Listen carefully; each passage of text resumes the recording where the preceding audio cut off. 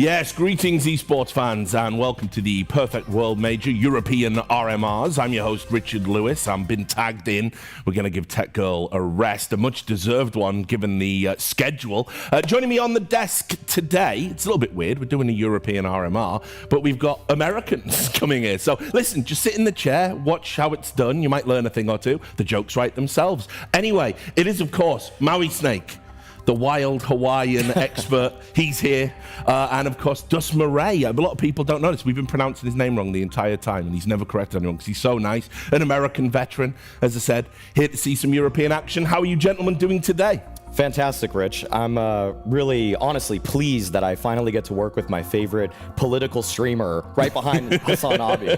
So when Gavin Newsom wins the next election, I'm going to get to see you bow down. As if you're bringing this to the table of a European Counter-Strike tournament. I know, no one even gets that. Yeah, totally self-indulgent. Dust, how are you doing, brother? Doing pretty good. Glad that we were able to get at least a couple of more Americans in the major actually playing in the game than analysts on the desk. So congrats to those out there. But now we're going to the EU RMRs. Yeah, it's a start. Well, let's actually have a recap because, as I said, I'm joining, and I'm old. I need my memory refreshed. So these are the teams that qualified from the previous RMRs in the opening stage. They are coming up. Well, we got the Mongols, we got Rare Adam, we have FlyQuest there on the APAC side of things, and here we go. There we go. So yeah, I mean, listen. I don't see drillers there. What happened? Unfortunately, ran out of rejuicers. So, that's a shame. Yeah. That's a real shame. I would have loved to have purchased those stickers. Big surprise, though, with Wildcard obviously making it through the Americas RMR. Stanislaw rolling it all the way back. In fact, looking like a new version of himself. He's looking fit. Yeah, and fueled by Amaranth Fart Jars, they were able to make their way into a 3-0 start. And they had the hardest path to do so, I have to say. That's what makes their run so impressive is who they beat to get there. They beat Liquid, they beat Pain. They had really good Counter-Strike through and through, so happy to see them make it. I had them on the bubble, so the fact that they went through first was great. But then I feel like you got kind of who you expected. Maybe the only team you could have maybe seen sneak in there was a team like M80. But I think at the end of the day, we got some of the best teams we could have. Yeah, I agree. I mean, I'm really liking the way it's shaping up. And of course, now there's going to be shocks galore, no doubt, in the European RMR. I don't feel that there's any kind of guarantees for this one. It does look like there's going to be some tough routes. Some of the RMR is a little bit more top-heavy, I'd say an A and B, but with 7 spots for 16 teams in each of them, and a European scene that's continuously impressing us with how good the Tier 2 space is, you could see just about anyone, even somebody that maybe played with Casada at one point in time. Imagine. No one deserves that. But you can see, obviously, we've got a new system for the majors here with the Valve regional standings, and that's kind of dictating who's going to be here immediately. You can see those teams there, some big names. And of course the teams that came through their regional qualifiers respectfully. Now look, I do want to say, this is what I mean when I'm talking about this particular RMR being difficult. If you look at some of the teams over in the qualified teams, and then you look at some of the ones that are sort of here based on their standing, you could easily interchange a handful of those teams and probably make it stronger, right? Oh, absolutely. I mean, obviously the 3 you're talking about have to be Falcons, who have done fuck all, and then you have BetBoom, who are a team that have been doing pretty well on the online scene, and then Fnatic is in a weird spot, in my opinion, with their roster. So it's kind of weird to see them there. Obviously a team like Saul is a team that you probably could swap over as far as a team that you think deserved to be there without being qualified.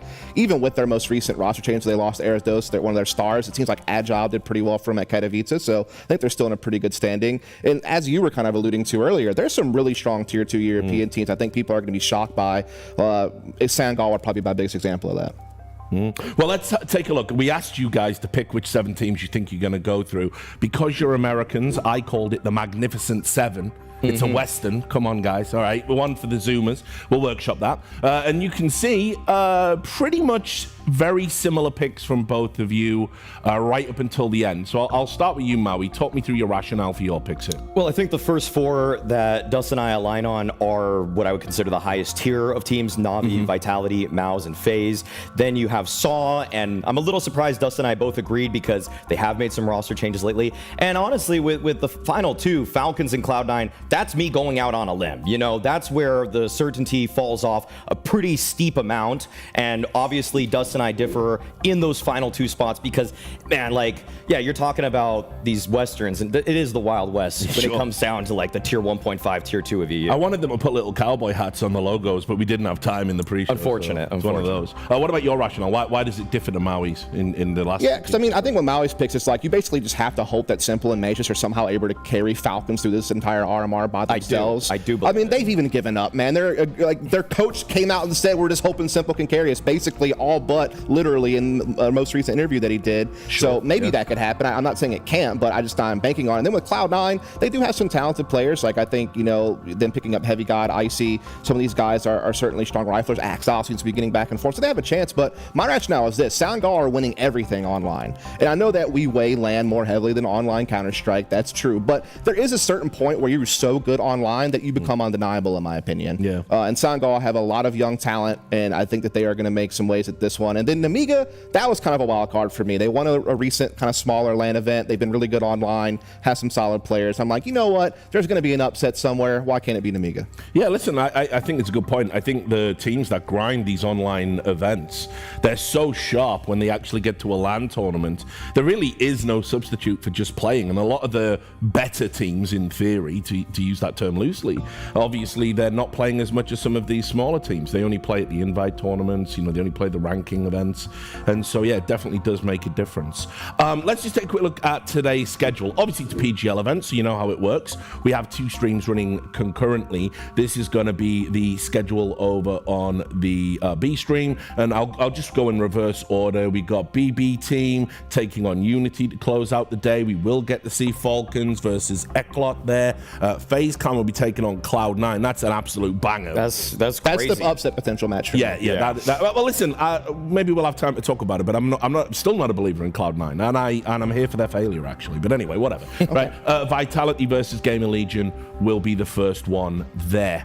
So yeah, just quickly about Cloud9, right? Go on. Like I just can't understand their sustained failure, but I am kind of here for it because I never really liked the way they kind of got the team in the first place, and then it was everyone was super excited. All of the experts came out and said, "Oh, this is going to be an amazing team." We're so excited. Well, okay, I feel terrible. I mean, okay, the synergy is obviously not there. The firepower is, and I will say also they are a land-blooded team. That's one thing that I feel like is really going to show itself come this RMR, where there's a higher pressure environment. Whereas some of the other online teams, yes, they've grinded through these online qualifiers, but in high pressure moments, I can rely on people like Boomich, people like Axile, and I feel like people are maybe even sleeping on the fact that there's really all these deficiencies in all these other parts. Like Nemiga they're interesting right now, but I feel like they're very top heavy. They have like 2 good players, whereas Cloud9, I can point to 4 of their players and be like, I've seen them deliver in a LAN environment at this point. Just not on Cloud9 in this iteration of Cloud9, right? It'll come together. They're not onliners. They're the opposite of onliners, okay? Yeah, I mean, like Heavy Guy had like a recent interview where he's saying we just got to find a connection, or I guess they're going to hope the LAN is the connection that they need to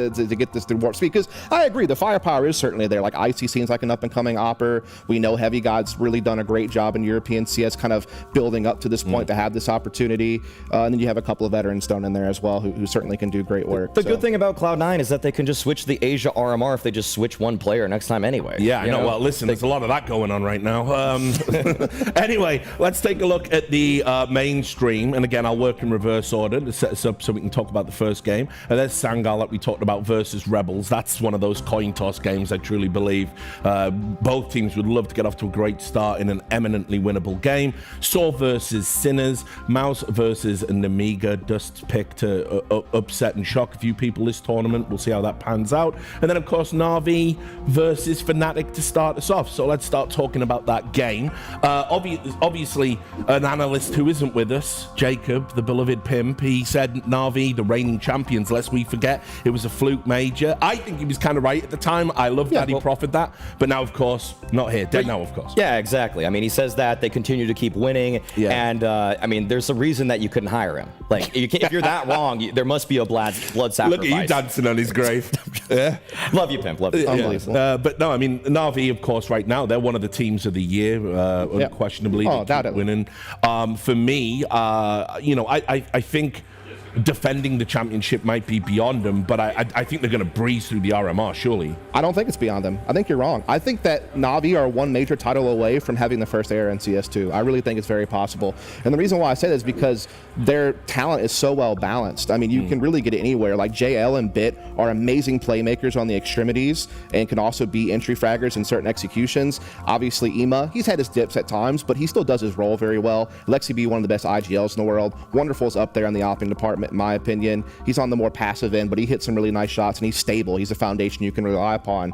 And also the big thing for me with Navi is, look, they had a bad last World Final. Let's all agree. That was tough. Yeah. But before that, they made 6 straight finals and won 3 of them. They won the last major, obviously. They have been the most consistent team. They are certainly number 1. There's no doubt about it. They have a really wide map pool. They're very deep tactically. Like, they have a ton going for them, in my opinion. I think they could win this major. Yeah. The one thing about Navi coming into this event, though, is that everybody has looked at them as the blueprint for how to play CS2. To attain that level of consistency requires such deep strategy and layering of strategy, which Blade has meticulously laid out for everyone to now copy. That's the worrying sign for Navi, where you can say, yes, they were so good in all of these other events, Banana Cups, what have you, but at this point, when coming into the RMR, everybody knows what Navi does. That's why the lack of surprise factor, the fact that they're not an underdog anymore, yes, they're balanced, but we also know the deficiencies in some of their players too at this point, and so many teams, maybe not in the RMR, but come the major itself, they may be more exploitable. Right, well, let's talk about their opponents. Fnatic, kind of at the opposite end. I agree with you, Dust. I think Fnatic are like a team that's kind of... Its roster is strange right now, and I'm on record, you know, when BlameF joined, they were saying, this shows that we're so back to tier 1 and we're serious. And I'm like, give him some help. Yeah. You know, and unfortunately, that kind of has panned out. What do you make of their chances here? Well, they have tried to give them some help by bringing in Knock. That's a very recent addition to the team for Afro in the AWP department, and I think Knock is certainly still a very strong opper. Blame F, obviously, a guy that you know is going to get his numbers. On this team, he actually plays a little bit more aggressively than he's played on some other teams, which is kind of nice.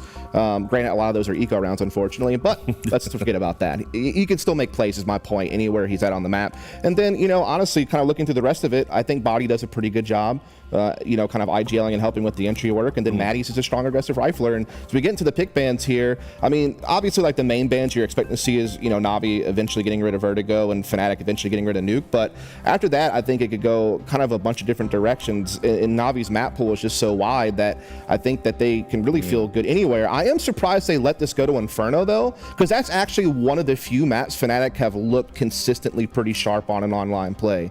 That's like that, and maybe their Ancient have been kind of their better map. So I'm kind of shocked that Navi let it go to Inferno, which to me is kind of like more of a mid-table map for them. Like, I think they're one of the best teams in the world on Dust 2 and Mirage, and I think their Ancient and Anubis are very good. So to see them somehow let it get to Inferno actually kind of surprises me. Yeah, Maui? I feel like you could have gone in so many directions if you're Fnatic, and none of them would have been a good answer there. Like, I don't think there's really any hope for them in this series or this BO1. I feel like they're dealing with so many different problems right now. Like, one guy we never even mentioned here is Crims. We talk about the fact that he's a rock, he's a legend, but in reality, if you watch them on their player cams through online tournaments, he's getting crazily frustrated. Like, he's getting really mad at what's going on in their team right now, and it feels like they are not synergized whatsoever right now, whereas Navi has been pretty much at this point a case study in how to make a team look as flawless and smooth as possible. Yeah. Just anything to add to that regarding Fnatic's chances, because you're surprised at it being on Inferno? Yeah, I mean, with it being a best of 1 and with it being Inferno, like the one map where I have seen Fnatic actually perform to some decent of a level, like there's like, I mean, you take like the 1% chance to like maybe like a 10% chance. Like, it's obviously still Navi, very much the favorite. Again, their Inferno, it's kind of middle of the table, their map pool. They've still beaten some really good teams along the way, still have a positive record on the map. So they must have thought of a reason why they would allow it to get to Inferno in a best of 1, and you still certainly have to make them the favorites. I mean, again, as you know, Maya was talking about earlier, they show you the blueprint of how to play this game, and they know how to play the fundamentals well, and they can throw in some cool pacing. Well, there's always the bit factor on Inferno as well, right? Like, he just hits that flow state like Jedi, and that's it. It's all over, you know. I mean, he's the Prince of Pit. I mean, he is unbelievable in there, indomitable in many ways, and in terms of his lurking as well, very strong. I guess the one guy that I think people should really keep an eye out for on the Fnatic side is Natus. We only know him right now because he has a dusty old mouse pad that he's still just kind of like dragging through the mud and just like, I don't even know what he's done to it at this point. Like, he's probably tearing up the edges himself at this point. Big Wabi Sabi fan, obviously, but I don't know if that's going to be good enough here. All right, guys, thanks a lot for your thoughts. We're ready to get into the game, so we're going over to the casters, which are Moses and Dinko. Thank you very much, Richard. Yeah, I think there's lots to look out for. The desk has given us everything we need to look out for. We need to look out for Crim's tilting, Mattis's dirty mouse pad, and a chance that Fnatic might beat them. And Maui's cleavage. You got to look out for that as well. That's true. That chest terror, it wakes me up in the morning. It's looking great. It's really looking stylish. Na'Vi taking on Fnatic to open up the EU RMR. Nicely laid out by the by the desk. We're the commentators. We're not the desk. We're going to highlight it as best as we can. Yeah, as best as we can. We're going to do what we can. Look, this is a really tall task for Fnatic. Obviously, Dust was talking a lot about it, and no reason to argue with them at all. Na'Vi is the best team in the world, and they are poised to have a very, very good run at this major as well. And we'll see what they can do coming out of that really rough Blast World Finals, but it's all good. We can forget about that quickly with a good performance here. Alexi taken down quickly. Now it's all on the dualies of Wonderful. But there's also a second player in behind the sandbags, and that's JL, who comes out swinging. Blameth to down him. And now 3 players gone from the Na'Vi defense. The B-bomb site has toppled, and Fnatic into the 4v2, which should result in the pistol round quite comfortably. Yeah, nice little pistol round. Now, I mean, it seems so far gone. If there was a best of 3, I don't think you'd have anyone even talking about Fnatic having a chance whatsoever. But you put this in a best of 1, and you've got some players in here on the Fnatic side, as rough as it may have looked. A good performance out of Blamef, good performance out of Mattis, good performance out of Nock, which we've seen. Those guys can carry Fnatic through a lot of stretches, so the best of 1 can be very, very dangerous for them as well. Yeah. I like what Maui was saying about looking out for Mattis, though, as an individual player. I think he's... Oh, my God. Ima, 2 kills back, get away around the corner, run away from it. Ima, oh, God, nearly gets back to it with the Julies. Time would have probably been a problem anyway. Yeah, I don't think he would have got it. Regardless, it was stylish towards the end. But yeah, Maui's saying, look out for Mattis' individual skill. I think we definitely seen glimpses of him in his time in Fnatic so far, especially being one of those players that hasn't necessarily had experience near the top of Counter-Strike and was showing that he was at times capable of playing at the level. A cool little preview on that pistol round of something we can talk about as well for a little bit that we all kind of know already is that this performance out of EMA recently. You want to talk about that first major victory being a little bit of a fluke for Na'Vi? I don't think there's really a whole lot of argument for that, but then you look at the way that EMA has developed, that BIT has developed, and this team has come together. The step up in performance from EMA and BIT from that major has been what has kind of locked Na'Vi in as the best team in the world at the moment. That gamble of picking up EMA out of Paris after just one glimpse of what he can do on a big stage, high risk, high reward, and Na'Vi at the moment, while they had to take the risk part for 4 months, they've got the reward now. Well, speaking of high risk, high reward, BIT is down bottom middle and he's come out with a kill, but unfortunately those 2 that Na'Vi picked up early have been traded immediately by Fnatic, so 3v3. Yeah, but Fnatic also doesn't realize that the 8 bomb site was wide open after that kind of a push. Now they're going to start moving in, but it's EMA! We just said his name! Oh my God, Emma. Another chance to bring down Blamef. This would be 3 on the Deagle, but Blamef stands strong. He's low in HP, but you always got to give Blamef a chance in these situations. Bomb goes down on default, and he's still a long way off here. JL's at bottom middle, and Blamef just smokes out short. It's not the most comfortable position to play this post. I don't think that smoke actually helps him all that much either. I think that smoke actually makes him feel a little bit more nervous. Yeah, he can't move. He's got to worry about apps. He's got to worry about short, long. And now he moves into the bomb site. He hears the steps at long. They're coming out together. Blamef has a shot at this. Inside of the site, though, JL drops him with 1 shot on the Deagle. And that's Na'Vi bouncing back immediately with the force spy. Yeah, he had to try and get a reposition in somehow, and I'm not exactly sure. You obviously can't trust going into pit. Alexi was holding that angle. Really smart play from Alexi, just being patient, realizing his biggest role is keeping track of Blamef, not allowing the pit access for that player because it's such a strong position. But EMA steps up. The Deagle delivers. And Na'Vi respond immediately with a second round, and that's got to hurt for Fnatic, because you come into this looking to cause an upset, and it's like, all right, guys, let's get out to a good start. Let's win that pistol, let's convert, let's go on to the first gun round with the economic advantage, and already you're stopped cold. Well, you know you did a decent amount of damage to the CT side. You got 3 kills and also a bomb plant. So Fnatic going for a force spy straight away again. Galil out on body, everybody else in upgraded pistols. But you've just got to favor what Na'Vi have brought to the table here. They've got an AK saved over in the hands of JL, 2 M4A1s, and MP9s in the hands of Alexi and Big. They've got banana control early as well with JL, making sure that that's in possession of Na'Vi.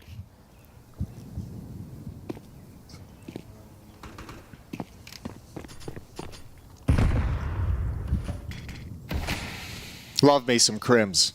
Yeah, it's good to see him. Bald brother, Jason, is that it? Or? Yeah, we just stick up for each other. We got each other's back. We have like a little WhatsApp group with all the bald players. At in the least recently, the most edition. Yeah, Grim. yeah. That's No, good. we haven't counted Grim yet. Grim? No, not yet. Because he has a choice. Yeah, basically. Yeah. Well, Crim's He's been just in this team for 8 years, Jason. I know. That's crazy. I love it. It's great. He's just a franchise player.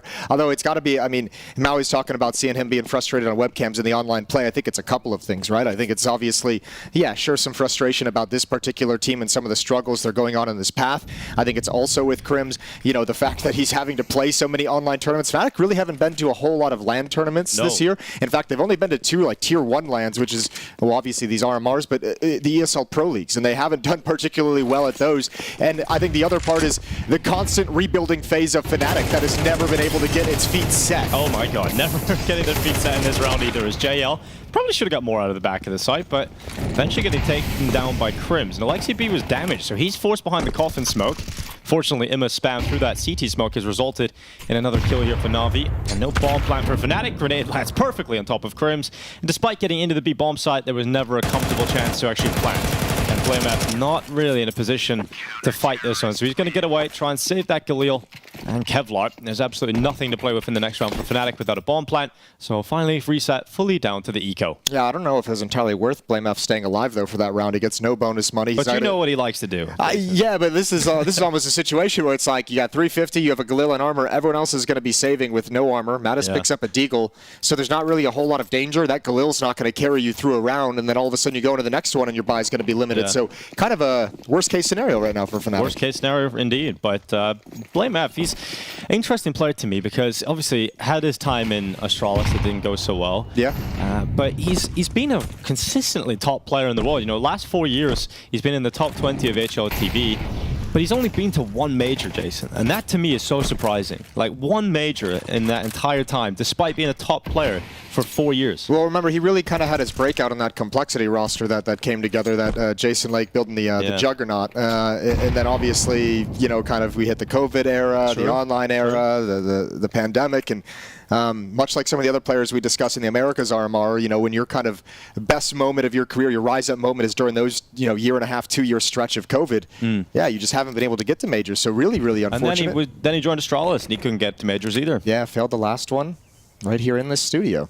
And that's what not looking like they're going to make this one, Jason. That's what cost him his spot in the Astralis roster. Yeah, that is exactly what happened. Well, wonderful. Imma. 2 first kills here for Na'Vi. Mattis at least getting something on the Deagle, but it should be a shutdown. A 3-1 lead out front here for Na'Vi.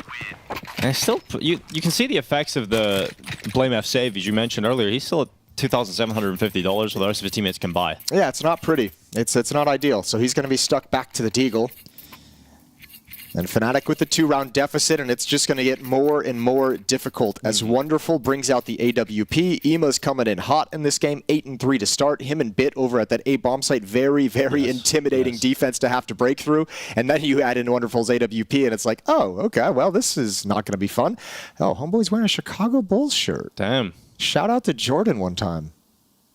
Just, yeah, that guy, Michael Jordan. He was pretty good. Pretty decent Chicago Bulls player. Yeah, Derrick Rose retired recently.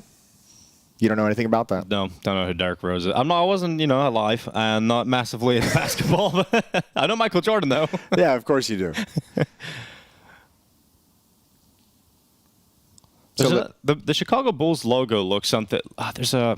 Apparently the logo looks like something else. Let me see if I can find out what that is. This little tactical timeout from Fnatic has switched into a tech. So small issue as we see the coaches talking to the referees to get things figured out really early on in this game. 3-1 scoreline.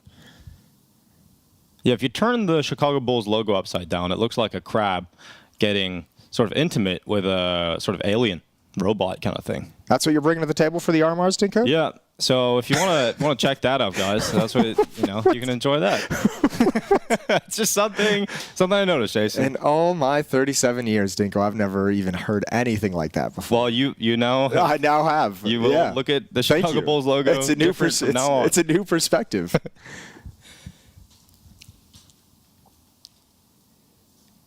That's like tech issue, and the tech issues of this tournament have been fixed really fast. So here we are. It's a floating chicken. Look, it's legless like you, Jason. Yeah, true. It's missing its. Oh, there never we go. mind. Hey, what's up? Just like you, the like suddenly appeared. Yeah, like Jesus, just walking on air, which Jesus didn't do. But here we are. Back to the game of Counter-Strike. Yeah, just like Jesus. It is very early in the day. And the tech issues are still unresolved. Well, this is going to be a cool game, cool day of Counter-Strike. Obviously, I think these RMRs are so much fun. We had the B stream schedule. Oh, never mind. We don't have to go into that. Shout out to the referees for saving me. Yeah, but that B stream game is Vitality. Never mind. It's another tactical pause. Yeah. So we'll just go right back into it. GamerLegion, right on that B stream, Jason. Yeah, I think that's cool. Like, it's going to be a hard one for GamerLegion, but I really like Ash. I really like his perspective on the game, and he makes some wonderful content. Yeah. So obviously, he's the coach of GamerLegion. Feel free to go check out his YouTube channel. He's got a lot of cool information if you want to learn how the game of Counter-Strike is played on a professional level. Very, very valuable. I think over on that B stream, that FaZe Cloud9 game is super intriguing. Yes. Cloud9 obviously very disappointing, even with this roster kind of being built up, but it's got some very cool pieces. And we know FaZe have had plenty of issues this year, and also notoriously slow starters, especially if you chuck them into a dark, isolated hotel room, group stages, and these kind of environments. RMRs, really. FaZe always struggle at RMRs, man. But they always make it. Yeah. They struggle, but they make it. There's no last chance anymore. It's true. And the last chance for the Paris RMRs, that was Cloud9 versus FaZe. That was a great time. But yeah. Different rosters now. 3-1 scoreline. Timeout's done, and Fnatic ready to go into battle. Remember, it was BlameF with the lack of AK, but he's given Knock the deagle. Yeah, shout out to Knock for taking that as well. Ooh! Yeah, that's why. That's why you give BlameF the AK-47 straight away. Don't you dare call him a baiter. Look at him, entry fragging. He's a whole new man here on Inferno. Wonderful's turn to strike with the AWP, but he's held behind that smoke.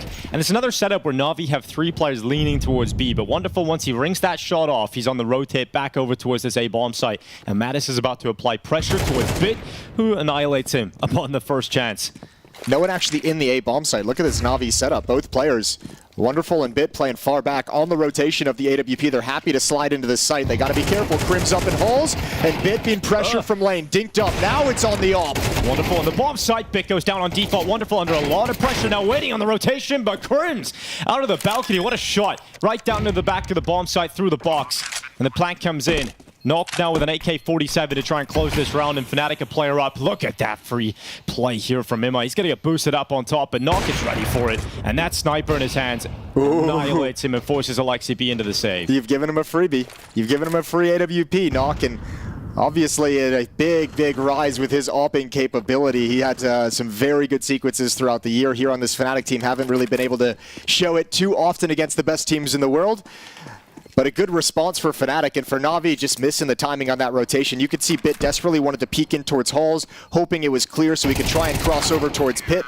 Both players inside the bomb site, and Fnatic's able to keep him pinned down. Good covering fire, good spam as the attack progresses up lane. Second round for Fnatic. Only a month on the team for Knock.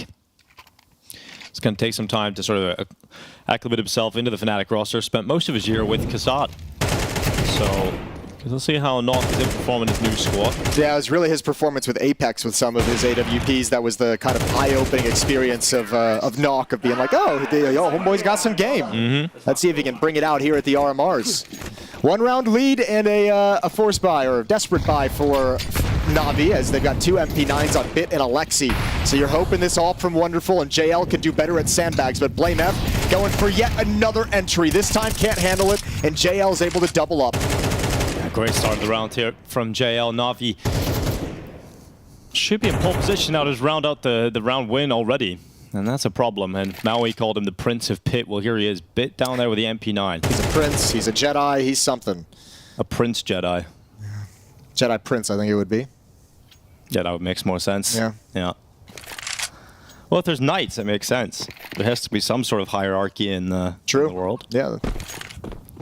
Well, the round's done, so it doesn't look like there's going to be a whole lot of opportunities here for Fnatic, but they're going to group up and try and break through B. Yeah, you have 2 options really for Fnatic, which is save for the round or head to Banana and just do a set piece out of the B bomb site. And considering the time, The set piece doesn't seem like a bad idea at all. No, not in any way. They got a smoke for the cross. They got Molotovs for Nubox, for Coffins if they want to be able to crack in. CTs a couple are starting flashbangs. to move off of A now. This is the problem, is this follow-up smoke. Alexi, the sole defender, just as you could see Bit and Wonderful clearing ult mid and Bit can start getting aggressive, the entire idea is we're pushing and getting information and there's nothing here, so delay. And that's exactly what Alexi's doing. So this is played perfectly for Na'Vi. Good protocols with utility. They know exactly what's coming. Well, Wonderful on the rotate. He's got a flashbang. Well. And he's got the util to throw in. JL actually got caught by it. Alexi B without the first kill. 15 seconds. All JL needs to do is stop that ball from going down in the site. And he does more than that. A beautiful double. Make it 3 for JL, and that adds up to 5. Huge round from JL. Yeah, absolutely spectacular. Opens it up in Banana with a double, closes it out with a triple on the palm site defense. Stellar play from JL. I think he's always a fun conversation at the moment because... all right, let's get a little weird. Let's get a little crazy. All right, here we go. I like the conversation of the best player in the world. Obviously, we've got Zaiwu, we've got Monacy, we've got Donk, right? Okay, don't you even say it. Is there a world if JL gets a second major MVP this year with a second major trophy, and if you go back and look at the first major that they win, JL was a monster, like the amount of clutches and impact he had. So at what point does the impact of JL overcome the statistics of some of the other players? Could you insert him into that conversation just as a hypothetical exercise, a rhetorical exercise? A thought exercise, if you will. I personally, I'm not going to make that call, Jason, but the fact that he's a rifler as well, and if you get a second major MVP on a rifle, that's very impressive. I mean, his stats are never, ever, ever going to match up with those guys, but in terms of the impact he's been able to have for Na'Vi, the importance of the round wins that he gives them that help them win the big matches and the big tournaments, you could probably, I feel like you can make a really good argument that he should, in some level, be involved in the conversation. And a second major MVP could make it a very interesting conversation. I mean, yeah, and you look at the performance in Singapore. It was obviously Na'Vi's worst event.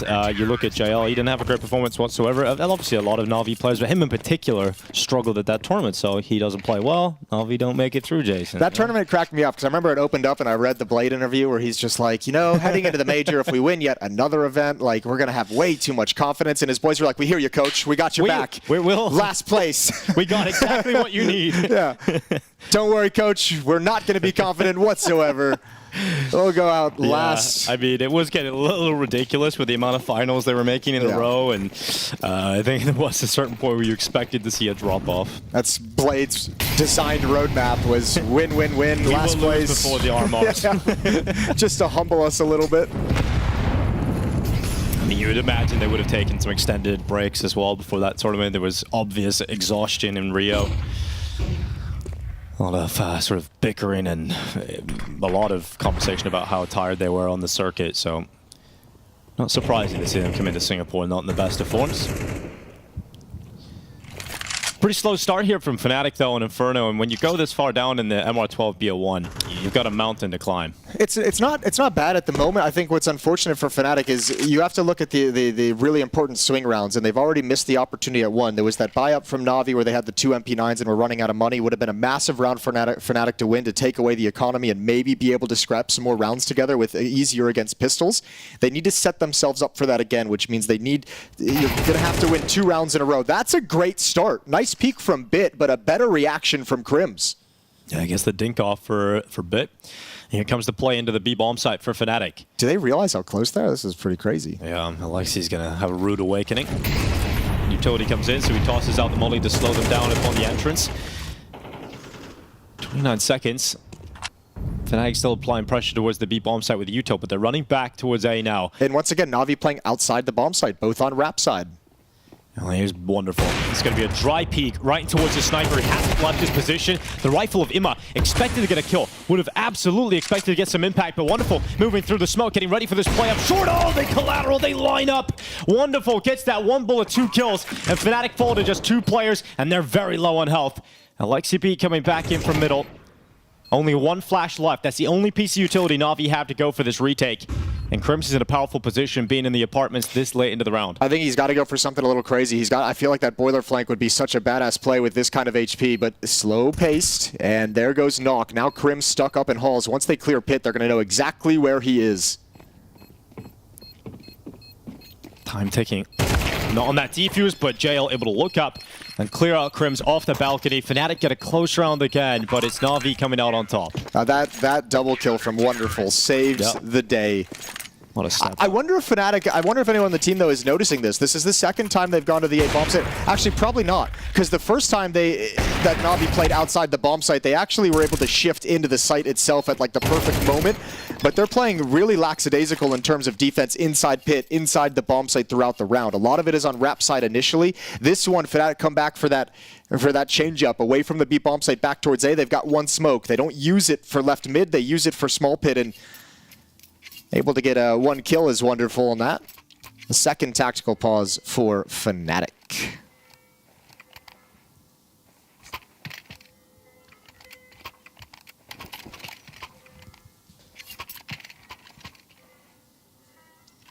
Fnatic just going to go for a half buy here to leave as much cash left over as possible.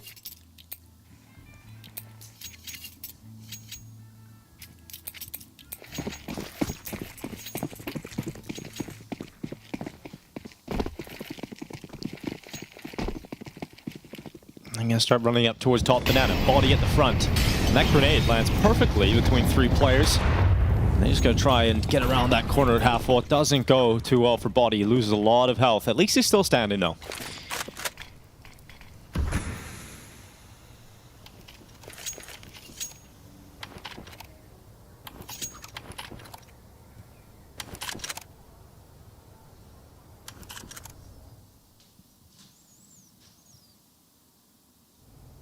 Wonderful. Oh, nice shot. Down to the end of the hallway. Matt is caught. Should be an indication of what's to come as well. Hulls pop. They're just going to try and force the issue. Nice flash, though. Yeah, great flash. Fit now waiting out under the darkness of the porch. A nice shot from Wonderful. Wasn't ready for Crims to be below his crosshairs, but his teammate should deal with that threat. Now it's just Body left alone and Short somehow gets away with that, despite being low in HP. There should be no other steps available for Body in this round. Yeah, I think that grenade even blew away any rifle he might even be thinking about picking up. Regardless, he's just hoping for a kill at this point. He's hoping to catch Alexi B on the flank, snoozing a little bit, but Alexi's like, nah, I'm too smart for that. He's staying all the way back at T-ramp. So 7-2. Yeah. Would you say Fnatic are the favorites going into this major cycle? Oh, not Fnatic, Na'Vi. Okay. That would have been easy to answer. Yeah, I was like, no, I would not say that. Would you say that, Jason? No, Na'Vi, obviously. You know, I don't actually think there's a clear favorite into the major in terms of winning the whole thing. I think the most you could say about Na'Vi is that at the moment, with the results, it feels like they're the best team in the world and the team you can probably count on to deliver on that result more than any other squad. I think G2 on some level is #1, I think, in the Valve rankings right now, if I recall correctly. The Valve ranking doesn't make a whole lot of sense to me sometimes, to be honest. Yeah, if G2 is #1 on the Valve ranking, Na'Vi is #2 on the HLTV rankings. Na'Vi's #1, G2's #2. So wherever you go with that, but even if you want to say G2 is the best team in the world, I don't think you can be a whole lot of. I don't think you can have a whole lot of confidence in their ability to be consistent. No. We haven't seen that throughout the year, throughout really the history of G2. We know if they hit their peak, hit their best game, yeah, they can be the best team in the world. They can take on anyone.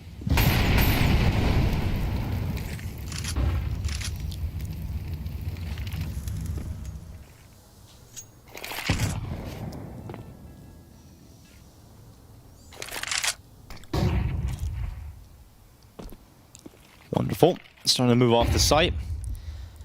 Thinking about getting his crosshair here onto the boiler angle. Just got around that corner now. Wonderful, just taking space, making sure they haven't pushed into top mid. That allows his rifler of Imma to feel confident to walk out and peek long. Fnatic posturing into what is going to be an A play. And it's Wonderful to strike first on top mid again. Another dry peek from Natus right into Wonderful. He'll collect that, move back into the bomb site. And because of these kills from Wonderful, Na'Vi are constantly up a player. And Fnatic having to deal with very difficult rounds in front of them. Ooh, good break of the smoke. Body's ready for the fight. Takes down Imma. Now can apply some pressure. And that's going to force Bit to step up in lane to go clear brackets as Wonderful plays very passively. And Bit's getting all the information. JL But to get peeked from body at the archway. Wasn't the cleanest spray, but eventually got his kill. Now the B bomb site under threat. They might think it's clear. They might think it's clear because of JL. Blamef looks like he's going to be checking new box, but it doesn't matter because he still steps up with a headshot here, Alexi. He swings into the open. His teammates have arrived, but JL also going down. This quick flank from Bit. Are they ready for how quick he is? No. There was grenades in hand for Crims, and now it's all on Knock. And he's had a quiet map so far, but this would be one hell of a time to step up. Bait wonderful. Sent Wonderful in first. Low HP. Headshot in, and Knock steps up with the 1v2. A huge round after such a quiet first half performance. Yeah, massive from Knock. That's a big boy win to keep Fnatic swinging in this fight. I mean, that had to be a victory, or else they're just going to get buried. Trading their way in. Good round from Body to open things up. Better round from Knock to close things out. And Bit just could not land that final kill. Beautiful clutch. And Fnatic have a chance to come back in this. I talked about Fnatic having to win those impact rounds, those swing rounds. This is another one right here, because the money of Na'Vi is real rough after this kind of a buy. Now, they do have a full set. They do have an AWP. They do have plenty of utility, so it's not going to be easy. But you win this round if you're Fnatic, and you got to be thinking, we're at 5, and that's not a bad T-half.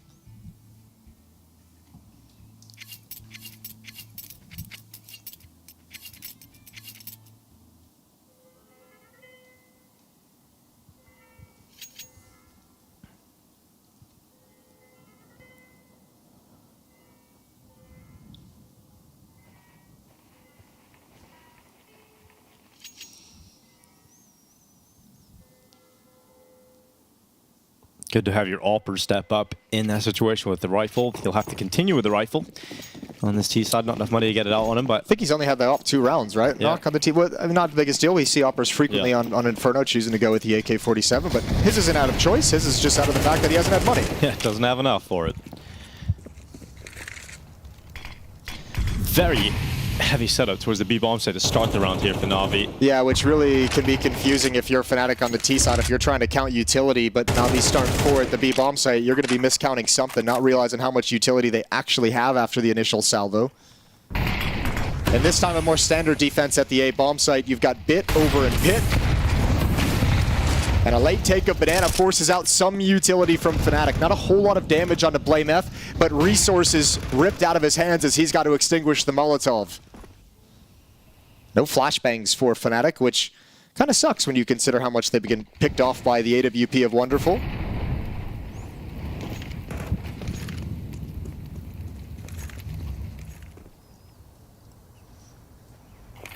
And that Molotov as well, negating the truck smoke for a Hulls pop. So they're just going to try and improvise a mid to B split. They've got to get through Alexi. Natus cuts off Ima. Still yet to test Alexi, but here it comes. Oh, and they jump around the corner. Alexi not ready for the second player. And now they go to the B bomb site where it's just JL. They realize that Alexi is the B player, and now JL does not get anything despite having such a hot game. So Fnatic, you mentioned this is one of those swing rounds. They have an opportunity to break the money of Na'Vi towards the end of the half. They picked it up. So 4 rounds secure for Fnatic and a great chance to try and grab 5. I think Ima lost his head there a little bit, kind of wandering out over towards Library, a little lackadaisical, not expecting the rap side play from Fnatic. And really well done with low utility, finding a way to crack in. 7-4, money going to be gone from Na'Vi, but saving the AK, saving the AWP is very, very nice. Alexi's got some money to get an SMG behind it as well. But Fnatic have a chance to recover in a half that very easily could have spiraled out of control. They've stuck with it.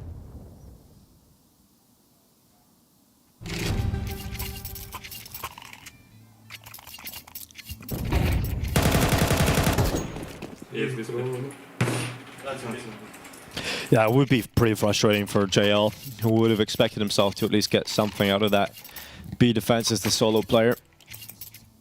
I think you go into that flash, though, knowing, like, I need to create a miracle in that sort of a situation. Would have liked to, I mean, at least one wanted to connect with and see what you get after the fact, but it was always going to be tough for JL to save that round. If he doesn't get, like, 3 there, it's really probably a lost round regardless. Blamef taking a hit from the utility, but getting dropped by the MP9 of JL, who continues to go around the corner and loses life eventually to Body. So 1 for 1 for JL. Lexi B, gets him behind the sandbags. Here they come. Swings into the open. Natus, what a double kill. He got both of the B defenders. Opens it right up for Fnatic. Crimson Boiler, no problem against Bit. And what a recovery to this half from Fnatic towards the end. Yeah, and I think you know, if you're Blade, you're probably not going to be too pleased with what you've seen out of these last 2 rounds for Na'Vi. This half started out really well, but I think a little disorganized, a little Na'Vi players getting caught in unexpected fights. I think Blade's looking at that and being like, this was a real sloppy end of the half, especially these final 2 rounds. So Fnatic get as close as they possibly can. A 2-round lead for Na'Vi going into the second half.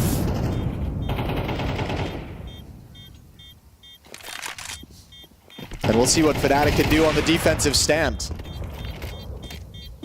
Wonderful. Gets dropped at the end. 5 rounds secured in the end for Fnatic. And yeah, it was such a great start to the half from Na'Vi, and fortunately for Fnatic, they're still in this. Pistol round can make a difference, tie it up real quick. Well, it can. You got to win that second round though, Dinko. That's true, and we see a lot of teams struggle with that. So we'll keep an eye on whether or not Na'Vi can get a bomb plant in this pistol at a minimum. I think Kita asking how long they have in the halftime break. Getting a little chat with his boys. Yeah. Coach is allowed to speak during warm-up before the game, during halftime, and any timeouts. During bathroom breaks, apparently, as well. We did see those during the... Those are all, you know, I haven't gotten confirmation on what the rules exactly are in the bathroom breaks. Yeah, we've seen a few of those in the Americas RMR. Kita, obviously, being the coach of BlameF during his complexity time that you were mentioning earlier. So that's a duo reunited. Yeah, I think Kita's a good presence and been with Fnatic for a while now, and for them, it's this rebuilding phase just taking so very long. Still haven't found the winning recipe to get them back into the top tiers of Counter-Strike for such a legendary organization within the scene. One of the oldest organizations we have in Counter-Strike. Pistol round of the second half. Decent amount of utility spread across the Fnatic side. 2 nades, Molotov, smoke just deployed now towards the base of Banana. And the Molotov utilized, and the HE grenades. Not bad on JL, but that's a lot of resources that don't give you a whole lot of success. I think Na'Vi's counting that utility like, hell yeah, we'll take that.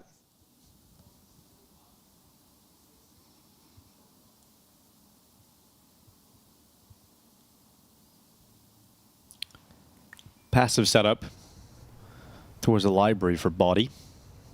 That means Na'Vi have a decent amount of space to play with around short, but there is this problem. If Bit goes into the apartments, there's 2 players around that corner, and he gets annihilated instantly, so they're going to change up their position straight away. At least he gets information there was 2 players in the apartments. Yeah, but that kill happens so fast that Na'Vi can't really take advantage of it. You'd think if he got in that engagement at Live, they'd probably kind of start hustling up lane to a certain extent, or at least kind of punish the fallback. Not possible at the moment. Molotov in towards Crim's position at the broken wall. Oh, beautiful. Yeah, burns away eventually with assisted damage from Wonderful. Ima stepping up with his long play, though. He's taking body out of the site, silences him in the library, but it's knocking the bomb site that is still finding impact, eventually ripped off the top of the box. So 2v2, that mid play coming up straight away from Natus. He's quick to short. Yeah, but Ima's got position in pit now. That's a good reposition, a good relocation as JL's to plant inside the bomb site. The timing of this, though, could catch them off guard. So JL slides into a safe spot behind the missile box. Ima just waiting in the pit, though. Waiting for his time to strike, playing off JL's contact. They know they have to worry about the pit, but dealing with him, it proves rather easy in the end for Natus, and as soon as JL turns to fight him, BlameF is out the other side. So Fnatic do collect the pistol round. Na'Vi got the bomb plant, though, so we'll see that force buy in the next round. But Fnatic with the first step in the right direction here with the second half. Yeah, both pistols for Fnatic in this map. If they can convert this second one, that's going to be absolutely magnificent. Weren't able to do it in the first half, but some good shooting with these USPs. Knock and Crims both grabbing kills with their first bullet, with their first shot. And even though Na'Vi crack in, they can only get the plant, but they can't hold off the retake. That extra bonus money is going to help out Galil on Ima. Couple of Mac 10s, couple of Tech 9s.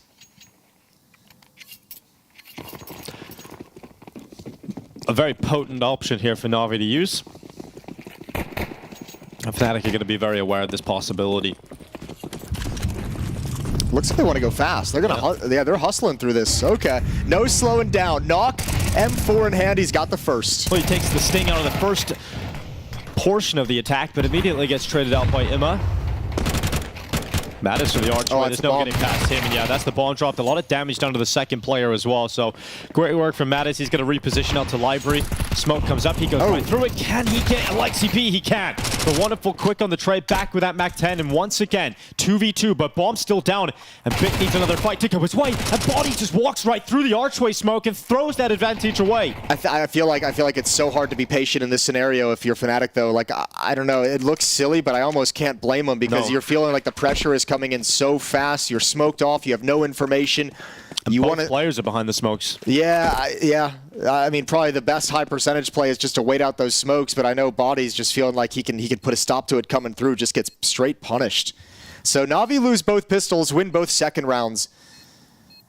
Flip that for Fnatic, and that's the depressing angle of it, is we had the opportunity to start both halves out very, very well, very strong, especially the second one, the second half pistol. This round hurts the most of the both of them, just because CT side economy is so critically important, and already you're on the back foot, and it's going to be a desperate situation trying to recover it and have money to keep buying and fighting against Navi's offense. Just look at the scoreboard for Na'Vi as well. 12 kills on Bit, Ema, and JL, 13 on Wonderful. Everyone playing solid. Nobody lights out. Just everyone doing their job. And the third and final timeout burned early for Fnatic in the second half. So last chance Kita will have to have a say in what Fnatic's running, unless Blade wants to call a timeout later on and give him a reprieve. But Fnatic have no ability to stop things and discuss the situation. We got that one saved M4 for BlameF. A lot of players are on double eco territory, so force buy coming around this M4. Yeah, just kind of figure out how you want to position your pieces here.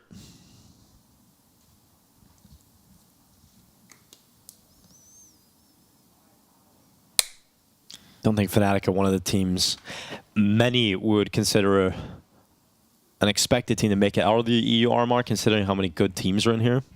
No, it doesn't feel like it, but I mean, there's always a puncher's chance, right? Especially with some of the players that they have, although we're not seeing those individuals pop off at the moment. And certainly in the best of ones, this is where you look at Fnatic and say, if you want to have a chance at qualifying, if you want to be in some of those late games, you need to be able to take away a best of one against some of these teams. You need to be able to win one of these. So Na'Vi was always going to be a hard opponent for them. We could see who they draw in the next round. Everyone playing two best of ones today, so have a clearer picture of where things are going to lie after the fact. Yeah, you'd like it to be a winning best of one, certainly. Sure. Better than losing.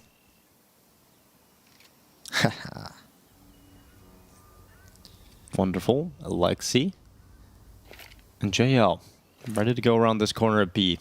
Smokes and flashes being set up. Body on second oranges. And that smoke comes in. That will slow things down and force, well, Na'Vi expect that to go back down banana. I don't think Na'Vi was going to commit off that anyways. I think they wanted to put a smoke down towards CT and maybe have two players just kind of peek into that B bomb site, take a couple duels, take a couple jiggles, see what they could find. So they're okay with this. Well, Fnatic seem ready for that too. They've got 4 players on the A bomb side at the moment. Na'Vi still have the option to fall back. Like by the time they get control of brackets, which they have, the smoke is already cleared at the B bomb site. So JL's calling that out. They can actually fall back to the B site if they choose. 25 seconds left. That option is disappeared at this point as the clock is low and JL's given up the banana position. So wrap around the bomb site, use the range of the rifles. BlameF and Pit, and time is an issue. BlameF could step up with his rifle and get Fnatic a must-win round. And this Deagle inside of the site. Crimps goes down. Ima. Oh, a double on the Galil. Big comes through with a double of his own. And just like that, any hopes and dreams of Fnatic winning this force buy round just fall away. That setup seemed so strong, but I think there's miscommunication. Like, you have 4 players at the bomb site and nobody's watching rap side. BlameF gets that first kill and tucks himself down. He wants someone else, one of his other teammates, to take the next contact as Na'Vi come wrapping around so that he can re-peek, so that he's not getting pre-aimed and pre-fire on the wrap. But everyone's really concerned about lane, about hulls, and nobody had eyes on it. So Na'Vi able to find, with 15 seconds, able to find so much space. If Navi's able to just kind of fight that, instead of like being hunkered down and just getting shot in the back, they might even be able to delay Na'Vi long enough to win that round. A good job putting themselves in a winning situation, just not able to convert it.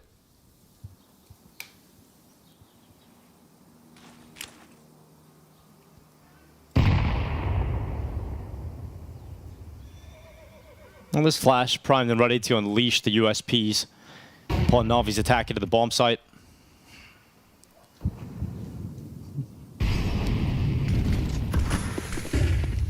Gotta give it a go, but should get melted. Actually, USP's done pretty well there. Seki killing for Chris in the smoke. A lot of resistance being put up by these default pistols, but eventually JL's had enough. He brings the big gun to the party and ends any fun that Fnatic were having. But a lot of damage done, and Wonderful's also very low, so another kill could be set up on the USPs if given the chance. Smoke break. Bomb plant's going to go down. 10-6. Navi's going to get to double digits. Looking good as BlameF slides back around, wanting to go towards T-ramp. He's going to look for some exit kills on the evacuation body. Not a high chance of grabbing a kill, but some damage would be nice. If he forces JL to have to be desperate with the bomb explosion coming up, that would be lovely.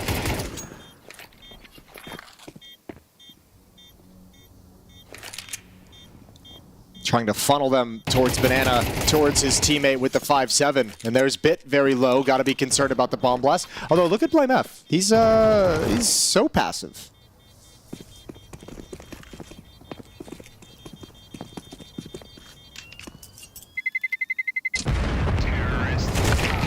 And it works. He gets a kill, Jason, and that's where you get those big kill games. Oh, nice. He's got the AK. An AK as well. That's huge. Yeah. Steal away from BlameF at the end. That's absolutely lovely.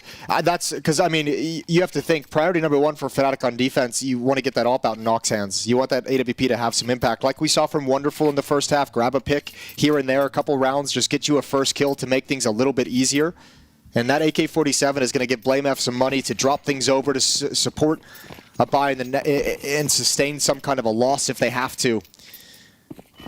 But Fnatic got to get started in this gun round, and it's got to be now, or else Navi starts looking like they're way too far ahead. Hasn't been the cleanest game in the world from Navi, not the sharpest game we've ever seen out of them, but you could see the disparity from the two teams that saying, yeah, this is maybe like Navi's B- game, and still having a solid lead and still looking like they're in complete control. How many times did we say that in Rio as well? A tournament they ended up winning. You know, they didn't come into that event with the right level at all, so we know that their floor is quite high. It's all about peaking at the right moment. Yeah. Hear all those teams talk about it. You're on a long grind throughout the year, and looking at the major cycle, you can't be in a grind mindset for 365 days. True. You're going to have to take some events a little bit lighter than others, and you want to schedule it coming into the major of this is where we grind for these 2-3 weeks leading into the biggest event.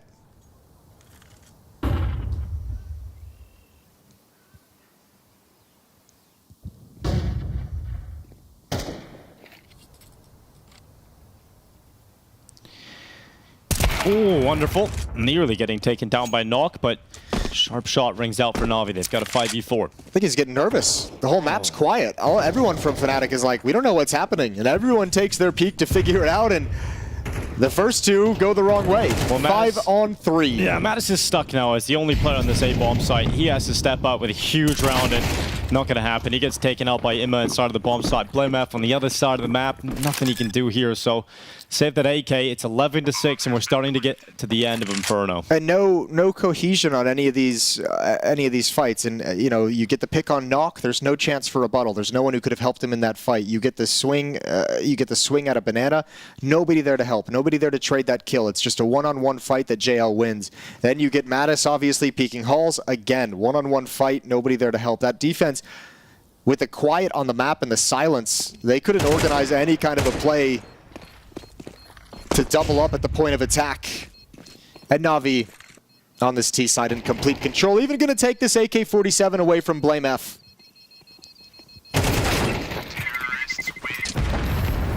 No mercy. And not a lot of money. I pointed it out when 4 players were at like 12 and 13 kills. It's been a couple rounds since then, and now they're all at 15, 16. Everyone's just keeping up with each other. Beautiful shot from Wonderful. Nice and easy for JL. There's the peek from Crims. And everything's a one-on-one fight, and Navi will take that every day of the week. All day of the week. All day, every day. That's what I was going to go with? Yeah. You combined a couple of things. Yeah. It worked. Kind of. 3 MP9s. Let's see if this works out for Fnatic. I believe $1,000 average on most players. Knock a little bit extra, obviously being the AWPer, so he's only got a P250. Look at this one last good go. I was going to say that AWP's coming out at 6 to 12. It's not ideal. Yeah. JL waiting. Here they come. Oh, that's one way to use the MP9. Jumping on the half wall with a distraction set up from your teammate around the back of the car. So 1 for 1. Can't recover the AK, of course, but here comes the prone to the approach out of the apartments. Ima and Bit about to attack in towards Blame F. Yeah, JL heard at least 3 people, so it gave some confidence for Ima and Bit to be aggressive in halls and at least get that positioning. No utility for Fnatic. This is going to all have to be heads-up fights. And once again, quiet on the map from Na'Vi. They're themselves not applying any pressure, whether with personnel or nades. Just now a smoke coming out, giving them some clearance from library as a couple players probe Rap side. That's Alexian. He's got the bomb. Got to be careful. Just going to be there to trade in case Bit took any kind of a contact, and they want to show like they're going to attack Rap side. Back towards lane we go, and it's all Blame F with the single rifle.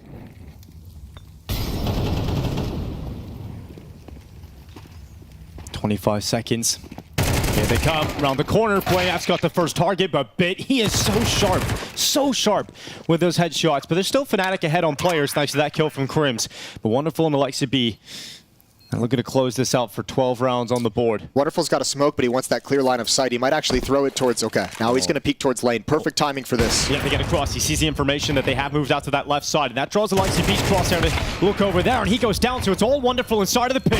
And this young sniper goes out for the long peek, and now stuck. They move into the bomb site. Oh, they jump up. He pulls out their Tech 9, and he's so close to everything. But Crims rips it from his hands and gets back to that defuse. No kid on his back. Is there time? And he's going to hold it. I think he's going to go for it, but yeah, seems like it's going to be close, Jason. Down to the wire, but Crims has got the defuse. Nicely done. What a good clutch. Good job working that, trading their way and taking control. With every shot that Wonderful takes, they creep a little bit closer. Scavenges the AWP. And going down to 1 player means the buy in this round isn't going to be anything crazy, although they did save some money, but the AWP over in Nox's hands is the big piece of the puzzle.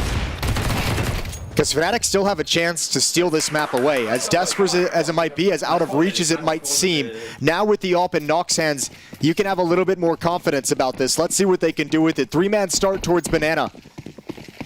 Not going to take his AWP to the A-bomb site. And finally, with that victory, the economy settles down for Fnatic. But not the opening kills.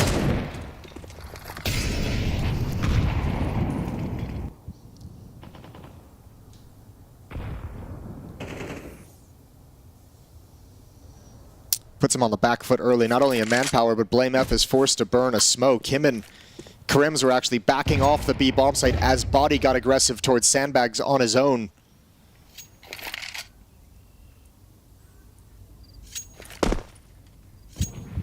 And Alexia and Na'Vi will realize you don't have to pull the trigger on this execute, but just a little bit of utility is going to force out a Molotov, force out another smoke, and start setting yourself up for the late round where there's plenty of options. Ooh. Good kill from Bit, good reaction, sees the elbow sticking out before the hit. They're actually going to come right through the smoke, completely disrespected. Oh, Blame F stuck behind the coffins. Here comes utility over the top. They're just queuing their double peek. Blame F good to get one, but almost impossible. Double out of that once Na'Vi decide they're going to peek together. Now Crims and Nock, they're just so far away from this, so give it one last good go. Yeah, it might be a world in which Na'Vi just said, you know what, Nock's got the AWP and he's not here at the B bomb site, so let's just rock and roll. Let's just get through this. No reason to fall back and go to the A site where we haven't cleared a whole lot and have to contend with the AWP. So it's nice that they get out the weapon ASAP, but didn't even see anyone in this round.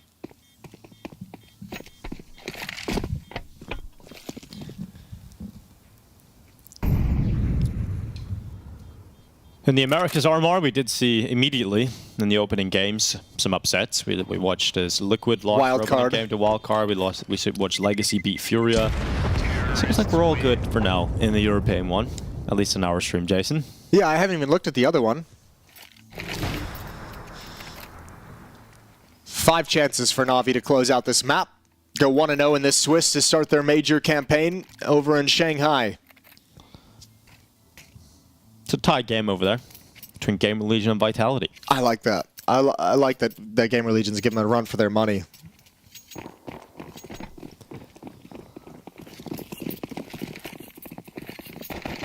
Sticking with the 5 rifles for Na'Vi. Molotov up towards top banana. A sea of flames. Coat banana itself. Grenade should land on top of Bit. Yeah, that's going to be quite heavy.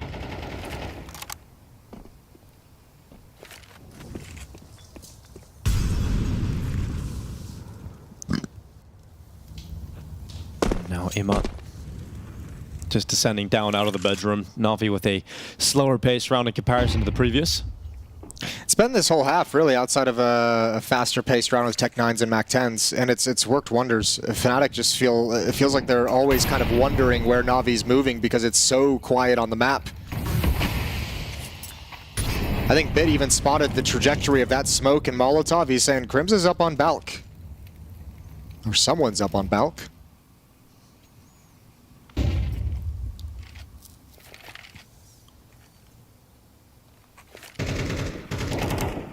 Two players in the apartments for Na'Vi, 2 through top mid already. And JL just watching banana. Now JL no longer watching banana as that shot from Knock rings out. This is really good from Fnatic. The constant re-smoke over in halls is making Na'Vi really, like, I think they wanted to pull the trigger before that second smoke came out. It bought time for Knock and Blame F to get aggressive and Banana to find an opening kill. Now it's on this hit. Na'Vi wrapping around long. Blame F now arriving at library. The fight's going down inside the bomb site, but it's all Blame F from the library. Silences too. Body inside of the site, still alive, and he drops behind the box. Bit doing what he can. It's a great shot, but with 9 seconds left, we need to start planting real soon. And he gets into the bomb site, but with no bomb on his back. And that is the problem here. He will concede.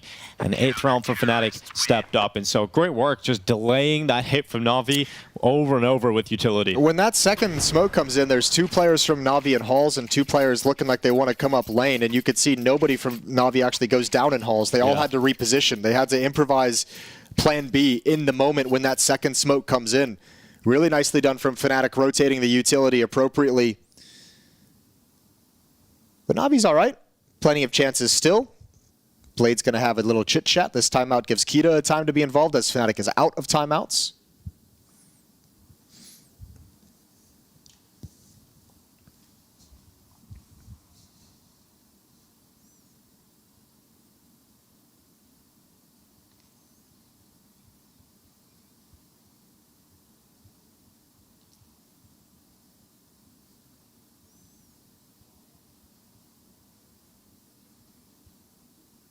Two organizations that have had great history at major tournaments and in Counter-Strike. Fnatic, all at the start of sort of CSGO, certainly not in the same position towards the end of CSGO, and definitely not at the start of CS2 here, Jason, but it's a new expectations that we've learned to have for Fnatic. Sure, and both organizations have a deep history in Counter-Strike, dating all the way back to Counter-Strike 1.6 as well.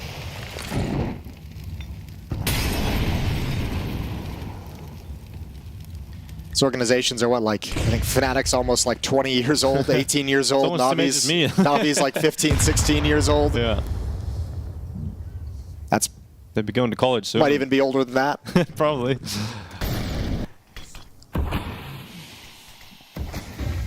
They can drink. Not in your country. True.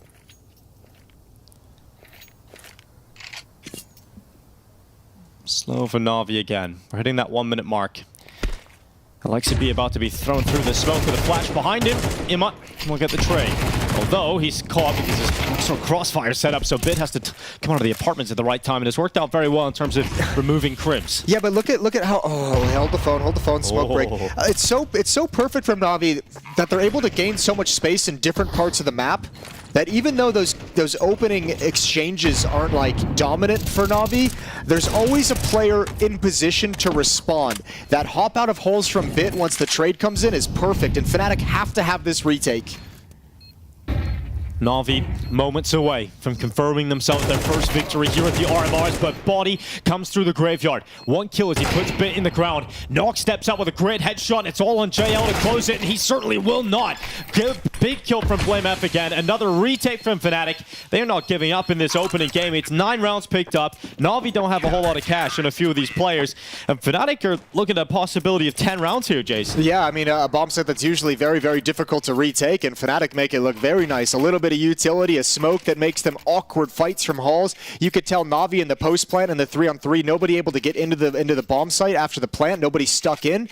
Really trying to sell the second player up in halls, but they needed at least one kill from that first player. Setting JL up to be the big time clutcher. And he couldn't handle the 1v2, so Navi's going to have to drop down to mostly upgraded pistols, a couple of AK-47s for danger, not a whole lot of utility. And opportunities to close out Inferno and Fnatic in this best of one starting to dwindle.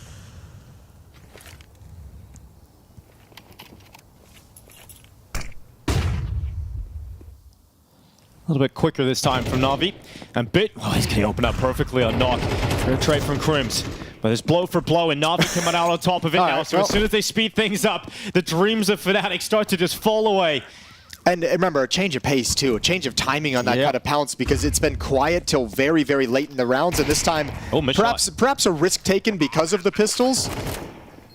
But Na'Vi maintained that same kind of opening. Quiet on the map, a little bit of utility, just gaining standard control. And this time, Fnatic not ready for just the peak from Bit. 21 kills on Bit, 20 on JL.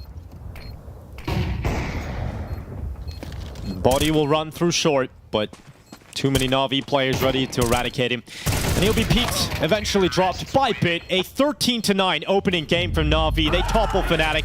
Fnatic put up a decent fight, but just not quite at the level of Na'Vi. Yes, not quite at the level of Na'Vi. The scoreline did make it look a little bit closer than it actually was, guys. But, I mean, obviously, I don't think Na'Vi were really in any danger of letting it slip away. So I'll throw over to you. I'll start with you, Duster. Your observations about that map. I mean, there were some good little individual moments from Fnatic, but I think the main players on Na'Vi, they came to play and they turned up. Yeah, I mean, obviously. I mean, really stout defense in the first half. Didn't really allow Fnatic to get any sort of rhythm. All their rounds were kind of isolated. They couldn't really get like a firm footing in that half. You flip sides, yes, it is true Fnatic had their opportunities to maybe make a bit of a comeback, but I think one of the great things about Na'Vi on the T side is that they are so well balanced. I'm not going to get into the numbers, but just know that Na'Vi have the most like equitable distribution of who goes for opening kills on their team than any other team in the world. So you can get it from JL and Bit on the extremities. You can get it from Ema as, you know, the main entry guy, and then obviously Alexi B can be that entry IGL that, you know, is kind of pretty, you know, common in the game nowadays. So the fact that you can kind of rely on so many different players to find openings on so many different areas of the map simultaneously allows Na'Vi to play a style where they can play spread and then they can just change their pacing whenever they want to, and they feel confident finding openings anywhere on the map at any given point in time. And that's what you really saw here on Inferno, as all the main players on this team dropped really good numbers against this Fnatic team. Yeah, and I feel like, you know, I had to button my shirt up. You're giving it away for free, man. You can't do that. I know. Had to put away the gun show because, I mean, Na'Vi brought it. Like, we don't need two, you know. That's fair. One enough for the broadcast. That's all I'm saying. That's You fair. can charge for yourself. When do you invest in Wildcard, by the way? You know, they've approached me. I won't say anything more, so expect the unexpected. But for Na'Vi, I mean, just the reactions to, I mean, the protocols to catch the reactions from Fnatic were nearly flawless in this game. Anytime they had map control and Fnatic wanted to do something, re-aggressing onto their position, everybody from Na'Vi's just ready for it. They were punishing any kind of bracket re-aggress, banana re-aggresses, any kind of retake was so difficult for Fnatic. With the exception of the last one, I feel like Na'Vi kind of played an unorthodox style in a couple of moments. You could see that there was, I'd say, the slightest amount of ring rust, something that's almost not even barely noticeable. Yeah. And I think the kill spread, like Dust said, is just something that it's why we give Na'Vi such a great chance going into this tournament, that even on a day where, say, Wonderful doesn't pop off, you got three other guys that are going to do that, and you could say that with practically everybody on their team. I mean, look, Bit is quite literally, aside from maybe Nico, the most flexible rifler in the world today. You have to understand that this guy has a history of being an entry frag when he first joined this Na'Vi organization. Now he's playing extremity roles, but he's still able to have such wide impact, and that's why you're able to see him here still put up substantial numbers despite the role shift he's made over his career, and he is the bread and butter of this Na'Vi team. Like, I think for the longest time people said, yeah, Na'Vi, they're one of the best teams in the world, but they don't really have a guy that's like a top 10 player in the world or something like that. But a guy like Bit and a guy like JL are starting to. They got a couple guys approaching approaching that. Yeah, that's what I'm saying. Like, Like Bit is maybe that. you want to say top 3. Like top 3, I would say like you don't have a Donk, a Monacy, or a Zyru, but Bit, JL, Wonderful, Yes. they're all competing for top 15, top 10 spots. Exactly, but that's something that I think has been a recent shift in people's minds. I think earlier in the year, people weren't really saying that. Now they're starting to prove it in spades that, hey, they do have 3 super solid fraggers, and Ema is really solid for his role, and obviously Lexi is one of the greatest IGLs we got. Just quickly about Fnatic. Obviously, we were on Blame F Watch a little bit. You noticed a couple of things you said in the green room. I'm doing that thing where it's bring it up. Let's bring it up on the desk. Yeah. Well, I mean, in some of the positions that Fnatic found themselves in, you can see, especially in the very beginning on the T side, that he's just kind of holding a little bit further back. And that's why one of the most interesting stats about this Fnatic team coming into this is that even though BlameF has had the highest rating for a significant portion of time while he's been on this roster, it's actually Natus that on gun versus gun rounds has the highest ADR on the team, because BlameF still does slink away sometimes in those bigger moments. I mean, are the BF allegations real? I've maintained that they're not for the longest time, and I think it's it map feels specific. like a lazy narrative, you know? It's map specific to me, because like on a map like Inferno, BlameF is playing Banana. Yeah. You are forced to take early action when you're playing that position on the T side in particular, and so he will do that. And there's a couple other maps in Fnatic's pool where he will inevitably have to take those early engagements, even though that's not classically what he's been known for, which honestly has expanded his game and made him more valuable, in my opinion. He's kind of punching above his weight on this team until they can keep building it up more and more, which they have tried doing with Nock, and Matty's is a great player. So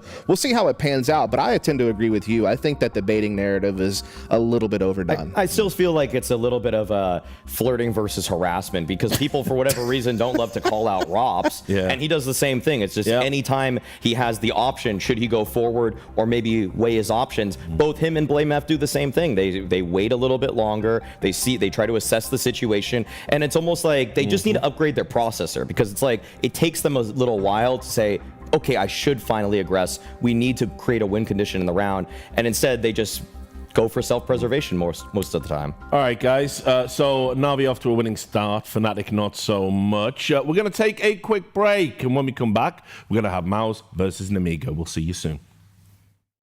She said she loves you. But she can't love me. But I love you.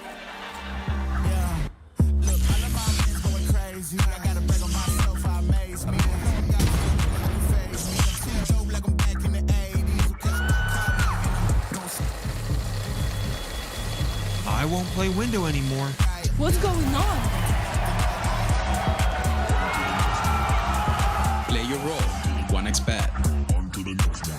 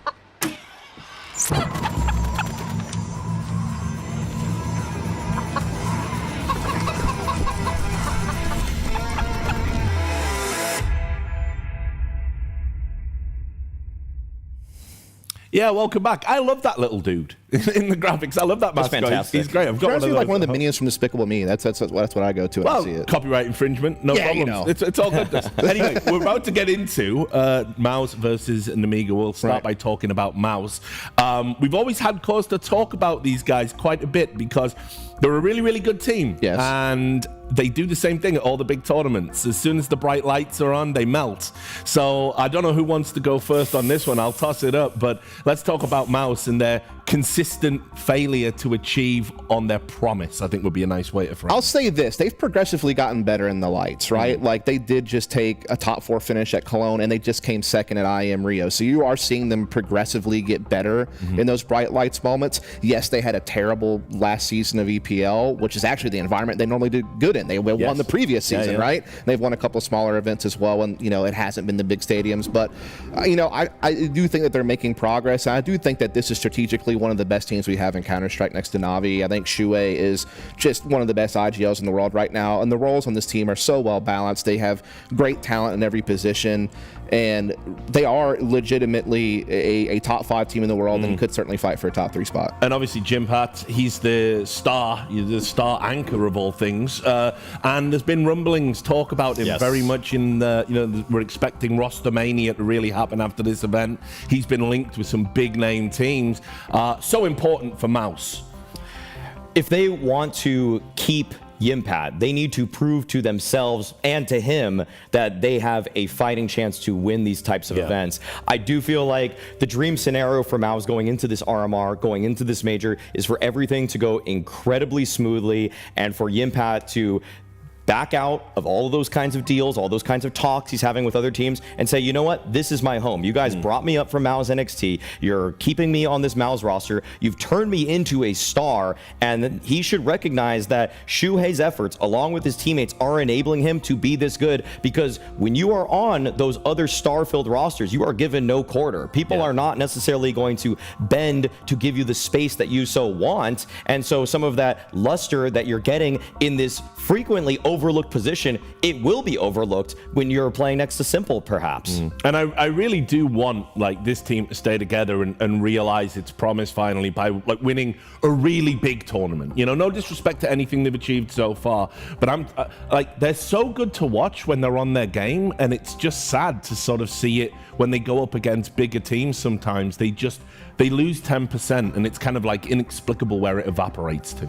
No, I mean, that's a fair point to make. It's like that team where it's like forever the bridesmaid, never the bride, always being able to find top 4s, but not always being able to find the wins. But now I switch over to Nemiga, who is kind of on the opposite end of the spectrum, where they have you picked these guys to go through. I did, because they did win a recent local event against some solid teams like, Aurora, Fluxo, Fnatic, the unpaid team, because I won't give any credit to the org that used to represent those players. But, they had that local win underneath their belts, and they are only second to Sangal in online play when it comes to the ESL Challengers League. And I think they actually have a pretty solid roster. Like Lear makes this team look good tactically, in my opinion. You got Khan, who's a pretty solid opper. And I think for me, the biggest one is Xanter being that new young gun up and coming aggressive rifler, and then Zwei, who kind of is like a flex rifler, sometimes very aggressive, sometimes more of an extremity player. They have a lot of talent. My biggest issue for them is obviously lack of experience at a LAN stage, especially ones of this stature, and I do think their map pool is extremely limited. They are so lopsided towards playing Ancient and Anubis and not really playing anything else nearly as much that it makes me wonder what they can actually do once we get to a best of 3, if they can even get there. Yeah, I mean, well, you say nice things about Khan, but I feel like from watching Nemiga, he's clearly the piece that you would want to upgrade if you do so. Kind of reminds me of Shanks, actually. I don't know if people get that reference, but either way, I feel like Khan right now is clearly the weak link on this team. Xanter, yes, I do agree that you've identified he's one of the strongest players, also a fantastic pistol player. So every time you're talking about an underdog team, what do they need to do? Win the pistol? Well, Xanter, in the scene that he's playing, is probably one of the most consistent when it comes to pistol output. And so if he wants to get his team a good start, obviously I'm going to look to him. So Vito coming in, what do you expect here? What's going to be the last map? Well, look at the bans already. Mouz taking out Anubis and Ancient Dust. You just talked about. That just screwed Nemiga big time. Yeah, it's over with. Yeah, because now we're going to Inferno, where they actually have only an 8-9 record in online play. Hasn't been really serving them well at all. Meanwhile, this is a map where Mouz Sports would normally stay away from this, I think, against other teams, because it's kind of more towards towards the middle of their map pool. Like I said, they're kind of more of like an Ancient Mirage kind of nuke team. I feel like, but recognizing Nemiga is very good on Ancient, just take that away from them. Don't really give them an opportunity to flourish. I think they're totally fine playing Inferno against this team, and has certainly kind of killed Nemiga's chances, I think, at finding a map that they could maybe flex on them on. I'm just going to say, I feel like the European RMR is already shaping up a lot better than the Americas one, whereas the middle ground map for so many teams there was weirdly Vertigo. We're already seeing on the B stream between Vitality and GamerLegion, and in the first game of the day with Navi and Fnatic, now this one as well between Nemiga and Mouz. Everybody's going to Mouz as a little, it's kind of like these microcosm meadows that develop in these spaces, and for people to identify that's a nice middle ground, I'm just going to say I'm going to enjoy it more, and I feel like it does enable a lot of the teams that are more tactically sound to flex their macro muscles. Right, well, I got your opinions. I want to actually bring in our casters on the big screen here. Here we go. Rolling back the years, me and you, Jason, Dinko, obviously the new guy, new kid on the block. What do you think is going to happen in this one? I hope Mouz just spanks him, to be honest with you. Maui, I want to take this opportunity. I want you to explain your reference. I don't understand that. The Shanks? What is that about? Oh, Khan literally just looks like Shanks from Valorant. The guy with the dolphin laugh.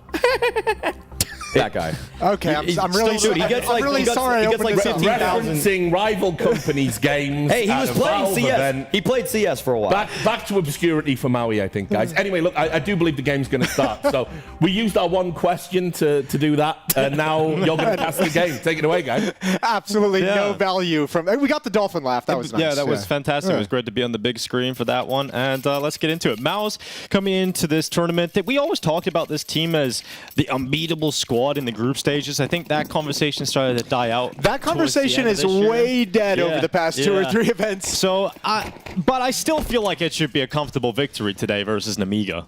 Yeah, the only X factor it feels for Mouz, and it shouldn't have an impact in this kind of a matchup where it's so much further, is that question. And I don't know, I tend to have a lot of respect for pro players and how they're able to kind of understand the business side of this. Is the question that Richard in the desk had talked about of Yimpat potentially being linked to a move to a different team? Yes. Like, who knows how you handle it, and especially for a team like Mouz, where we've discussed some of the issues they've had mentally, like getting good in playoff games. That could be an X factor. Good pistol round, trading all the way up. It's a brawl through the smoke, and the A bomb site is wide the hell open. Well, the pistol god, as Maui pointed out, Xantor is still alive, so maybe there's a chance for Nemiga to get back into this, but bomb site has been overtaken. Torzi in the apartments is a powerful position in the balcony. Lear has some utility, though. The smoke and a flash still to go in this pistol, but no kit, so they have to move quite swiftly. And Lear gets ever closer. Xantor now in those fights with the Julies. He's brought down, and Brolin stepping up with the Glock. Lear can't get close, and it is Mouz to close out the first round of play, and Brolin with a 4K. Yeah, really lovely work. Good trading coming up mid from Brolin, and obviously closing things out at the end. Distraction from Torji up in halls with that USP, and Brolin's Glock is able to mop him up. 1-0 for Mouz. Well, no force buy likely to come through here for Nemiga. You know, shout out to Dust for taking a step onto the plank and saying he thinks Nemiga are going to qualify. That is actually a bold statement. I don't know if I would have said that when they're going up against Mouz. No, definitely not. I would have waited maybe for a closer matchup to drop that bombshell. It's because they had the Magnificent 7 this morning, so we couldn't hide from it. True. But I respect it. I can understand why. You know, they did just recently win a tournament. So well, you know, we went through on the podcast kind of the URMR, and there's maybe like 4 teams that you would want to call. Ooh, look at this Tower of Doom. Shuei's like, I want none of that. He somehow survives. Brolin on 1 HP. I'm surprised Torji's even sticking around. You know where everyone is. Just run. You don't. Who cares about these USPs? What was I saying? You were talking about Nemiga winning a tournament. You on your podcast. You know. Oh yeah. Continue we'd gone through the EU RMR teams, and there's maybe like 4 of them you'd put as like the lock to qualify through, right? Like Mouz, you know, lock, quote unquote. Mouz, FaZe, Vitality. And who was the Navi. 4th one? Navi, yep, that's the one, the team we just casted, and the best team in the world. Yeah. And then G2. And then after that, you kind of look at the other squads, and you're like, there's some room for some movement and some upsets in those like kind of next few teams that are going to go through as well. So yeah, why not take a punt on Nemiga and just say screw it, they're going to go in. I like it. It's a good risk for Dust. But Mouz comfortable 2-0. 3 players take damage, but no kills go against them until this opportunity, and no, everybody stays up. So Mouz 2-0 start, and Nemiga finally getting their bye. I'm intrigued because there is a lot of these tournaments where we go into. It used to be the CIS minor and the EU minor, right? They used to be separated, but now it's like the one region. And I think all the time there's just these upset teams that come through from that region of the world, and they're just incredibly strong. And sometimes you don't even know their players, but they just hit hard, Jason. They do. I remember when I was coaching Liquid and practicing in EU, the unknown Russian teams shoot really, really hard. At least online. Online, yeah. At least online. Yeah. Well, Exertion, he's taking damage on board. He's down to 57. And we'll often see him take damage because of his role in Banana.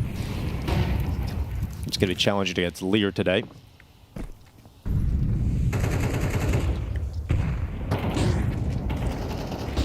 Starts to head his way down Banana. Lear, good space taken as that smoke fades away. I think they would have heard that though, right? Yeah, surely they would have with the jump, right? So there's going to be a hard clear for Exertion, but Lear would have been ready for that too. So he was primed and ready to go. Brolin, oh, just battering them in top middle. Double kills, he just breaks through. And look at that, Lear went past the smoke towards, he knows he's there, he's got this kill. And if he's patient enough, he would have got a second. But Xanter, oh, he's ready for that too. This is a disaster for Nemiga. Yeah, doubled up. I mean, Brolin getting that double kill coming up mid is crazy. That's a wild follow-up shot from Brolin. So talk about the impact he's having in the first 3 rounds. He had the quad kill and the pistol. Now he's got the double entry in the first gun round. What a beast. And it pulls Nemiga into a really early attempt to flank with that kill. And even Exertion is like, knew everything. A great fight, a great pre-fire, except he had a Galil. So he gets a dink. Yep, it's true. It's well, that's the first gun round. That's got to be a pretty sour taste in your mouth if you're in the Nemiga. Look, you mentioned kind of talking about Mouz in the conversation around them being like the group stage warriors and not really dropping the ball in group stages. We're kind of done with that because we've seen them struggle and fail in group stages. But I will say they still do feel like a team that will not get upset all that often. True. Especially in a matchup with this kind of disparity. Exactly, right. And I think the fun thing about him, I think part of the immunity to that has been, you know, Shui as an IGL obviously is strong and has shown his quality as an IGL.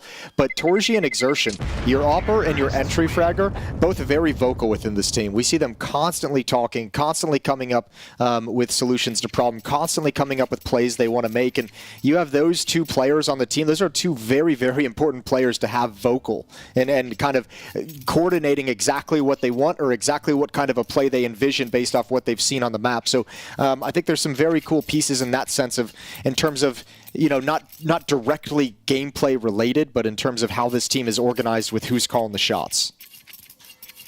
Slight tech issue. I did like what Maui was saying earlier about the fact that the EU RMR is already off to a better start than the Americas because we get I didn't like that. We get less vertigo. Why do you not like that, Jason? I thought the Americas RMR was fun to watch. I think too, like having those upsets come out on the first day made for some very interesting things. True, but certainly you had more interest further into the tournament because you were still wondering, are Liquid going to make it? Are Furia going to make it right up until that final game, right? So those upsets do create a bit of an excitement. But yeah, I guess in some sense, less vertigo is nice. Yeah, it's always great. But then you get more Inferno. I love Inferno. I think most of y'all out there are crazy for hating Inferno.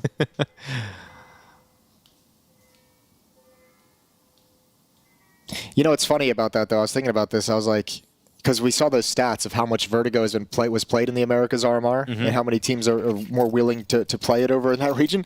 But I still feel if you match them up against the European teams on Vertigo, probably more European teams are going to win those matchups. Yeah. For how much we play it in the Americas region at that RMR is like, that should be like, I guess, an advantage that we would have over European teams, but it doesn't really work out that way. It doesn't. But, I mean, it makes sense. You know, you have some of the front-running teams willing to play Vertigo in America, like Complexity, for example. You'll see a lot of this, the lesser teams follow suit. 5-7s, leftover money here for Nemiga. And a 1 M4 here for Risky Bob. Wonder if he's related to Sideshow. Oh, great reference. Yeah. Here he goes into the apartments. It's good work. Good damage. Well, He's good job. Get away. Good job finding Brolin as well. He's been the hard hitter for Mouz in this early going. True, 9-1. That was his first death of the game so far. Oh, no. Not happy about that one, Lear. See, those are the kinds of things that you're going to see come out from like kind of the inexperienced teams, is those little mistakes of jumping up over the smoke and you're just giving away a free kill in a round where you've actually had a pretty solid chance of an opening with the double hulls push with that M4 still alive. Exertion, he's got all the confidence in the world to step in. Khan never saw it coming. Dink, Xanter has to get aggressive into a 1v1. All right, 5-7. He's wielded it to success, but he's only got 3 HP left. He picks up an M4, and Shuei now coming back up banana. It's a very bold play, but Shuei saying, I just got the kill in middle, so you're going to feel like I'm going to the A bomb site. Now, he had to fall back to get the bomb, so this actually makes it a pretty awkward 1v1 for Shuei. He does have a smoke, but does he want to use it? He's just going to start walking dry towards the CT angle, and he loses it. What a step up from Xanter. 5-7 to the double, and when everything looked lost, he steps up with a clutch that no one's seen coming. Yeah, dude, I'll say this. It's really good for Nemiga to be able to punish the kind of overconfidence that Mouz have, I think, in this round. With this march and this waltz into the B bomb site, a little bit lazy, looking for that ult mid push. Really good job from Xanter, starting with the 5-7 and closing it out with the M4.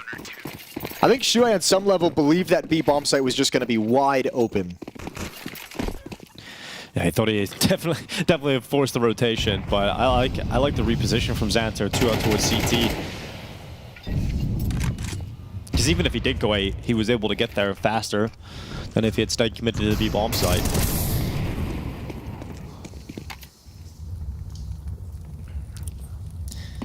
Hall's play, footstep made. I have to imagine Zwei would have heard that, but nobody's shifting just yet.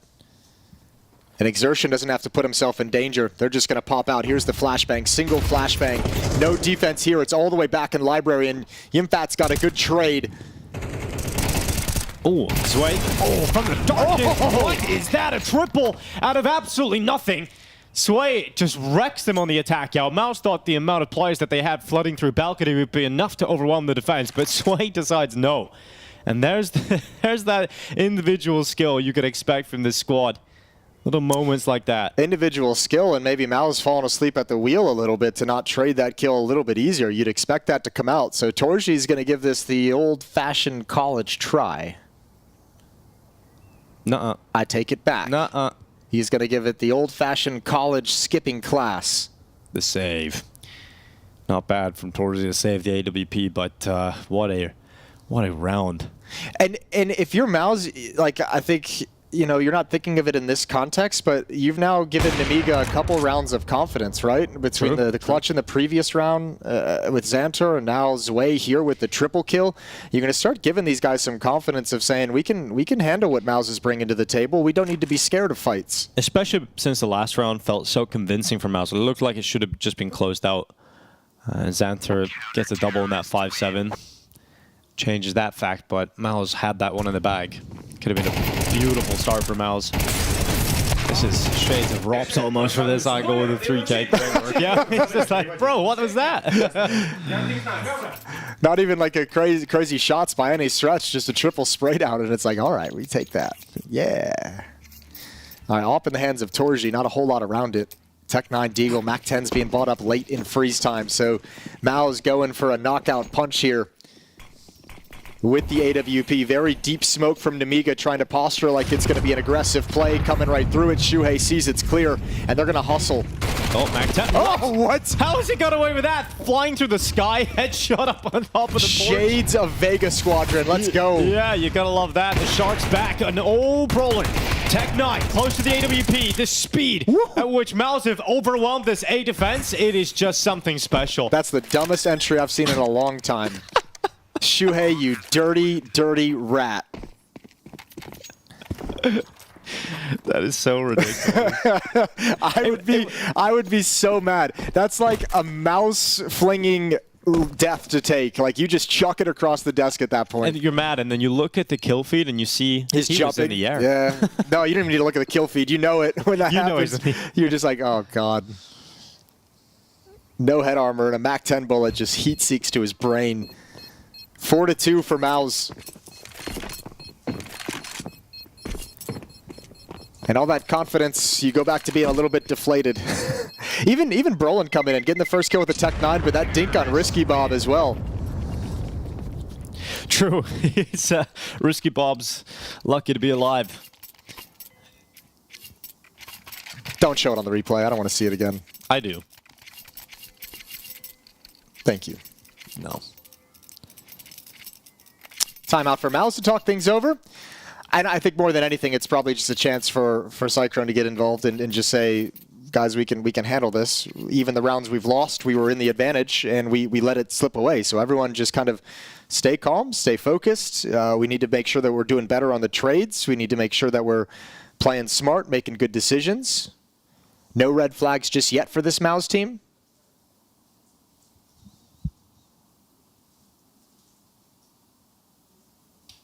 Hey, Box got a chair. Not a lot of coaches using the chair at this tournament. Do you think the other players are like jealous? Like, why isn't he sitting behind me? Yeah. Like, why is he only focused on this one guy's screen? Yeah, like, does my coach not care about me? Maybe not jealous. Maybe it's a good thing. You know, it's like the teacher sitting behind you, sure. looking over your shoulder. That's like, a fair point. I want to make sure you play well today. But there's that deep smoke, and I have to imagine this is Nemiga going to maybe be busting out some aggression later on in the half and trying to set it up. Throw that smoke out a couple of times and don't utilize it. And maybe you can shock Mouz later on in the half when you really need a swing round.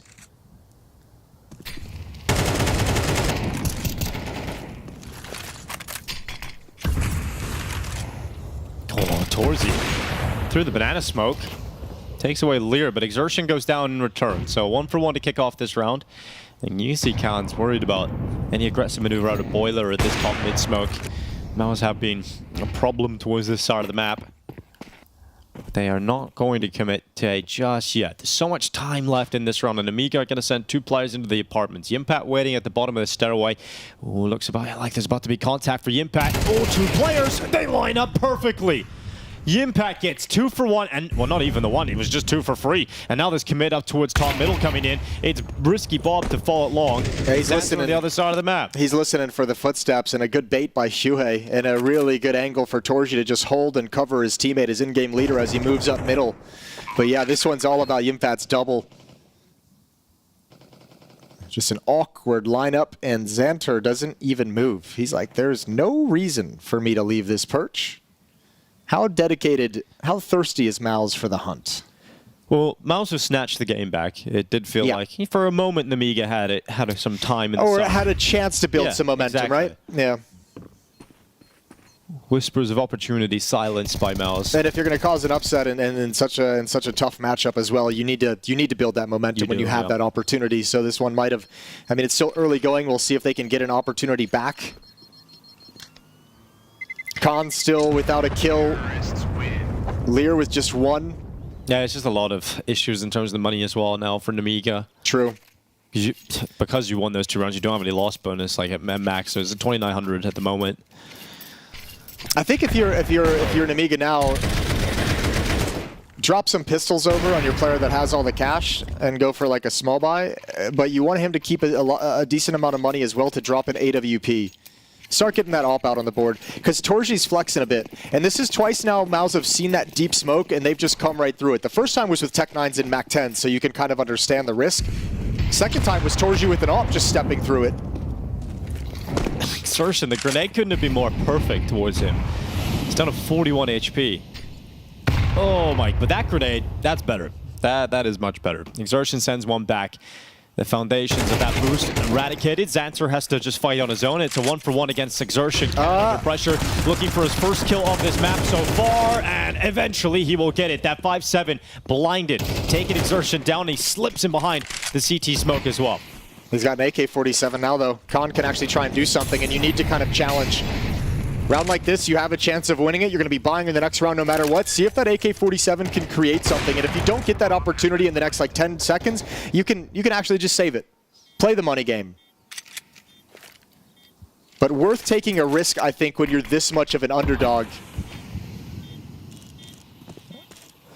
And move into the open, Torzy, now towards the side of the statue. Now Fountain. And so it has worked out very well. AK picked up for Risky Bob. Oh, he's going to try and get away. Jumps over the scope and flees the scene towards CT, but Brolin, no mercy. Oh my god, straight through that smoke. Risky boy. Bob coming. Look at this. Sway gets around the back. And another AK picked up, but no mercy, no save, as Toysy makes sure his way, can't get away. Up by 4, and Mouz starting to feel themselves confident plays, handling business.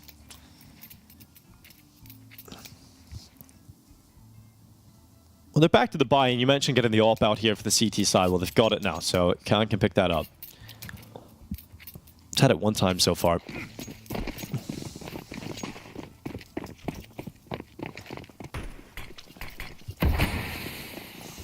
All right, Khan, what you got? AWP is going to be... Torsey, though. Ooh, straight away into that top banana peak. Just sprinted up banana. Xanter taking out Risky Bomb, taking a fight against Brolin. Decides to get back behind that smoke, but there's the AWP from Khan chiming in. Torji especially is flexing for Mouz. He's had some very aggressive openings on this T-side Inferno with the AWP, which is really cool to see because we don't normally get it, but he's stepped in front of plenty of smokes. Good flashbang. Opening kill from Shuei, and he just has so much confidence that Brolin is going to be backing him up. Yeah, that flash is devastating. Because it looked like there was a chance for Nemiga to start off that initial mid-hold quite well, because they weren't looking at him. But unfortunately, the flash was just so good. Lear at CT. Exertion's on the hunt. He's got his scent. And he's just going to destroy him as soon as he's given the chance. Don't feel bad, Lear. Exertion does that to a lot of people. Yeah. You're getting the Exertion experience today. Well, Khan got his one, but that's it. And you know, because Exertion is a B, you can't fall back and save there now. So you're just kind of chilling out in the library at this point. And I think if you're Mouz, you should want to hunt this AK or this AWP down. You've got decent cash flow. It's not anything overwhelming, but you've got some monies to sustain a loss. And as favorites in this, you got to be supremely confident in your team's abilities. You know you've got him locked in towards library, towards CT spawn. Rip this AWP out of his hands. Bomb has been planted.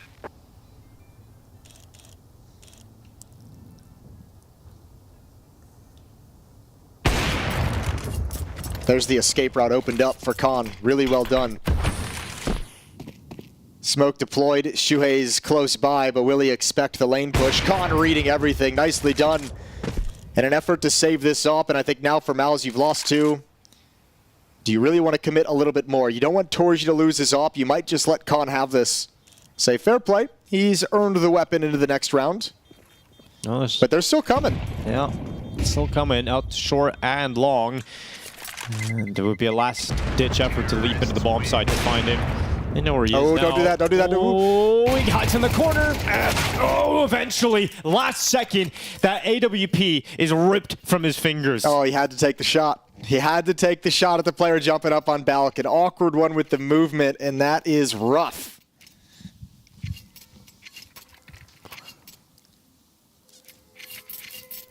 He did a lot, but not enough to hang on to the AWP. So back to pistols here from Nemiga. Good timeout. Old familiar sting. Good timeout from shout out to Johnny Cash. Yeah. And 9 Inch Nails. Yeah. Good timeout from Cyclone after those 2 round losses, and then they got that victory, and he calls the timeout, and he's just that calming timeout because Mouz have just gone on a streak since then. Risky Bob. Dead. Oh my, okay. The amount of double kills Yeah, we've seen from Mouz to open up rounds is nuts. Because when you put 2 players in the apartments against the 1, you expect at least to trade some of the time, but Mouz are getting the double every single time. Yeah, Yimpat got his double earlier. Brolin now in this round against upgraded pistols and light armor. We saw Brolin get double entry up middle as well. Yeah, they're able to multi-kill, and Nemiga having a tough time getting clean trades. Run away, run away. Yeah, he's good. He's got Exertion to back him up. But some missed shots is going to be frustrating. I think Torji's going to go down. Ooh, maybe not. He got into the corner. Like you said, he has got Exertion to help him now. So the bodyguard squad is there in force. And then 8th round here for Mouz as they continue to build up the beautiful T-side campaign.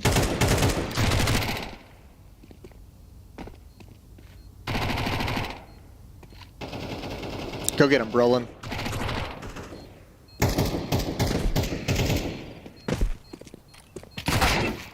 Damn. Nice shot. Santa was one of the players that the desk was highlighting to keep an eye on. He's had some moments. Unfortunately, I do feel like he has been left to save a lot on the B-bomb site. Well, again, it's like we can talk about the potential of these players, but if as a team you cannot stack up against your opponent, there's really not a whole lot of opportunities for individuals to shine. Like you can be playing a life game, but if every time they go to the other bomb site, they just get a double kill, It's like, what are you actually supposed to do? You have no good fights. You have no fights where you have an advantage. You're constantly saving and just trying to survive. So, yeah, there's some players that we can probably talk about for this Nemiga team, but I think we'll really see them shine when they're in a matchup that is a little bit more equal to their level and stature. And possibly on a different map as well. Do you think Inferno would play into that problem more? Because retaking both bomb sites is very difficult. Well, also, the Des just talked about that as well. Dust mentioned this team is very reliant on Anubis and Ancient specifically, and in the best of ones, when Mouz get all these vetoes, you're not going to necessarily get a favorable map.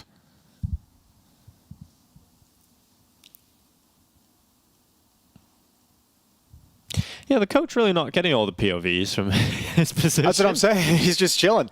Although, I mean, look, being in that coach's role, there is kind of like this weird disconnect because you have comms of your team, but you don't have in-game sounds. Oh, okay. So it just feels real. Unless weird. Perfect World's doing a different setup, but from my experience, it's just like you're just sat. Dude, it would be terrible. Imagine you had 5 You're just sat in the team speak. Yeah, you couldn't have that. That's it. It's odd. It's a little unnerving at times.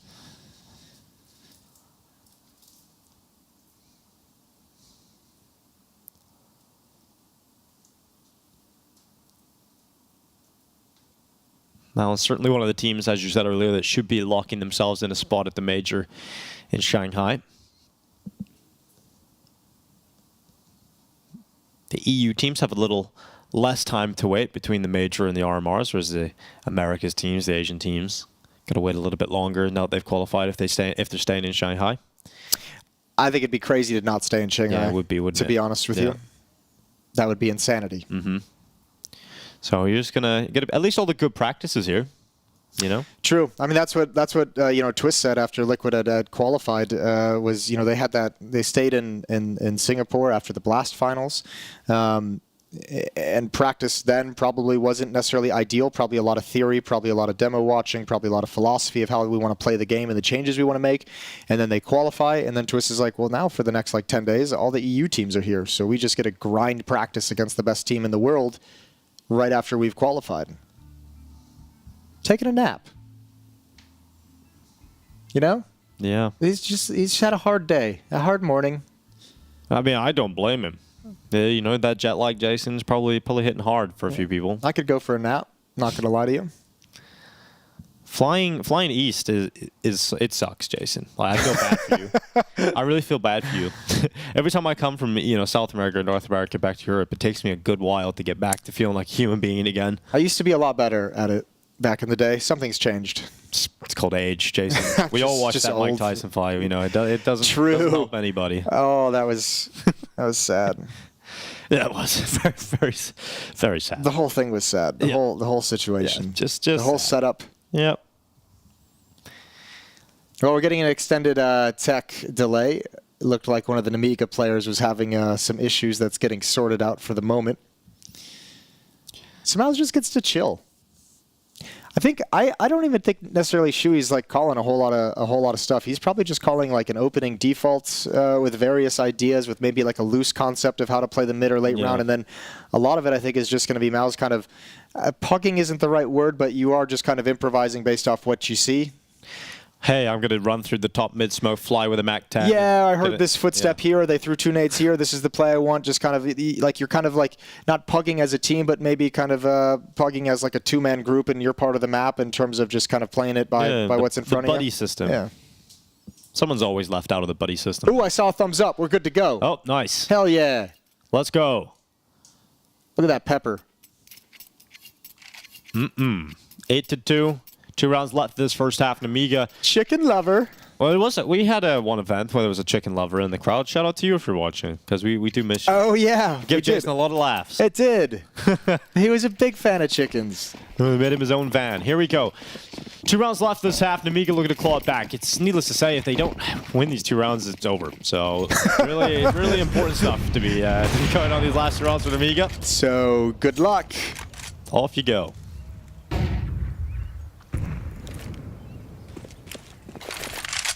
Three-man setup at the B-bomb site this time. Kanze to BP's over there. Khan from Kazakhstan. But how long do you want to keep 3 players at this B-bomb site is my question, if you're Nemiga. Probably not long if Mouz continue to go towards this A-bomb site. Yeah, but I mean, at that point, You might want to keep them at the You've already lost. You've missed the timing. True. This is going to be a Hulz pop coming out, and one flashbang from middle is going to completely destroy the defender. Sway needs to go huge here. First kill's good. He's got Risky Bob out helping him. And suddenly Mal's fall to just 3 players. So now you realize you've done enough in the initial hold that you can send those rotating players over. And they haven't created space. They haven't got out at all here, Mouz.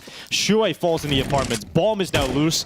And this round, it looks over for Mouz because the rotation's over here. 4 CTs now ready to go on the A bomb side. That's a beautiful reaction, though, from Nemiga. This 2-man defense, Risky Bob and Zwei. Zwei gets the first. Risky Bob was on ult, and he wrapped around. Uh-oh. No. It's coming back. Not like this. Exertion is just ripping it out of their hands alone. And he knows the count's in the sight. That flash came from middle. Will he detect that? He goes back to look at it now. Xanter, he's on the next up, but Exertion eventually goes down. But when he goes into that mode, you always think there's a chance. He was looking really sharp, and obviously he did see the trajectory of the flashbang and had the read, just didn't realize that he'd gotten all the way already up towards brackets, was still looking at that mid-ramp, but a really nice attempt in the 2v5. However, this defense, look at the support from Risky Bob coming over to give Sway a little bit of freedom. And Mouz, they try and pop 3 players out. Hulz, Torji, after throwing utility, follows up behind it to get the AWP and a nice supportive perch. But with no pressure coming up lane, it was nice and easy for the defense. 8-3. It was 5 in a row for Mouz. The streak finally shut down.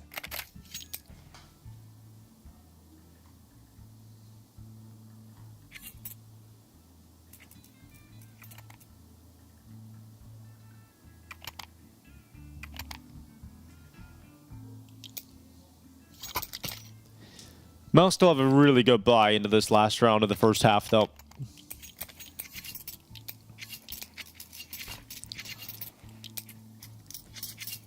And Torzi, you mentioned it earlier. What a game he's having. 10-2. And the fact that he's playing so aggressively and he's only died twice. Yeah. Wow. Nemiga hasn't really challenged at those points of like coming through the smoke. Oh, here it is. I said they were going to be setting this up. Let's see if actually they catch Mouz off guard. Flashbang. It's Brolin from ult mid. Another double kill, and Shui adds on top. So, yeah, you've set that play up the entire half, and it doesn't give you any of the results you were hoping for. Brilliant trade from Shui. Him and Brolin handle everything in this round, and Mouz is going to take a commanding 9-3 lead into the halftime. Brolin just left him bruised throughout this half. Just so many multi-kills towards A. 17 kills. Yeah, he's just a beast. I mean, even the pistol round started off, just Brolin was quad a beast. Kill. Yeah, and then from that point onwards, man, he was just their nightmare. Styling on him, flexing. Lovely half from Mouz. That's how he got it. Commitment down mid. He was primed with a distraction, and he was able to just take every opponent that came into his crosshair. This is the kind of performance you want to see from Mouz, though, coming into a tournament like this, right? As one of those teams that should be making it into the major comfortably. You have a team like Nemiga, and Mouz just handling business at the moment. It's so unfortunate for Nemiga, or maybe not unfortunate, but, you know, they throw that smoke out, and, like, twice, Torji with an AWP is, like, solo jumping through it to get an angle on mid, and the one time they actually try and push down with that smoke, it's not Torji, it's the Riflers, and they played a little bit smarter. They just drop flashes into the smoke, throw some nades through it, and let the Rat player take first contact. Perfect protocol from Mouz.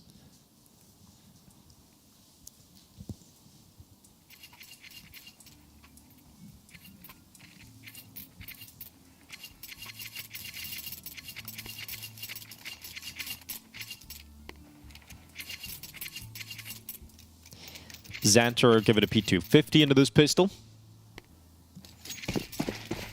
Always got to be one of those on the T side. And a decent amount of utility here for Exertion and Shui.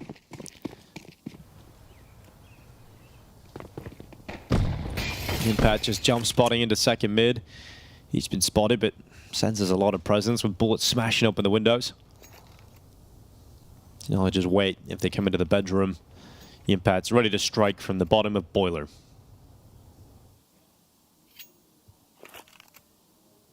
Looks like he's going to get that opportunity here. In the meantime, Lear taking damage on board. Yimpact's patience pays off. Opening kill of the pistol round. He sees them continuing through the apartments, and he gets out of there. Yeah, good spot on that second player. Not a good fight for Yimpact, and he's happy with the 5-on-4 he's provided. So yeah, you get some information, you get to keep some tracking on the Nemiga players, and then you descend into the mid-round with an advantage. Beautifully done by Yimpat. One of the star players for Mouz hasn't had to do a whole lot in this game.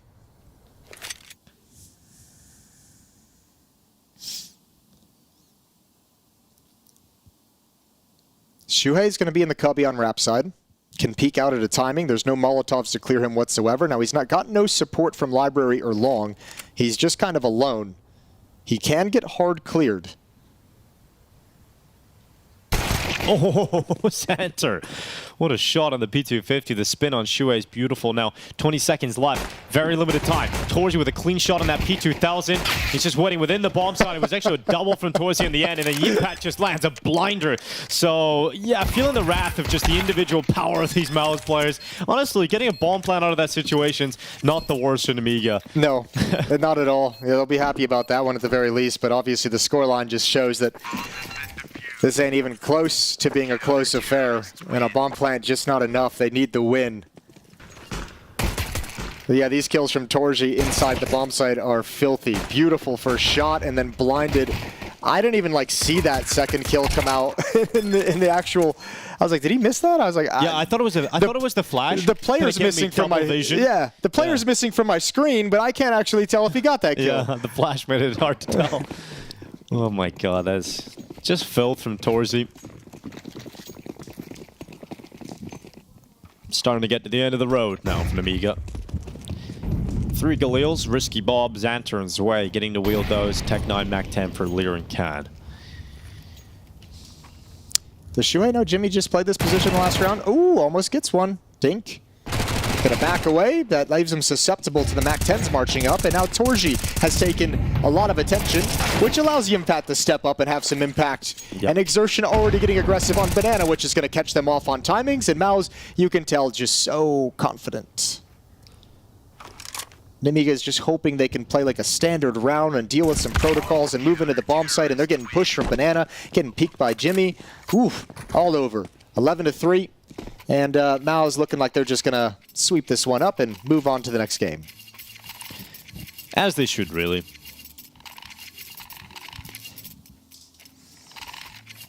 FaZe Cloud9, the other game going on. I won't spoil what's happening over there for you guys. If you want to watch all the details, both games. Poor little Dinko. You're scarred. You've been trying to keep everyone up to date on the multiple streams. Years, I've been doing this thing where spoiler alert, use your headsets. Yeah. And the people, they're just not enjoying it. No.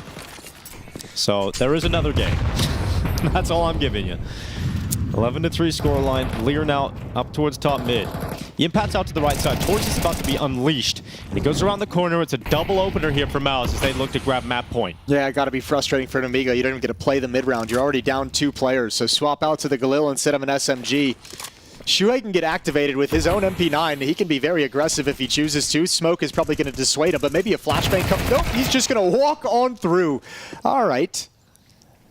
All right. Oh. Okay.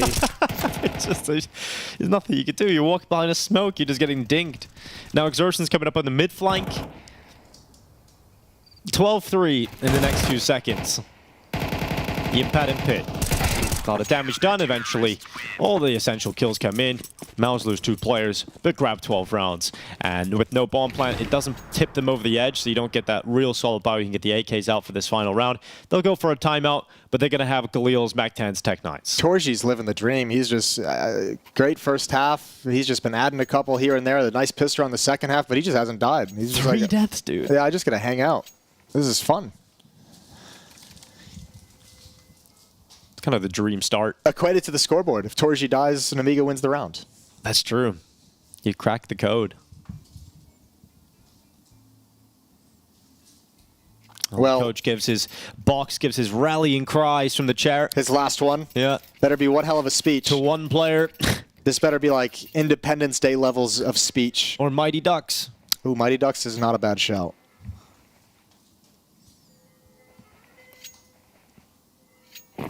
But even if you combine those, probably not going to work here. Probably not enough. 4 Galils, 1 Mac 10. And a dream. As Torzi goes for the mid-peak. And Torzi with a fantastic start. Oh, he goes aggressive, and Torzi's got a second in him. I love the flex. I love when Torji hits this mode. He's a fun opera to watch when he wants to get stuck in. He's going to get another one. Yeah, no he's not. I lied. No, he missed that one. But still such an impressive start to the round, but he's dead now. So is this their 4th round, Jason? Dead now, of course. Yeah, well, Khan, he's going to look up to the balcony. It's a great headshot. He is going to go down, and you have cracked the code. The Enigma code has been broken. This is cool. Look at this little wraparound, though. Lear's, this is all a fake over at the 8 bomb site. Problem is, Lear's so far away, and he doesn't know where anyone is. They've seen Exertion push down twice. He's going to make the sprint. When will Mouz piece this together? Utility being up. Already, Brolin's like, something's wrong. Something's going on. Bomb's being planted. I don't think Shuhei... I think Shuhei's going to say, like, it's not A. No. Yeah, that's what he's saying. It's clear. Oh, now he knows he's in the library. Yeah, he knows he's got a one-on-one, but he wants to handle this because Shuhei's so far off. Oh, Brolin, if you can just stay alive, now you've got information. Wait for your teammate. You can bait Shuhei on the way in. There's 2 kits. 1 flashbang on Shuhei. Time is starting to tick, though. Lear's repositioned into the pool. Yeah, flash Shuhei in. Yeah, you got to go now. You just got to go. That flash isn't coming in. They're just going to go with guns. And Brolin eventually batters him into the ground. He gets to the defuse. And Mouz with a 13-3 victory. They come out on day 1 of the EU RMR, and they handle business against Nemiga. Handled business indeed. Nemiga there, not really at the races. But let's also be real. I mean, we expected Mouz to win, and this is the type of map they always win comfortably, right, guys? Studio environment, in fact, actually prac room environment. Yeah. They're going to feel right at home. We saw mechanical prowess coming out of Brolin, especially. Yimpat on some of those porch holds, getting multi-frags that he really has no business getting. Exertion clearing angles in devastating fashion, much to Nemiga's detriment. And all in all, I can't really walk away with my head held in any way but on the floor if I'm Nemiga. Yeah, I mean, that's a tough one. It really is. I mean, it was always going to be tough to beat Mouz Sports no matter where the map went. Ancient and Anubis were their best chances. They didn't get that in a best-of-1 situation where Mouz was able to meticulously ban out any strength that Nemiga would be able to bring to the table. And while Mouz Sports is kind of a middle-of-the-table Inferno team, they still beat some of the best teams in the world on a regular basis, and most of their losses are either to G2, who are just incredibly powerful with so much raw talent, or Navi, which have been super close losses. So, yeah, you knew Mouz came in with the edge, and you mentioned Brolin, and I actually like that you did, because I feel like this is one of the maps where he gets to be a little bit more proactive. You know, on some of the other maps, he has to kind of play, like, more supportive roles because Xerxion's kind of the main guy, you know what I mean? But on this map, you can kind of play that mid-boiler position, help with some of the entry fragging, and kind of just show you that what he's still capable of, you know, as he is kind of one of the more veterans, I guess you could say, on the team. Often gets kind of overshadowed by some of the other talents on the squad. You still feeling good about putting them in your Magnificent 7? Who? Nemiga or Mouz? Because Mouz I am 100%. Yeah. Listen, I didn't think that was in everyone's. Oh, so Nemiga, look, that, you know, upsets happen in best of ones. You know, so Nemiga's let this one go. I don't think it would have been much difference in a best of 3 or a best of 5 or a best of 7, but you go off, King, I guess. I don't know, you know. I just think that Nemiga, for the rest of this tournament, I mean, we didn't really get to see much of their T side, but they just have a T side that's too focused on just playing the outside angles of a map. Like, they get a lot of value, for example, out of, like, lurking apartments, which is something that is kind of unorthodox. It catches some of the teams off in Tier 2 when they do those kinds of plays. That's why they like Ancient, for example. They kind of like poke and prod at the B ramp while they poke and prod at A main. And it's like, that's not really the way that you win in Tier 1 CS, where everybody knows the middle of almost every map is the most important part. So yeah, it'll get you some sneaky wins. Like Nemiga might be good for a single map upset here or there, but to see them making it through the RMR, I'm going to have to need to see huge overperformances from some of the individuals that we highlighted before, which didn't really show up. I mean, this is going to depend as well who their next opponents are going to be as well. I mean, that's you don't want to be 0-2 at the end of the day. That's a nightmare.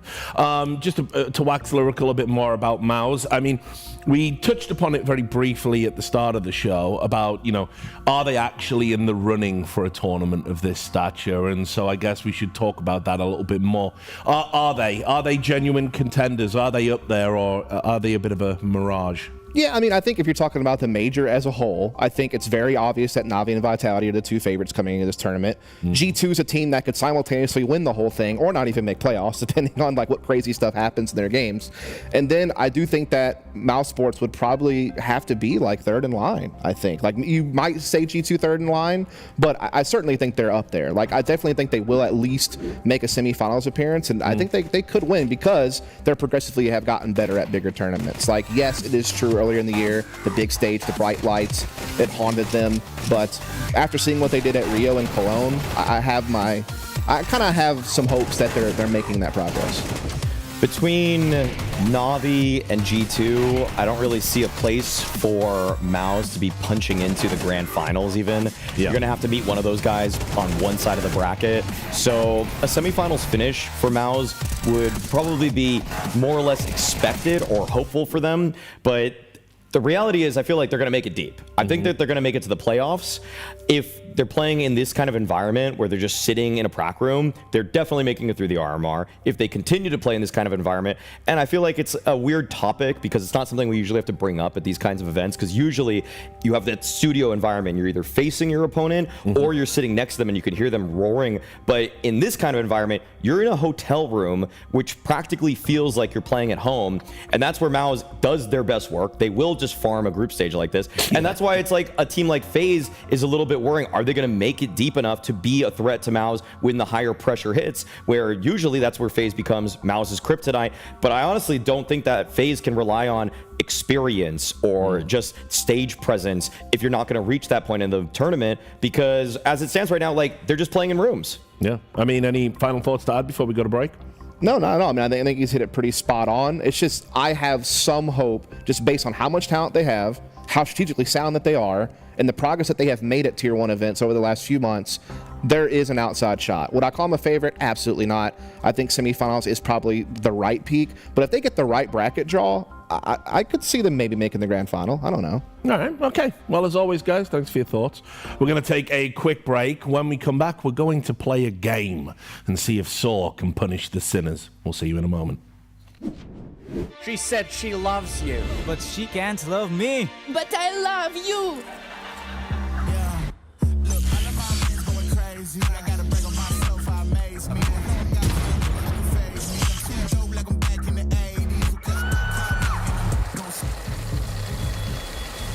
I won't play window anymore. What's going on? Play your role. 1xBet. On to the next one.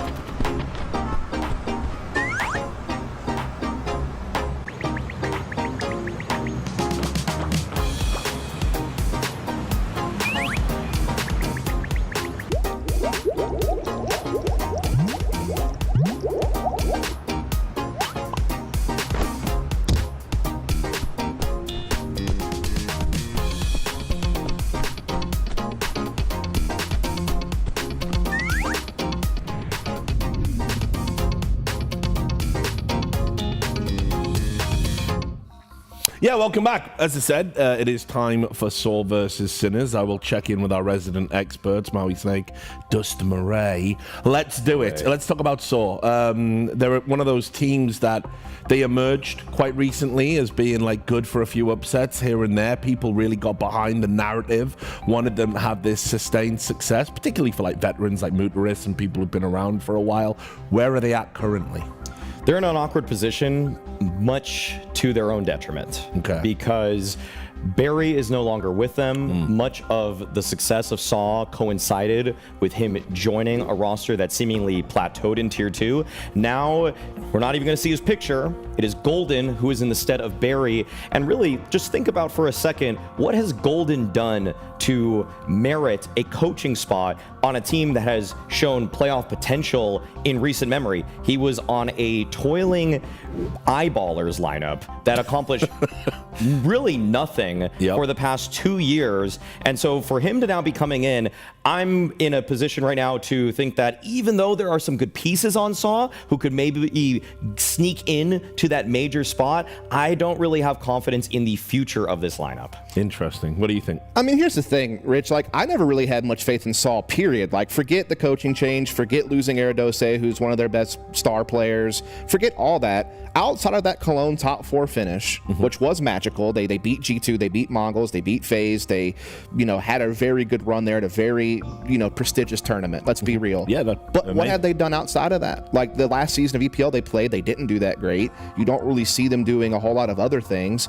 The one good thing going for them coming into this tournament outside of their Cologne performance with their core is the fact that they were able to win that Challengers Katowice event, but they did so against pretty weak opposition. Now, I will say, at least Agile looked good, like their new fit to replace Aradose. Like, that is certainly good news because he has very big shoes to fill. That was a superstar player, in my opinion. But I feel like this team is just going to be heavily reliant upon U-Jerks being that aggressive rifler that creates space for the team, and then Stories AWP. That's like the two pieces that have to work for them to have a chance. Yeah, and obviously they're going up against Sinners. Let's talk a little bit about these guys. Obviously another one of those like kind of classic like tier 2, tier 1.5. They're always out there, they're grinding, they're working hard, and now they've got this opportunity to come through the RMR. Hugely important to make a statement here. Well, the problem with Sinners is that was the story for them in 2022, and they more or less fell off of everybody's radar for the last year and a half. When they were at that Antwerp RMR, they actually lost 2-3 to Bad News Eagles, and unfortunately for our sake, we then had to bear witness to 3 majors consecutively of Bad News Eagles just upsetting our favorite teams. So Sinners, I blame you guys. I put all of the blame on you for making us watch that story unfold time and time again, and to actually spoil FaZe's runs. I know you didn't take FaZe out of those, but Bad News Eagles did, and it's your fault. Yeah, I mean, Sinners haven't really done a whole heck of a lot. I mean, they've only played like 2 local lands against like fellow Czech teams like Eclot, Sampi, and Unity, and they didn't even win those events. Online, they've been very wishy-washy. You got the man in the middle, though. The veteran. Yeah, I mean, gotta mention Oscar. Oscar's certainly still doing pretty well with the AWP at the age of 33. Obviously a veteran, been around since the very early days of CSGO and still has it individually. I think the other big people that you have to look at for this is going to be Mikey and Marisco. Like, that's kind of their 2 big playmaking riflers that they're going to have to get a lot of value out of to have any sort of hope at pulling an upset here. But if there was going to be an upset, I really felt like the best chances for it were Cloud9 versus FaZe. And then maybe this one just because Saul has a new fifth coming in. I don't even think there's a super clear favorite in this one. Like, Saul's the clear favorite. Come on now. Saul should be the favorite in this one, but I mean, with the changes that have come into their team, I think they're just kind of riding off of the high of their previous roster, still trying to make that sort of structure work. But as they're trying to press forward with this new lineup, I don't really rate them nearly as highly. Yes, I had them making it through in my 7, but it was almost just because of a lack of options. So yeah, I also want to bring up really quickly, like you went over Mikey and Marisco. Shock to me is probably the player that's going to get picked up from this lineup. He's the anchor player for them, and honestly, he's kind of got that sort of what was before neo-frag for this team as the rifler. Unfortunately, he said too many slurs to keep him on any kind of team for any length of time. Shock probably doesn't have that problem. I think he's a little bit more well-adjusted. Yeah, a bit more professional. No, Shock's a good pick. I mean, he's got kind of one of those extremity players that's kind of like more of a flex rifler where, yes, he's not like in the main attacking group, as you could say, for like entering and map control, but, he plays kind of the the edges like A on Ancient or A on Anubis, and so he will be called upon in certain situations to do some entry or trading work, and he is very good at that, and as you noted, very good anchor player on the CT side. So I agree, Shock's definitely a prospect. I just feel like if you want to have impact at this event, Oscar has to be that veteran opper for them and the lane environment that can perform, and that's jumping on that point. Right? On. I've always got this thing that I talk about every time I work an event, so once every 5 years or whatever it is, right? And it's the concept of being a LANimal. People that are good at LAN, better at LAN than they are online, thrive on the environment, and Oscar's one of those dudes. I mean, I've watched him a long time. You have to understand, it's only that he's kind of just a very, let's say, specific personality. His career hasn't been better. Hold that thought. We'll come back to it. Got the veto coming in. Where's this going, boys? Oh, Nuke getting banned that early kind of surprises me. I could see this going either Ancient or Inferno. Oh wow, they banned them both. What in the world? Gonna let it go to Vertigo. It hurts. I'm a little bit concerned about that for Sinners. I mean, obviously, when we talk about them in 2022, they were one of the best Vertigo teams in the world. Very different core now. And by the way, their new permaban in, I think it's Anubis now, it was Vertigo right before that. They actually recently switched to Anubis being their ban because they were banning Vertigo for months. So I'm a little bit curious. Maybe they found they've reinvigorated themselves on the map in particular, but they aren't really that seasoned on the map as we might remember them being a couple years ago. It's actually worked out pretty well for me as well, because I can probably have a Brexit on the Oscar talk now with Vertigo coming up. I don't know how much he's going to be able to take over the game on that map specifically. So one thing to note, like the way that Sinners got here was in flawless fashion through the closed qualifier, and in the closed qualifier, Oscar did not lose a single opening duel. Like, that's what I'm saying. That was unplayable. That didn't even make sense. So I feel like that needs to calm down. There needs to be a regression to the mean in some capacity. But the reason that I actually think that an upset is very possible here, I would take Oscar any day over Story. Like, no question asked. Like, Story, for me, was the weak link of Saw throughout many of their runs. And right now, I think that Oscar has shown better form for the last month easily. All right, guys, let's make it an opinion party. We'll get the casters in on the big screen. All right, then, guys. So what do you think? Are you enjoying the analysis down here? Are we hitting our marks? Y'all are crazy. Y'all have absolutely lost your minds. He's saying y'all. Y'all, all three of you. You like that? No, I don't. I hate it. Never do it again. Look, I'll touch on this, Richard, because you talked about Oscar a lot and the personality and holding back his career. One issue Oscar's always had throughout his career, his positioning, sometimes his decision-making. He's one of those operators that can go crazy and have impact, but I think trying to overextend sometimes backfires on him. Sure. That could happen again here as well. But when he's in his flow state, Dinko. When he's in his flow state. Yeah.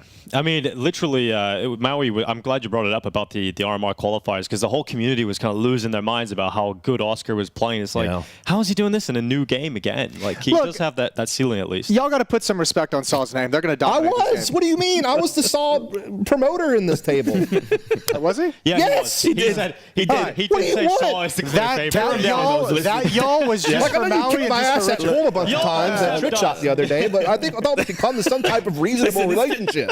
Welcome to the club. This is how it works. All bullies, of course, behind the scenes. Camaraderie feels like it's at an all-time high, though, so I think things are going well. No, I won't lie. I was making a coffee during most of that segment, so Gus said that Saw are the clear favorites. Maui disagreed. Nice. Okay. There you go. So now you're up to speed. Anything to look out for Saw, in your guys' opinion? Because we've talked a lot about Oscar, but I really like that U-Jerks player. I think he's like something special. That's what I was going to bring up, is when this Saw team kind of popped into the scene and started looking really good, it was U-Jerks and Eris Dos over at that A-ramp who are just bodying people down A-ramp. Obviously, they're missing one of them now, so U-Jerks over at that ramp as well. If he still has that cohesion, he can be a beast. I think he's a good player. Yeah, we've seen U-Jerks at the last RMR as well when they made their first major with Saw, that he was kind of one of the standout players who took over the server and had some massive over performances compared to anything else in his career. So yeah, if he can kind of get back to that level at the RMR again, then sure, why not? Richard, who are you going with in this game? You know me, I just like to watch the shooty bang bang. I do know I don't understand the game on a conceptual level. I'm just ready to admit it. It's all it was true the whole time. I don't know what's going on. This guy's a Dota host. Yeah, exactly. Hey, you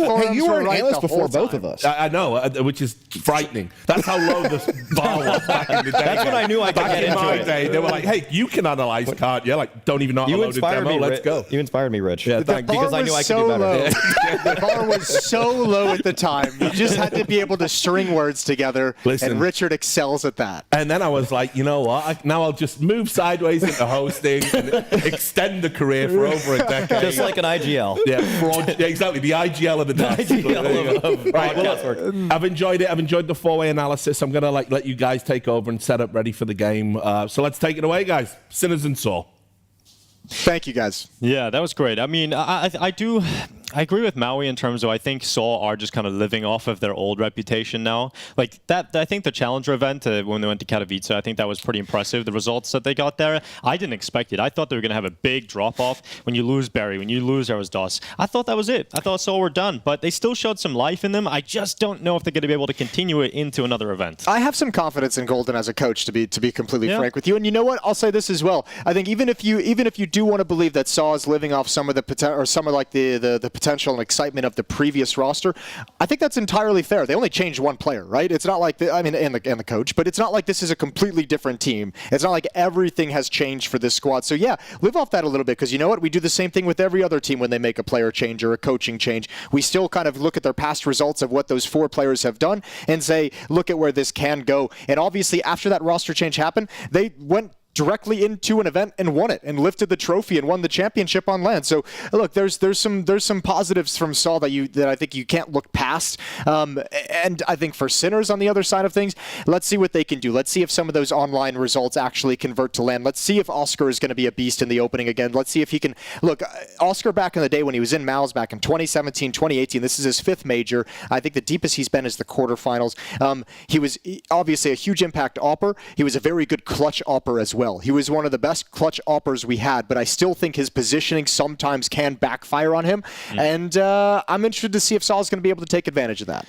Yeah, that quarterfinal was back in 2018 as well, at the Boston E-League Major. So a long time ago, he was in that Mouz roster. It's been a very long time since we've seen Oscar do anything sort of significant.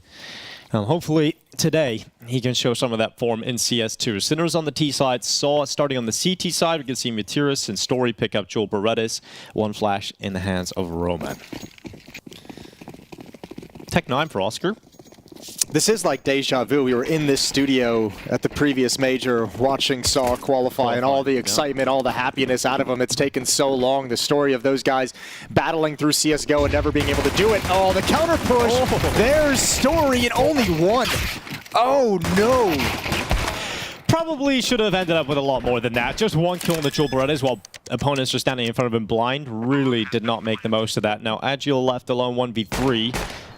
Didn't even need to be a ton of kills, but at least a second. Yeah, a second as well. Yeah, that something would have been brilliant there. But when he gets only 1, the defense is not strong enough, and Sinners break through with the bomb plant. Agile's coming close, but not going to get close to the round win at all. Hold the phone. I mean, you are right, but hold the phone. No, all right. Let's hear you. Have it back, Jason. Yep, hang There's it up. The phone. Hang it up. Hang it up. We got the cable phone still, Jason. Yeah. I am very old school like that. Yeah. Hang the phone back up. Did you even live a life with those phones? Or were you straight into mobiles? With the landline phone. Yeah. So it was on a wire. Yeah.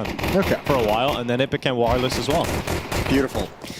1-0 piss around for Sinners. They get away with 1. Yeah, there's Story's reaction. I think he's thinking the same thing we are, which is, how did I not get 2, maybe even 3? Yep, true. But here comes Sinners with their buy. Saw a 4-spot into this one, and it's quite fast from Mikey. So he's charging up with a back 10. I think you actually, if you're, oh, they're going to go with this flashbang. They want to go early. There's the first kill. Oh, it's dangerous. Smoke broken open. Beastic trying to hold them back. It's the AK-47 of Morisco that's doing work and settling down this aggression. Well, it's chaos. Absolute chaos in the B-bomb site, but a moment to breathe. Shock is coming through middle.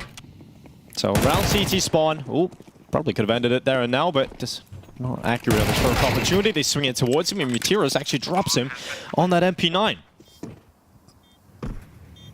There's another option for a close quarters fight against Oscar, but they're not getting back into this. Take that Galil away. Take that MP9. And it wouldn't be a bad save at all for Saw. So a 2-0 lead for Sinners. Got chaotic in that B-bomb set. A lot of early fights. And Saw wanted to get the jump on them before the bomb was being planted. A nice quick just rush from Sinners. So just Yeah. like, we don't want to faff around with any kind of a default, messing around with the map. Let's just get up the stairs. And there's risk involved in that, right? Like Yeah. you could run into the B stack if there's one set up for you. Absolutely. Could have ran into a nade stack, player stack. But they didn't. They got a nice easy bomb site. Relatively easy. Oscar going to try and take this weapon away, some spam through the wall, but that dink keeps him at bay, and they'll just call a stalemate. 2-0 for Sinners, getting started on T-side Vertigo nicely.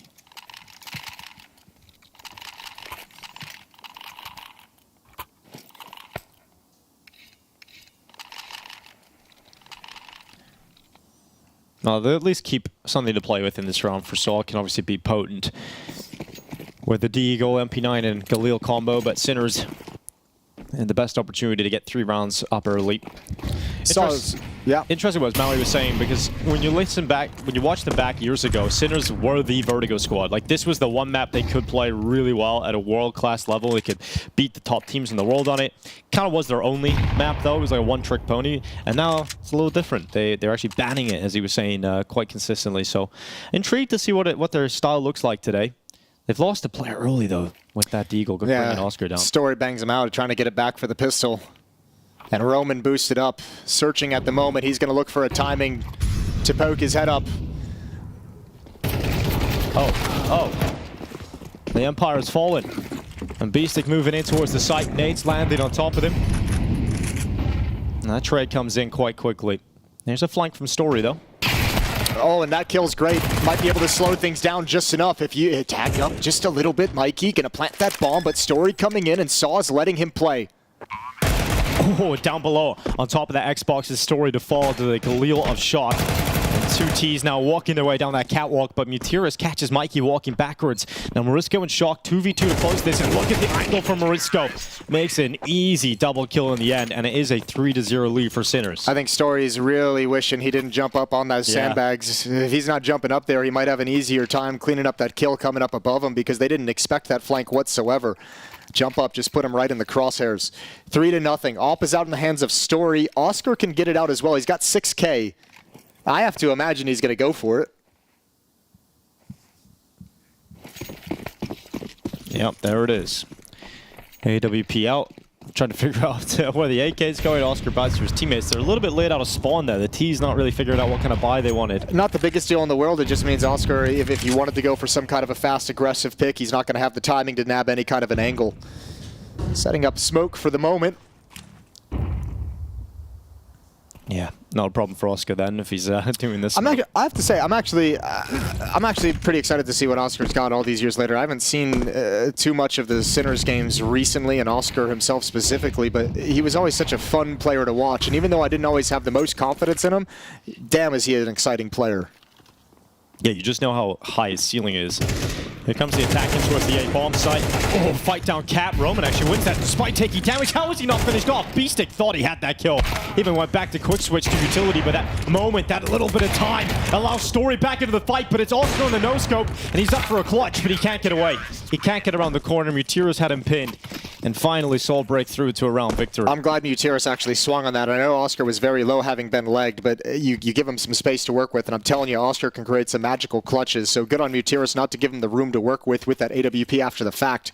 1-3, but Saw feels like very, very lucky to get away with that round win. A lot of pressure, a very passive defense. You mentioned Roman able to stay alive for a very long time.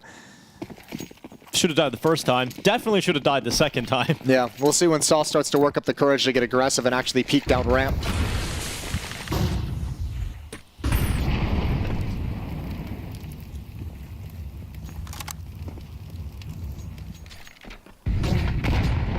So a little bit of a change-up. In that previous Saw iteration, it was Udrix and Erisdos taking the ramp fights. Roman was in a more supportive role. Now it's going to be Roman and Udrix as the initial defense of the A ramp, with Story as the offer kind of coming over in support. There goes the new player. Mikey finds Agile, and a 5-on-4 for Sinners T-side.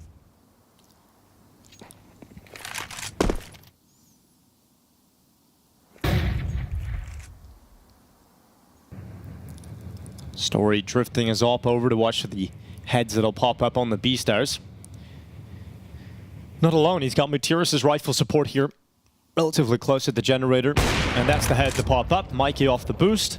And straight away, Story reveals the AWP's positioning in the most violent of fashions.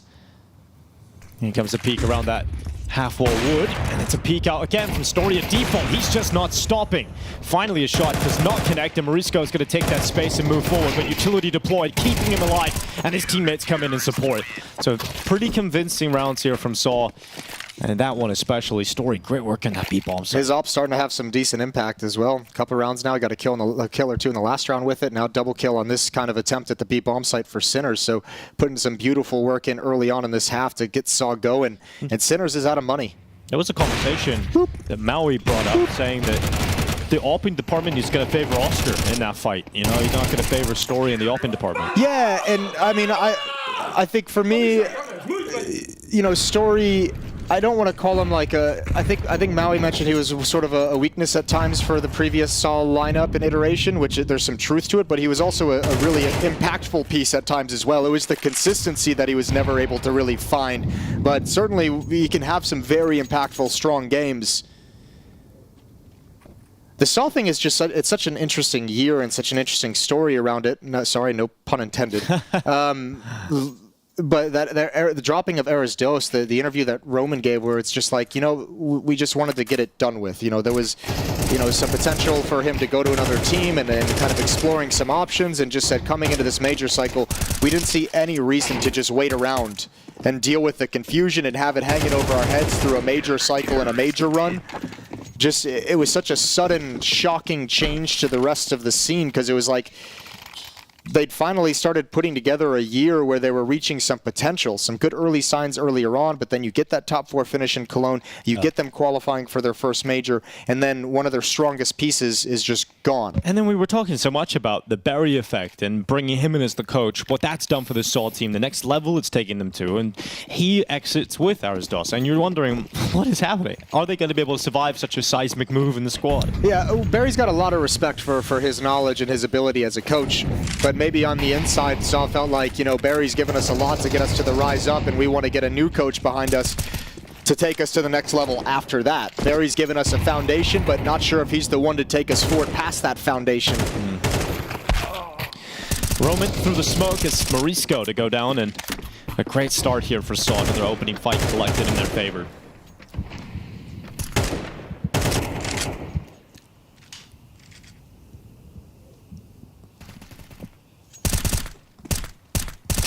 Shock has been touted as one of the players to watch. Hasn't necessarily had the strongest start for him, and I'm sure he'd love to get into the game soon enough. And the pack of players now gathering at the bottom of the A ramp. Roman just jump spotting. Eventually we'll get information that he can work with here. There it is. And he actually took a lot of damage there, didn't he? Yeah, but it's all good. I think the one scary thing for Saw at the moment is the utility factors. So Sinners have played this slow. They've got an advantage of smokes and flashbangs. This is a really good clearance from Agile. He's going to start getting a really fast flank when the utility starts coming in, and 4 defenders are here because there's only one Molotov on Story. That smoke is not going to do too much. Sinners already passed it, but the longer they wait... Yeah, such limited time here. Gets scary towards the end of the round. A lot of CTs here, a lot of defense to get through. Excuse me, that smoke is actually pretty lovely to defend scaffolding in yellow. Oh, blind. Great flash. Great flash, but Roman still steps up. He crosses into the open. Story's off chiming in, and it's shut down by Roman. A 4K in this round on the defense, and Sinners can't stop him. Yeah, very one-dimensional and telegraphed from Sinners. Roman gets all that information, sees 3 players coming out, and with a player with Agile pushing the B stairs, it's like Saw's like, we know they're coming A. We know they're coming in this direction. That smoke does end up having a huge role to play. No one from Sinners can actually attack up scaffolding. All 4 players coming up ramp, and an easy defense with the numbers. Ciao, ciao. I love the idea that he's just talking shit to the other team in like an isolated hotel room. Yeah, waving into the camera. Just talking smack for his own benefit. I like they're still bringing that energy.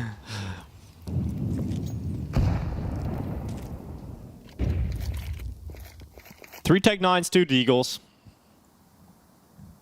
You mentioned earlier today the fact that we were in this very studio, this environment, when we watched Saw qualify for their first major. But you were also here years ago when Jame and VP ripped it from their hands when they were seconds away from qualifying. It's been quite an emotional roller coaster, not just this year, but... Do they negate each other? Is it now like an even playing field? It is, I guess. They got to do it again. Well, a little bit of damage done, 1-for-1 as Sinners look to try and pressure their way in towards this A bomb site. Utrox has dealt with Morizco, made it look so easy. Just slaps him away. But that bomb plant, that's huge. Yeah, you don't need to risk coming through the smoke to stop that plant whatsoever. You have such big advantages, but you're going to do it anyways. You come through after the bomb goes down. Oscar's got one. Tech9's got some room to work with. Story's hoping for a follow-up peek. That's not coming. So 2 versus 3. Oscar, a chance to do something crazy. He actually took down the AWPer. And now Oscar in a position of power as he moves into the open. M4 picked up instead. Mutirus goes in towards him. Oscar finally dealt with, so it's all on Shock. And this Deagle looking to close it to tie up this scoreline. Time ticking. Deagle into the open. Mutirus goes down. Time is a problem, and they're not taking him out. Shock just needs to stay alive, and there's no more time to win the round. Oscar on the Tech9, closed off by Shock. Sinners walk their way into the A bomb site with pistols and come out with a 4th round win. Yeah, but why are you not defusing inside the smoke? I don't think it was perfectly on top of the bomb. Was it that far off that you didn't want to risk it? I thought it was on the side of the boxes where you could actually get an angle inside that smoke. But yeah, I mentioned as this game went live, Oscar historically has been such a phenomenal clutcher, especially with the AWP, but you can see it in that round. You can see the way he's moving in that 2 versus 3 of being able to isolate fights, of staying safe, applying pressure without being committed. Yeah. And Oscar does just enough to burn time off the clock. Yeah, you could see on his first peek out to the elevator, he realized that the player that he would have to fight next had an AWP. So he could come back and he realized he could peek it again if he moved fast on the angle. So great work from Oscar, and speed is certainly the idea here for Sinners. There's an Oscar opening. Story dead, but traded back elsewhere by Mutirus onto Mikey. All right, Morizco leading the way. Into the open. Again, oh my god, that is quick. That's nasty. Ujerk's still alive though, and they got to be aware of that. The A defender is still here. Oh my god, he's just slipped the net. Round the back! Nearly a triple kill. That would have dropped the bomb, but he's drawn these numbers even. Equilibrium established once again. And Achille moves out towards headshot, hops up, takes B-stick out of the round, and Shock takes one look at the time and realizes there's a lot to play with. So now that all of his teammates are dead, he's getting away from that A-bomb site. Yeah, going to start shifting over to the B side. When does Mutirus and Agile put this together? I think they're just going to confidently play together regardless. So now Shock picks up the pace. Good call. When Mutirus and Agile hear this plant go down, they'll start shifting over. And again, it's about baiting that low HP player. Let Mutirus go in first. Let him kind of figure out the positioning. And Agile, you got to be ready for the trade. Newest addition to Saw's roster is going to have a big role to play. And again, you've got to smoke for the bomb. Once you get into this site, this time it better be placed perfectly.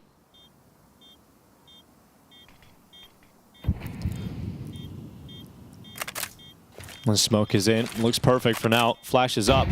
No one's sticking it though. No one on that defuse. Mutirus actually goes down through the smoke, and time again will cost him. Agile chasing down Shock on the stairs. And once again, just staying alive. Shock wins the round.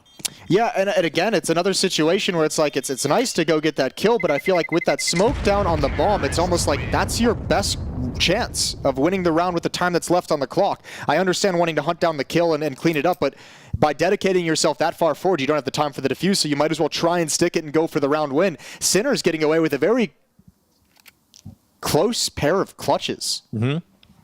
And it's devastating to Saw on the CT side. Yeah, it's building up a convincing case of this T side for Sinners, and they're going to go take their first tactical timeout. They have a lot of money on Shock, so he can drop anybody who's a little bit weak for cash.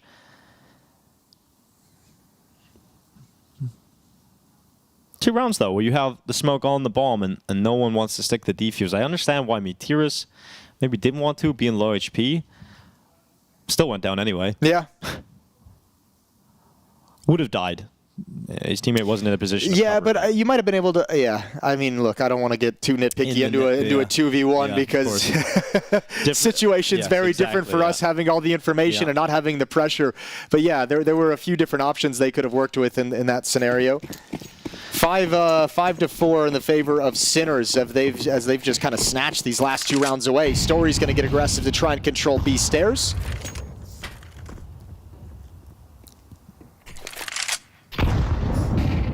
Roman gets for a peek with a flash, and he's just jump spotting, as he usually does. This time taking no damage on board. So Sinners a little bit more mid-focus in this round with 3 players and Util being put in place. Haven't seen a whole lot of mid usage yet. At least this heavy.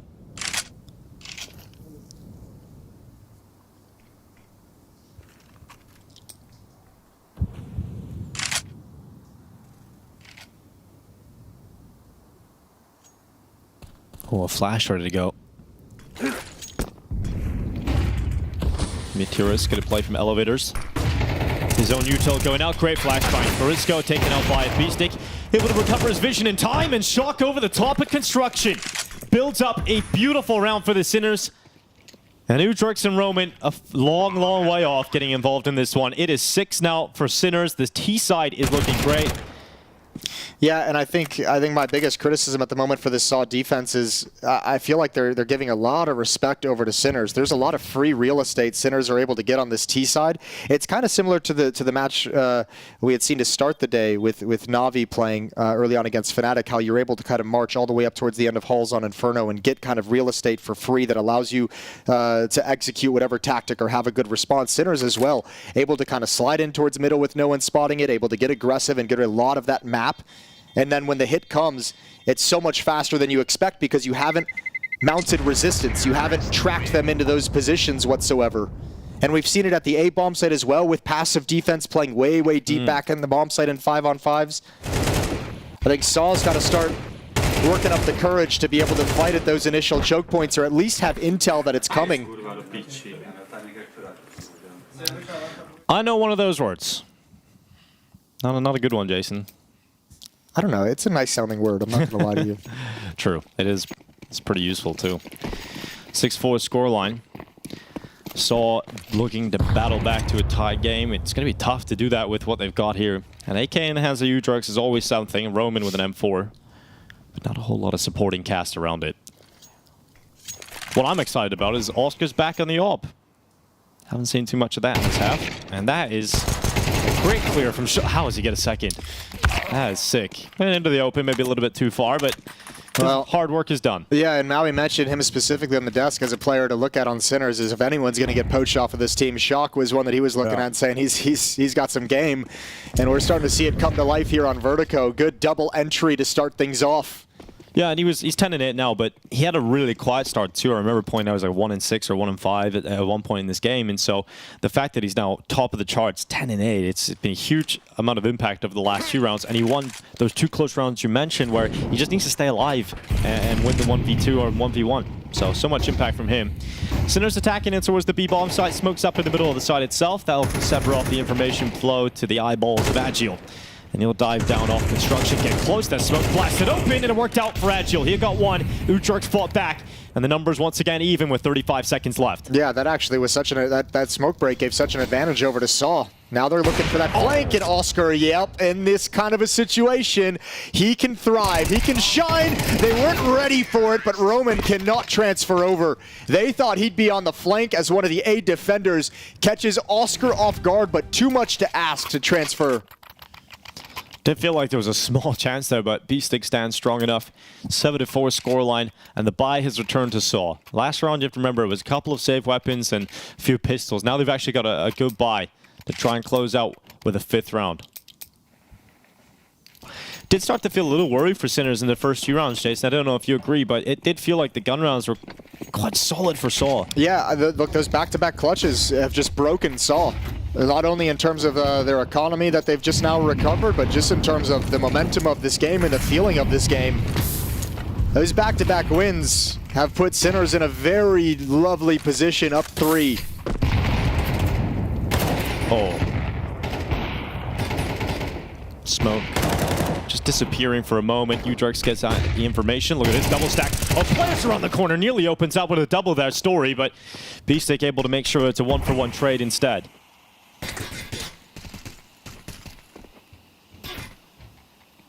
Don't want to get caught behind that smoke, Mikey. Oh, the shadows. They're just too good in that position. If the CT has that angle, you just know they're coming. Well, I like this from Sinners as well. They just patiently waited behind that smoke, and they just know they're eventually going to be able to retake it for free. And look at all the utility that SAW had to burn to kind of maintain that position. Flashbangs, Molotovs, grenades, smokes, all of that It gave him map control for 30, 40 seconds that you don't normally have, but it hasn't put a stop to anything. The boost, however, will shut down Mikey. Oh, yeah. Oscar with the colliding. He's fired up now. Blood in the water. Oscar drinking it up. And it's just one player left. It's Mutiris. We waited all half long for a big round from Oscar, and we get it right at the end. Yeah, that little confidence, the flex. And again, it's such a passive defense. So much room to work with on that execute. And Oscar's got space to set that up and line it up. Roman and U-Jerks miscom, double swing at the same position. And Oscar loves it. Great round to close out for Sinners. A great half put together. 8-4.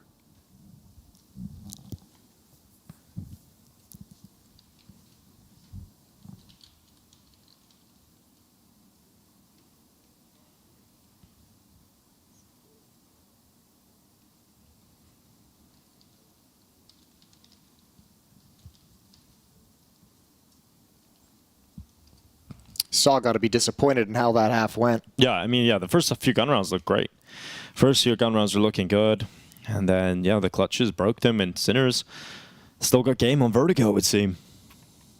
Yeah, it doesn't just disappear. Yeah, still got something there. I mean, it is a number of the players. It's like riding a bike, Dinko. The first few rounds are a little bit sketchy as you get your feel back. Yeah. And then you just kick things off and you're good to go. And then you start cruising down the road. You just start pedaling. Yeah, heading to the ice cream store. Ice cream shop. When's the last time you rode a bike, Jason? I mean, technically in the gym the other day, but it's been a minute for an actual bicycle. Let's go for a bike ride. 8-4 though, as we get into the pistol. Sinners a strong lead as they look to try and build on it. The Drill Berettas, they betrayed Story in the first half pistol. Let's see what they can do for Morisco. U-Jerks charging up. Oscar's going to detect a lot of information and steps towards his position. And oh, Drill Beretta's not working out for Morisco at all. Good timing on that peek from Mutiris. Let the ramp players make their presence known. It actually pulled the defender away. Oscar's going to get aggressive and he's going to get punished. U-Jerks shuts him down. And this mid and B-centric stack for Sinners is in the wrong place. It's been picked apart. Agile has no idea there's a second player. He'll call it out. And now Saw's like, all right, well, at most, there's one player here. Let's just hustle in. Bomb has been planted. Well, Shock hustling back, but looking to be silent about it. He could make his way out towards the catwalk. At range, Mikey challenging down into the sandbags player of Story. Got to start getting a move on now on the CT side. They got a smoke and a flash available here for Sinners, but no kit on any of the three remaining players. And they've got to move. Oh, U-Jerks and Story making sure that this round does not go in the way of Sinners. A convincing close to a great round here from Saw. Yeah, let's see if they can turn this into a comeback. Let's see if they can start mounting it. 4-round deficit at half, now cut down to 3 with the Pisteron victory.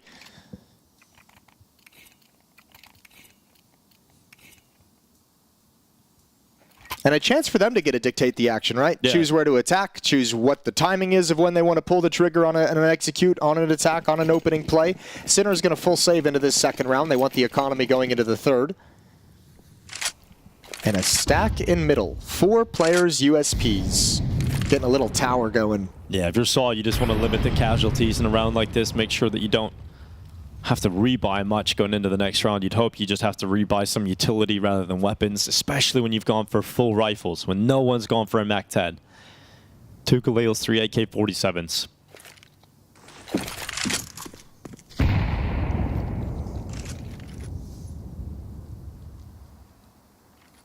Gonna start making their move now. Oscar, it's his job to just spot.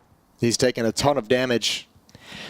Would be a good time to announce that Falcons are playing their opening map here at the RMRs. They're playing against Eclot, and that's going on over on the secondary stream. All right, Diego, tell me this. Yeah? Because I don't want you to spoil the scoreline. Yeah. I just want to know. How's Simple going to do? How is Simple going to do? I mean, against a team like Eclot, I would hope. At the end of this RMR run, are you at the end of this RMR? At the end of the, not in the game. At the end of this RMR run from Falcons, are you going to be? Do you think you're going to be disappointed or pleased with Simple's performance? Pleased. Okay. I'll be positive. Sure. I'm going to go with pleased.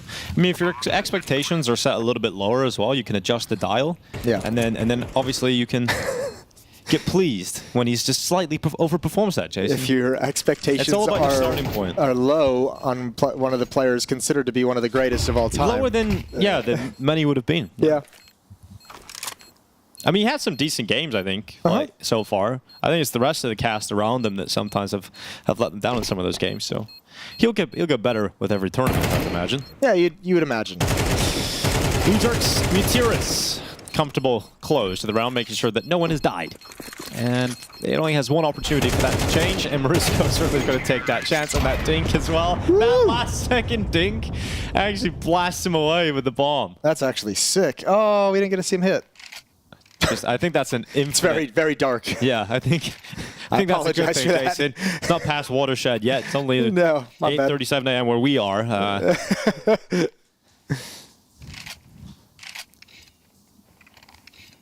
2-round lead.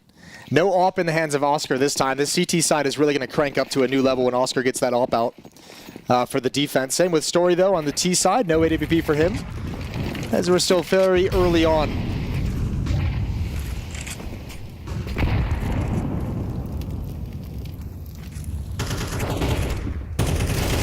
Jerks up onto the Xbox, getting traded 1-for-1 by B-Stick at the sandbags. There's a slight problem for B-Stick. He doesn't have a smoke. So if they mollied him, he would not really be in the best position because his teammates don't have smokes around him. So he's playing in front of the sandbags, not just hiding behind them. And he doesn't see any continued pushes here from Saw. Yeah, he's loving the safety of this waterfall smoke that's thrown out. Sinners go very passive at the B-bomb site and middle with only one defender keeping eyes on both. They'll have to change that up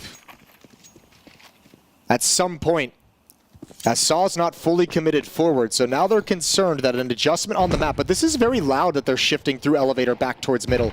And Saw's hearing all of this directly beneath the A bomb site. With the verticality of this map, Saw's been able to gather a lot of information because Sinners is being so loud.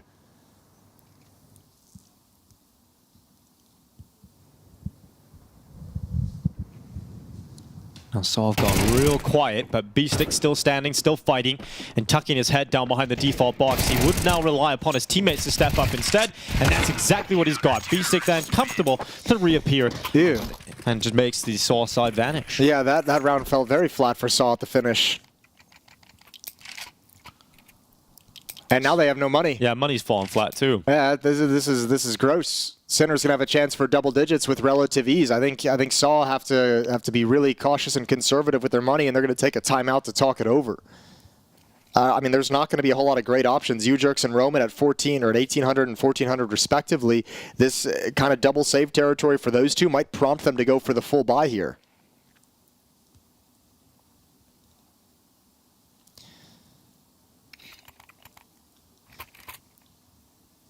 It's got to be a very difficult situation for Agile, having a tough opening map at this major. They're at the RMR, 5-9, 34 ADR. Not the most beautiful stats, but you're stepping into a team for their star player just after Roman and Mutiris had spent 10 years trying to qualify for majors and had just started and had just won their first and just qualified for their first one back in Copenhagen. And now you're kind of the new guy on the block trying to continue that legacy with big shoes to fill.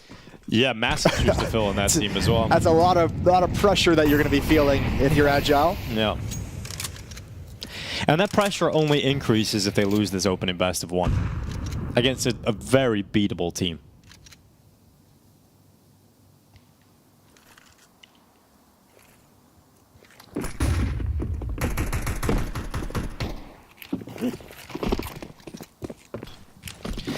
Executed towards the A bomb site, smoke's going out.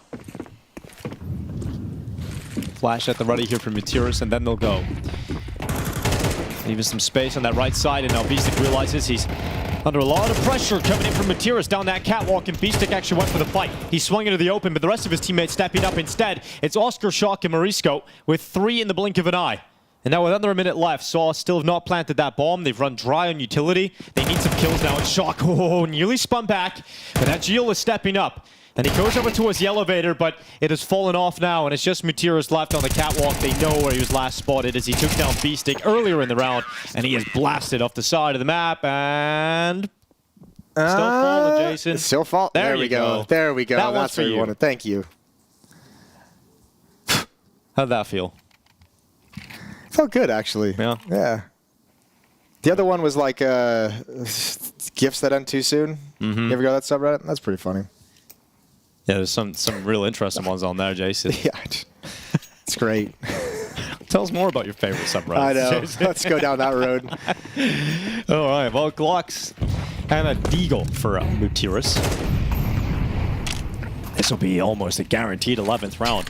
I mean, if you're Saw and you lose this game like 13-6 when you're opening against Sinners, ooh, that's a sting. I think most of it is going to be the fashion in which you lose it, not so much the scoreline, although of course it always sucks to get blown out to a certain extent. But I think looking at it, when they go back and look at that first half, I think some of the rounds they get exploited when they're passive. The 2 clutches they lost are just so heartbreaking. Winnable clutches as well.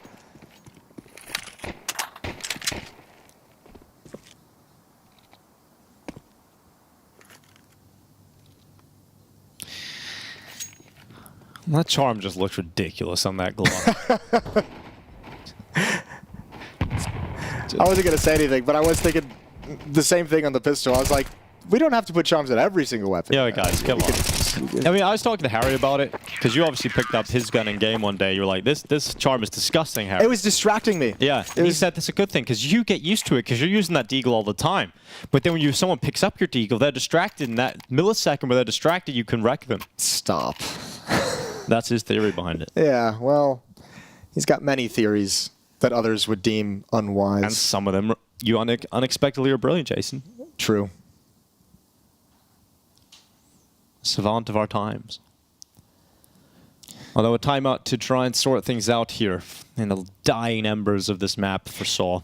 Sinners is doing all of this without an op in the hands of Oscar yet. Like, I feel like when that happens, like this defense is just going to get cranked up. Like we saw in the first half what he can do when he's got a little bit of room to work with the AWP. He likes being aggressive. He likes peeking into fights as well. He can just be a menace for Saw. And even without the op in the field of play, they've had a really tough time finding success actually progressing into the 8-bomb site. Like, the ramp fights are going okay, but turning that corner up ramp, turning the corner up scaffolding in yellow, those fights are going terribly for Saw. And they haven't even really tried the B-bomb site quite yet. And maybe it's part of the game plan. They want to establish success at ramp before they really try and exploit these B stairs. Oh. Mikey's all the way downstairs. Axial's low in the corner, so low, but still able to take the kill on a shock. He's in for a rude awakening. Axial with some 6 shots in this round. Probably should have died a long time ago, but Sinners get their ass handed to them in this one. Okay, Roman, that quick switch is sad. That makes me sad, Panda. Good job from Morizco. They can recover in this round. And look, Saw's nowhere even close to the bomb site just yet, so we're gonna get them starting to move forward. Bait the low HP player, see if he can get you some information. But there's a real chance Sinners can bring this one back in the 2v3. Utility is gone for Saw's attack, so if they just get delayed, CT side's gonna start feeling real good about this. And now they know the bomb's at the B bomb site, just a tap from Story. Yeah, that smoke making him uncomfortable, but it's still a difficult retake when you're coming in from both from the same side, right? You've got to get past the generator. That smoke they deployed is going to fade away soon, and they're going to use it right at the final seconds. Here goes Morizco forward. Story dies within the site. Agile's low, and what a great start to the rounds for Saw, but a disastrous finish as Mutiras is tucked around the corner. Morizco coming close, time ticking on it, and a headshot locked in. Sinners up to map point. And that is a disastrous finish to a beautiful start. Oh, it's utter collapse for Saw. Yeah, well, their post plants have... the only word that's coming to mind is really cruel. I was going to say pathetic. I feel like maybe pathetic is very strong, but their post plants are definitely losing them this game. This one, certainly in isolation, I have no problem using pathetic as the terminology for it. Agile did so much for them.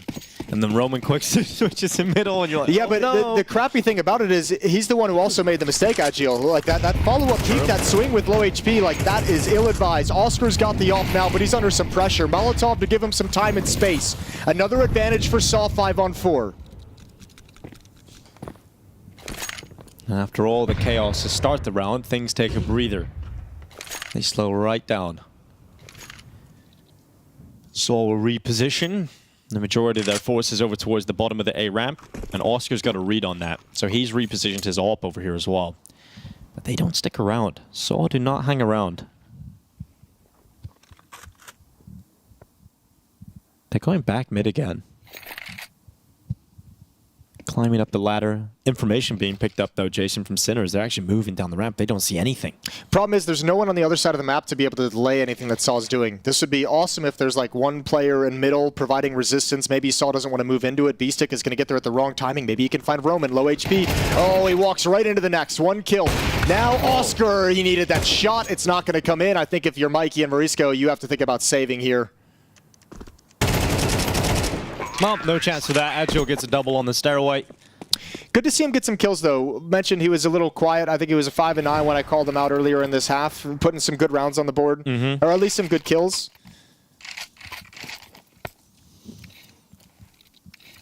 We got 2 in the last round, 2 in this one. Just some speed behind the start of this round from Saw as they went out middle. Although Sinners still have a very good buy, and they still have an AWP for Saul, Oscar, right? So now it'll still be a problem Saul have to deal with.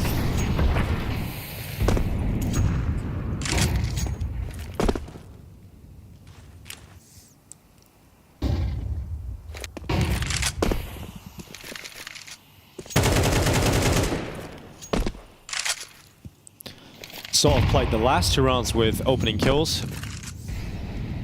Haven't had that chance yet. In round 20, but oh, bullet lands onto Beastic. Well, if you want to continue fighting on Vertigo and you want to actually give this comeback a real shot, this is the round you need to win. Money is gone for the defense after this. And they've had issues taking this bomb site. They haven't had issues taking control up to the point to where they currently are. It's turning the corner and actually progressing forward to get a bomb plant that has always been stopped. Oh, careful shuffling nades. Oh, boys, boys, boys. Not like that. That is very awkward. All right, everyone, let's calm it down. You can't be shuffling nades in an exposed position like that. Well, they got to the finish line. They have sort of tripped so far. I'll tell you what, if I'm Oscar too, I'm maybe a little bit frustrated just because, I mean, I'm making a little bit of an assumption in my head of who's communicating what, but if you're holding that line with the AWP and then you like your teammate maybe calls for a nade that you want to toss over to him and that takes you off the line and then they peek that line and get a double kill, that's a really frustrating situation to have happened. So who knows what caused it, but that's very ambitious and very, I think, lazy to not be in a safer environment to make that exchange. Well, you mentioned the money being broken for the CTs. Yeah, that's the extra thing on top of it. Now you're like, great, we just invested all this money. I just got the AWP. Now we're broken. And maybe a coach's timeout to settle it down.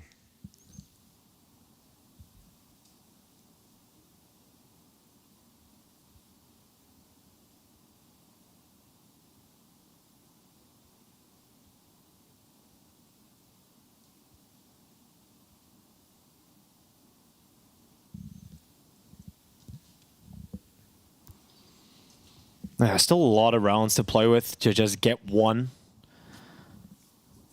But as we've seen many a time, in MR12 you can watch that lead disappear very quickly.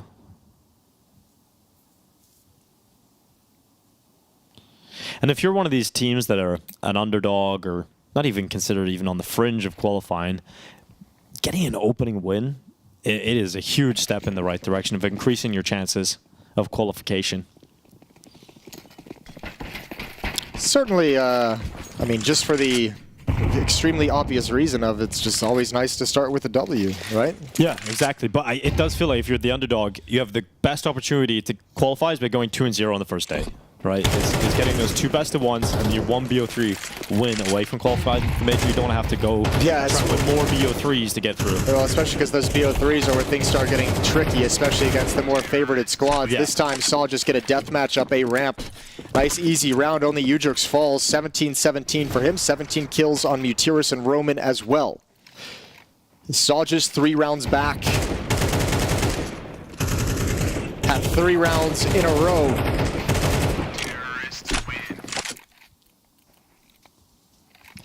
Oscar has enough money to get the AWP out again, but you mentioned earlier that capabilities on the CT side, we haven't even seen him have a moment where he can pop off on the CT side yet, despite having the AWP twice, right? Overwhelmed the middle in the previous round, fumbled in the last. So let's see what he can do now. Oscar's going to peek down into his ramp, but that smoke is up, and so that cancels out that idea.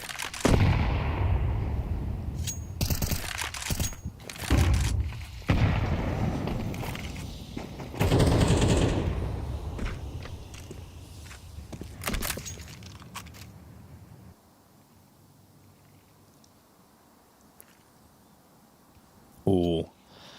Marisco around the corner on the short shelf. Ujerks is worried about a possibility of a boost in this kind of round. He's going to deploy his utility. Molotov goes up, flash over the shelf, and Ujerks forced back by utility from the CT side. He's not allowed to round the corner as short just yet, but Marisco, oh, he's forced back away from that position, so great utility here from Saw. Just trading it at the moment.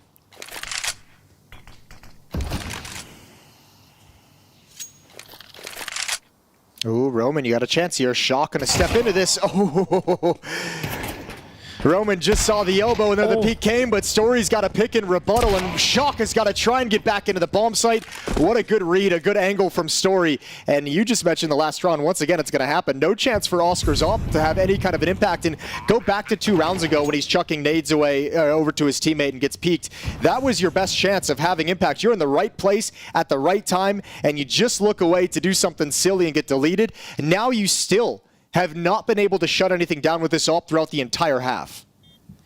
Ujerks is on the hunt as well. He knows if he can get any damage, it's massive. But Beastic in a good position to stop him. Mutiris is up next. Oh, he won't miss. Oscar will. And you can't lose this AWP. Oh, this would be so frustrating for the Sinners. This would be devastating for them. Oh, and the hunt is on and they lose everything. Everything's gone. It feels like we're getting overtime now. This is this map has completely changed. Especially when you consider the heartbreaking fashion in which they've lost these. The Oscar round over towards yellow where they're doubled up trading nades. Now this one where everything's ripped out of your hands, everything is taken away from you, and it's back to nothing with the money. You can half buy because the losing bonus has been built up.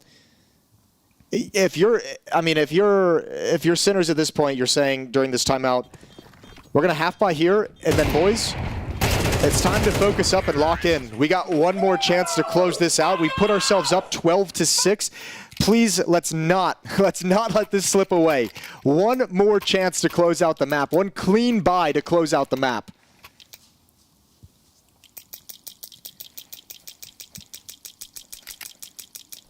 That's like, I don't even know what that is. Just clicking in my brain. Just the knife, isn't it? It's like conditioning. It's Morse code. If you really listen, Jason, you can find the secret message. 5 7s and a deagle is what Sinners have to play with, and I'm afraid you're right, Jason. It does seem like overtime is the most likely outcome now. Sinners have been unable to post up an interesting CT round.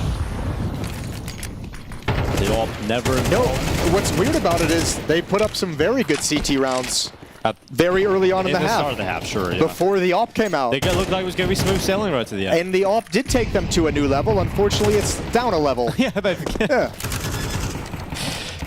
Details matter.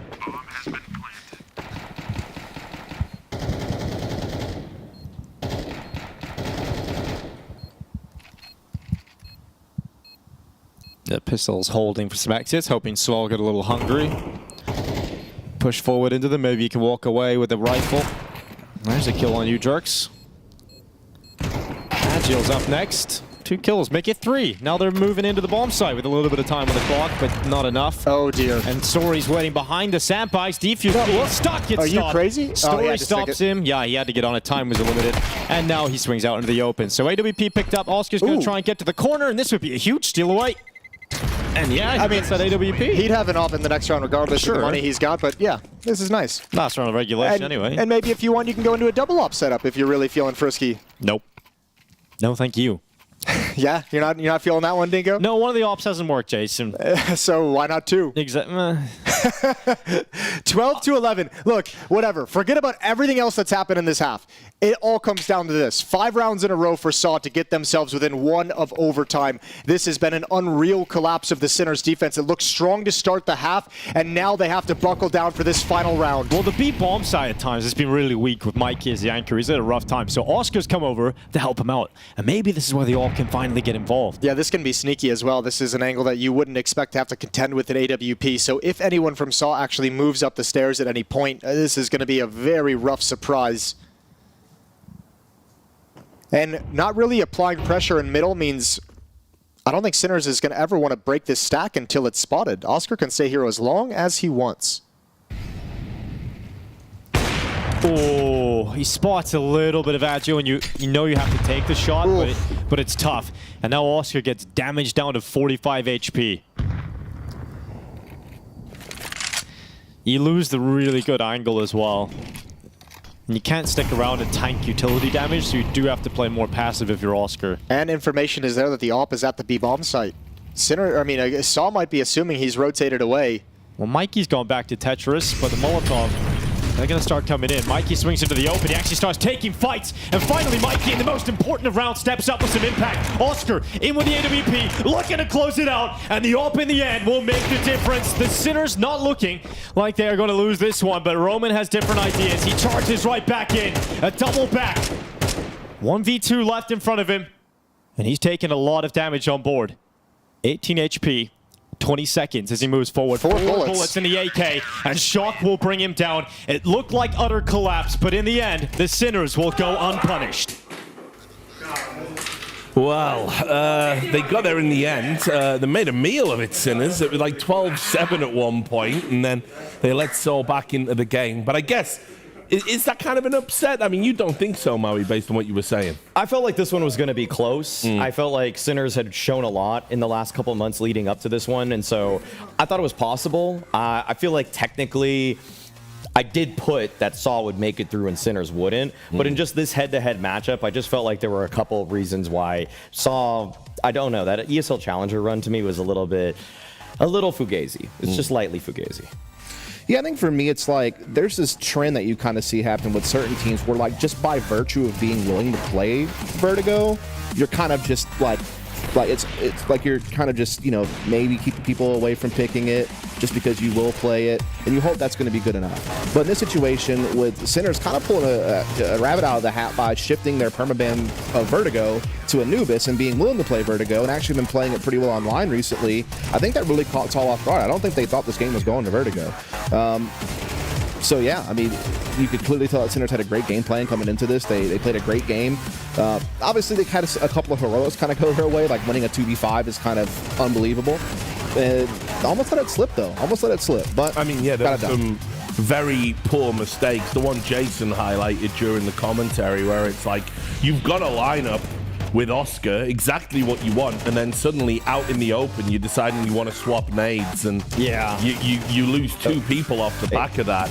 I mean, that was one of those moments where you were like, that breaks your mental. You might never come back from that. Hey, I'll say one thing, though. At Sinners, though, they had an idea of how to use nades, okay? I think that was the biggest difference maker for me in the first half, is that, yeah, sure, Sinners there in that situation looked like fools swapping the nades around. They knew they wanted to get it into somebody else's hands, but, like, SAW were they were not great at managing utility through the very first half of this game. They were constantly they were just bombarding ramp with practically all of their utility every single round. And it's why they only got 4 rounds in the first half, because by 30 seconds into every round, it's like they had 1 Molotov left and a grenade at best. So all in all, I felt like Sinners, despite the fact that they barely won this 13-11, it was 12-6, for example. Like Sinners kind of choked this back to make it close, but they gave themselves enough runway that they were able to get back up to speed. And overall, I felt like this should have probably been a 13-7 I wanted to say the actual strength of them disregarding choking factor. Yeah, I think that's right. I mean, I think the other thing you have to talk about here is, like, the big roster move for SAW coming into this tournament was Agile coming in for a star player in Aradoce.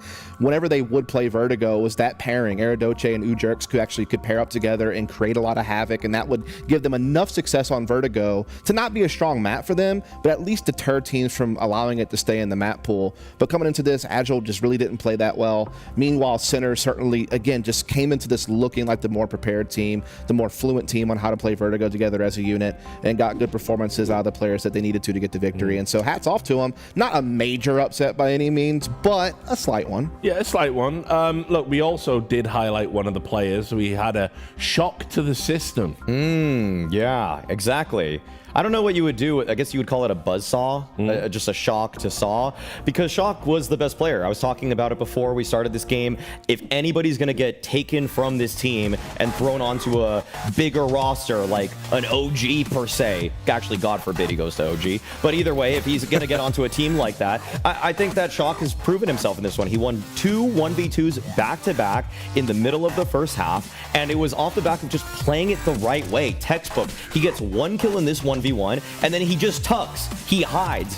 What do so many young players do nowadays? Overpeak. Exactly. They overheat. They get overstimulated. But Shock kept his cool. And so for that reason, even though he didn't pop off the page in terms of frags, though there were 2 moments in those 1v2s where he gets the first kill and just plays his time, plays the bomb, uses it as a teammate. And that's exactly what you want to see for a guy to be playing beyond his years, to make sure that he's not just getting too hot in the moment, too excited in those moments, and instead realizing, yeah, I can play for the win condition here, which obviously isn't going to always lead to the best stats, but the eye test shows that he obviously knows what he's doing. I think we got another clip, actually. We might have another one for you here, where we were able to pull some other highlights out from things he did. I'll throw this over to you while we just get that ready.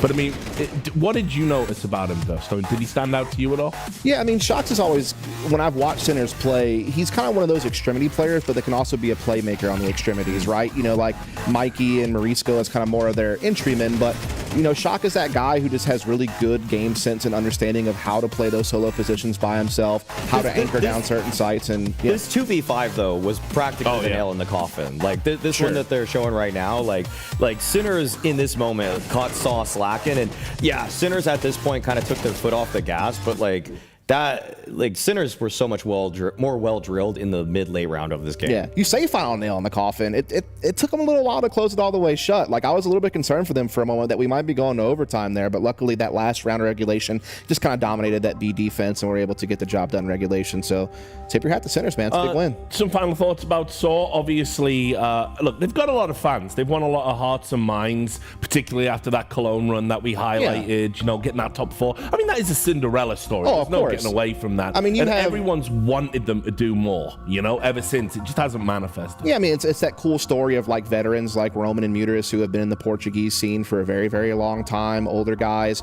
trying to bring in the young talent like E-Jerks and Story and try to make magic happen. And indeed, it did happen at Cologne, but unfortunately, just haven't really seen a lot around it. And then the big roster move, the coaching change. It's just like they were sabotaging themselves coming into this RMR. Obviously, I don't know whose end it's on, if it's on Saw as an organization or whether it was on someone like Aerodose just saying, nah, I'm not playing for you guys. I don't know what happened there, but this is one of the teams that was probably sabotaged the most coming into the RMR. Well, Roman talked about just the fact that they wanted to kind of cut the core because it felt like they knew that Eros Dolce was leaving, and so they didn't want to play one last ride with him or anything like that. That's silly to me, but anyway. I agree. I feel like there's no reason that they shouldn't have just played it out regardless. 100%. They're trying to bring up Agile right now, and right now bring he's him up just later. A little bit rough around the edges. He's just kind of a brawler right now. I'd say he's very skilled. Why are you going to try to bring this guy up in one of the most heated environments that you're going to play in all year long, trying to qualify for a freaking mirror? I guess so, but like, what's more important, having short-term success at this major or caring about 2025 before it even starts? The major's more important. I mean, come on. Couldn't agree more. I'd say sticker money is the most important thing. Exactly. You know how you get that sticker money? You play with your other star player, Adoche, okay? That's what I'm going to say. All right. Well, listen, I love it. Love the energy. Guys, we are going to take a quick break. When we come back, we're going to have yet another game, another best of ones. Make sure you join us. She said she loves you. But she can't love me. But I love you.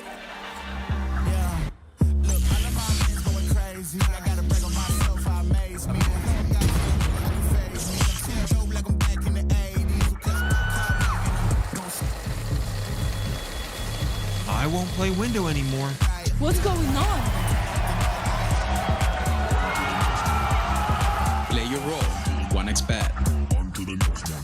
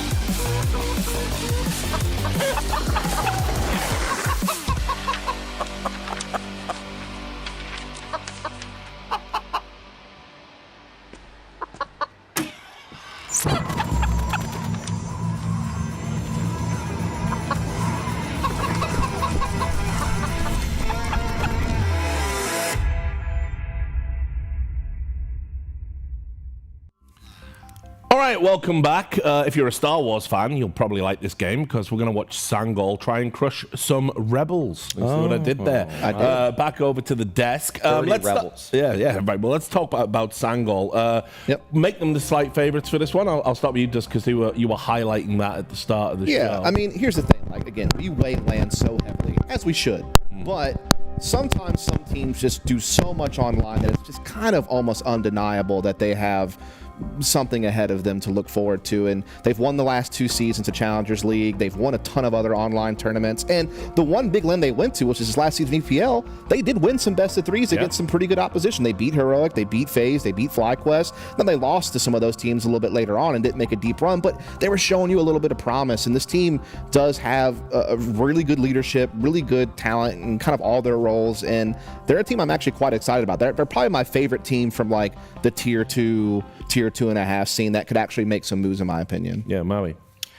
I think that the Sangal hype train is probably building a little bit too quickly. Okay. I feel like the biggest problem I have with this team is, once again, kind of similar to Nemiga, the Opera situation. Samey has been a detriment to this team, despite the fact that they have a lot of other budding talent. Xflout and Jota in particular have shown me a lot. I don't feel like you can sustain success, especially at this level, if you're going to have an Opera who's your worst player. So that's one thing that in higher level opposition, higher level competition, I like the Riflers match up well versus tier 2 Riflers, but the Opera will be quite obviously out of place when you're playing against any of the tier 1 teams here. The one thing that I think Sangal has going for them at this RMR, if I really just want to get down to the details, their seeding is very good. And so if you go through those majors IM sort of brackets, it seems like it's going to be very favorable much of the time. But I think that they're going to be let down very obviously by their op situation. Yeah, I think the only other issue that I think they will run into when we get into the best of threes is the fact that they permaban Inferno and their Dust 2 is pretty damn weak. So it's like there is going to be a vulnerability when they get to best of threes, even against weaker teams, where they could get a map stolen away from them. But otherwise, I think that rifling duo of Xflout and Jota, the Turkish riflers, one used to play for Eternal Fire, the other coming from Eternal Fire's academy system. So letting him slip, I think, was actually a big miss by Eternal Fire, in my opinion. But no, they have a lot of talent. I agree the same yacht situation is kind of a tough one, but I think they can still do well enough to make this major. Well, let's talk about Rebels. Some names people might recognize. I was shocked to see Innocent, obviously still going, still trucking, been around a while. I always felt sorry for players like him because obviously coming from the Polish scene, you were always living in the shadow of the great Polish players. And then that scene it felt like it had so much talent, but it just never bore fruit. I mean, they put themselves on the map earlier this year at Katowice, at IEM Katowice, where they were actually able to take down Cloud9 and M80 to make it to the main portion of the event through the play-in. But since then, they haven't really shown anything at LAN at all. And even at the recent Elisa Masters, which we were working, we didn't even get to really watch them play because they didn't make it through the opening group stage games. I know. I tend to mirror what you're saying. I mean, they did have like an okay performance at that Melbourne Challengers event, kind of near Katowice, where they came top 4. So that was kind of their other LAN that, somewhat went okay. But you're right, like they did pretty terribly at Espoo, and their online play outside of like one Alyssa Fall Invitational that they won, they really haven't done a whole heck of a lot. When you look at the team, the only player that really makes you have any kind of excitement is Flay, their opper. Actually, are pretty solid. Someone to maybe keep an eye on just individually, but then after that, it's just like everyone's just kind of okay or decent for their role, but not really like someone that I think can go up against an Xflout or a Jota and win a 50-50. Well, what I'm going to do is I'm going to anticipate the veto this time. I'm I'm starting to get a feel for the pace of the vetoes. They just come out of left field, obviously, because we're getting sent the information here.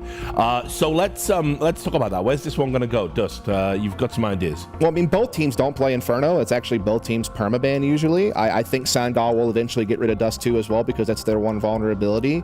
After that, I feel like both teams are willing to play Ancient. Both teams are willing to potentially play some nuke, so that could be some of the maps that go through, but yeah. I think you're going to be on point right here, Dust. Oh, okay. Actually, it's going to Vertigo again. Oh my goodness. Wow. Okay. I guess I was having some wishful thinking there.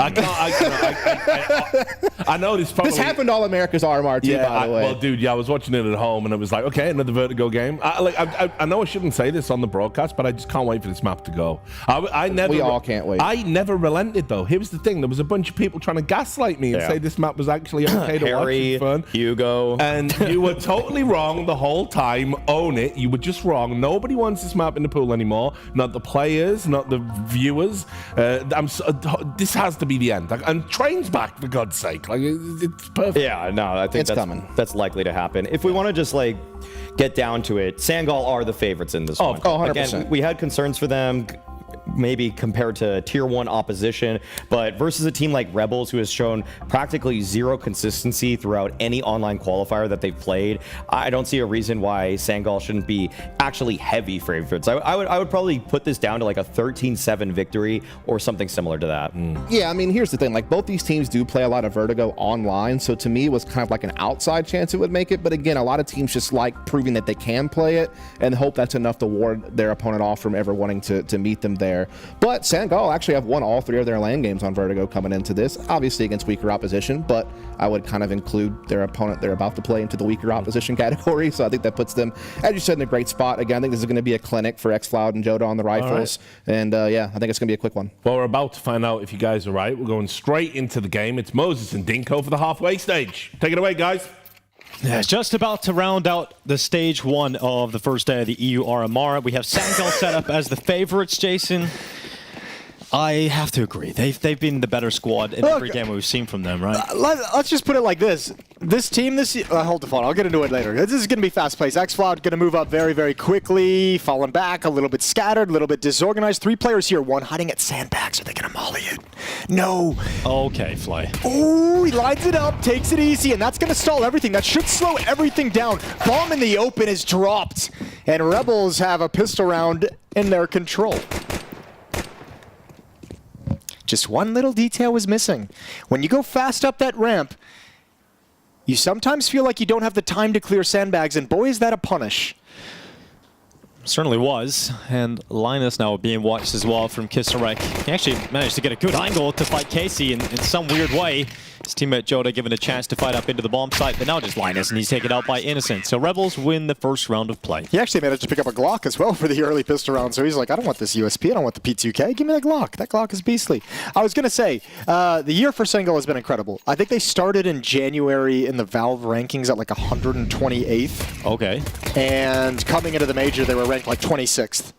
Like the rise, one hell of a jump. The rise they've had, and it's really cool too because with the new VRS system, like we've all like kind of hypothesized and been like, how easy is it going to be, or what is the process going to be, or are we going to be able to see teams actually rise up the ranks and qualify for the major through this system? Like, what's it going to be like if you have a team that just comes together with no points? How long is it going to take? And Sangal's is just like, we'll set the record. We'll do it as fast as We'll do it possible. in 8 months. They're actually 16th right now. Boom! On the Valve World Ranking, so they've climbed up quite a bit. 27th on the HLTV World Ranking. Good for them.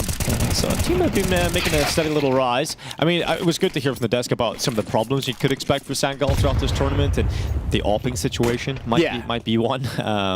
But they're going up against Flame. Look, it's not a perfect team, but you got to say for coming together, this ain't a bad year so far for them coming in. I know, you know, this is a full-blown international roster. Crazy Turkish, Swedish, Polish. It's a little bit weird over there. Kisarek with the kiss of death. 3 kills locked in quick succession. And 1 M4 went off the map. Well caught by the observant team. And Sangal going to invest up into the AK-47 straight away. So into the buy rounds. xCloud picking up his. And as pointed out by Dust, Eclot obviously played in the Eternal Fire squad and the best Turkish team.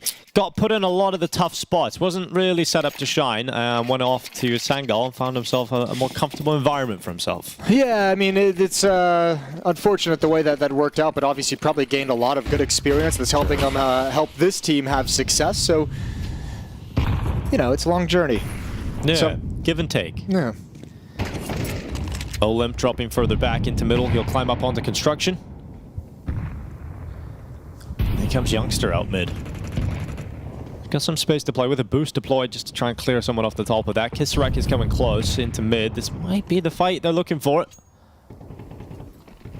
Reboost coming up. Oh, flashbang around the corner. Kisarek not spotting much, but he'll hear that dismount. He'll know there's two players around this corner. And he's got a teammate out in construction, and Eclot goes down first. Yeah, but they're calling 2 mid, right? And not that there's anything that Sangal can really react to. However, for all the positive talk about Sangal that we've had on the desk and opening this one up right now and talking about their rise to the rankings, this is a very slow start. Pistol round was wrecked.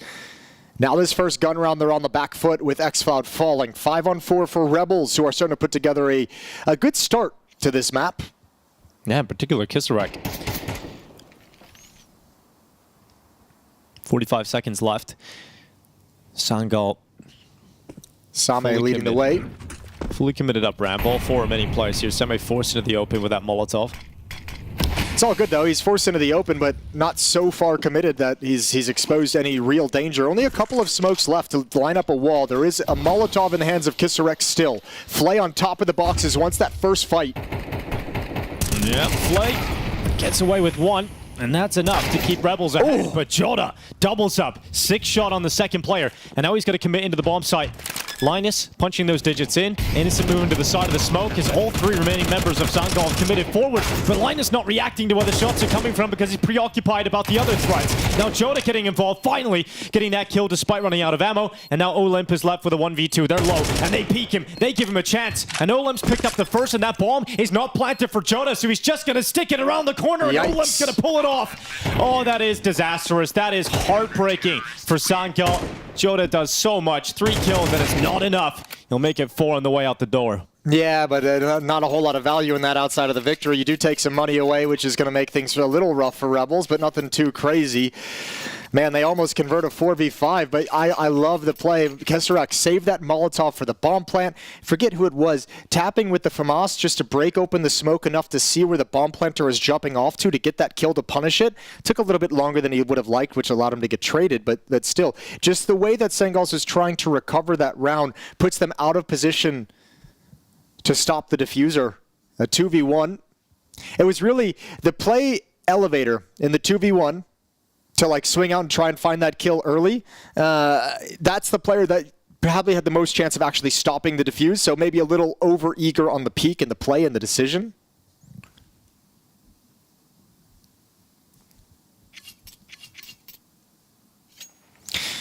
We do have overtime over on the B stream as well. That's Falcons versus Eclot. Sitting at home, chilling, throw it up there. OT, intense games all day long. Simple's getting all the extra practice. 16 best of ones. All the rounds. There's a lot of best of ones, aren't there? It is a lot of best of ones. At least they go a little quicker in the MR12. Jota gonna take a few steps back away from the fire and flames. Gonna get that AWP out on flight. Here comes the peak with it down the ramp. Not to much success.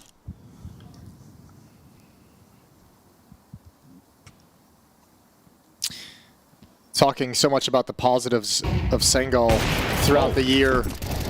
Most of their year has been done online. They've been to 2 LAN events. Pro League Season 20 and the RES Regional Championships. Outside of that, this whole rise has been done on the interwebs. So now into a new environment for the biggest tournament of the year. Well, at least they're still in the hotel room, Jason. That's a fair point. Yeah. Well, Casey plays close on the Tetris. There's plenty of players about to come towards his position, and Casey asked to step up. Here they come, charging right into the open. It's going to be KC first. Sammy going down, second kill locked in for KC, and he's not even forced away yet. Joda has to try and slip the net and take a risk, but all of his teammates are gone. And now they find him. Now they detect his move, and Kisarek will topple him inside of the smoke. So no bomb plant for Sangal, no extra money on top, the likes of Linus and Sammy. So now we're looking at a pretty tough economic situation for the T side. Such a good defensive hold from Casey. That's very well done. I mean, helped out by the fact that no one from Single, I feel like, ever switched on that he was actually there. Nice double kill initially, but Joda flew right past him to try and clear some space and get some room to work with towards E-Box, and it just falls apart. This Sangal attack is looking very disconnected. Very ineffective so far. One of the big success stories on this Sangal team, obviously, you have to give some credit over to the coach as well. We got Yumpy.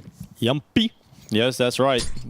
From the most famously probably from Fnatic. So got tons of experience at a tier 1 level, and now he's dropping out to try and bring this international lineup together. Joda's going to find an opening. That's Casey, the star of the last round. But Olympus here. Beautiful headshot through the edge of the box, and that was an important weapon to have in the hands of Sangal.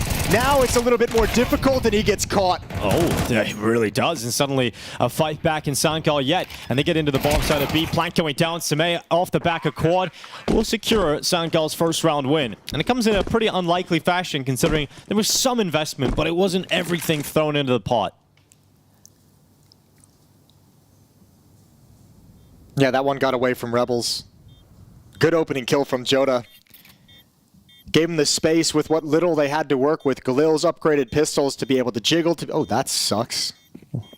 That's going to hurt in the morning. Oh, you wanted to see him fall off the map, Jason? Is that just kind of your thing today? No, but in my head, he's... in my head, he's still alive. Just like hanging upside down. Like he's just stuck. Okay. Yeah, that's kind of why I thought it sucked. Oh, even the bomb didn't blast him off. No, he's really in there. He's tied up. Yeah. Well, now he's gone. 4-1. Finally, Sangal get a round win, Jason. Here they go. Is this the beginning of their T side? Let's hope so. Let's hope they can build upon it. And actually, I mean, even with kind of the slow start they've had, they've done a good job of doing some economic damage. Was it Joda that survived in that round loss where he got the quad kill after the defuse goes in the 2v1, able to take down a ton of players. So the defense is already kind of limping in terms of the money that they have to work with. And Alp is forced out on Flay because he had cash. Kisarek gets an M4 because he had cash. Olymp, Casey, and Innocent are just going to play support, and they're going to miss some smokes just to have some fun. Just a slight miss. Like, this isn't really enough of a challenge for us. We'd like to throw this smoke off. Yeah. Not used to the throws. And both of those weapons over at the A bomb site. Util flying into the bomb site. Here comes Joda straight into the open. It's going to be X-Bot taking Innocent out. Joda on the follow-up. Okay, I was going to say, I saw them rotating over. I was like, no. That's a good find. Free weapon. M4 picked up. And now if you can bail out to the A bomb site and help protect your teammates, it's critical Rebels keep all 3 of these weapons in their hands. They made this investment with the understanding that they can throw the round away if it gets away from them, and then there's a full buy in the next round. But if they lose these weapons, that option is going to be a lot more labored. And it's fortunate that the 2 players that died have some residual cash left over. Yep. So yeah, this will be a really good buy if all 3 remain. Which they will. Sangal isn't really motivated all that much for the hunt. So 2-4. I'm glad they're showing some life here because I was getting worried about Sangal to kick things off. Back-to-back success at the B bomb site, but it hasn't really been anything crazy. One of them is Joda finding you an entry kill, and then you're able to kind of trade your way into the bomb site. This one obviously just into the B bomb site because of USPs. So they've established some success, but they really haven't shown themselves or Rebels that they can take that B bomb site with impunity. So not really able to exploit that success just yet and call based off of that success. But at least they've got some rounds on the board to work with. Full buy for Rebels on defense. Flay with the op. Plenty of utility and kits.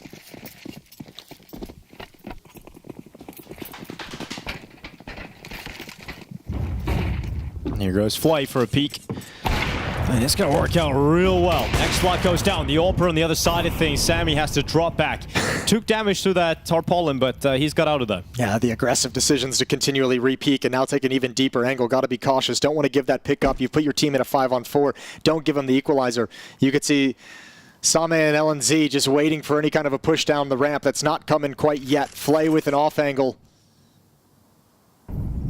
But there's a number of different peaks he could have to contend with. And, he hits that one. That's a difficult shot to land, but just a pixel spotted. Sammy's head gets ripped off, but that's too Flay much, can't man. get away. Yeah, you don't need to be that aggressive because look what's happened now. That's really ambitious from Flay after 2 nice kills. Gives himself up with an extended evacuation. He wanted to hit yellow so he could go for another peek on his cross. And that's just way too much.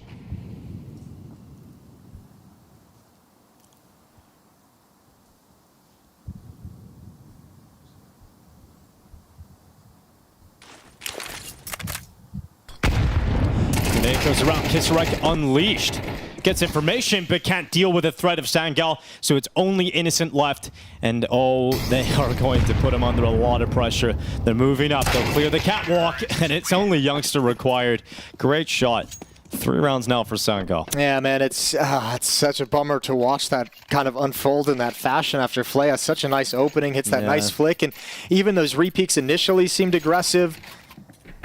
A very bold angle, but he hits a banger of a shot on the boost, but after that, it's just too much to try and evacuate. You could have crossed out of the right side and free. Could have just left. And you combine that with the pick and middle, and all of a sudden the 2-man advantage you provided your team has now turned into an even situation for no good reason.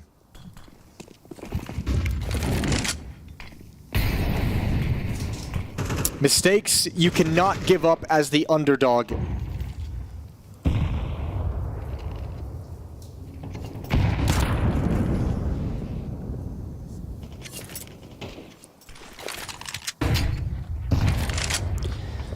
Just such a great start for Rebels. To watch it all just fizzle away, it was very disappointing. Look at a good buy in the next round, but scoreline will be tied up again. Youngster leading the charge out mid. 5-7s in close quarter combat can be real deadly though. So Olymp has an opportunity here. They come around the corner, they all line up! And that is what the 5-7 can do. A double kill followed up by Innocent's third. And now we're looking at a 2v3. The CT side stepping up and around. Least expected. But Jota is on for the ace. And both remaining players are low in HP. Yeah, winnable 1v2, but they do have the bomb, which is going to put the decision making, which is going to put it into Jota's hands to try and make this happen. No utility for him. He just needs to win the fights. Innocent and Olymp going to set up a vertical stack. Lined up though. Oh, good shot from Olymp. Prevents him from getting the ace. Jota does what he can. He's 13-5, a hot start from him, but Olymp has one hell of a round tip. 5-7, close quarters, gets a double and finishes it off. Yeah. The AK is able to pick up. You set that up nicely. What'd you do? See the future a little bit? Yeah, kind of. Sometimes you just get a little tingle, Jason. You get that feeling? Yeah. That gut instinct. Yeah.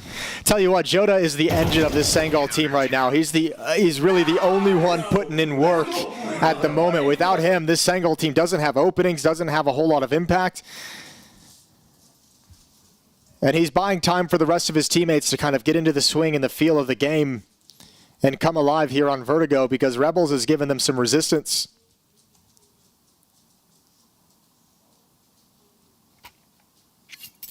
And Sangal going for the timeout.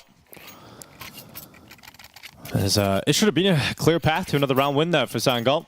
It really should have been. And this gives a huge boost to the money and energy likely of Rebels.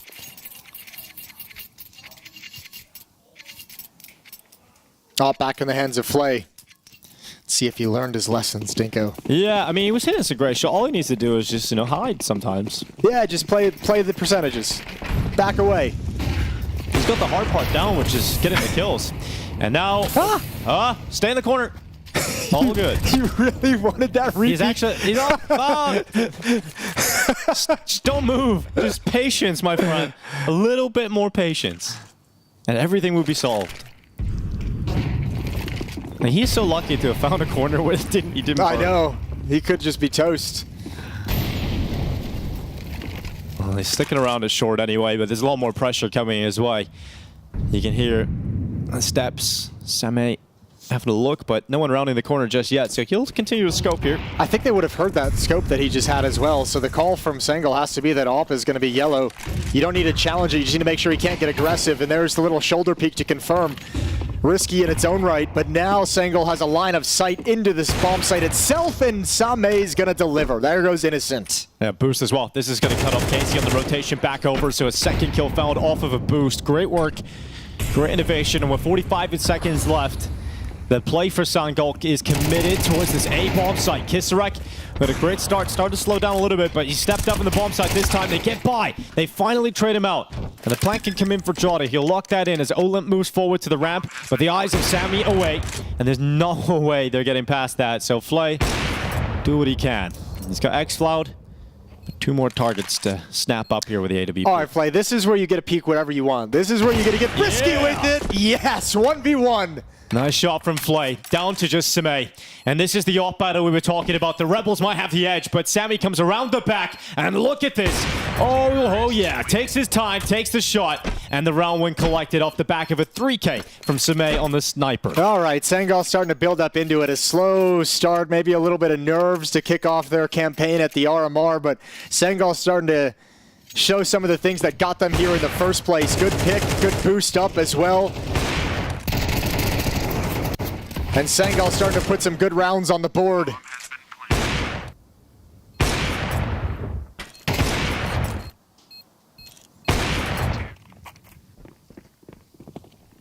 Look at this push from the CT side, moving in the middle with the 1 rifle. Spotted. And a good read for Sangal not to commit anybody into mid, realizing, you know, it could be a death trap. It's just passive, just confirming if there's any aggression. You don't put yourself in harm's way.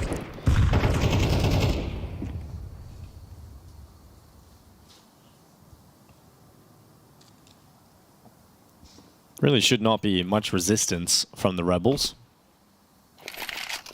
The Imperials are going to win this one, Jason.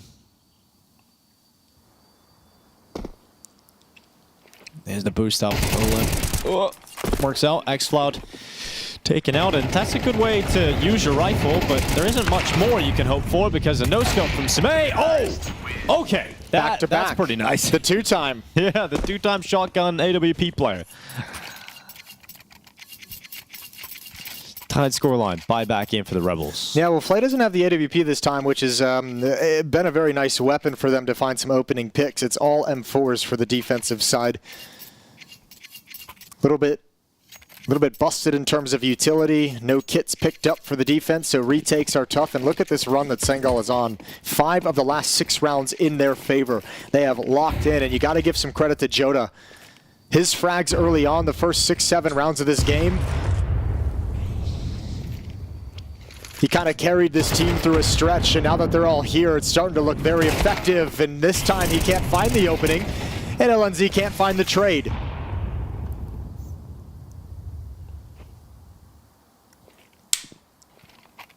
X-Cloud. Oh, too many targets. Just put his crosshair in a weird spot. He couldn't compose himself, and so Rebels, they stand strong. It's a double from Casey, 1 for Kisarek. 5v3 set up.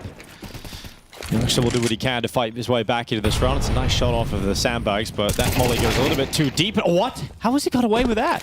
How is Olymp not taking him down in that fight? 2v3 off the back of Youngster's working middle. And if he gets another one, this would be just unbelievable. Kisarek's got to be aware that that smoke is deadly. Yeah. There's got to be some sort of alarm bell. Casey is very aware of the possibility for that smoke to allow someone to get up over the boost. Oh, noise made. Oh, he's in trouble. There he is. Okay. A weird situation for Youngster as he kind of hears the drop down and then he hears the player over him, and man, his attention just gets pulled at the worst possible moment. And Same with 2 health, all you can do is save the AWP. Decent first half here from Rebels. They're going to take the lead now. Worst case scenario for them, it's a tied game going into the second half.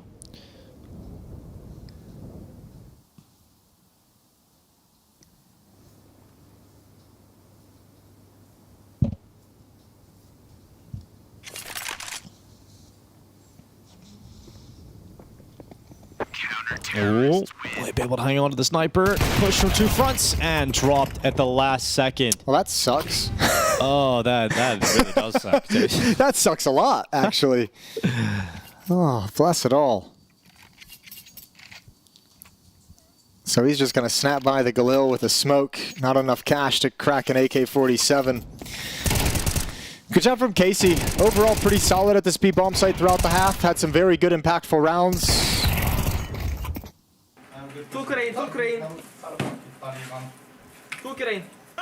There was 2 crane, Jason. Yeah. 6-5. Second timeout as well here for Rebels. They want to secure a 7th round to close out this half, and they have a great opportunity to do it. Yeah, really want that second round. Or that 7th round, I should say. Second timeout, 7th round. Numbers are hard. Yep. It's okay, Jason. You know, it's a few days till the major, a few weeks, in fact. Yeah, I'll warm up into it. Yeah. I'll get my counting figured out. Here we go, Flay with an op. Lions has to take a Tech 9. You've got a Galil on Sammy and Exlaz on a Mac 10. This is what Sangal have to bring to the party going into the last round of the first half. Flay's got his eyes down short. He really only peeks this angle.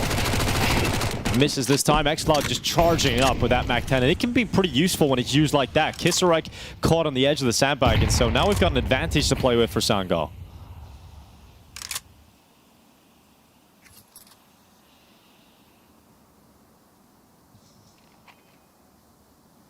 M4 recovered, no longer just stuck on the Tech 9. Innocent is looking for any glimpse of that helmet behind the sandbags. Innocent's had a pretty quiet first half individually.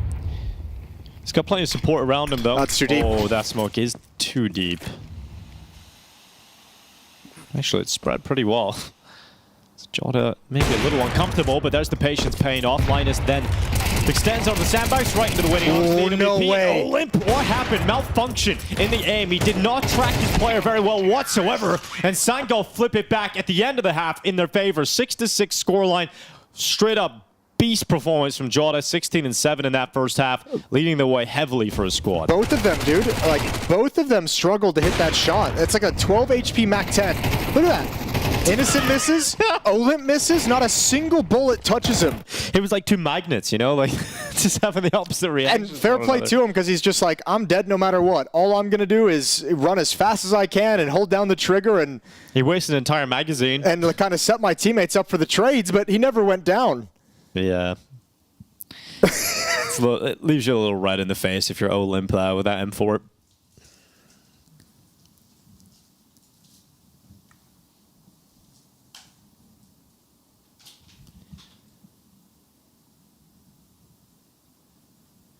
Tied half, though.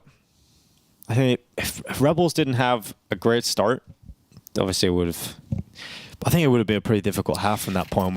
I think you just look at Sangal; they did look better marginally, but Rebels got out to a pretty hot lead. Once they got into the game, yeah, I mean it's 6 of the last 8 rounds in the favor of Sangal. But you're right, that 4-0 start for Rebels really kind of sustained them through the half to be in this situation. Let's just see if it continues. They switch over to the T side. We'll see what it looks like attacking into Sangal. And you know, the desk talked about, and we kind of looked at the results of Sangal this year and feel like they're pretty decent favorites in this matchup. And I mean, this should be the area where they can establish some dominance. The CT side.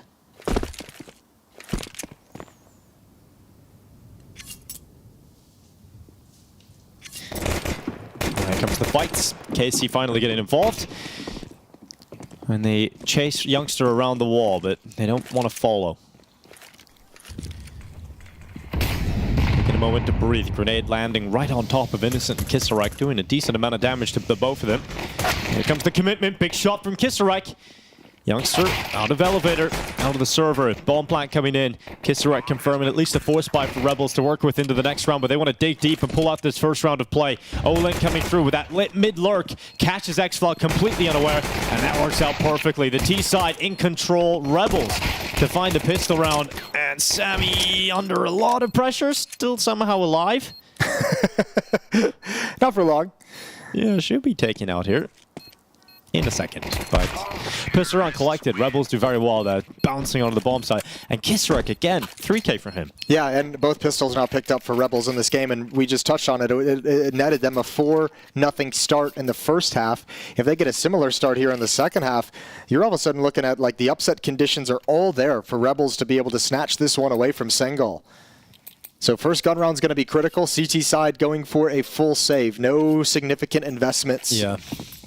I mean, Linus had a tough half, 2-10. He's still at that number, but he's played one major, and it was in 2021 at the Stockholm Major. He was part of that Ninjas in Pajamas squad that had Device. Like that's his one go. Oh, made a quarterfinal. What a time that was. Yeah.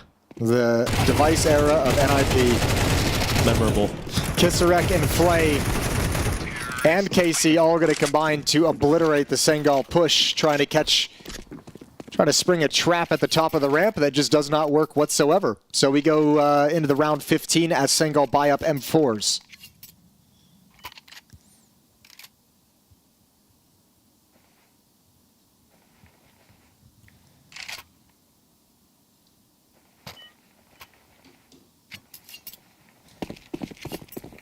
Linus is kind of a fun story from his time in NIP since you brought it up. He mentioned, you know, his stint in NIP gave him a little bit of an ego feeling that kind of had to get reset as he hit bottom after leaving NIP and having to drop down to different tiers of Counter-Strike, and it's been a battle for him to find ways to get this team effective. Look at these trades. Kisarek and Olymp able to take down 2 into a 3v3, but there's always a response, and there's always a battle right around the corner, but Sangal's going to come out on top. At least Olymp has the bomb, so if there's any world in which he wins this, having that on his back is the key.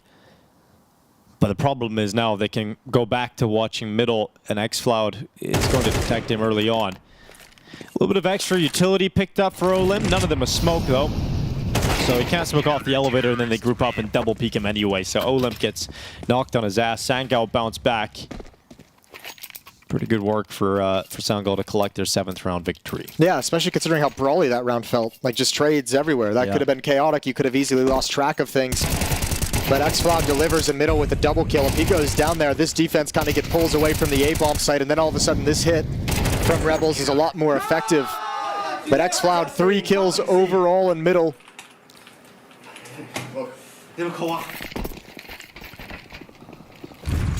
At least Rebels still have enough to get a solid buy. AK-47s in all 5 remaining members and a heap of utility.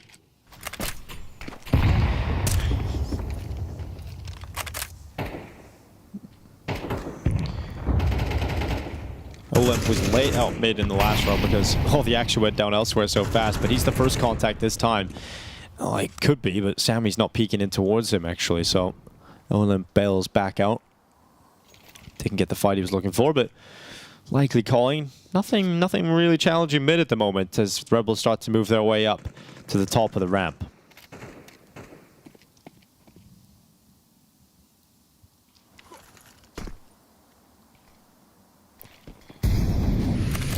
Linus taking that deep angle, jiggling for information, defensive smoke. Oh, Kisarek already gained so much space, and they want to keep it up. Molotov as they push forward. Smokes are up. Still at this moment, allowing Rebels to get that bomb down and drop back into more solid post-plant position. So it's on Sangal to pull off a retake. And they've got 2 smokes and 1 flash to do it. Innocent, far up the catwalk. They weren't ready for how close he was. And that throws a bit of a spanner in the works because Samay has to watch that. While his teammates move into the bomb site, he's got that flank covered. And Flay, he's using his teammate as a distraction. And he perfectly baits him into a kill. He's finally cleared out, though. It's overexposed at the side of the sandbags. And Sangal come back in for a successful retake to tie up the scoreline again. Coming back into it slowly but surely.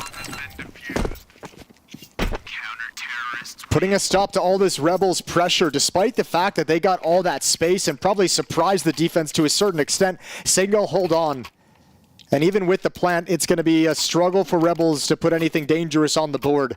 Very light investments coming in, Tech 9, a little bit of utility. I don't think they're going to be investing too much in armor as behind these pistols. And Sangal starting, as we saw, to heat up into this game.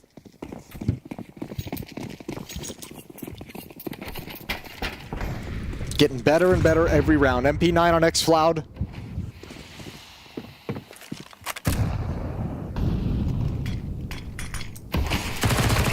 Yeah, that works pretty well. Oh, it gets a second out of it. xFloud's just loving this. Yeah, he's been a beast in middle. Triple kill in the first gun round. Now he's got this MP9 doing some work, making sure that Rebels cannot execute any kind of an effective split. 2 players up B stairs. And they've gotten over to danger Xcloud, oh, he does spot the lag. Good turn. Triple kill again, and all that bonus money. He's getting rich. Yeah, and he's going to just fall away now to get that AK, in fact.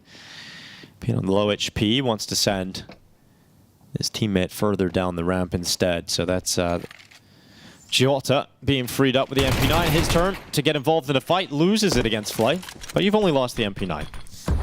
So you won't be too worried about that. And you know where the last remaining player is.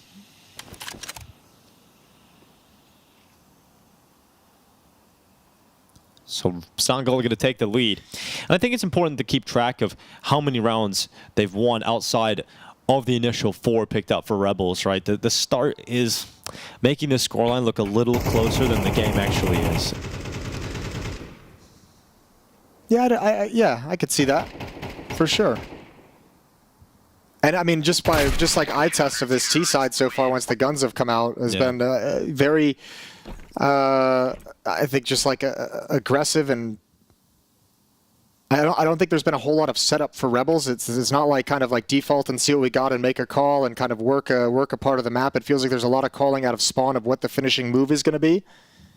It feels like some of these executes have sort of been forced just by the pacing of them. And you know, when you go fast and very aggressive on your T side, and this is, you know, a symptom of, I think, the younger, inexperienced teams in these high pressure tournaments is, you know, you're really kind of so dedicated to a tactic that you're not kind of adapting and calling it off and finding an audible and finding a different idea.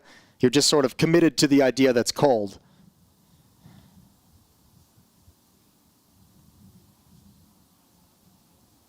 So a timeout to slow the action. Little conversation for both teams. There's Yumpy. Yumpy. Never forget the Pronax Pure Yoy. That was Pure Yoy? That was pure legendary. Yeah. Those were the good old days. Yeah, they were. There was a lot of great advertisements back then. Oh, those are the good old days. We had they know me for my one taps, Jason. We don't quite have as much memeable content anymore. Maybe you could do one. I'm okay for now. Maybe we could get you in one, Jason. Yeah, I think I've contributed enough to the memes of this Counter-Strike scene over the years. True. You have more than done your part. All right, Rebels, well, Polish Counter-Strike has been trying to come back with a full Polish team for some time.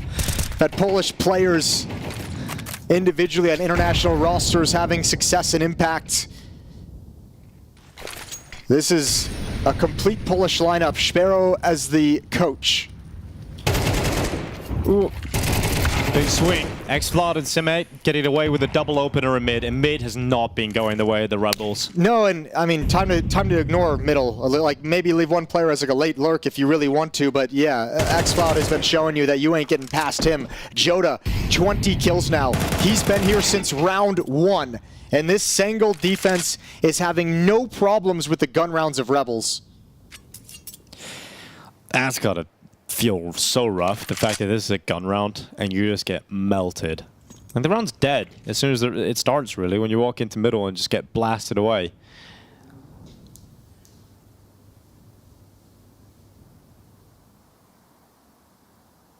Flay's turned and walk out mid. Linus has got it covered for the time being. He's collected the information of the whereabouts of his opponent, and as soon as that comes in, it's the double peek to close him. And Sime is the one to collect the 10th round win here for Sangal. And money's in the bin, so you're not getting the bomb plants. It means you're not getting these consistent buys. You're going to have to rely on that loss bonus soon to get you a good buy, and we're getting to the end of the road. 11 rounds about to be picked up, unless you can have a big 5-7 round out of somewhere, rather a Tech 9 round out of somewhere for Rebels. That's a pretty cool protocol in middle. That little vertical stack on that boards. Top player spots the boost and the bottom player swings. That's actually really tough for Rebels to handle in that kind of a scenario. Well, the Tech 9s are out. You know, Maui called 13-7. I think if this ends 13-8, we'll just give it to him. That's not a bad prediction whatsoever. Deep utility. Casey's just going to drop off. Didn't want to mess with the spam. Maybe he just did that. He was like, oh, my bad. I know I was going to entry, but I just fell. I fell. Sorry, guys. I really wanted to be the first guy in. I really wanted to be. I got the flashbang, grenade, spam, and I just... it's like, for some reason, when I have first spawn sometimes, Jason, my keyboard just stops working. It's like, weird. Oh, I hit the wall. Oh, sorry. It must have bugged out. But all good. Round's done. It's quick. And we're into the important round now. This is it for Rebels. Like, if they don't win this round, good night. Well, I'm interested now because they have the AWP on the T side. And in theory, with some of these rounds that Rebels have ran, they've lost like 3 or 4 players in the first, 40 seconds of the round, like at the minute mark, and you're already looking at like a 2v4. You have to slow it down if you're going to bring the AWP out like this because you want to give FaZe some time to actually play and hunt and look for a pick. Okay, Sarek getting into the midst of the smokes. Youngsters waiting for that exact move. And they've got a free opener. Just such a coin toss as your opening gambit. Not even a flashbang through it. Not even a nade to break open the smoke and let the AWPer have an angle. It's just kind of like, I'm walking through this, and if he's there, I'm dead. If he's not there, I kind of have a cool position.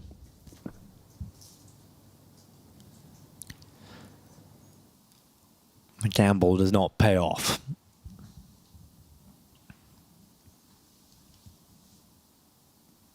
No, he was there. So, dead. Yeah, dead now. Dead now, of course. So, taking some bruises with the utility, bashing off of these players, and but Flight eventually walking his way up in towards the A bomb site, spots out his target. Can he bring some? Oh my god, Sammy just swung with the rifle. I can't believe that. And outmatched the offer. He got a second kill out of it as well. Oh, you just can't catch a break if you're the Rebels. Whee! Smash. Good shot from Innocent though. Just needs 4 more of those. Yeah, easier said than done. And not even going to get a chance. Good round from Same in terms of the shots. It still feels like a wide swing against the AWPer is a bit crazy. Every time I say Same, I feel like I'm being too posh, you know? I've gone to a coffee shop and I'm, I could just say Sammy, but I'm really I felt that way about Zipex. Yeah. Which is why I still call him Zipnix. Zipnix. Yeah, but that name's just enigma to try and say anyways. Yeah. And, we went too long before we were corrected. There was no going back at one point. It's like Anders. It's actually Anders. Anders. Never doing that. Yeah. Or Murray instead of Murat. But true. Richard is changing that now. Richard's changing the narrative. Yeah, and it's Murray now.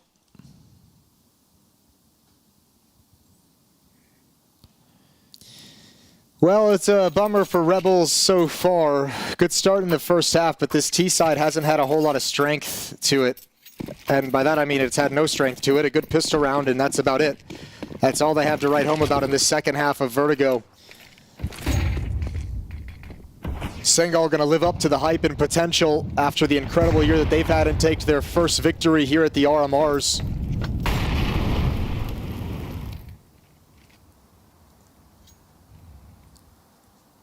That's my attempt at a jinx. Samay. You did have a few of those in the Americas RMR, Jason, so you do have the power, but my powers don't work in Europe. Yeah, that's true. Like most North American players, Innocent, he's gone down nice and early. Set you up nicely for that one. Yeah, you did. The youngster, ooh, good conversion. The AWP, Samay misses it, dropped the Molotov for some defense. Keep some space.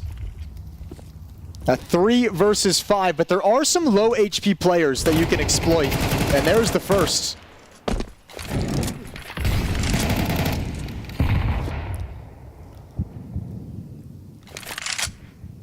3v4 to convert.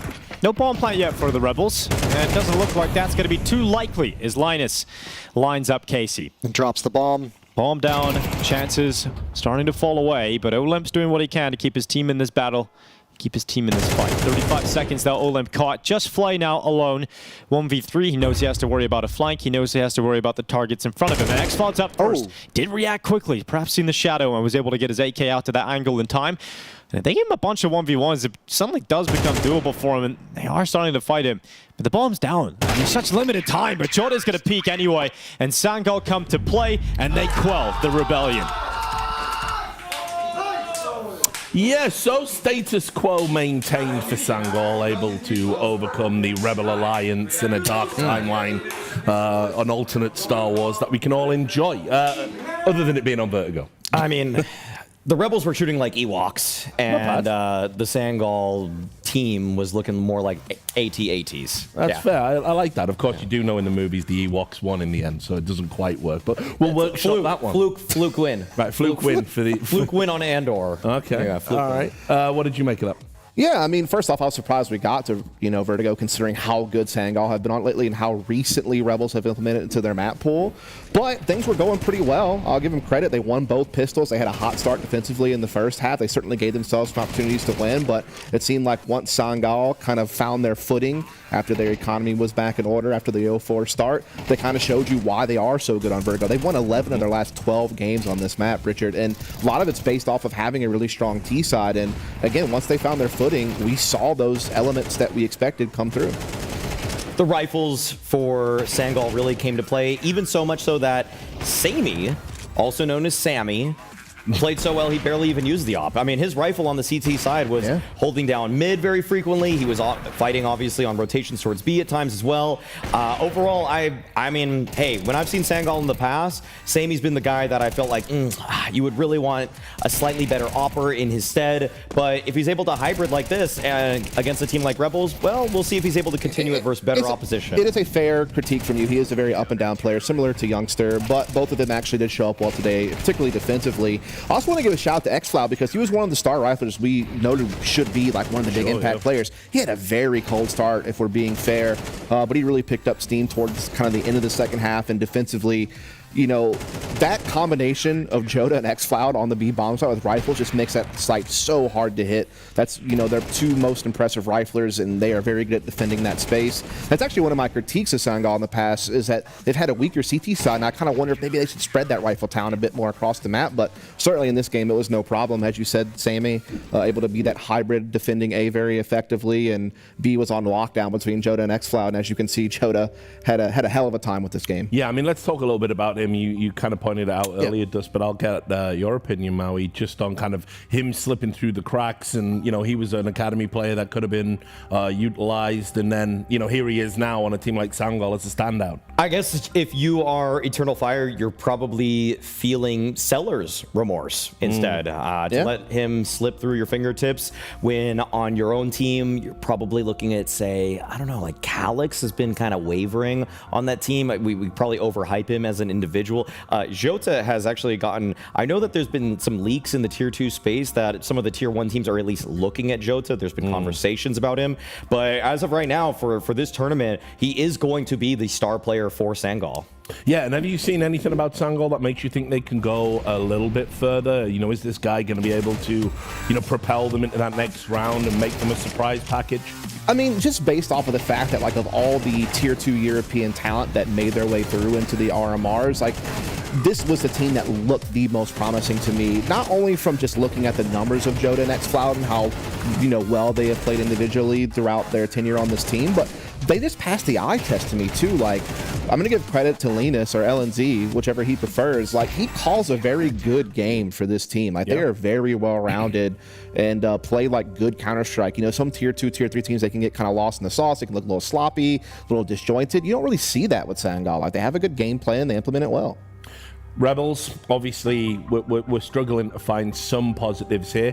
Could we be charitable and say they just weren't warmed up? It's the first game. Well, they started hot, so no. I'm trying. Yeah, no, you are, Rich. I feel like for Rebels at this tournament, I don't see them actually being like an 0-3 team. I think Eclot would probably slot in there a little bit more nicely. That must be Falcons. Yeah, that's really true. That is true. I can't deny that. But I think Rebels are going to squeak out maybe like a single victory at this one. I feel like Olymp also, maybe not talked about in the later or more recent months, but at Katowice, when earlier in this year at an LAN environment, I remember saying his name a lot. So I feel like he could be a really solid rifler, but I don't know if they're really going to cause any serious waves. Like an upset, unlikely, beating another team that's sort of in that bottom rung here, possible. Okay. Well, if you are just joining us in the time zone, in the twilight zone, these are the results that we had so far across today. Hold on, I'm just going to cough. There we go. I'm back. I'm so back. You can see there, we just obviously confirmation, Sangal beating Rebels Gaming 13-8. A close one between Saw and Sinners. Sinners with a slight upset, but yeah, that's a fair point. Mouz, they were able to hold the line against Nemiga 13-3, and Navi started us off with 13-9. Just quickly there, not really any upsets to kind of report so far, although maybe the Sinners does qualify. That was a coin flip game to me, really. That's the main thing. Also, with the form that Sinners showed going into this through the closed qualifier, beating teams like Passion UA, for example, who would probably be given a chance in the RMR to actually qualify, I felt like Sinners showed enough that I don't know if they're going to make it through this RMR, but if they go 2-3, that's probably where I'd pin them at. And then we've got the other results from the secondary stream. Now, turns out that isn't over yet. They're a little bit behind what we've been doing on the mainstream. You got BB Team and Unity underway at the moment. We might even be bringing that up on the background when we come back. But there it is. That's what we were talking about. The Team Falcons, Eclot. I'm going to just say this. I love doing this to myself. Just getting wrecked by expressing opinions. The way they celebrated for an overtime win over Eclot, embarrassed. Oh, it's got to be embarrassing. There's no way that team should be taking it to overtime. Look, as much as Falcons has failed this year, let's just be completely blunt, there's no way that level of team should be giving you that much trouble. I know it's a best of one. I know it's the RMRs and all these upsets happen and people make these, crazy like storylines out of that. But come on, you do have like enough talent to surely be handling that team well enough. Like, that's insane. So I've got a bold prediction for you now for that very milquetoast opinion. 10 Reddit threads, let people enjoy things. All you need to do is pull out a Kappa sign. We'll have Yole's noobs too. Let's do it. Let's go on. I do just want Falcons to enjoy things. They've looked terrible. I mean, they've looked awful. So, I mean, why not celebrate your first series victory? Sure, it's a BO1 versus Eclot, but at this, I think it's actually able to roll it back. I'm pretty sure this is their first map win with Simple. Yeah, exactly. Yeah, it might be. Actually. Yeah, I think it is. Yeah, they didn't win a single match. Celebrate it. Hey, celebrate. Pop the champagne now. You got the money to do it. Go. Yeah, well, awesome. Any other results? Obviously, FaZe, we talked about Cloud9 being a potential. There was like a small hope with Cloud9's individual talent and with FaZe being a little bit shaky lately that they could eke out in the best of one, but it was still always going to be a hard ask of them. Then obviously Vitality took care of business against Fnatic, and we saw the other Vitality have their win as well, which was to be expected. We haven't talked at all about BB Team, and let's do it. They're literally on the big screen behind you now, in case you can't see that. Right, and for that roster, obviously they might be held back in the long term by their in-game leader situation and the fact that he plays a very unorthodox style and wants to call around himself at times. But there's so much skill on that team that I do feel like it should be noted. Like, come on, when you got people like Chiron and Zorte and Magnajez, that's a really solid core. They were one of the two teams that absolutely did me when we were coming into this new era with a new game of CS2. The Cadian Team Liquid lineup, I said, would probably be the #1 team in the world at some point. Completely off on that one. Got absolutely just wrecked. A self-own? Yeah, massive self-own. Yeah. I couldn't have predicted it being so bad. And the other one has been Team BB. I've said, like, they've got so much talent there. Right. I said they should probably be knocking on the door at the top 10 when that team was first assembled. I mean, just hasn't happened at all, hasn't manifested. No. I'm 0-2. Yeah, and I mean, the game that we have going on behind us right now, I mean, there's really only like 2 players that Unity have that even put up any kind of quality performance. That's going to be like Mikey, who's kind of their entry fragging rifler, then Blogus, who's like an okay opper. Outside of that, you got nothing. BB's actually kind of felt fairly well-rounded. Like, y'all mentioned a couple of the names already, but even Siren's like a pretty strong rifler for this team at times. So, like, I think they are a much more well-rounded team, and they should win that game. Yeah, I don't know. When your best player is named Blogus, just like, I think you have a ceiling in terms of aura. It's a very low ceiling. What about cultural impact? Like, how does that? It's absolutely zero. Just no cultural impact. Zero you know what does have a lot of cultural impact? Your chest hair, mate. Like, it's looking. Apparently, it has a thread about it. You should charge for that. Like, I don't know why you're giving that away for free on this broadcast. I mean, I know you're getting a day rate for it. But I mean, if you sub to me on Twitch, you'll see what happens. Oh, wow, you're pulling the launders. There we go. Plugging his socials during a major. That's outrageous behavior. Any final thoughts? Because we are going to go to the B stream very shortly, so people can watch the rest of the game. game, and then we're going to come back when we've drawn the matchups. Anything else that stood out for you today? Anything to look forward to? Because you guys are going. I stick around. Well, I feel like for a lot of the this is a very top-heavy RMRA. Sure. We've got 4 teams that I feel like are almost just destined to make it through. Yeah. And where it gets tricky is everybody after that, because Saw obviously lost, and Falcons barely won their match. So those are kind of the teams that I'm more curious about, because I feel like the favorites have a pretty clear path moving forward. No, I tend to agree. I mean, I think Sangal has a good chance to make it through as well, but he's right. I mean, between the mix of like Cloud9, Fnatic, all these other teams that are in the mix, like those last 3 spots are certainly up for grabs, and what could be some interesting best of 3s later on. Not to mention we had that whole tiebreaker situation that could happen with the whole Buchholz system later on for the final spot. So yeah, it could get very interesting. All right, guys, it's been great hanging out with you this morning. Lots of fun. You could call it that. Yeah, no, I've had a good time. It's embarrassing that the old man is more energetic than you. But get some rest. Obviously, we'll pick you up tomorrow. We're now going to go to that game in the background. That's over there, BB versus Unity. Then after that, there's going to be an extended break while we draw the next round of best of ones, and then we're going to come back and break those down on the desk. So don't go too far. We'll see you soon. Love the half zip. Getting those reps in, it's going somewhere, you know what I mean? It's always going to help. No, exactly, 100%. Like, they come into this having a very good idea of what it is they want to do on Anubis, the executions they want to be playing with. The issue is they're playing a much higher level of opposition. So plays that they may get away with, or the duels that they end up winning in those games, will not be the same case against the best and brightest teams on the planet. Not to say that BetBoom are up there right now in the Tier 1 bracket, but a very skilled roster, I think it's safe to say. Got some very solid talent underneath Nafany's tutelage. Spray for Siron is a rough one. Barely scratching Levy in the process there, and Zorti needs to be careful. There we go, lands the shot, but he has been flashed and tagged down, slowed. Oh, he's baiting as if he's pulled the plug. Oh, he's making so much sound, though. Petchin's heard this from a mile off, and he's also putting that smoke down to allow him to focus on one side and deal with the other later on.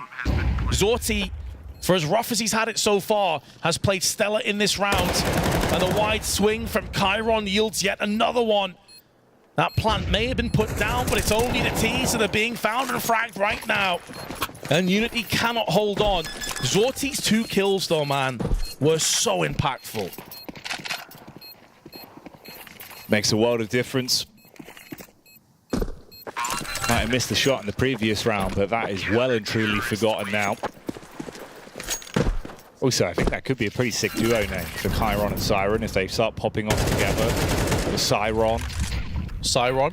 Yeah. Sounds like some sort of old dog, isn't it? You have awoken Siron.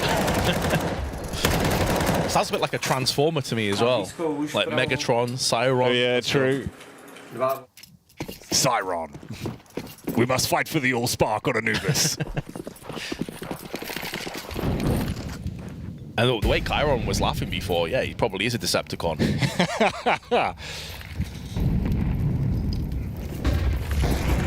Where's the push out? Can't be in disguise on this round. You've got to play aggressive. Magno, yes. Punishes through the smoke. Levy gets one whilst blind. Seems like he's always getting kills whilst his vision's obscured, man. He's a bit of a daredevil in these kind of rounds. Oh, don't give him an opportunity, though. You had this one in the bag. Hang on a minute. It's down to the 1v2. Mikey. Does he have the keys to victory here? They've taken a bit of chip damage each, but converting this will not come easy. Oh! How has he not got the kill? Magnez basically just gave himself on a platter. Deary me. Can go across as well, the audacity while getting spammed up through smoke to just say, let me just yoink this up real quick. Oh, it feels like he missed his chance with not getting that kill clean. He's just going to save the AWP. Like, a potential 9-2 scoreline on T side. You're gonna go back and save? Nah, he's coming back through again. 30 seconds. That smoke is going to fade momentarily. Molotov as well in the hands of Mikey. If he can designate that to the right position, there is a way forward here. But if he slow walks out, he is a dead man. The AWP is never missing that shot. Oh, Unity. It's been a rough watch, if I'm being honest. It's not been the cleanest of the Counter-Strike, I think it's safe to say. No, yeah, you've been on the struggle bus a little bit. Not really the sort of bus you want to be on, right? No. You know, there's definitely better buses. Yes. Probably the mega bus, that'd be more ideal, mate. Take a day trip down to Wales or something. Here, Banger's nice this time of year. Oh, God, it puts it all into perspective, doesn't it? That's more like it as well. Zorte may have missed a few sitters, but the fast flicks, no problems. And Chiron playing on the periphery of the smoke comes out. Okay, Unity may have a third round up their sleeve yet.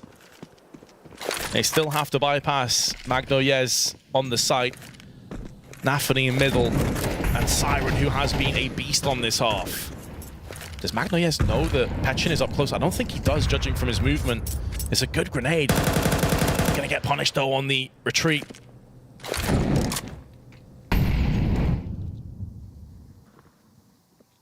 Thing is, with how rough these rounds have been, it's always leaving you uncomfortable. Varney could find impact on that one. It could have been 10 rounds in the back pocket.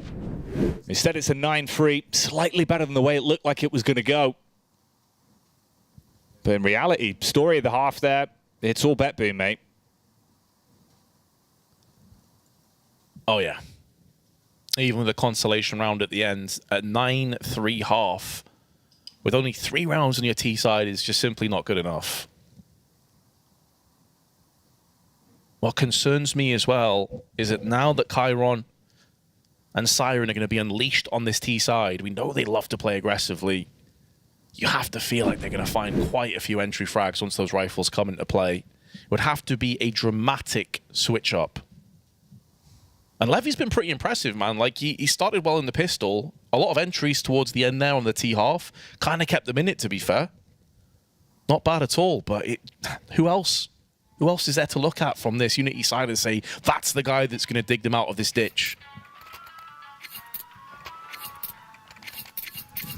Yeah, like he's been pretty good with the visualization, even when he's blind or sort of flashed off on rough angles. He's had some nice crosshair placement, some good shots, but like you say, you need a bit of help. Someone's got to step up.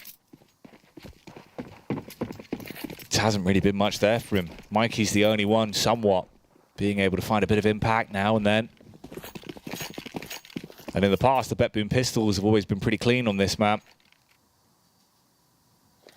Slow and steady, round towards A main early. Take a bit of space off them. Go contact on the walk up. There's 3 players on deck. Multiple angles of elevation in use.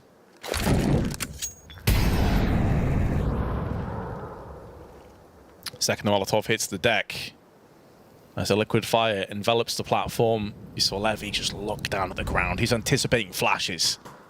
A slew of blinding light, but none of it was forthcoming because BetBoom have already dialed in across to the B side of the map, and this is going to leave K-Feeder on the deck, dead and buried. This round looking cold. The smoke also missing out completely, just on the upper temple side. This could bypass it from Unity if they can get up close with these USPs. Pestion's got 2. Mikey taking a ton of damage, but still alive in the fight. And Nafany turns his attention over onto Levy. Had a beast first pistol and is looking to try and make amends in this one too, but Chiron shuts him down. An awkward engage between Petchin and Zorti, tickling the bomb, but Chiron, he's not biting down on this. He's anticipating the push, and he will nail the headshot. BetBoom with a second pistol, and double digits already. Both players there with 3 frags to their name. As Chiron is able to pick up the clutch in the 1v1. Shut that down, so the 10th round already sent the way of BetBoom. Oh, mate. So awkward in the first fight round towards Dark.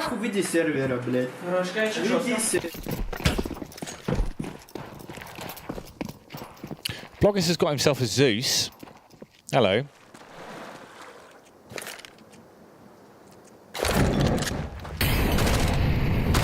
Maybe praying to the wrong CS slot in this round, though. Have to have some kind of like Egyptian themes Zeus skin, maybe. HE designated to A main, and Blogus' use.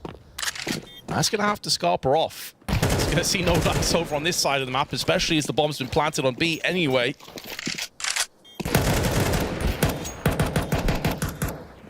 As close as the last game was, with a different Czech team, obviously with Eclot. This one has been pretty much as one-sided as it gets. Yeah, they've been in control for the majority of it, really. Oh, hang on. Yeah, Blogus. Yes, he gets it. There we go. It was so worth it just for that. I think he actually had the Zeus skin as well. So he's kind of balling out, Vince. I think it's the second Zeus kill that we've seen. We had one in the Americas RMR, but I can't for the life of me remember who it was. Was it Snow? I can't remember. I think it was Pain in the server, though. Yeah, I'm pretty sure it was Inferno was the map. I think it was Mirage. It was Mirage short, right? Yeah, that's right. That's Mirage on short. Outside the ladder room. Yeah. Well, there you go, mate. 11-3 with a buy. Mach 10 save by Blogus, doesn't upgrade to anything else. Still has his use if he needs it. Oh, they get aggressive, but it's a 1-for-1. That's not a good read for Unity at all.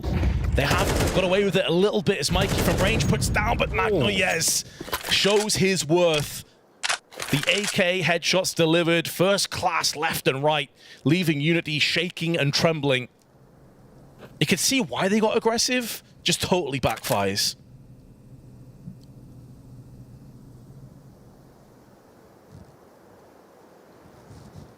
Magnoyez hasn't exactly been like a show-stopping performance where he's the one that we're kind of ranting and raving about, but individually he is definitely sort of a player for the future, especially.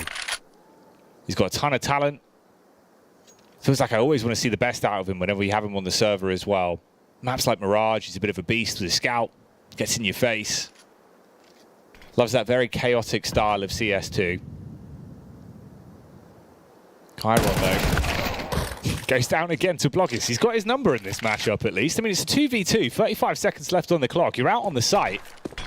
Smoke goes round. Exchange of nades, but it's the shots that connects, and Blogus is blown away.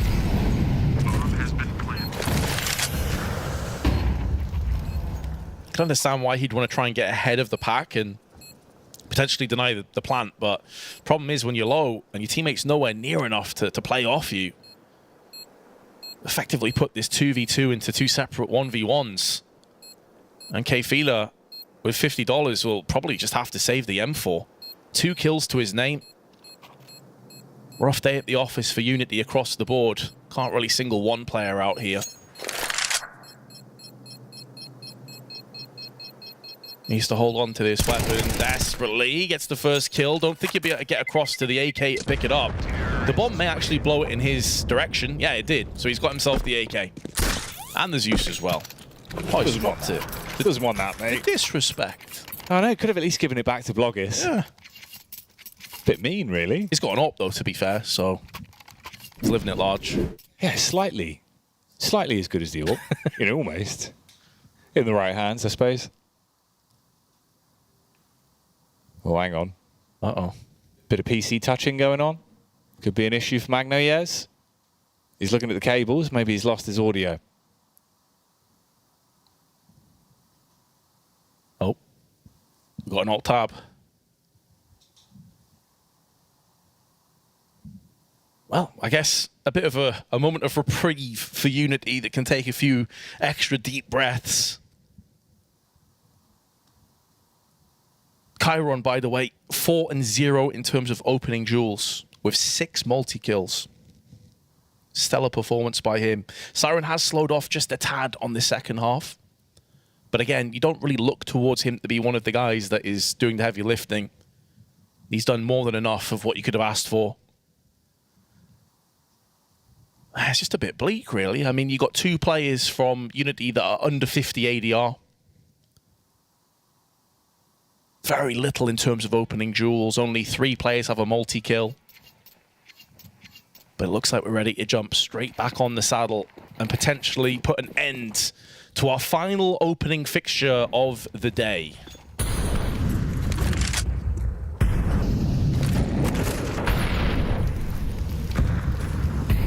They only need 1 round to do it. Oh, and Nafany was looking to give them a bit of an edge into the 16th. He gets slumped out though, left down in the doldrums towards middle as he is punished. They back out from the CTs as well, just in case there's someone else looking to trade it. Fair bit of chip damage onto K1, Fitter and Pechin. Still a ton of time. BetBoom don't need to panic. 4 versus 5 is still around that they could take, knowing how close they are to finishing this best of 1. They want to make sure they let it cook, go bit by bit. Oh, Magnoyez walking out. If he finds himself the shot onto Pechin, could be a ton of damage done. You get that split push onto the A site, no real room to defend it with the backstab. Levy, ooh, just as he turns, it's all gone. Chiron assists as well. Actually, both of them being his kills. So Chiron living at large. Bomb on the site now, 3 versus 3.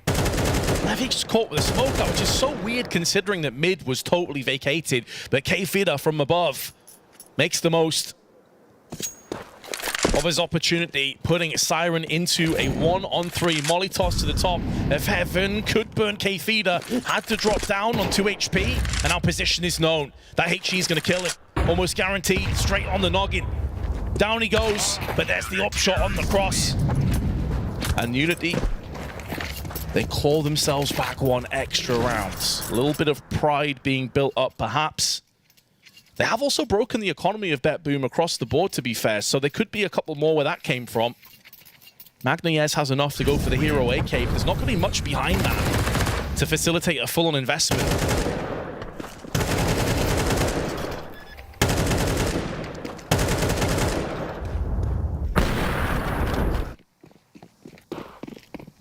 So you get through the round. You do set yourself up to get a 5th here as well. Vastly better weaponry. Whereas for BetBoom, it's just the 1 AK on Magnoyez, and he eats that damage early. HE right by his feet. Brings him down to 54. Could pass the AK over to Siren. They both got body armor to work with. Push on the extremities as well, so they're taking a bit of map control. K1 feeder. Walking up with the M4. Chiron on the off angle, bombs wrapping around that Zorte that's going to be assisting him. They can swing out, draw the crosshair. Spam goes out, but they respond. Now they've got a bit of room to breathe, Vince. Edge in the round, minute on the clock. They've bled out onto the B bomb site. They're going to have post plants to play with and an advantage in the manpower. And there is no option for a save here, Unity. Like, you've got to put that orb to use. They have plenty of utility and kits alongside it. A couple of weakened players, but they've allowed so much of the time already to take off that bomb, and as you highlighted, post-plant positions are solid right now. BetBoom are looking like they're about to just seal the deal here and finalize that 1-0 spot. Siren nails him with a kill, leaving it all on Levy. No expelling frags from him, and it will be BetBoom 13-4 for the 1-0. They get it done quick and easy. Anubis going their way. Limited fight back there from their opponents in Unity. Tried to find a way in, but just couldn't activate. Siren early on, absolutely feasting on him. Chiron coming alive, Zorte having his rounds. And at the end of the day, Vince, that's them going into the 1-0 bracket. And it was the most one-sided, most clinical, easiest game of the entire day, surprisingly enough, even though I think we were both kind of united in this opinion that it was going to be a quite close game on paper at least, but now you can scrunch it up and throw it in the bin. Only one winner. It was always going to be BetBoom. They started strong and they finished it off before really like Unity could get themselves back in. Yeah, it just didn't really feel like they had a look into the matchup. All in all, Chiron and co running away with it, lining them up, knocking them down. This was the awkward round as well, where maybe they could have found something early to get themselves on the board. Instead, it goes to this position. The fact that Nafany was able to just make those plays and no one could shut him down with like 2 health to his name as well was really brutal. It was a taste of what was to come. You could see the frustration for Unity. Yeah, understandable. I mean, they were kind of getting bullied across the board, and the fact of the matter is the first half ended 9-3 on the CT side of Anubis. I think, honestly, Levy's expression there kind of summarizes the entire performance as far as Unity are concerned. They were never really in the game. Siren kicked things off incredibly quickly, and then Chiron and Nafani also came through. And I suppose another damning part of this puzzle as well is, like, you'll see here in terms of the stats afterwards, Zorzi didn't really have an impact in this game. Like, he had that 2K on A main that basically secured him that round. Apart from that, one of their star players, one of their most impactful players, was all but absent. And sorry, he was very absent, I should say, and they still managed to dial in a 13-4. So, yeah, I think there's a lot of good signs for BetBoom, but we haven't really seen them properly tested by a top-flight squad, if we're being completely honest. Yeah, no, in terms of the draw, right, obviously this should be a game they're winning. They're able to find it relatively comfortably. I think there was a few sort of standout players for them, one of them, of course, being Chiron there, 20 kills, just getting into the groove of things, running away with it. And it's nice to see, man. It was, again, sort of that like kind of duo. I like the idea of it. The Siren, yeah. We'll see if we can build that up if they keep making plays throughout the RMR. But hey, you can only beat the opposition that's thrown in front of you, and they do that one very comfortably. By far the cleanest result we've seen on the B stream today. No, exactly. It was very clinical. And although they did have a couple of moments of madness in terms of some of the pushes that we saw, it felt like that was sort of overconfidence or over-exuberance because of how easy the game was at that point. I think you're not going to see those same kind of like fragrant pushes from the Farney in middle if they're getting beaten or if it's a super close game. So yeah, Unity, they've had a struggle, but of course 0-1, still early days, they can still bounce back. They can indeed. But if you're just joining us, this is how the opening round of games have gone for the Perfect World RMR Europe A. It's a 13-8 with Vitality besting GamerLegion. Again, that and the FaZe Cloud9 game could have been a whole lot closer than the storyline sort of tells you. And then you get down to Falcons versus Eclot, right? That was sort of the feast of the day for us. Again, the weird thing is, though, they could have won that in regulation. It's so bizarre it went the way it did. It felt like they were so close to finishing it, Vince just couldn't get it over the hurdle. Yeah, exactly. Another day, it's 13-11 to Eclot. And we're talking about, you know, Falcons in trouble. They're in the 0-1 bracket. And considering that you have GamerLegion, Cloud9 in the 0-1 bracket, Fnatic as well on the other side. I think Nemiga is also in the 0-1. There's a lot of very solid teams in that kind of form. And that's the thing with these RMRs, Jackie. They're so damn stacked, man. Like, there's very few teams that you would look at and think, like, that's a bit of a freebie, you know? Even Unity, that was a bad performance, sure. But you did also see glimpses, like Levy in particular. He was quite impressive to me. But, yeah, I mean, the 0-1 bracket is looking pretty stacked right now. It is. It is. Very competitive RMRs. They have been the whole way through. It's been interesting stuff here, so you won't want to miss it. As much as me and Vince are done for the day on the B stream, there's still a ton of games to go through. The draw will happen. Next round of games will begin, so keep it locked on both the A and B stream for the Perfect World RMRs. We'll catch you in a couple moments' time. She said she loves you. But she can't love me. But I love you.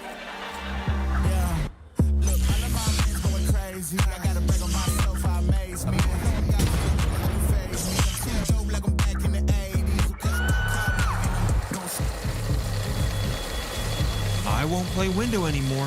What's going on? Play your role. 1xBet. On to the next one.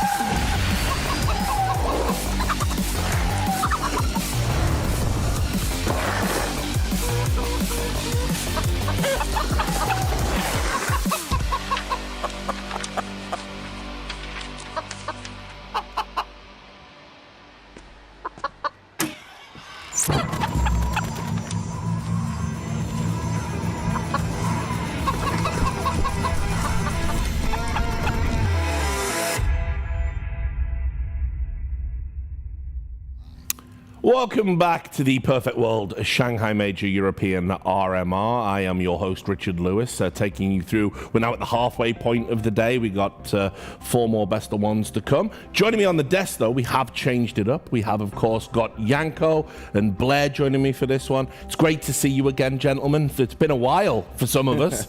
I'm looking forward to rolling back the years. Let's just start with some pleasantries. How are you doing?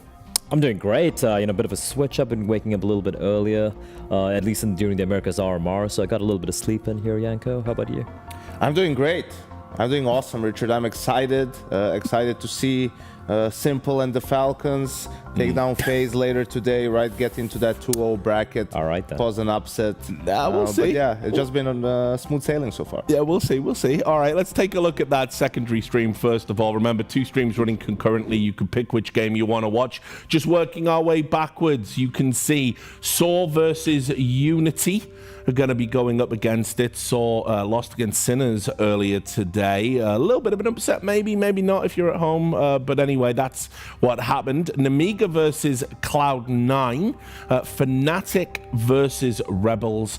And first up, GamerLegion versus Eclot. Got to be said, Eclot did push Falcons all of the way. And took them to overtime. Yeah, it was still Falcons, though, and they rely on Sulpan doing something FPL-esque for them to manage to close it out in overtime. For Saw, it was a very close affair, of course. 13-11 loss there to Sinners, so there's still a team, I think, a bit of a question mark for me personally. But looking at some of these matchups, I think there are a few clear favorites for me in particular. For people talking about Falcons like having to go through overtime to get a win, have you so quickly forgotten about Team Liquid and Furia in their opening games? Not at all. They got it.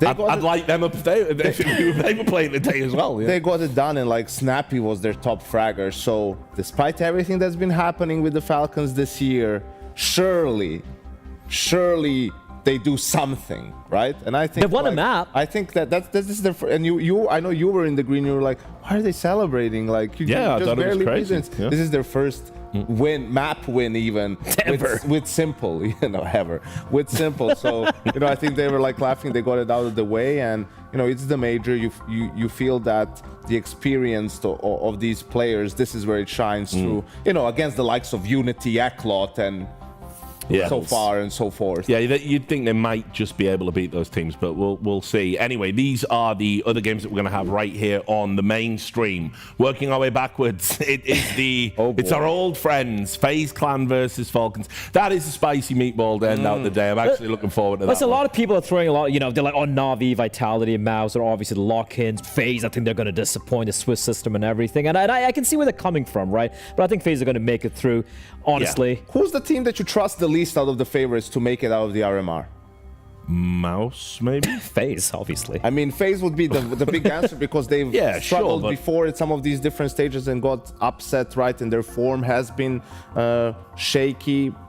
We'll see. The last I think months or so. We'll see. It's been an upswing recently, right? We have to say, just looking at some of the games, and yes, the results haven't been to the standards we expect from a team like FaZe, obviously, but the games have been close. It's been against some pretty big names, and I kind of feel like coming into the RMR, even if it does come down to maybe a 2-1 matchup or a 2-2 matchup or whatever, I think they're going to make it this time.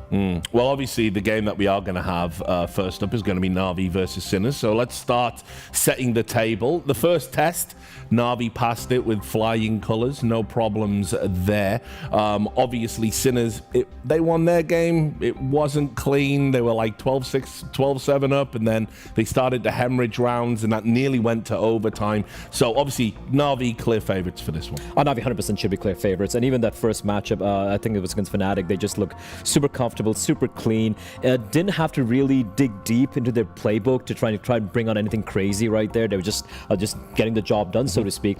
And for Sinners, I feel like this is when some of the, I wouldn't say flaws, but like the weaknesses are going to be laid bare here, right? Looking at the map, it's going to be a best of one. Obviously, middle of the pack map for both the two teams, but I feel Na'Vi is just going to be much better on it as well. And again, if you look at all the individuals, apart from Oscar, who else are you really expecting to step up against some of the teams, some of the players we have here in the Na'Vi side? Again, there you go. Looking at the map pool itself, I just don't see any comfortable place for Sinners to pull off a big upset here.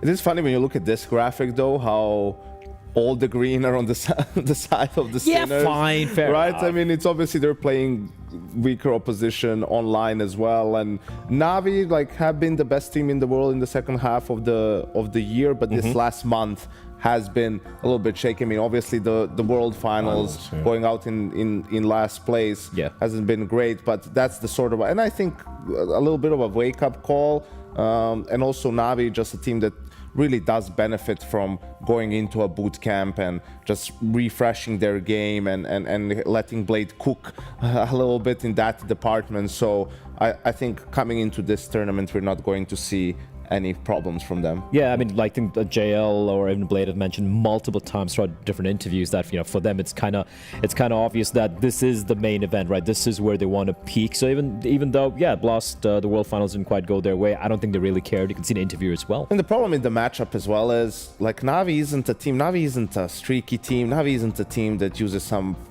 pocket strats or changes the momentum all too long. Na'Vi is the team that by far plays the most default. Yeah. Right? Like it's 11-11, Blade takes a timeout. The call is not going to be some B-pop or some set. It's always going to be, again, default. So what that means is for a team like Sinners, like you're going to have to be able to fight that every round. Like it's not going to be enough one or two times. Oh, we broke them and now we're going to get maybe an easy round to get a read on them. They're going to change the pace. No, they're going to be relentless in what they do, and they've become so great at doing it with all the reps that they've had. And now you can see these players who had question marks around them, you know, 6 months ago, being so accustomed to the system and really thriving within it, that the individual performances have been also really, really strong for the Na'Vi squad. Also, you got to like throw in the fact that some of these comebacks we've seen from Na'Vi recently against top-tier opposition, S-tier opposition, when the pressure is on in big tournaments, it's incredible how resilient they are mentally. And as Yanko pointed out, it's not about, you know, a streaky, fluky, just luck going their way. It's well thought out, it's well planned out, and it seems like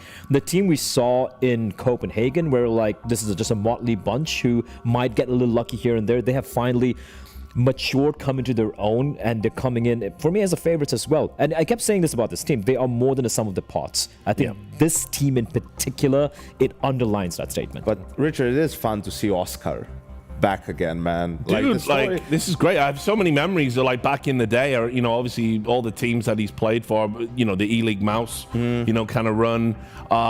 He is an enigma to me. Like I always wish that we could go back in time to like maybe that 2016, 2017 moment and put him on a better team. There were definitely options. Maybe, you know, he could have took over what one of the other Orpas as they were like transitioning out, and it just didn't happen that way. And here he is at 33, and he is still very, very good. It's crazy, sorry. No, it's probably one of the biggest what-ifs for a guy, right? Yeah. Like in his career, like how good could have he actually been on a tier 1 team if some things went a little bit different, if he handled some situations differently as well. But he is that sort of a guy where we talk about pressure and in big moments, is like he does not care. Like he plays in the same aggressive manner, no matter who is on the other side of the server, what the stage is as well. And he's the type of a guy that in theory could like really dismantle, you know, the opponent. And it's we keep harping on a lot of, you know, players who are,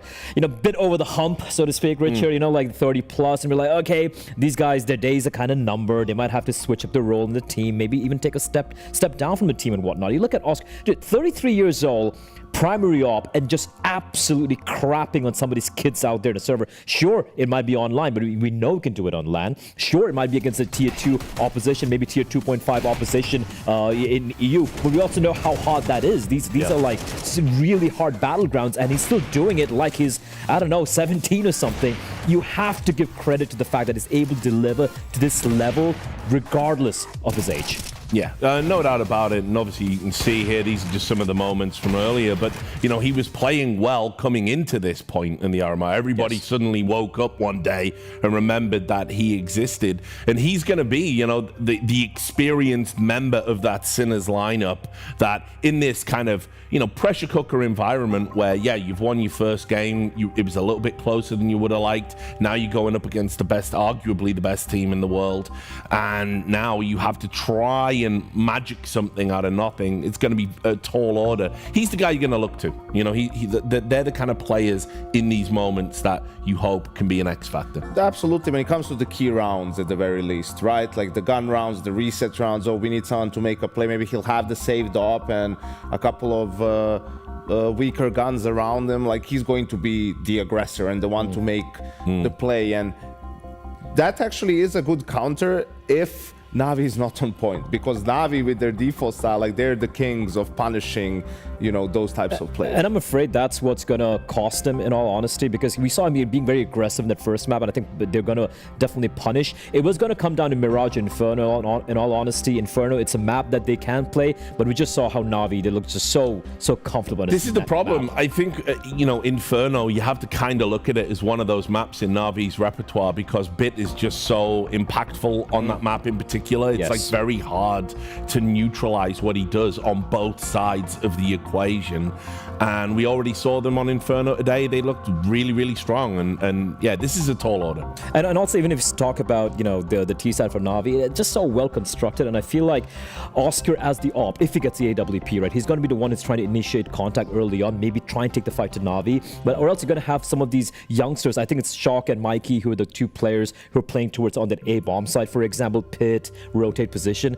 They're going to have such a rough time when Na'Vi going to, you know, step by step, just break apart the defense you have. So I feel like, depending on which side you start, I'm assuming the CD side here, they should be looking to at least take the fight to Na'Vi and don't give them too much breathing space, or else it's going to be quite painful. Yanka, what do you make of the Inferno pick? I think it's good, you know, in a sense of to be expected, because at the end, Mirage, sure, Na'Vi has lost the last 3 Mirages, still but let's not forget, you know, how strong their run has been, and they are just a different beast when it comes to Mirage. Not to say that there's slouches on Inferno either, but the recipe playing against Na'Vi is the same for any team out there. Limit the number of gun rounds that they get to play, right? Like, because in gun round versus gun round Counter-Strike, they're by far the best team in the world. So you need to be able to either win the pistol or win one of the early force buys, right? Whenever those reset rounds come in, make sure you close out those so that they have to go for some sort of a half buy hero AK, which again, they're good at winning those types of rounds. At least you're making it more difficult for them, and then you might be in the mix. Also for Oscar, I feel like he might take it on himself to do a little too much with the AWP, and I feel that is... We saw shades of that on Vertigo, which he got away with, right, against Saw multiple times. He tried that against Na'Vi, especially in a map like this. You are going to get abused with the utility, with the traits, with the spacing. So it's hard. It's hard. I don't know which way they can really, you know, how they're going to approach. He should do it though. Like that's the way he should approach this game. You know, if they're going to try to have any success. That's the thing. Like, it's an option he has, but I feel like he's going to get punished, you know, real bad. If it's game 7, I'm letting Kobe shoot 40 times, you know. I don't care, right? Like, I don't want Derek Fisher to decide my fate, you know. I'm giving it to Kobe all but the final shot that goes to Robert Ory. And there you can see there, that was student versus master setup. I mean, Wonderful's obviously been, you know, playing very well of late on the Na'Vi lineup. But I mean, just for context, you could see obviously a gulf of class in opponents that they play, but not dissimilar statistics. Oscar's still got some magic left. Yeah, but also, like, you know, you gotta look at Wonderful, and it's like, even if he has a bit of a quiet game, you know, you got Bid, you got JL, you got Imma, you even have Alexi B, and then look at the side of Sinners. It's not like, I don't want to throw too much shade at the youngsters to have in his team, right? But Os clearly is the talisman. If he doesn't show up, if he's not able to get that op going, it's going to be a quick affair for Na'Vi. I mean, talking about the individuals and the strength of players and so on, in reality, in the last 3 months, the strongest rifling core has been on Na'Vi. The JL, Bit, Imma trio has outfragged and outplayed any other rifling trio out there. You look at, you know, G2, who's been up there. It's Monesi who makes the difference. Right? Monesi, Nico, Mouz in that team that you point to. Zywus, Pinks, and then maybe Flamesy if you look to Vitality, right? But the riflers of Na'Vi have just been incredible, and for them it's really important. It's the anchors on T side. You talked about Bit on Inferno. I mean, the amount of pressure he exerts from playing apps and just being a menace there, you know, it's sometimes a little bit flies under the radar because so much focus is on banana, right? But if there's only 2 guys on A and the apps player can exert a lot of pressure, it changes the dynamic of All right, guys, just in a word, is there an upset coming? No. Yes, no? No. No. All right, we're ready to go to the commentators. It is Sponge and Machine for this one. Thank you very much, boys, on the panel. Yeah, I like the way Yanko set us up for some potentials there. The fact that Na'Vi are so prominent, so dominant, and expected to be taking this one. But, you know, taking the pistol, not giving up any of those silly rounds, it gives us a little bit of something to look out for, Chad, coming into this one. Yeah, how many rounds can they limit Sinners to, essentially? Now, Na'Vi in their opening game against Fnatic didn't win a pistol round, but they won both second rounds. That's even better. Let's see if they can get their first of the day. Sinners starting on the T side. Na'Vi to defend. I mean, all expectation is that Na'Vi's first day is 2 wins in that column. First, convincing, coming into this head-to-head now. Sinners taking down Saw. See if they can start with that pistol round as Yanko has demanded. Yeah, which essentially was the biggest upset of the opening round. Fair. Saw losing, and I don't think the margin was that big, especially the Des touched on it earlier, talking about the new boy Aguil. I'm probably going to butcher the pronunciation. I apologize to the Portuguese for Aris Dos, but this is a slow one. Going to be the crawl up mid and apps. Close, personal, Bit, first bullet, Oscar down. And, well, the waterfall, I think it's been spotted. Yeah, and Im is here to disrupt it. No one clearing him. That's a dream for the Jewel Berettas on the balcony. 3 players walking around, backs presenting to the Jewel Berettas, and he controls it nicely. So 3 kills and a round secured. Shock, he had all that util, doesn't even get a chance to use it. Let's see if it can be a clean sheet. Spotted out now, last player noted. P250 sounding off with a couple of bullets, but the boots are trundling his way. There's a kill, not too bad, but how much more can he get? Oh, Alexi getting a little pushy. Oh! Shock! Oh, he was one away from making it interesting. It's still a lot of damage. Im is the one to close it down. A little bit of greed punished by Shock with some quick shots. Yeah, well, Emma with 4, and I thought they were going to keep at least 4 players alive there, Na'Vi. With the armor, those upgrades, they could have a whole lot more rifles going into this round of play. So it will have to be SMGs for those that died. But good shooting from Shock. Him and B-Stick in the past. I've seen them put in shifts for Sinners over the years. Very nice. Well, it does force a couple of extra SMGs than they'd have liked. Get 3 MP9s into the second round, but all the same, they're just going to farm up here against the Glocks.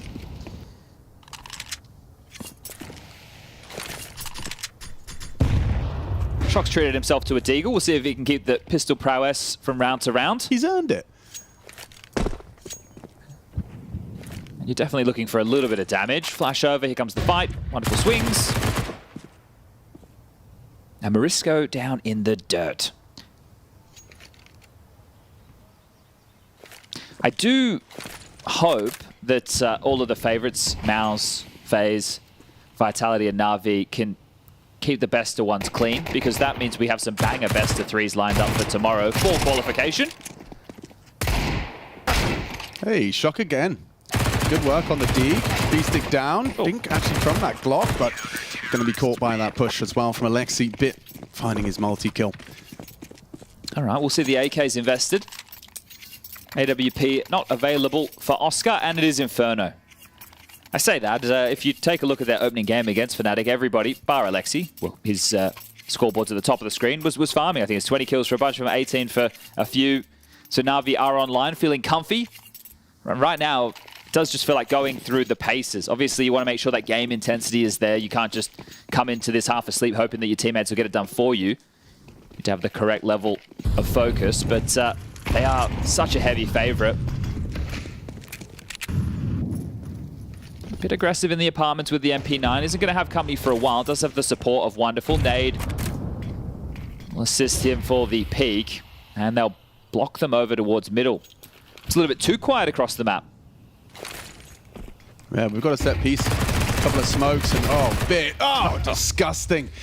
They had a game plan, and Bit just tears it up in front of them with Wonderful's help as well. That up-down setup on the short side, it's just made mincemeat out of Sinners. Yeah, it looks too easy, doesn't it?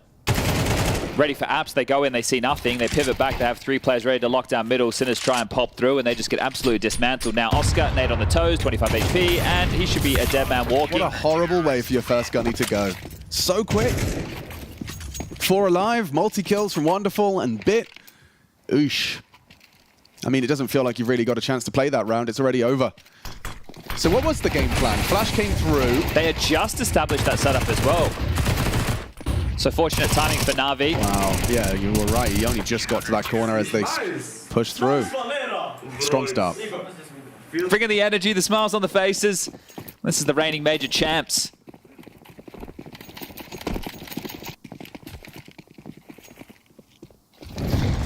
You just hate this for Sinners, don't you? The class disparity is absurd.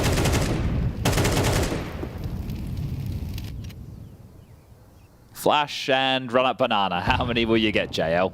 I think he's got a couple. Oh, even throwing that nice deep banana smoke now, forced off by the flash, so they will get some territory here, unless he's, yeah, crazy and peeks off of that. Good flash all the same, slows him down. And Alexi, he's going to need some help. They are committing to this one. The incendiary making life difficult, as is the headshot from JL. Caught out the cross is B-Stick. Mikey down, and another 5 alive for Na'Vi. Might be a few more rounds like this, I imagine. Seems that way. Second gun round. Let's do a slower one. I don't think I would be calling... A slower one? Yeah. Okay. Like, as Yanko's rightfully put, as not only the rifle trio, but also just the gun round versus gun round, Na'Vi very much top of the pyramid as it stands. The only way that I could see you beating Na'Vi if you're Sinners is to have an individual do something crazy every round you win. Well, that's not an easy part to ask. Well, yeah, it's fair. The unfortunate truth of the matter. Yeah, it's fair. This top mid smoke, it gives some options to Oscar for the opener. And you talk about individuals, he is the most discussed. And he is going for a play. Nice, he's forced a gap. This is exactly what we're going to see, a play being made. And Wonderful going to be flashed into this. No, try! Straight into Oscar's crosshair. Yeah, the timing was so quick, you wouldn't expect that. A lot of pressure now onto Bit. Massive plays. Steps up, delivers a whole lot of opportunity to take this A site now. Hiding at the back of Pit is Bit. Oh, he's got nothing there. Empty-handed Bit. Alexi burning. Audible for Oscar as he actually managing to hold up the entire rotation on his own. Spots out Imer, smokes off Alexi, doing his job, but also playing for the round here. He's done enough. Well, there's a perfect example of exactly what I was just talking about. Yeah, but can he do that 12 more times? Yeah, how many times are you going to be able to subvert that expectation? So Oscar literally straight up through the mid lurk smoke, punishing the gap over towards long side, knowing likely to see Na'Vi starting 3 over towards B. So do you now assume that if we throw that same smoke next round, they're going to start 3A? Look, this is where bluff comes into Counter-Strike in a big way. It's like, you just did that once, are you really going to do it again? Obviously, we need to be slightly more prepared. Wonderful won't peek out in that fashion again. Might have an extra little jiggle before showing himself. But it's tough as well if you're Sinners, because we talked about this a lot once upon a time, not so much in recent history, but when you are an underdog team, one of the first things that you need to be able to force is a level of respect. And in that certain scenario, they've done that. Right now, there will have to be a little bit more intention given from Na'Vi and attention, because, yeah, I don't think you'll start... Like, it won't just change your full game plan. And the thing is, as well, you're expecting them to do something a little bit different into the next round too, right? So we'll see if it does bring out the AWP for Wonderful. Yes. Okay, there you go. There's a change immediately. You die, now you can buy the AWP. Thank you, Oscar. Yeah. What a kind gesture. Still, 2 players yet to go down. JL and Im at 9 and 0 combined. And 2 yet to frag. Marisco and Beast to get on the board. Really want to make sure I enunciate that somewhat correctly. It could sound like something else. You know, in your accent in particular. Yeah. Yeah. Sorry, everybody. Oh, default spread. Looking for that map control. Our Sinners. Smoke to fade half wall. Can be replenished. Marisco over towards Logs. And now working on banana progression are Sinners. Negated for now. Wonderful actually peek. Forward, yeah. He's got supportive util there. Just teeds the flashbang. And a HG. Wow, okay. Solid work from Sinners. They got the B duo down to about just over half HP. And Shock, he's not shy. Get the smoke up on long side. Probes into middle, takes brackets control for Sinners. Yeah, likely to see them fall back into a B execute. Still 50 seconds on the clock, but the bomb all the way back towards spawn being picked up now. Wonderful. Still holding on to this line, ready for the boost. Simple. No, Wonderful. Well, used to be simple. He'll be later today against FaZe. Yeah, sign me up for that one. That's the last one for us. First day of the EU RMR. Excited to get our teeth dug into this one and secure more teams for the Perfect World Shanghai Major.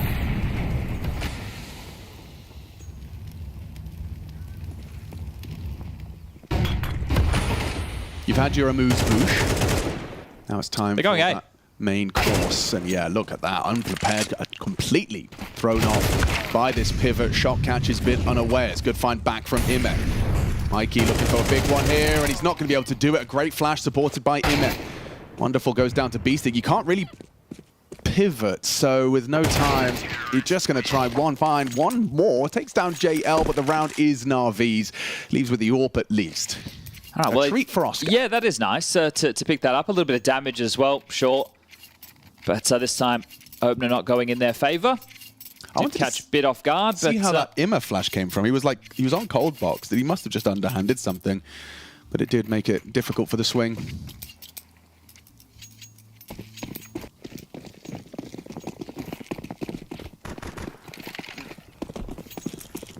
Get to see Oscar on that AWP. Looking to catch anyone brave enough to jump Boiler. Same smoke, consistent from Sinners. Clearly part of their game plan, but some aggressive apps AWPing. Bit escorting the AWP for an aggressive line, and they are coming his way. Wonderful. Perfect in the first shot for the trade, but Wonderful quick scope. Regardless, Bit going down is one thing. Wallbang, a bit sketchy for Wonderful. Turns tail and gets away. Oh, so you're going to take the space. Beastic creeping up. Oscar not too far behind. Emma supporting Wonderful on the site. And a 2-2 split of the defenses as just was on the other side. Jails played for info top banana. Kind of just have to contact. Hope that you catch a timing. Comfortable for him. Bomb delivered to his front door. Missed AWP shot from Oscar, and he will surely go down. I don't know. He's still alive. He is... What is that? 2 points of health. You wonder how none of those Jewel Beretta bullets connected. Still going to give this one a look from Boiler. Repositioning. And they know that he has to be low, so it might just be the Oscar save. 6-1. Yeah, you can see from his body language, he's not feeling too confident right now about their chances on this T side. It has just felt very one-sided. Very quick. If he tries to cross the bridge, he might go down, but even still, Emma's on the hunt. Wonderful's cracked into second mid, and AWP removed. Still money for a residual buy for Sinners. Lost bonus is their biggest friend right now. But this must just feel extremely smothering. I think, you know, coming into this with the disparity between these two teams, trying to default against, well, Yanko highlighting that Na'Vi, the team who played default the absolute most, and understandably so. So you're up against the specialists and a team that has the individuals now with the output. Multi-kills aplenty. You saw that Wonderful wasn't kind of like on the corner, it's just in the open. Is that kind of AWPing philosophy just because you're less likely to get directly jiggled? Yeah, so with like the pre-aim, obviously the pre-fires, the people see all the different maps. You got Wireprack, you got Refrag, you got everything. Obviously you're going to take that initial angle. That's where you'd expect the AWP to be. He's just standing in the open, still able to pivot into the cubby and back out. So yeah, just making sure he's not in the most obvious positions to clear. More likely to get someone walking unprepared, which he did. Gets that nice double kill. But yeah, if you're not going to be defaulting, you saw how that first exec pop pace change went for them through that mid smoke.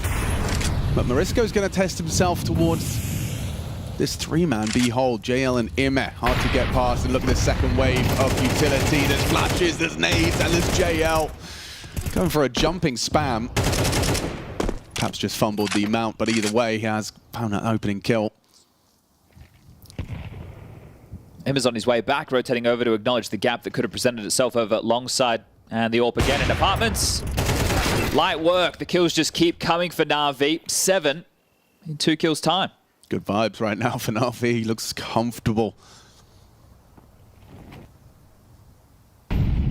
This couldn't go better if you're Na'Vi on day one. Assuming that we continue in the steady course, the sails, it's a lovely breeze. No white caps, the water is glassy. And then you move into tomorrow and you go up against opponents that you're more familiar with. Likely the top dogs of FaZe, Mouz, Vitality. One of those three if the favorites continue to win for the day. Clean sweep. And then you just have to win that best of 3 and you're in. Yeah. So it's almost perfect at the moment. And as I touched on during that Fnatic series, they lost both pistols. They just win both force buys. So, and the game was 13-9. If Fnatic had had those conversions, it could have been a whole lot closer, forcing Na'Vi to sweat this one.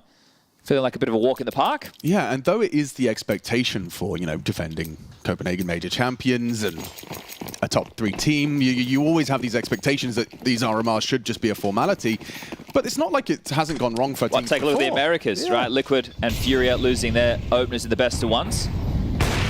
Especially with that kind of dialogue of best of ones and degree of unpredictability. JL, oh, they're just having a field day here. Alexi B, the supportive util, as those 2 rifles just stand up there and say, come and get us. It's a nice setup Na'Vi are rocking with. Shock and Mikey, what you got for us then? With JL low, all it would take would be like an Alexi B overstep for him to get some space, but he's got JL with him. Still, despite the low HP, JL gets another, tracks the body of Shock. 8 and 1, flying smoothly. Actually, I prefer the idea. In my mind, they're all on like a pirate ship. A pirate ship? Yeah. Okay. Well, it's more like with a Na'Vi flag flying. Yeah, exactly. And as you said, glassy water. That sounds nice. You didn't want that like a... Okay, yeah. I can see it now. The wind in Alexi's hair. He's got the little... We all know what that's called, don't Telescope? We? Yeah. Could have been monocle and then you extended it. So I think telescope. Yeah. Take a look at the cash for Na'Vi. Everybody around 10k. So if the scoreline at the top didn't tell you how well it was going, that definitely will. Sinners, best they can boast is an 8-4 half. The winning ways need to begin and quickly. I suppose for the Europeans waking up on their Sunday. Oh, hello. Okay. Edge the smoke, and Wonderful was unprepared for it. Finds a nice little sightline and actually takes down the AWP. A quick one-tap. JL some housekeeping, recovers the kid and the AWP. Bad flash. JL had vision, doesn't hit the shot. Morisco takes top banana.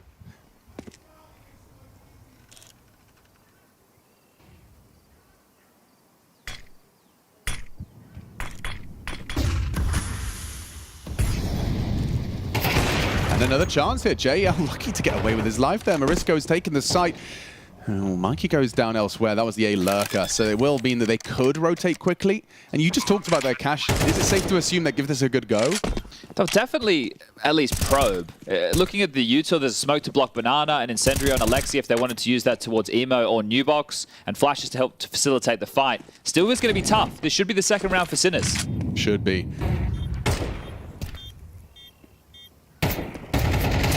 Oh, he baited out B-Stick. Oh no. Morisco and B-Stick down. Shock, though, has a crossfire with his AWP. Oscar and Shock making it a reality. A 1v1 no scope. Oh, heartbreak for Sinners. That was theirs. Oh, dearie me. That was theirs. Horrible way for that to come crumbling down, and just a little glimmer of hope very quickly shut down. I love to see Joe getting fired up as well. It's showing you, hey, even though they are waltzing over them, this is important. This the RMRs is for, well, teeing you up for major qualification and removing any threats whatsoever in a 4v4 B retake. Shock's doing his absolute best. That's but crazy, JL, man. What the hell? With the AWP. Bro, he was a fucking 1 HP. Yes, he was, Emma. Oh. This is bullying now. Yeah, but he was on his way in. He kind of second guessed his decision, ends up blind and executed. Nice punish there, Oscar. They're aware that Na'Vi are going to be laying down a bit of disrespect here. Oh. Alexi B could be vulnerable here. Those flashes were good, but Morisco doesn't choose to engage. Oscar at the same time knocking on the door. We're ready for a fight, ready for the swing of Ime. That's naughty. Strong full rotation. Oscar goes down.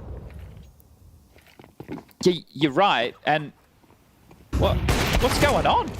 You've got the site, but you don't have the package. You need Mariska to leave banana control, go back to stairs, get the C4. They do have another smoke, so well, they have two, so they can easily replenish the Moto smoke. So again, another very strong position for Sinners. But I think JL and Alexi will give this one a look, of course. He's got double nade for the bomb. Whoa. You just is he planning site or default? Go on site, being safe. Bomb has been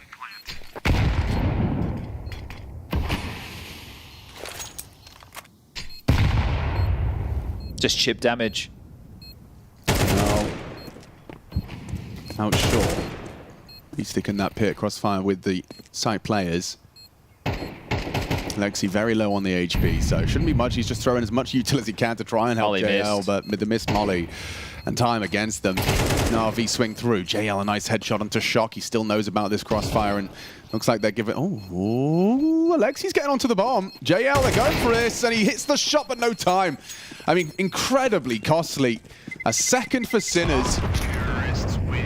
And that damage does look like it's going to have ramifications into your last gun round. Yeah, we got 3.6 on Mikey, 3.8 on Marisco. So everybody will be able to get a rifle, but it will have to be Galils in lieu of AKs if they want to get that utility behind it as well. That's one of those rounds where Bits aggression Boiler. It's like, okay, cool. So he kills the guy defaulting second mid and thinks, I'm going to keep pushing. I'm going to take as much room as I possibly can. Just getting a little bit scrimmy with it. RV, can you make it double digits at the half?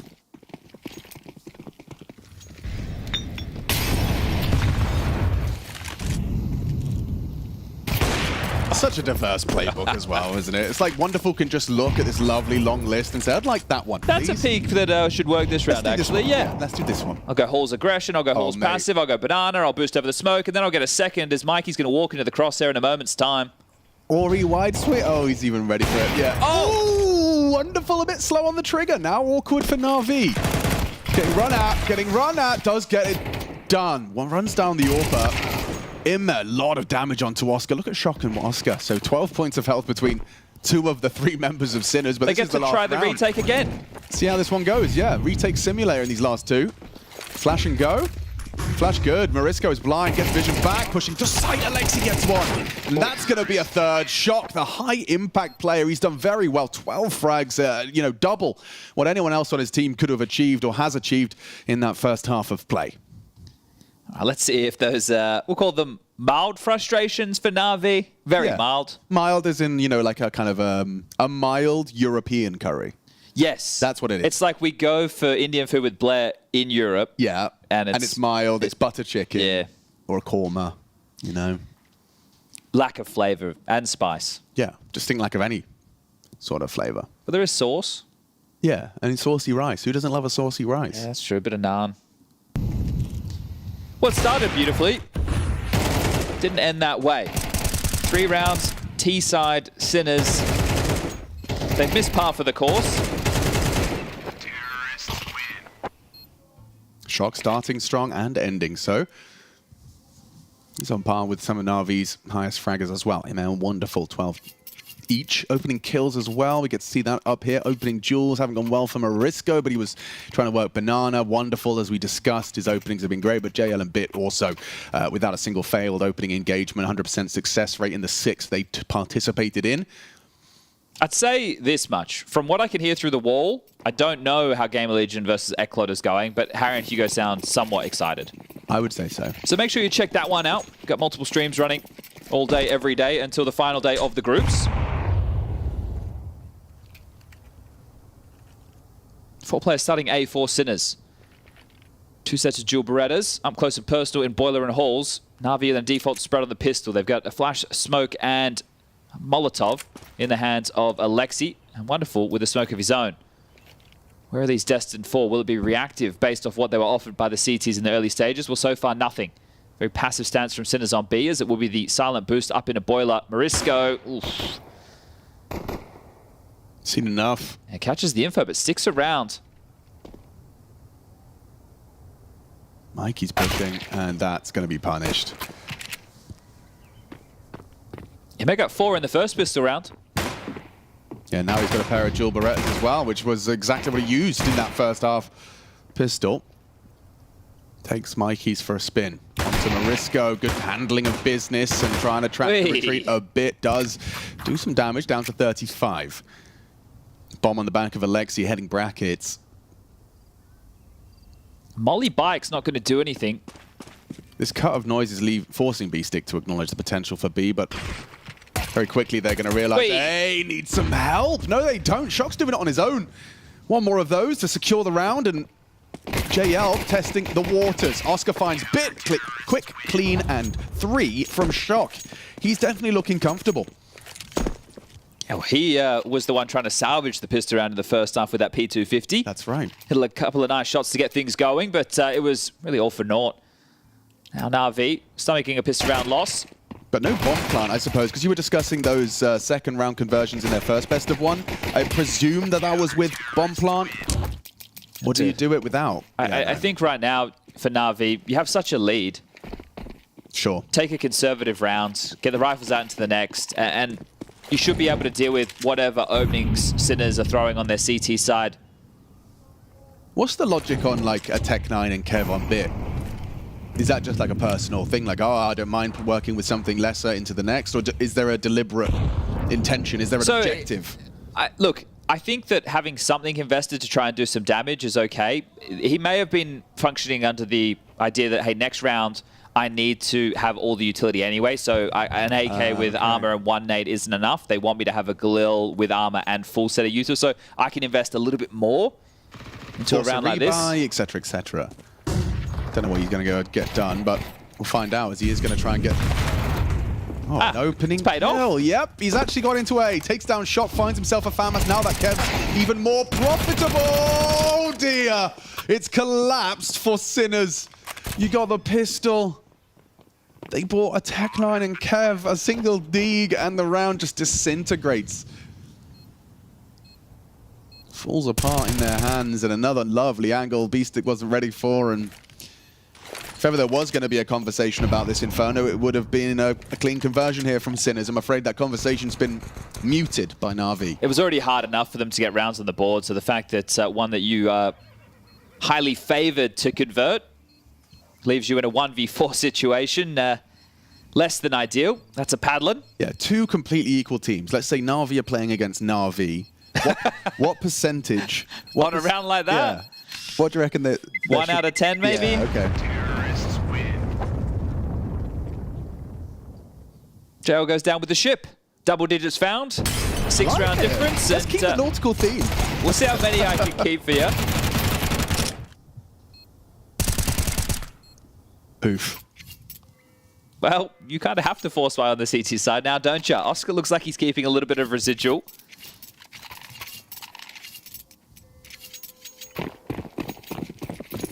That loss bonus stinks on the CT side.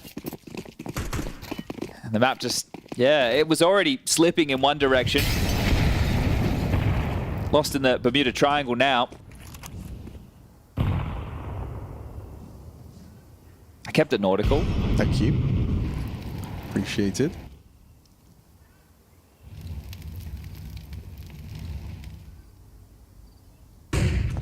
How has JL gotten away from that? Very quick reactions and hot toes. Up with the incendiary.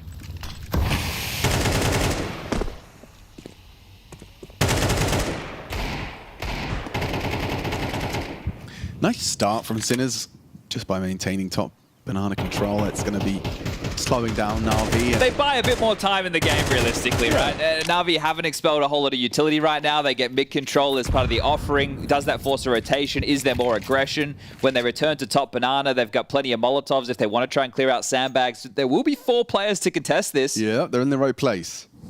That's step 1. Step 2 is hit a Deagle headshot, maybe an MP9. There it is, Mikey with the bomb shots, hits 2. And there's more where that came from. Alexi B ready to brawl. Biff jumping Marissa. Bomb loose. It's a nice one. Oh, this is shaping up nicely. Bit, however, has slipped the net. Goes through mid, will have a fast flank. Is Shock spotting this? I'm not sure, yet he is. And now Im has taken 2 and retrieves the bomb, so now suddenly it's Shock on his island. Hoping to see a ship. Bit takes him down. Bruv, how's that gone wrong? I mean, what, 3 kills on Banana, double from Mikey.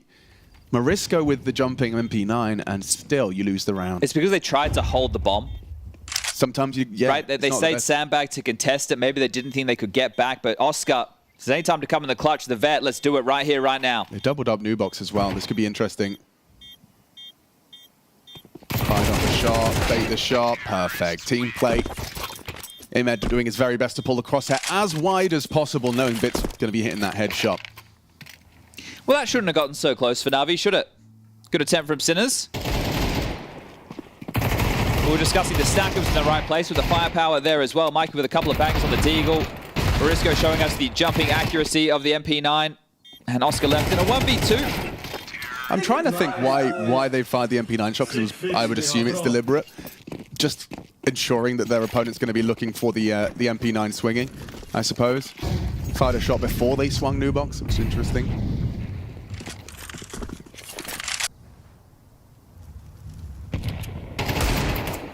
Gets another dig for his troubles. Good output in the previous. Would need to hit some bangers again. But B should already be overrun. JL finding Marisco, and that is the site with it. Waltzing on in. Clearing out all the corridors and the bomb making it over on Immer. He's going to donate that. He'll deal with the flank. Join Bit on the extremities, and away we go. Of course it's Alexi that has to go plant. Yeah, boys, I'll do it. Yeah, well, it's a luxury. He just wants the star next to his name. Do we do them anymore? Do they exist? The MVP stars? I think they still exist, don't they? Well, I think... We got rid of them? I think they're gone. We got rid of the MVP stars? Oh, no, they're there. Wow. The only reason to plan that... Well, actually, you get $300. The MVP. You do get $300. Okay, yeah. There's a financial incentive. Exit kills. Well, he's saving. So not even exit kills. Saving kills. No, actually, no, it is exit because they're leaving the site, yeah. Well, a couple more frags on the D. Gets himself up to 7. But here we go. Likely to be the last round. Na'Vi, in case you are just joining us, what does this mean? Well, they're going to find themselves in the 2-1 bucket. Sorry, the 2-1. The 2-0 bucket of teams. Playing a best of 3 tomorrow for their chance to lock themselves in for the major, joining the 10 teams that we picked up so far from the Americas and the Asia regions. Any Vitality or BetBoom fans who have just joined us, don't worry, your game's up next. Get to see Vitality's roster. Duke it out with Nafany's bunch, Nafany's anime crew.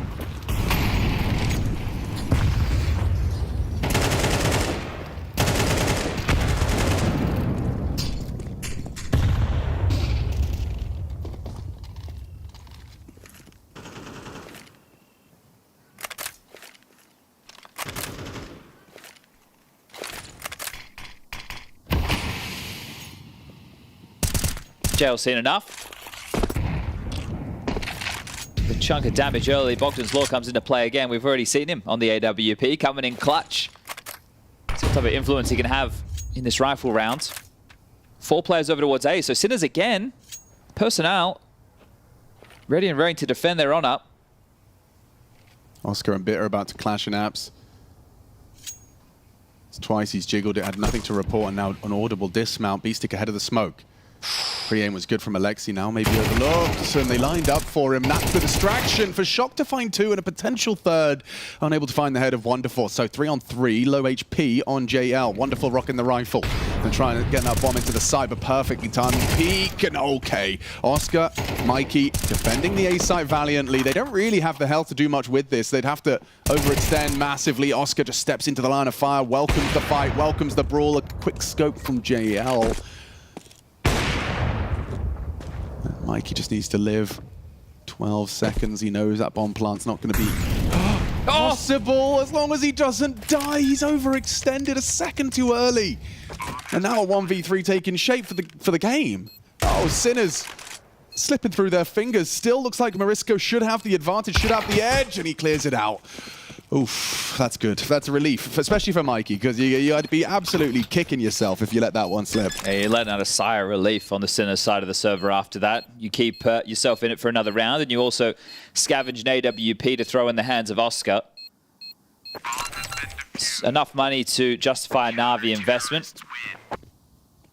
Lexi has 6.8, JL with 7k. We'll see if the AWP is something they want to facilitate for Wonderful, or if they want to operate with rifles. Maybe you could get a Tech 9 on the ball for the players who are a little bit lower, see what drops are available as well. And wow, actually, I think Blade has issued a tactical timeout. Boys, let's get it done right here, right now. Let's not give them any opportunity to get back into the game. They only had one player survive. They can drop the AWP. They'll reinvest into a rifle. Residual cash has left them with 2 MP9s, 2 silenced M4s, utility, and that AWP. On the other side of the server, the buy starting to take shape. It's really noticeable as well. I think in other games after their Copenhagen win, they didn't all have the Copenhagen trophy next to their name. That wasn't the one they put in the display case. Okay. Coming into the RMR, I think they've all kind of... Remind everybody. Exactly. Every time they press tab, I want them to remember. The reigning champs are here to play. And Team of the Year, I think there's definitely some conversation depending on who ends up winning the Perfect World Shanghai Major. But Na'Vi this year, best team. Ooh, down the guts, aggression. Yeah, touch him. Straight through. Owned. Oh, and Alexi gets shock as well. He was just trying to throw some supporting util. Instead goes down as a second body. Dropped by Alexi. Accelerating now, Alexi, towards Oscar's AWP. Oh, this is Oscar's AWP, but the Molotov combined with Bid's presence in the apartments, it's just too much for Sinners. Way too much to handle in the open. Wonderful catches Morisco. And V-Stick, not long for this world. A quick one tap from Wonderful secures it, and a spotless day for Na'Vi. First day of the RMR, now just one away from securing a spot at that Perfect World Shanghai Major. Yes, indeed, a perfect day one from Na'Vi. Probably shouldn't play them on Inferno. Also, just as well, for everyone at home, sometimes, right, on a desk, you do plant these narrative seeds and you hope they're going to blossom into beautiful trees. And instead, no, Sinners just weren't at the races and Oscar didn't do a whole lot of much. Listen, Sinners are trying to do the shock and awe approach on the T side, being fast and furious, but didn't have any B2 bombers, didn't have any F-35s. This is one Cessna coming in with one gun on that, and that wasn't going to work. They just tried to catch Na'Vi off guard by being in your face very early on, but you can't do that. That's what we said. You can't do that in a team like Na'Vi. They have this protocol to shut you down. And once, I think it was the first 5 or 6 rounds where Na'Vi, had a clean streak, and Sinners had a combined kill tally of 5 or 6. The writing was on the wall right there itself. Kind of what you get when you have the best team in the world play a team that's outside the top 30. Yeah. Right? Yeah. The results. It was not really surprising. It's a big mismatch, and the opportunities that you might have, you need to take them, and that wasn't really the case for Sinners here. A lot of those early rounds not really close at all. Na'Vi just in the driver's seat for the entirety of this match. And also looking at just the individual prowess as well, right? When you take a look at the scoreboard for this Na'Vi side, everyone just having a very comfortable time. There's a big disparity in the, not just as a team as a whole, but the individual, so to speak. We saw JL with some crazy clutches. We saw Immo was basically unkillable, a Terminator in the server. In fact, to such a degree that even though Alexi, Wonderful, everyone else chipped in as well, it just felt like no one really had to do too much, so to speak, for this Na'Vi side. So yeah. I mean, that's the thing I really like about watching Na'Vi these days. It's like Yanko highlighted before the match. They do just have such a strong core that you're allowed to have off rounds. You're allowed to make mistakes. Someone's going to come along and pick up the slack for you. And, more often than not, it might be JL, who I think is like having a fantastic second half of the year right now. But I mean, they've just got so much strength and depth. Yeah, definitely. And in this game, not really feeling pressured at all, Na'Vi. Even in the rounds, it was I think it was a little bit predictable, easy to read from the side of Sinners. So Na'Vi always was where the action was pretty much, right? They knew what to expect. They knew what was coming in rounds. And for players of this caliber to have that, I mean, that's a luxury that they don't get very often. And it just makes their job so much easier. Yeah, and obviously we've highlighted him as our standout player. I mean, you talked about his kind of versatility. earlier as well, Blair. You know, great game from him. Yeah, great game from him, starting off with that 4K in inside of apartments, or rather right outside of apartments in that first round. But yeah, Emma for me has been this player having been on the desk at that major when we had a question, you know, does he really belong in this team? Despite them even winning the major, we're like, you know, look at positions you have right there. You really haven't done much, but his age terribly, of course. Age terribly, of course. Like me. Yeah. But the fact that he's been really, you know, on the up and up and has really kind of come into his own, I think that's a great thing to see. And even though, yeah, this is a bit like, you know, a little bit of bullying in a kindergarten from Emma, but I think like this is what we're going to be seeing from him as we progress further into the major. To that point, I do want to highlight Shock. He had a great first day for Sinners, obviously in the map that they won prior to this, but on the server as well. I thought Shock gave a very good accounting of himself. He was like one of those players where everyone's like, yeah, he's the up-and-comer on this team. Had a very, very solid game. Yeah, he did. Definitely in that first half when Sinners were struggling to get a lot of it going, he managed to find some impactful kills, help them win a couple of rounds.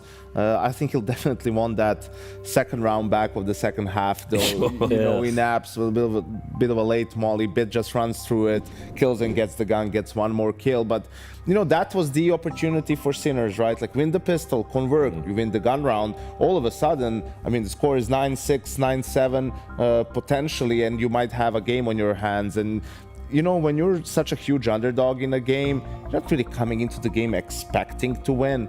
But if all of a sudden you gain some momentum, right, and then you might start to get some confidence, like, hey, these are just some guys over there, you know. They're mortal after all. Yeah, exactly, right? So unfortunately for Sinners, that could never really transpire, and I think they'll be happy with day one for them, right? Yeah, being able 1-1. to take down Saw, losing to Navi, who's most likely going to go through 3-0 or 3-1, you expect, so that will help them down the line with the Buchholz and everything to hopefully, they can maybe squeeze past in that 7th spot. That's really what you're hoping for. I feel for Sinners, just having watched that first half in particular, they didn't really play their game, right?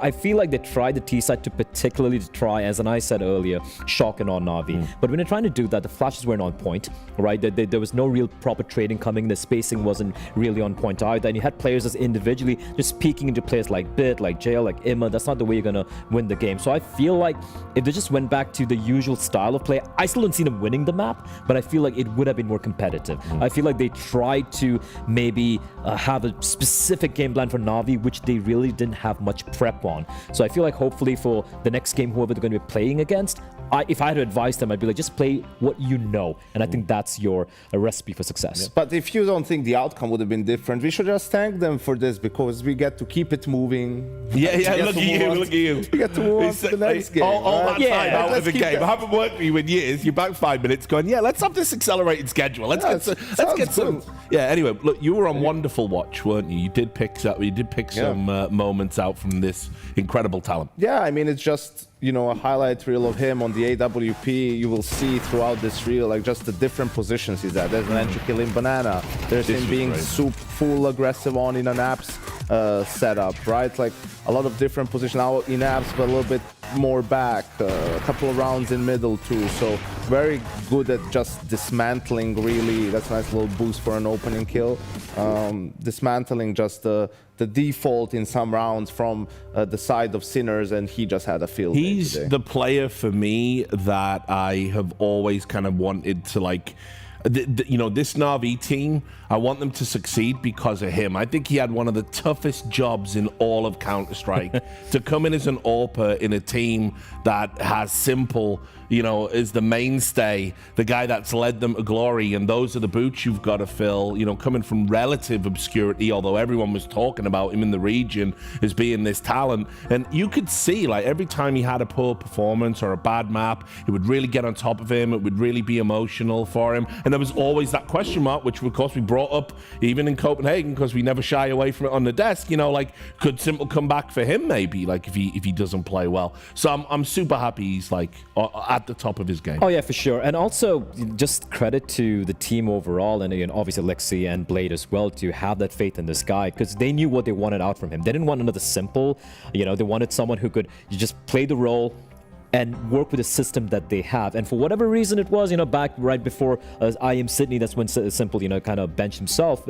Things weren't quite panning out, even though he was the GOAT at that time. And I feel like Wonderful came in and they said, hey, be yourself. We wanted to play this particular role. You don't have to be Simple. And I think it just thrived in that environment because you could look, it's so hard to thrive when you have so much pressure, external pressure coming in to try and replicate the GOAT. And they didn't do that internally. They made him play his game. And I think that was just a great move overall. Yeah, I think there's a lab in the US somewhere where they managed to do that. But I don't know, personally, I had a little bit higher because when you're talking like 6 months ago about this Navi team, like who's the star of this team? Like who do we look to in the big games to deliver? And it seemed like from the major that might be Wonderful a little bit. It's going to step up into that role. But in reality, it has been just JL and Bit who are the two main dudes when it comes to these like deep runs, big games, playoffs, grand finals, who've been delivering. The rest have been doing their job, sure, but these guys have been leading the way. All right, guys, thanks a lot for your thoughts. We're going to take a quick break. When we come back, we're going to be breaking down Vitality versus Team BB, so make sure you join us. She said she loves you, but she can't love me. But I love you.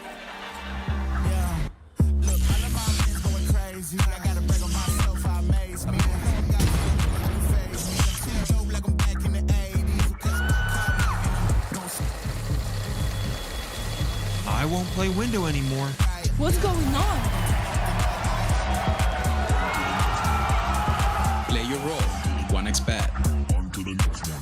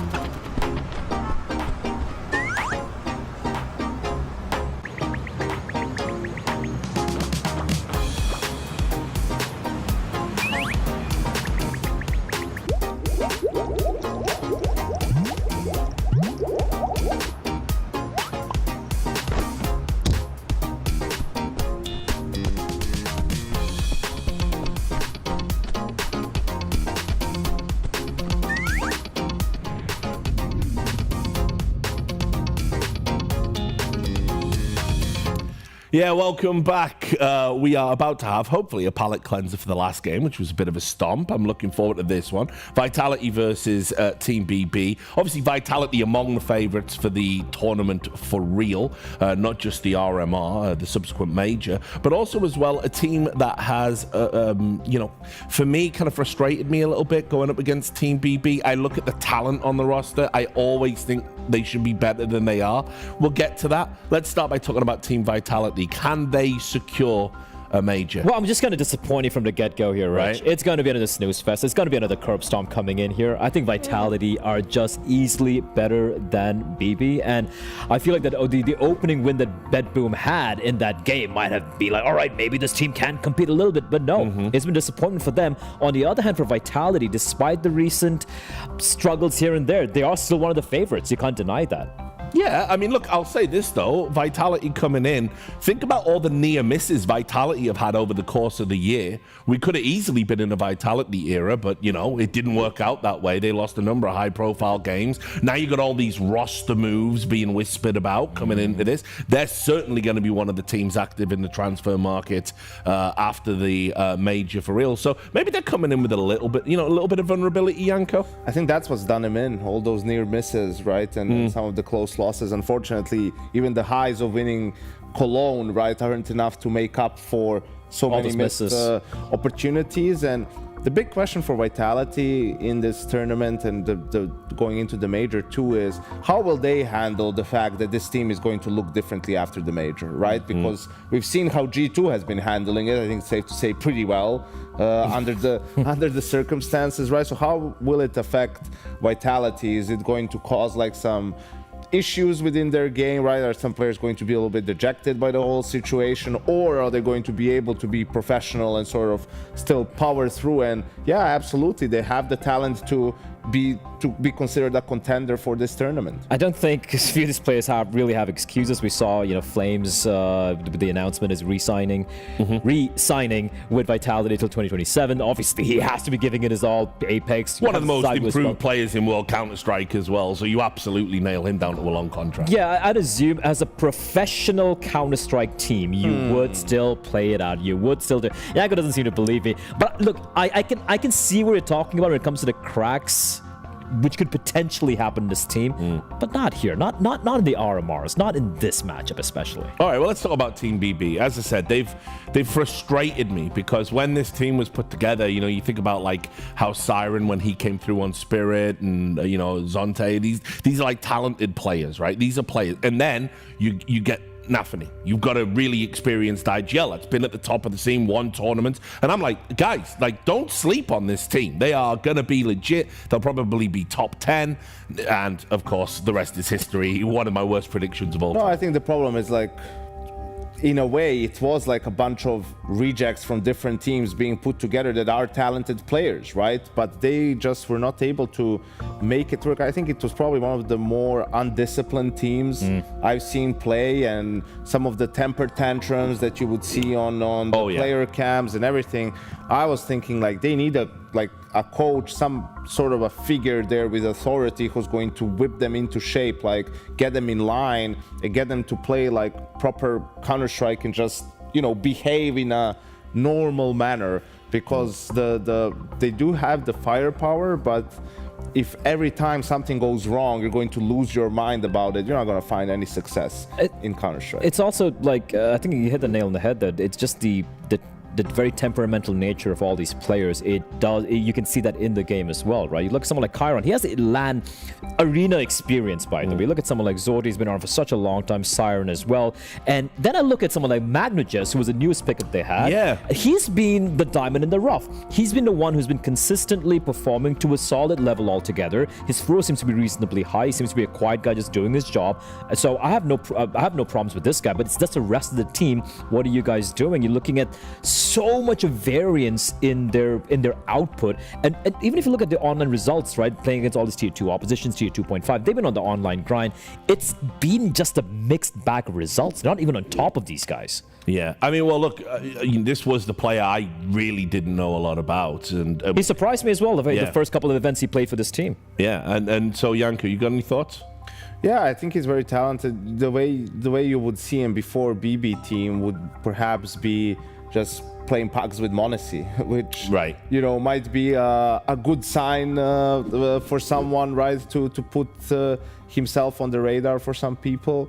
Perhaps Donk even, I can't pinpoint it 100%, but yeah, it's one of the more tempered guys right, on the team, which is something they absolutely needed. And yeah, I think he's been one of their better players, if not arguably even their best player since he joined the team. We're about to get into the map veto, and again, I'll try and be a bit preemptive here because the veto's come at us pretty fast. Yeah. Where do you think this is going to go, guys? I think, unfortunately, the best maps that BetBoom have are also maps that Vitality are going to be very, very comfortable on. So I'm seeing it either going to either a Mirage or a Nuke, perhaps, unless BetBoom want to try something crazy. But I think it's just funny because on the screen, on the player screen, I didn't see that. All right. All right, there we go. Well, boom.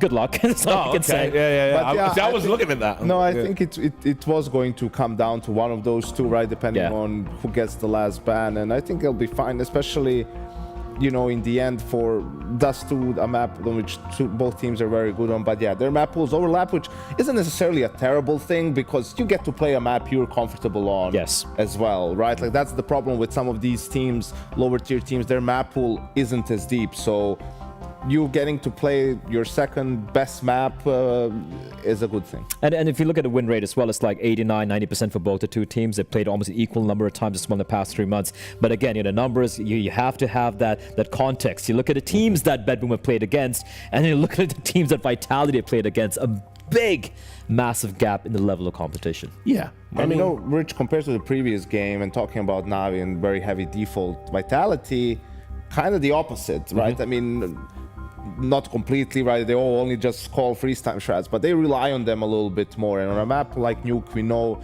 those momentum changers, the upper hits, that sort of a thing, like, is more prominent. So I feel like there's a way in for BetBoom if they can stop some of that stuff, like then Vitality might be struggling a little bit to sort of find depth at times. Right, well, we might be able to bring in our casters to get their opinions on it if we can. There we go. What? Oh, you got the nasal strip on. You look like you're about to be on the football field. Yeah, I did the first map without. We're doing like a blind test, We've had our... I feel bad now. I was like, bring them up on camera, and it's like I'm giving away the trade secrets, bro. I'm sorry about that. I've done you dirty. It's all right. What do you think's going to happen anyway?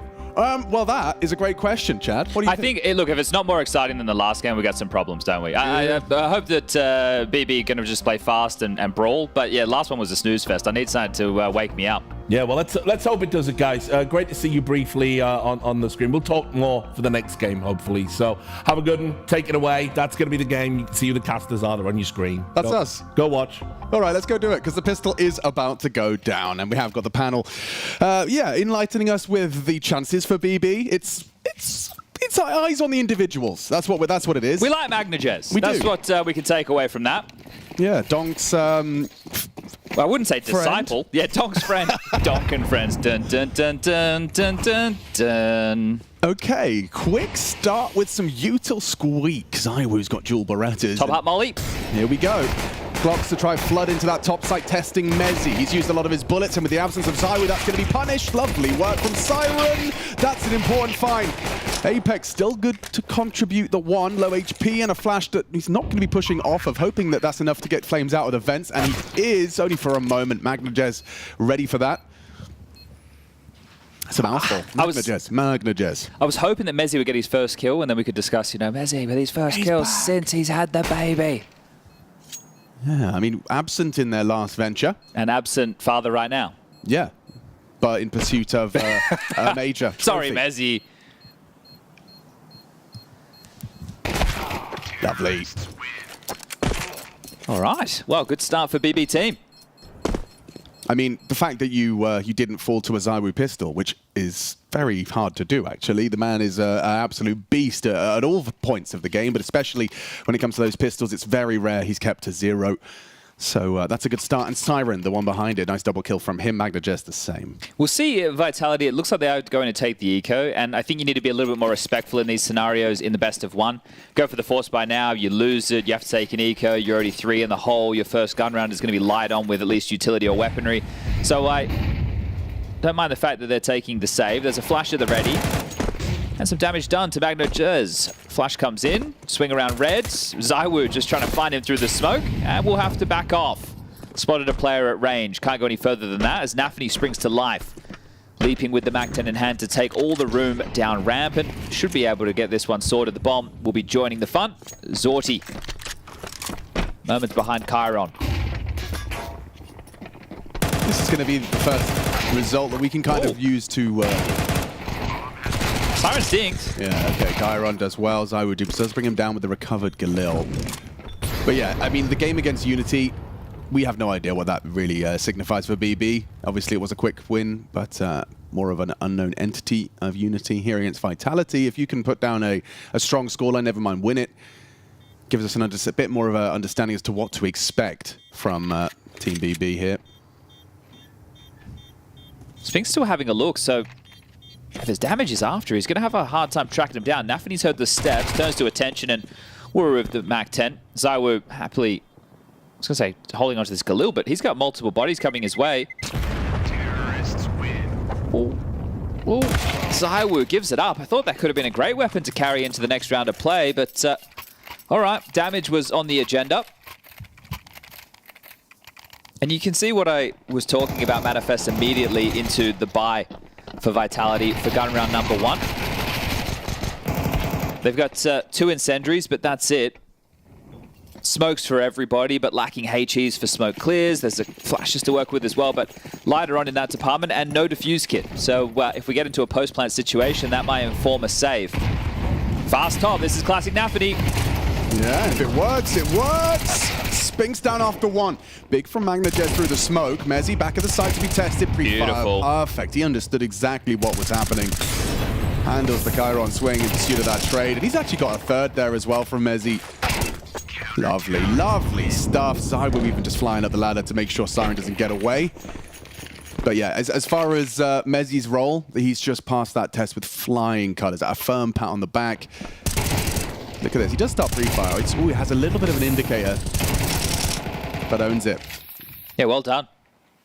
And pacey rounds from Nafany is something that's followed him throughout his history. Doesn't mind a pace change or 2. Aggressive, of course. And force bite from BB Team. It'll see 2 AKs, pistols around that, P250, Tech 9 Deagle, so dealer's choice, and light util.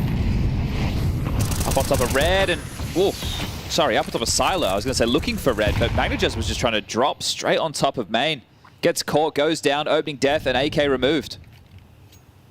Suboptimal. Do you go? I feel you want to go back and try to pick that up with how low on weapon you. Yeah, there it is. Okay. Well, highlighted by the OBS team. Yoink.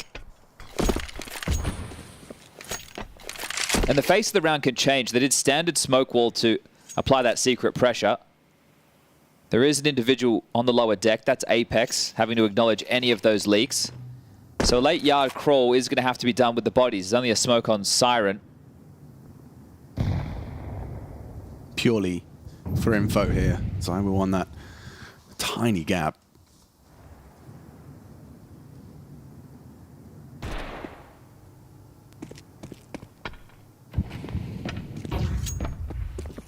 And into main. Sphinx does find 1.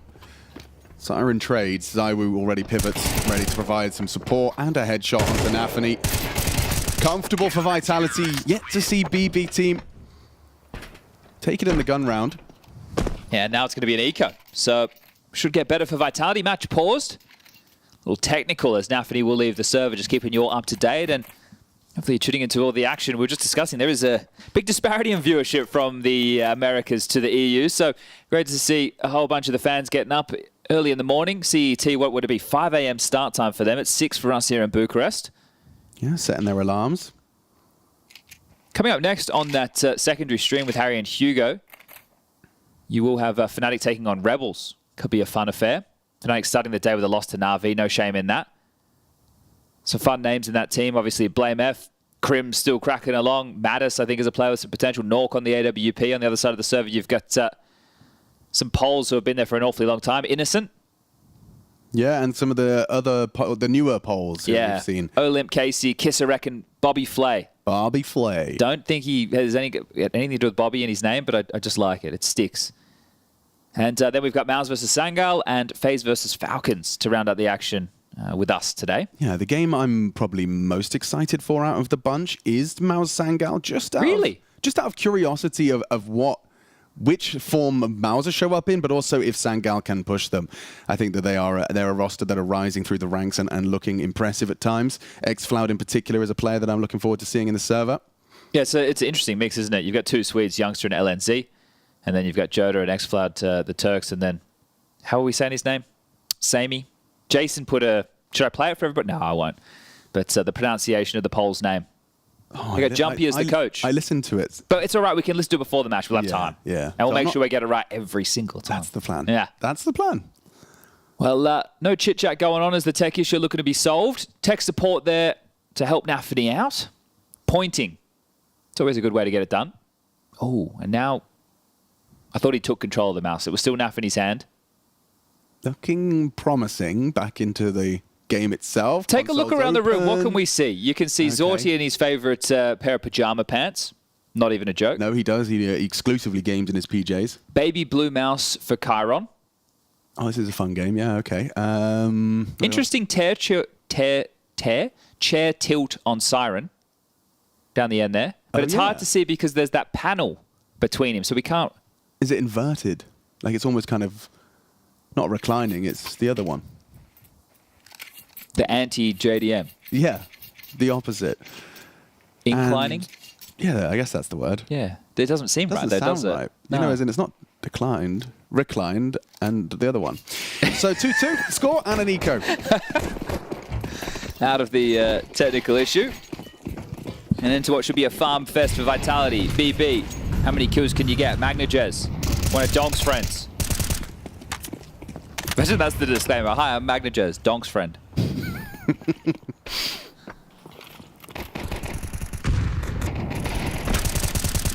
Nothing done as Spinks and Zywu light up the scoreboard.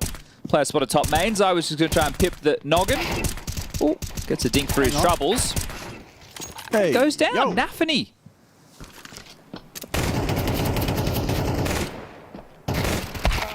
It's just distracting having the tchotchke on the end of your gun like that, isn't it? Well, I heard a pretty good argument from Harry the other night. About the tchotchkes? Yeah, you put it in the most ridiculous place you can, and you get used to it after a while, right? After you've played like maybe one day. Oh my God. But whenever someone picks up your gun, it's going to distract them. So actually, you're sabotaging anyone that utilizes a drop gun from you. Okay, that's see what I'm saying? 4D chess from Harry Russell. Yeah, he puts it so it kind of gets stuck on your hand, and it's very distracting. Fair enough.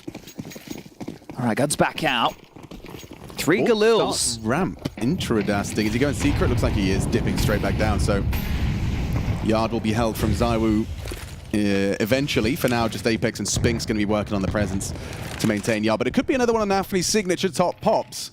Yeah, that was a double door molly from Vitality. Really wanted to block in case it was going to be one of those rushes. One came from main, one came from ladder, but here comes the util. Oh, miss molly backside. There goes some of the util, and a smoke on the side might lead them to overlook.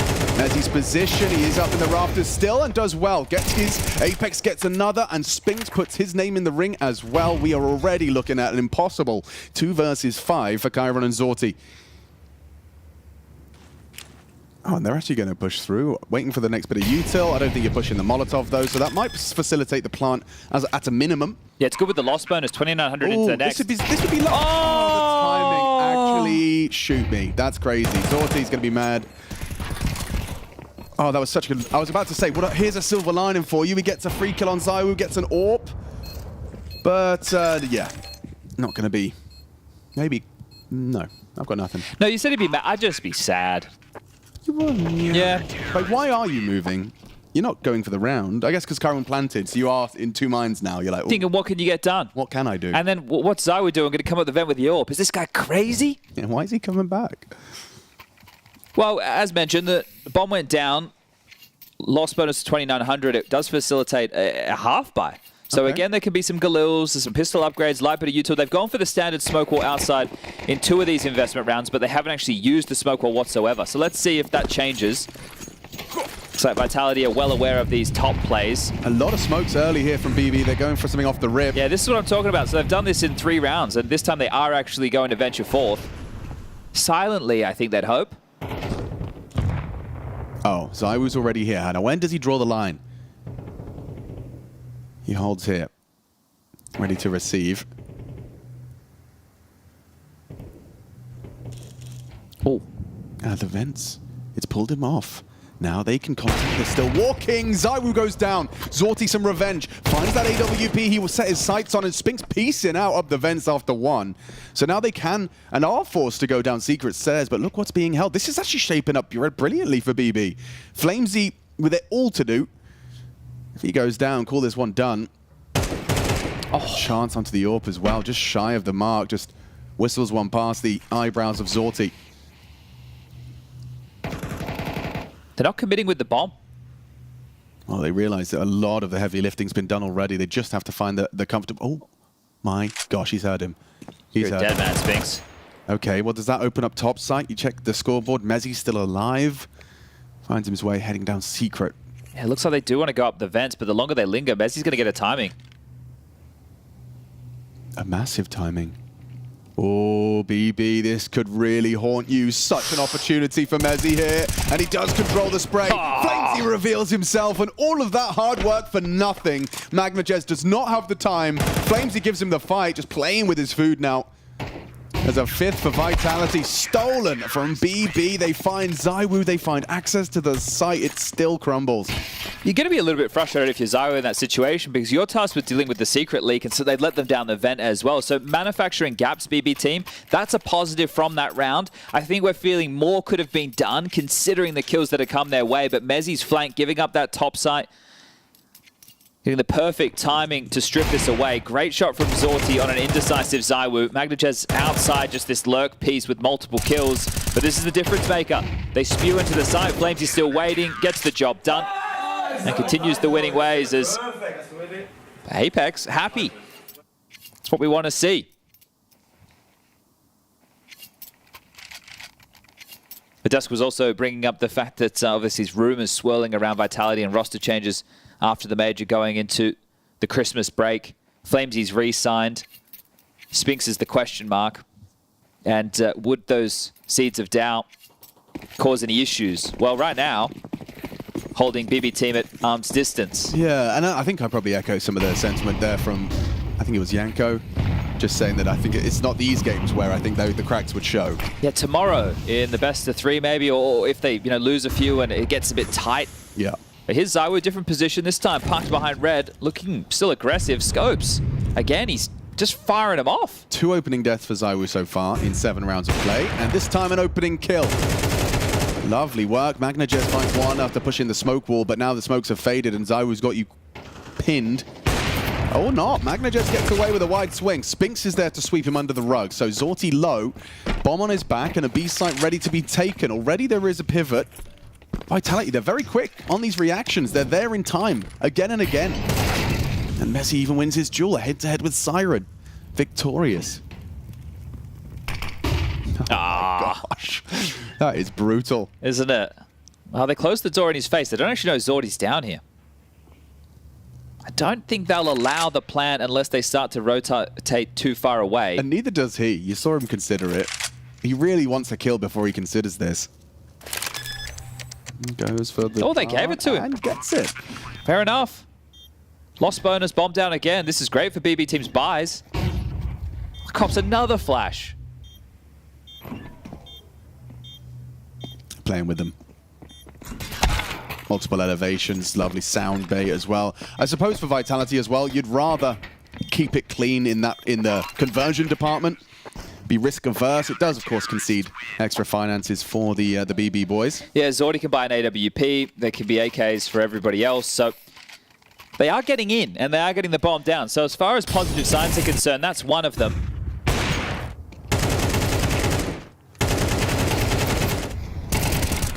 Magnus has been able to find these gaps. But traditionally coming after some of his teammates have already fallen. Caron with some speed comms, but is there a change again from BB Team's approach? Looks like same smoke wall, yet again, standard variation. Effects with the clear. Oh, slowed down Magnus and deals with him with ease. It's just on the edge. 2 across though. I mean, like you've been highlighting, BB, they have been doing well, at least in keeping it threatening. And getting into these sites. Still, that's an untraded death. Magnus down. There's a constant worry about Vent. Flamesy was acknowledging it yet again. So the gaps that BB are working on, we've highlighted it once, we'll highlight it again. It is working. It is keeping Vitality somewhat paranoid of these rotations to be forced the pressure across the map on the CT side, but a number advantage. Look at the jiggle on the radar. Just because Nafany on the precipice, the precipice. Friend of the platypus. Ah, for some reason I had platypus immediately in my head as well. Maybe we'd be good at that word game. Yeah. Oh. Did Siren get spotted? I think his barrel would have been spotted. Oh, that's too clean. Spinks just takes down Siren comfortably. Betrayed by that barrel. And now you have to break this crossfire. Not going to be easy. Daiwu, comfortable. Flamesy, second piece of that crossfire, and just like that, the power of a crossfire demonstrated by Vitality. Double kill from Flames. AK-47s finding their way into Vitality hands. In fact, 3 now ready to level the odds in that department. 7 straight, lots of cash built. I suppose now the conversation is how many can Vitality get on the CT side? Factually, 10. Realistically, 10. 10. Hey, that was my gag. Yeah, no, let's see what they got with this Magnus AK, because as you've been saying, he has been doing well at finding gaps. It obviously requires a bit of a risk and reward, but once again, head and yard for that. And I need more. Oh. A deliberate gap. Yes, yeah. Just like Furia. Exactly. The deliberate gap that then he goes overlooked and Spinks isn't ready for him. What? Turns around in time. Potency waning. Headshots hit. Nafany down. And it's looking so very good for Vitality. Zorti down to just 10 points of health. Getting run at here. Finish him. It does have that vibe, and you and I had a discussion when the first map, first series, I suppose, came to its close and Na'Vi won. It is actually a strong sign that the favorites, especially some of the actual major favorites, are coming in this form and taking care of business in the best of ones. It's not wonky. There's no worries. Obviously, the intensity needs to be there. That's good signs for the major itself. It's good signs for these teams right now in locking in as quickly as possible, because we do want the best names at the major. So this is a great sign. Even though it's not delivering the most exciting Counter-Strike right now, it will down the line. Yeah. Yeah, playing the long game here. And the major final is in less than a month from now, 15th of December. It's the 17th of November right now. Okay. So we have an extended journey because of the placement of the RMRs. Yeah, we are on the journey right now, you know? Not the road, because everybody's already there. It's not the road to Shanghai if you're already in Shanghai. But if this is our journey, Chad, I'll be your Samwise. Am I Frodo? For sure, bro. Don't know if that's a I don't know good if or a bad thing. I think it's supposed to be a good. I was trying to make it a good thing, but yeah, maybe not. My feet are quite large. Yeah, but I'd give you a piggyback, bro. My toes are long. I have got hairy feet. Hey! Put Cyber on his arse. Hang on. Promising start. Nafany onto Mezzi, but they know Spinks is going to be here too. Forced out by the flames and swinging. Oh, smoke fade. Spinks is beautifully, masterfully navigated away from the engagement. Finds his own, picks his own, and finds 2. Nafany down on red. He's played that very well. But just watching the pathing there in a pressure position too. Really well done from Spinks. 14 kills in total. Putting on a bit of a show. As now the 9th, seeming likely once more. Karan and Siren hit the brakes, cut the sound. As Apex and Spinks now investigate A. Now they're worried about Siren because he is the lobby lurk. Right? Has he been able to sneak out, take some timing, take some space as Spinks gets another? And now that last piece of information, they're just going to be looking for this man in question. 30 seconds. Down the vent. Chasing ghosts at this stage.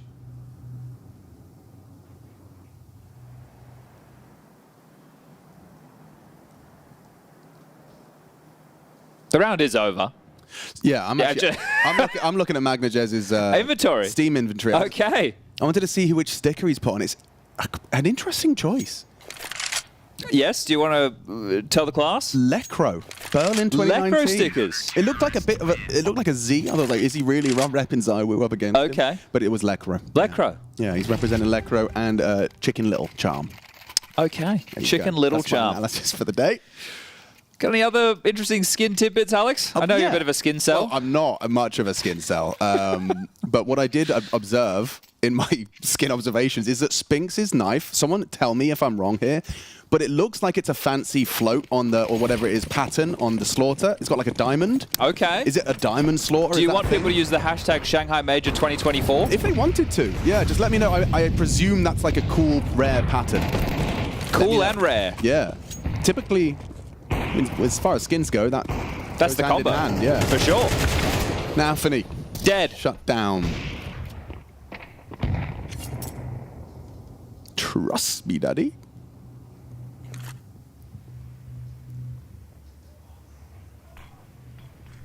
Flames is ahead of the play. Has rotated down to B. Breaks the window. MagnaJez not ready for it at all.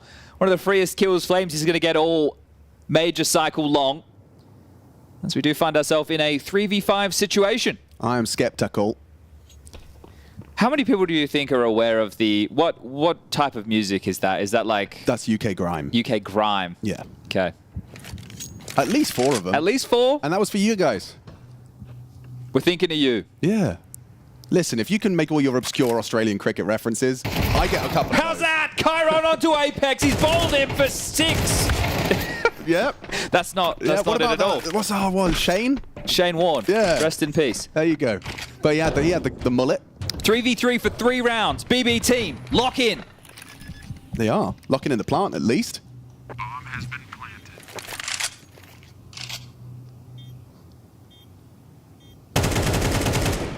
That smoke is frustrating. Late retake required. They have got a flashbang. Second, hoping to isolate. Does get one. That's an important one back from Spinks. It's up to Chiron. 14 bullets, 2 targets, time on his side. Smoke on it. Spinks doesn't clear it. Lazy on it. ZywOo misses his shot. It's BB taking 3. ZywOo just doesn't have the time to close it out. It's a Chiron quad. 3 to work with as we swap sides. Okay, salvaging the final throws of the half. The pistol, the conversion, and the final round. That's something to work with as they now hop onto the defense. Well, now it's just not pistol for vitality and game over. Now it's pistol for vitality, conversion for vitality, and an opportunity to try and run things back. Flamesy's not wearing his spectacles, or is he taking them off during the half? They're over there on the desk. I don't think he was. I think maybe he's a sometimes spectacle user. Or maybe it's more like, yeah, it's a fashion statement. Or it's the long-sighted, where you only need them when you're to look at things far away.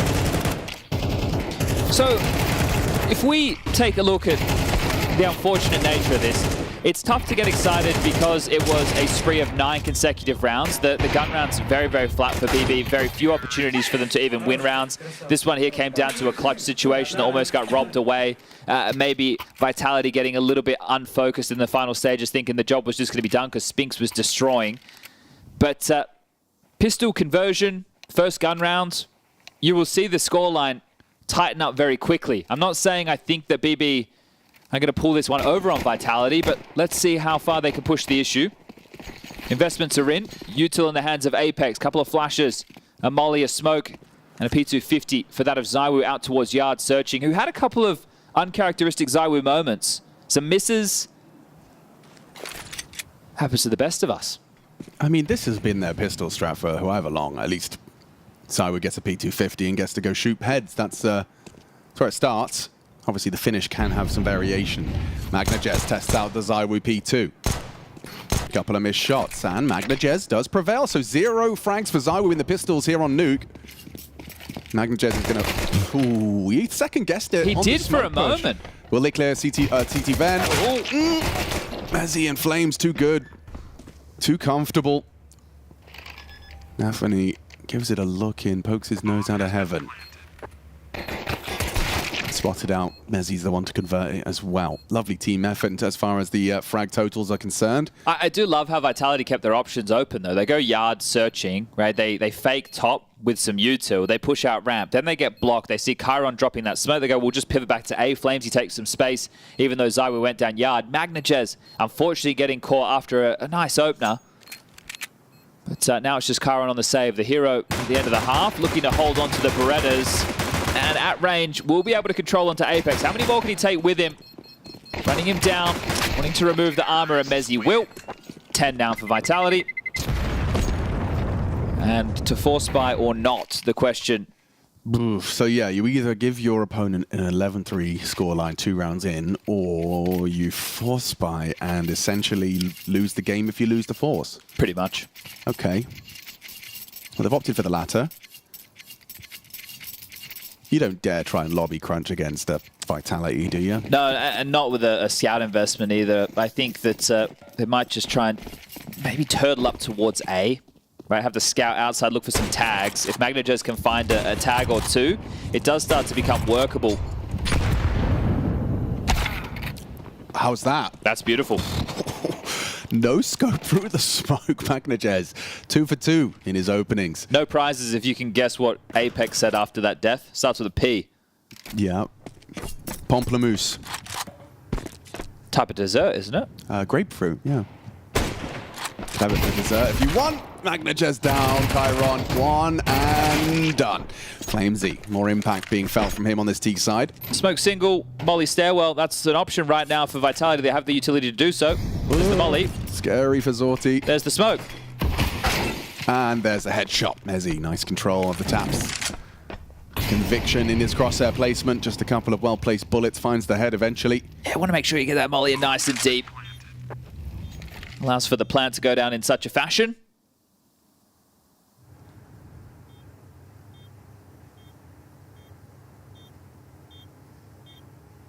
A no kit? Why is he looking? I guess if you get something now. How about a bullet in the back of the head? Mezzy. Multi-kill, back-to-back rounds. Siren, nice shot, long range, but either way, Vitality take 11 and forced into a humble next round. And this is where it's like, all right, well, if we eco now, then we get to have a gun round, sure, but the opponent's already on 12. So we have to be perfect. The other option is we force again, and it's just as miserable as the previous. Light upgrades, the best of both worlds. Who sang that?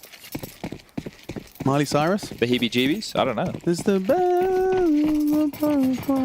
No, just me? Just you, man. Oh, wait, that went out. Hang on.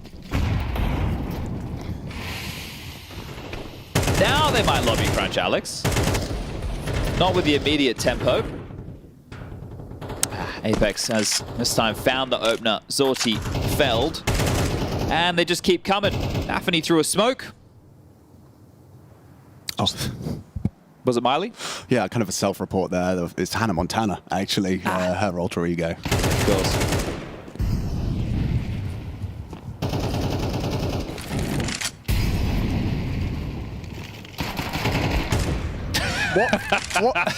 What's he supposed to do? Yeah. At least he got a kill. Yeah, looks good. 12-3, and we at least, as you said, have to be perfect. Just 9 straight rounds. Yeah, it's just another game of Counter-Strike, isn't it, Alex? Yeah. Yeah. Just win 9 in a row. That's so simple. I'm sure they've at some point had a 9-0 start on their CT side, or Something like that. It's doable. 18 for Mezzi. Welcome back. Sometimes time away from the game is the best thing for you. A couple of weeks doing that whole IRL thing. Then you get in the server and you look to finish it onto a punish on Chiron. Put your nades away. They're ahead of it, but he gets away. Brute force. And now he picks got everything. Oh, this is horrible. This is horrible. The pressure. The potential pivot. Nice shot. Zorti holds on. Despite all that presence ramp, he still addresses the leak on Yard. And now they cut noise and sow seeds of doubt. Catches Zorti searching. Flamesy wins his engagement. Puts Chiron into an even more uncomfortable position. And they just walk out above him. He has to address this potential. Dead. Oh, wow. It's brutal. It's brutal out here for BB. It's lovely out here for Vitality. I mean, same kind of, you know, results and efficacy that we saw from Na'Vi. Yeah, the favorites looking to stay undefeated on day one. Vitality to join Na'Vi in the 2-0 pool going into tomorrow. A best of 3 will separate the big names from the perfect world. Shanghai Major, just 1 kill to find. Siren in a 1v4 situation. Gonna move on Sun, I'm sure that they hope, but gonna milk this one for everything it's worth. So the next up. Hey, that's a start.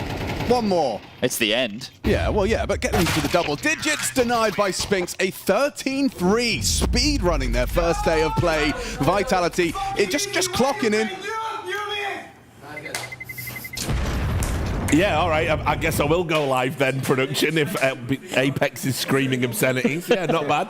I mean, look, he's right. It was a pretty easy game. I'm sure that's what he said. He might have added 1 or 2 extra words there. Oh, yeah. But look, I'm kind of at a loss. It was so unbelievably one-sided. I mean, I did say it, Richard. You've got to be disappointed. Yeah, I know, but like, come on, man. Like, give me someone to work with, guys. Like, that was like... this team blows my mind. Team bye-bye blows my mind. No, you're wrong. Here's what happens. We are brainwashed. We are brainwashed by years of terrible seedings, terrible formats and everything that we're used to in this game. You would have seen Na'Vi Vitality play in the 1-0 game 2 years ago. But when we finally have proper seeding and we have teams play who they're supposed to play, yeah, these are the results you're going to get. Tough luck for Vitality, though. Paris will never happen ever again. Yeah, well, don't get me started on that. I'll be here all day. But anyway, look, Blair, I'll bring you in. I mean, look, let's keep it positive, because, you know, everyone calls me a negative Nelly whenever I'm on the desk anyway. I know, it's crazy. You negative? Crazy to imagine, isn't it?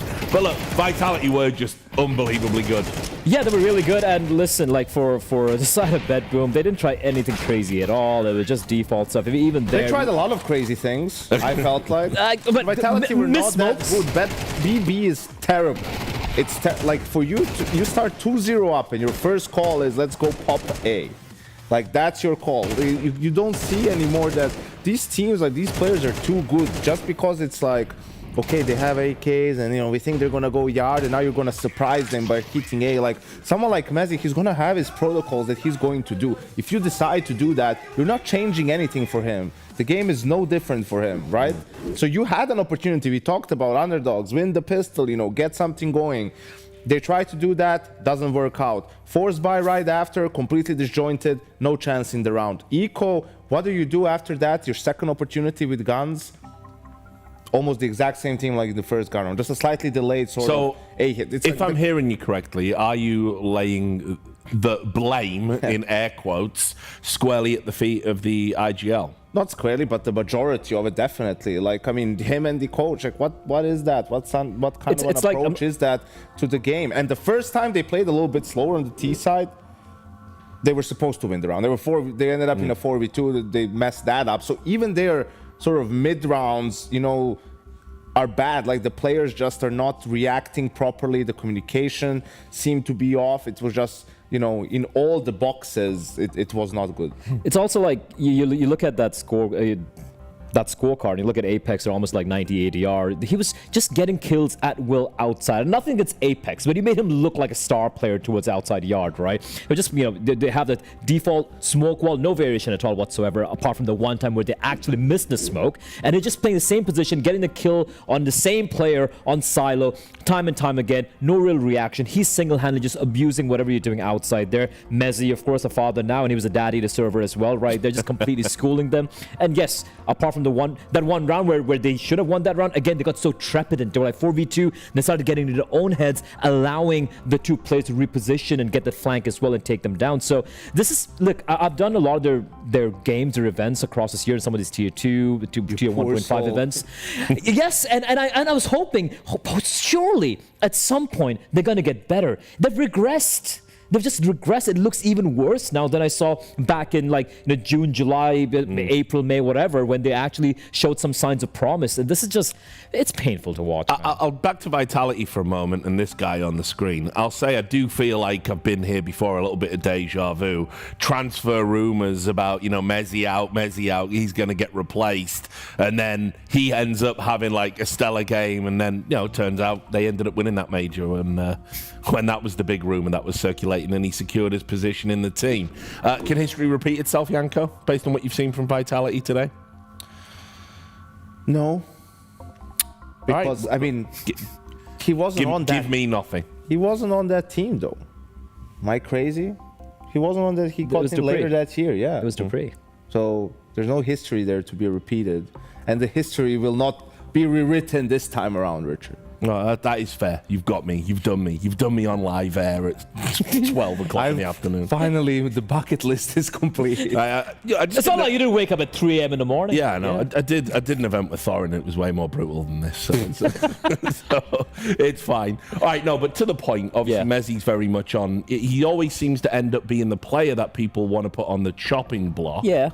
And it's talked about in all these tournaments, and then Vitality play really well, Mezzi's individual level comes up, and then people kind of forget about it, and then it just comes back again and again. I just feel like he's a very underappreciated part of this Vitality roster. Oh yeah, and look, it's always the usual suspects are going to come out and, okay, what change are going to make on this team, right? You look at someone like Spinks, the rifling duo, Spinks and Flames. Obviously, you don't want to touch that particular duo right there. Zywoo, you know, I'm going to think about it. Then you have Apex, who's been, you know, it's been doing a great job overall, all things considered. Even individually speaking, when we talk about some of the more tenured IGLs and are fragging out, but I think Apex is actually one of the better ones, at least recently as well. And it's easy to just pick on Mezzi, right? But right now, what's going to happen is with the rumors, you know, around what's going to happen with Spinks and all of that, I think he's going to be fine. I think they're going to be looking for, they're like, he's doing his job, he's performing where he really has to, and whatever changes might potentially happen in the future for Vitality, I think it's going to be untouched, at least based on what we've seen so far. Just before we go to break, I will say, I think if Spinks leaves, I think he's a huge loss for Vitality. He's such a fantastically talented player. I just, it seems so crazy to me that because of like maybe some stuff behind the scenes, he could end up leaving after this. Yeah, I don't know. It's kind of wild. I mean, he's a good player, but it seemed that he only really started playing his best after the rumors of him wanting to leave last transfer period sort of went out. You know, I think I can definitely remember games from the first half of the year where you like, he's not being aggressive enough on these lurks. You know, he is lacking some impact in some of his positions, and that's been better recently, but whether that's just a byproduct of, you know, him being on the way out, or did he actually make that mental switch in his head and realize like that he needs to alter his play style a little bit, remains to be seen. Any final thoughts from you? No, nothing. I think Vitality just took care of business, and for me, despite all the outside rumors circulating what's happening with this team, I think they're still going to be a team to watch for the major, looking at the shape they're in right now. And it's a good I love the scoreline we saw here, if you're a Vitality fan. Yeah, if you're a Vitality fan. All right, guys, thanks a lot. We're going to take a quick break. We'll be gone for a few minutes. That's how breaks work. Then we're going to come back and we're going to watch another game of Counter-Strike. So make sure you do that with us. She said she loves you, but she can't love me. But I love you.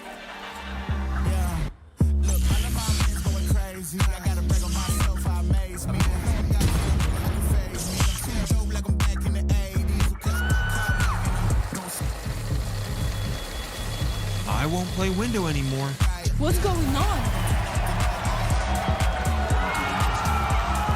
Play your role. 1xBet.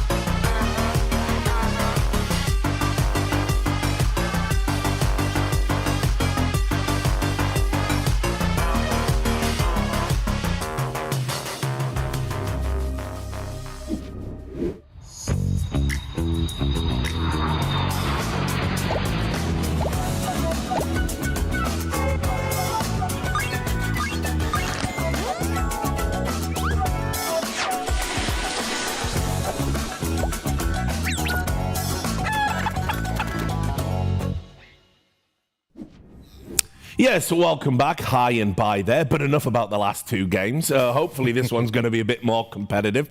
Joining me on the desk as they have over the course of the day, we've got Blair, we've got Yanko, we've got Mouz versus Sangal. So we're going to talk about this in a bit more depth. Mouz, we've already kind of went over it a little bit in the first half of the day about how, for me, they're a phenomenally talented team that I really want to get to the transcendent place they can be sometimes, but they seem to struggle at big tournaments when the going gets tough. So I'll start with you, Yanko. What do you make of this, Mouz?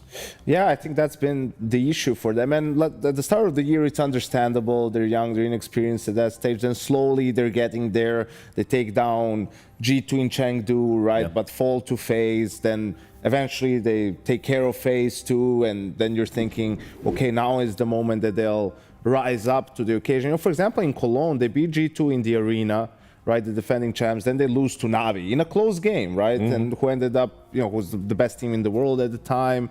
Then again, in Rio, the same thing happens. They dismantle Furia in front of their, you know, home crowd. Enjoyable. Win two games there. And then again in the grand final, not really being able to put up a proper fight. So it's just always that little last 5% that they're missing that's really stopping them from being a true contender team or becoming the #1 team in the world.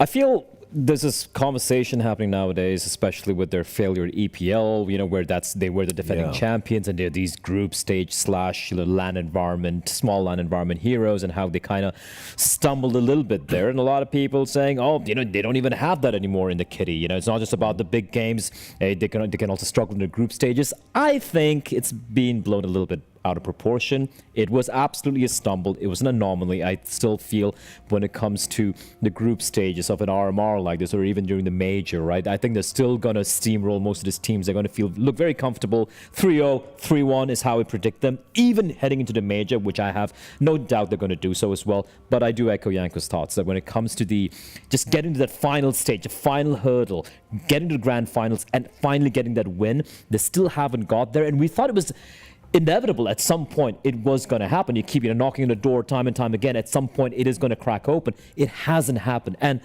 I don't think anyone really knows why. Like they've had the reps, they've played in front of hostile environments, like big crowds. You remember what happened in Copenhagen, for example. You grow from that as a team, as individuals, and they have done so. It just doesn't seem to be quite enough, and I don't know why. I really don't get it.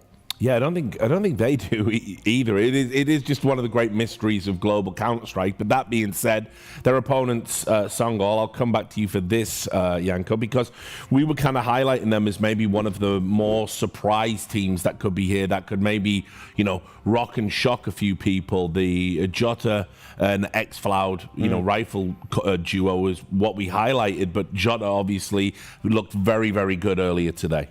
Yeah, absolutely, and it felt like maybe their breakout opportunity was, again, ESL Pro League, but didn't really transpire. They've been just on the precipice, on the cusp of the top 25, right, to break out so that we see them at more of these tournaments, smaller lands, bigger lands as well. So it's been just close but no cigar for them, and what better, you know, opportunity to really make that leap than here at the RMR and to get into the major. Yeah, this is a team who, when they came together and it started making some ripples in the scene, right? I won't lie, I was like, well, what motley crew is this? You're looking at Xfloud, we know, how he kind of disappeared from the constant eternal fire. Yeah, I was going to say the eternal turmoil is what it should be called. Turmoil, and he comes back as this, star player. You got LNZ and all these guys, and I like what they do. I like the Counter-Strike, the brand of Counter-Strike they play. Again, I'm going to repeat the phrase I used for Na'Vi, obviously to a lesser degree with these guys, more than the sum of the parts. They seem to play some solid CS overall. And for me, coming to the RMR, I think as long as the nerves don't get to them, I think they're a shoe-in to make it to the major for me. Of course, going up against a team like Mouz or a Na'Vi or some of these guys, I don't think they still have it yet in them to pull that off. But if you look at the remainder of all these teams we have in Group A here for the RMR, I think they're one of the shining lights, one of the shoe-ins. I mean, I would say if I'm Sangal, I'd be like, listen, this is like the time, to play a team like Mouz, because you never know, which version's going to turn up. Very Jekyll and Hyde. With that in mind, again, I'll try and get ahead of the veto a little bit here, Yanko. I mean, is there a map, some deep waters Sangal can take Mouz to maybe, become architects of a victory? Yeah, unfortunately not. I think Mouz will get one of their 2 best maps, like Mirage or Nuke, or their most played maps. Yes.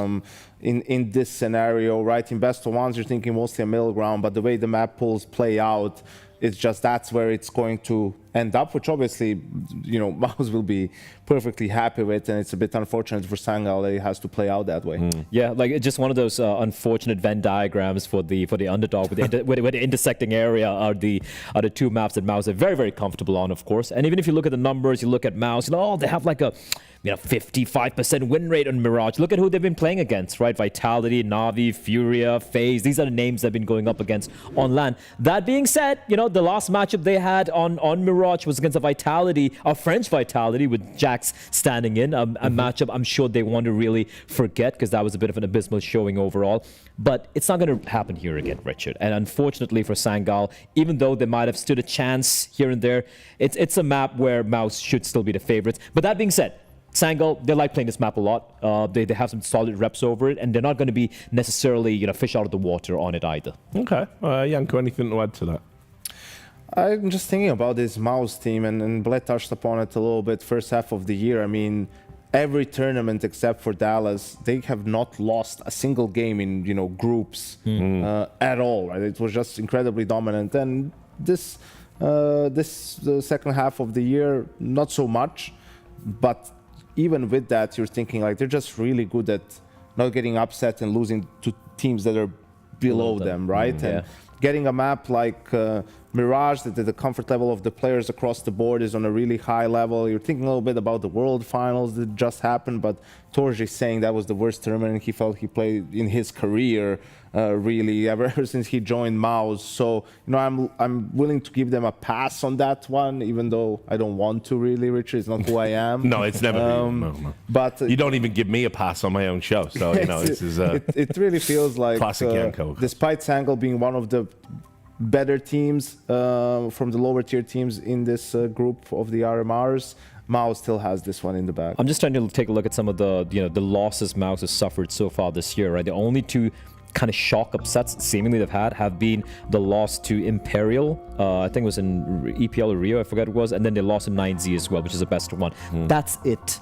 That's it across an entire year of Counter-Strike. So that is a crazy... I doubt it's going to happen here again, especially when they know this is going to be, on paper, a much easier matchup, and they can easily get the 2-0 position. And then on, things might get interesting after that. Yeah. So no chance of an upset then is kind of where we're at with this one now that we see it. Because Mirage is wide open, I'll give him like a 15% chance. Okay, I like it. I'll be kinder. He's done the maths. I'll be kinder. I'm going to give him 27.7. Okay, interesting. All right. Are we? By the way, production, are we able to bring in the casters for this? Are they ready?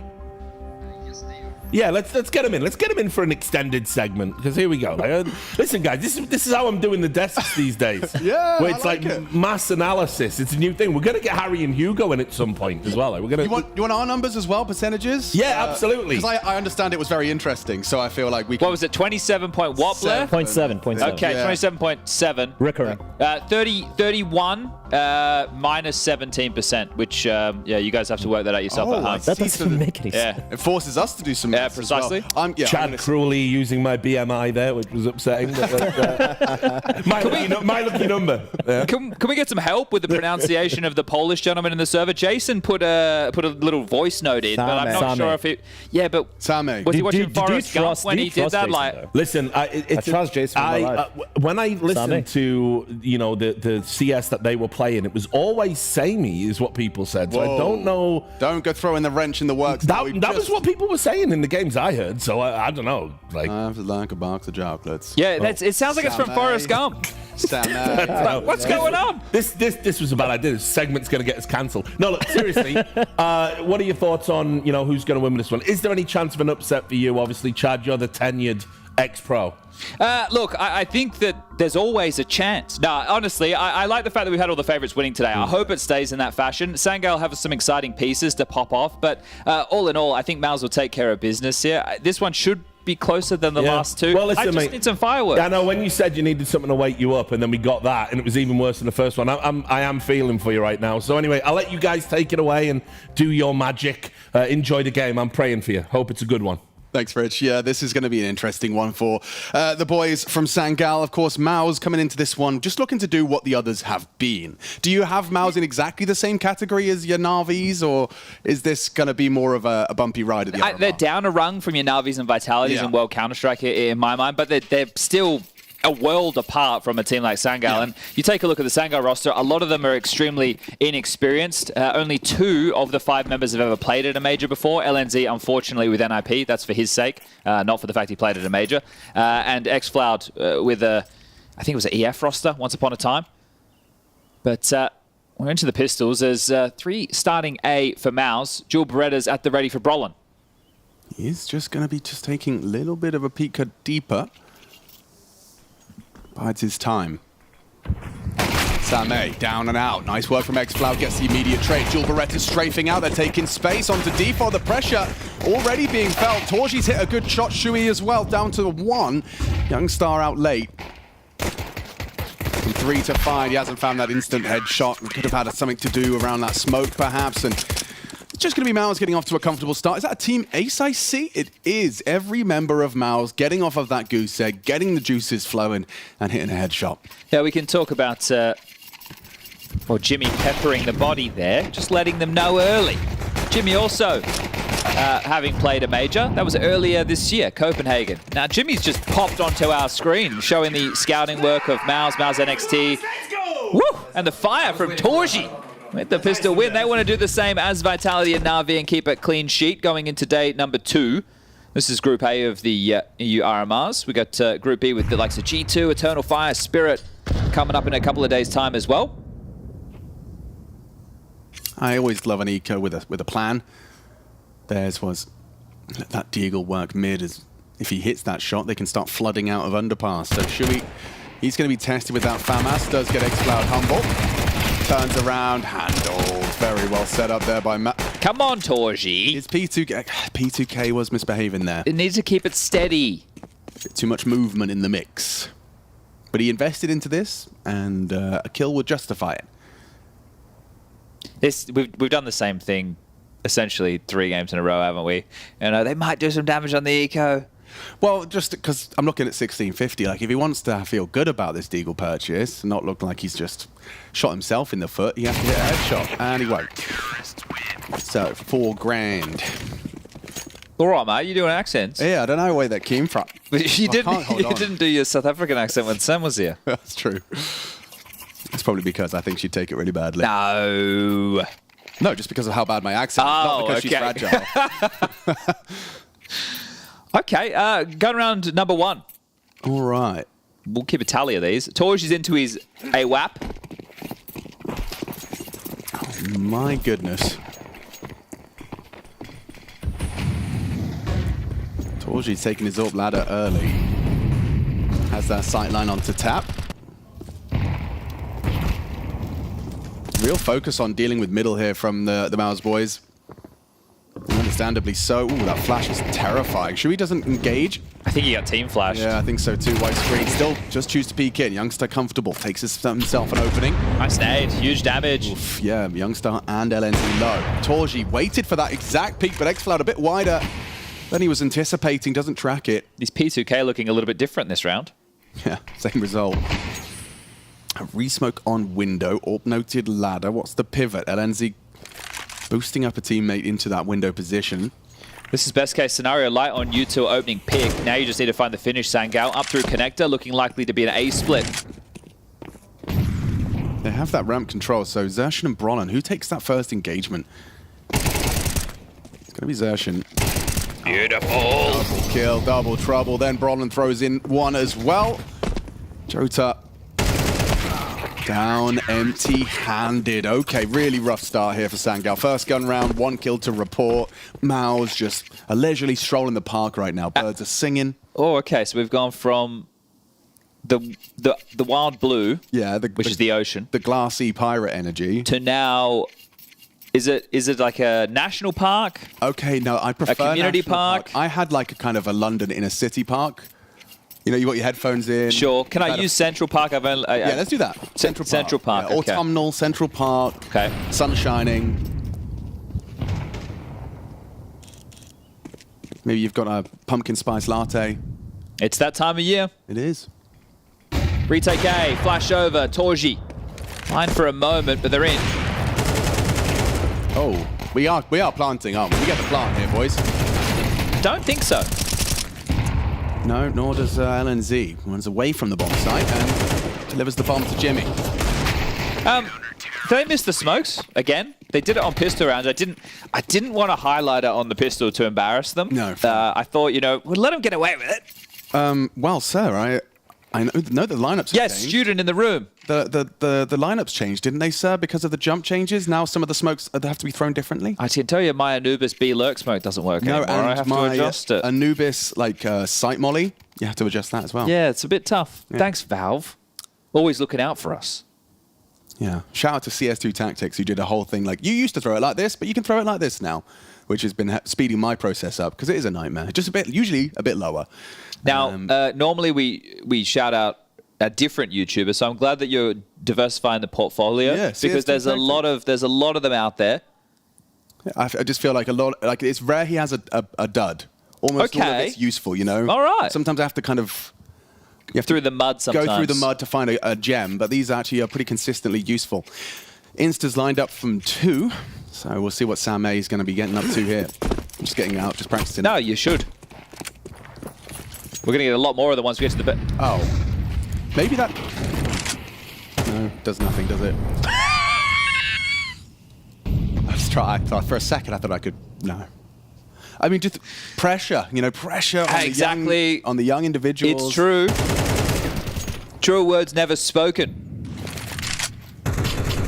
Again, my favorite story is the favorites not slipping up day one. Yeah. That's the best story that we've had all year. I mean, especially from a Counter-Strike perspective, that's what we would grow to expect. However, historically, it's not. It's always been a bit of a rough ride. Yes, indeed. Favorites, best of ones, blah blah blah. Hey. Salvaged. 10s across the board. Comfortable for Mouz. Now, if everyone wants to have the same score and keep this up, we are going to have to see a flawless round out of Mouz here. LNZ, the late piece, heading up ramp for the majority of Sangal. And LNZ, good for it. Takes down Rolla. Not going to be capable or expecting Shui so close. Zershan relays the information. The hit's coming in. Chance for Shui, and there we go. Lovely work. Zershan finishes off the job, and Jimmy catching youngster. Bomb not going down. Lost bonus in play. Touching distance for Sangal if they wanted to justify shoving, getting Galils instead of the AKs. But realistically, most likely to see another one of those partial investments with the Tech 9s. Maybe one hero AK to try and... Yeah, there it is. Oh, sold back. Okay. Galil. That's where they'll draw the line.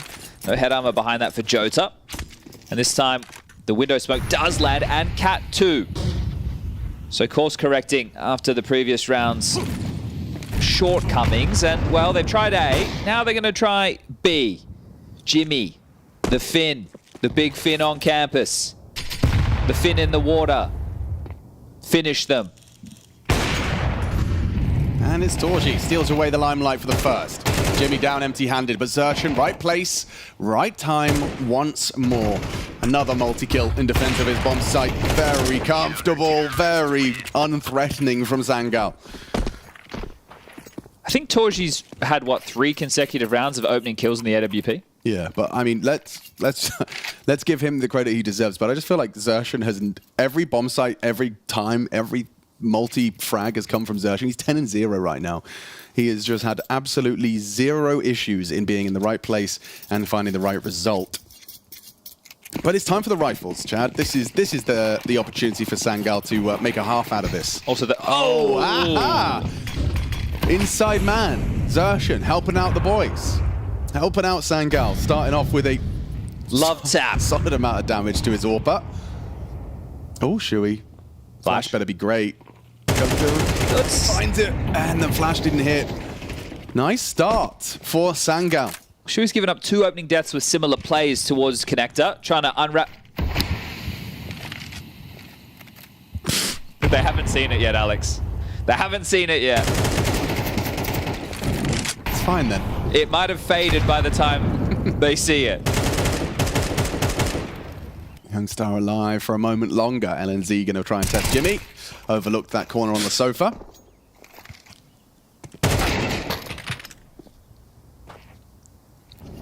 I wonder if your facepalm was audible to the people at home. It was another missed window smoke, everybody, in case you did miss it. Joda, pressure up Cat. Opportunity, but steps out. Brolin with the mop and bucket. 7-0. Racing to the 2-0 Mouz. It's such a contrast from the Americas, where we had the craziest games of CS. Yeah, it was mad. And there was upsets. Nothing made sense. As soon as people were on an eco, they started winning. Yep. JT getting run boosted. Everything was happening. Second tactical timeout. Xertion's first death. You'll be remiss about that. Yeah. Sorry about that. Second tac pause into your 8th round. Without any rounds. No. Yeah. Tough spot for Jumpy to try and call his lads out of. I mean, these are those games where, you know, we've heard it before from Chad Sponge Birchall that you come in as an underdog, you kind of blink and the game's over. Yeah, you know? It feels like this game's on an illicit substance right now. Yeah. But they haven't even planted, Alex. That's why we haven't seen consecutive gun rounds. Because of the max loss bonus, if they had planted, they'd at least be able to buy again. But because their bomb hasn't gone down, it's just been partial. Gun round partial, gun round partial. And another torch, just keep going. Yeah, loving it. Goes through window. Hang on, that Tech 9 could be overlooked. Look at Youngstar go. A completely unnoted flank onto Jim. He's actually ready for it. Jimmy's prepared. Why is he the best? That's why everybody's interested in him. Yeah. G2, Vitality, and Falcons all want a piece of Jimmy. Yeah, he's the best around. He does the hard jobs well. And that's why we like Jimmy. Never complaining. Always fragging. And a nice guy. Yeah, lovely. Lovely fellow. Counter-terrorists win. 3 and 2 is 5. Another 5. 10 kills in 8 rounds of play for Sangal. 12 minutes is how much we've been playing so far.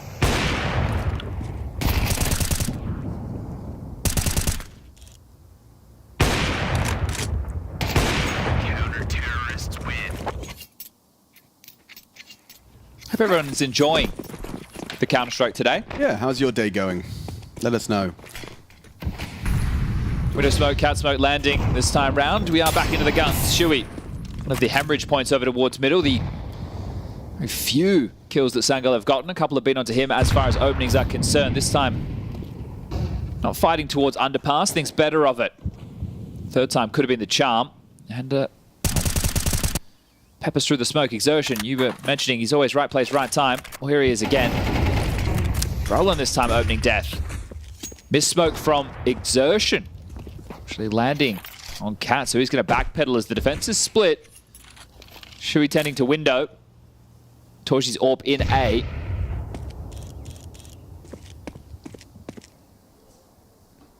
Shui thinking better of hanging around. Could have got pincered in from Connector, so they will play retake on the A site. Shui to cheat over and help, so there are gaps. Mouz have the forward pressure of Jimmy, which does alleviate issues if they do split B. But this is a very strong position for Torji. Yeah, Jimmy should have one. Now Torji's turn to activate from the default box. Or maybe not. Smoke to delay a little bit longer. LNZ working on the lurk. Up through window, trying to buy some space. We'll have to call them into a winning position. Yeah, what's the go? Looks like they, with LNZ out jungle, is going to be leading the pack through A.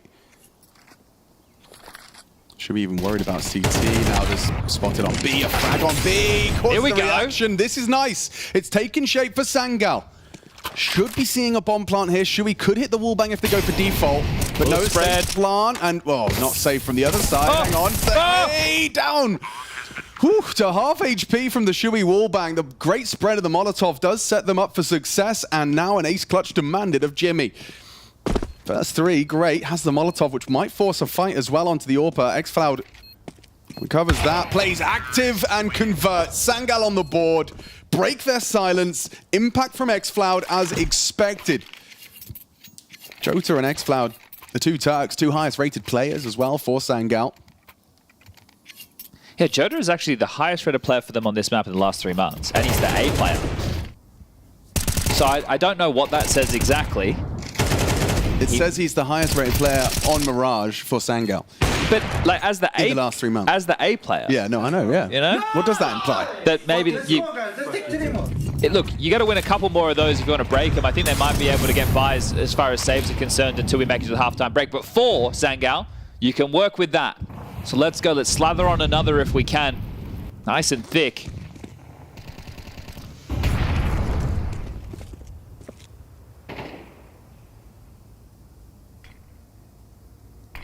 Another connector smoke that's going to buy more time. Slow down Sangal's progression. Shui looking over the top, seeing if he can find anything exertion close to chip in. And as we saw, Torji's AWP. So this three-prong approach to defend is hitting the brakes are Sangal. They want this to start to dissipate before they take a look. Torji has another smoke if they'd like to replenish.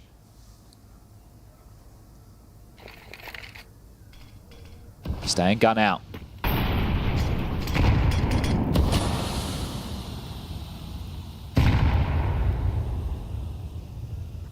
Pivoting the bomb towards the B apartments. Torji, leg shot, should get punished and is. Good from excluding. Xertion backs away after his one. He's done his job, Shui. He wasn't ready for LNZ, but just comfortably. And now this crossfire, incredibly hard to break. Youngsters not even considered it as a possibility. And only the AWPer, Sameh recovers it and only gets the one. Mouz straight back to their 9th. All right. Well, what was it? 13-5, 13-3.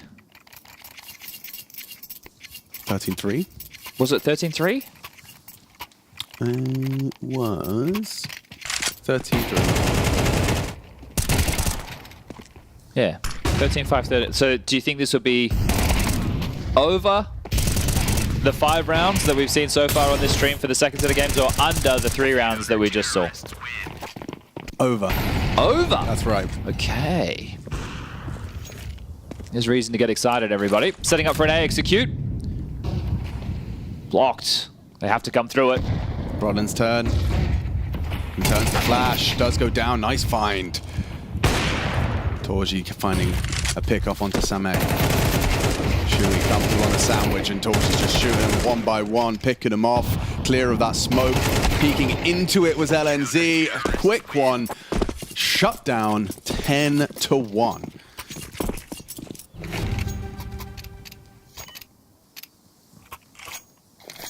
It's always like actually a valuable reminder of some of the discrepancies between your tier 1 and your tier 2. It's when you get to the RMRs, at least in Europe, as you've highlighted, it was different during the Americas, but you can just see that there is a fundamental class difference. Class difference. And I think that's something that is,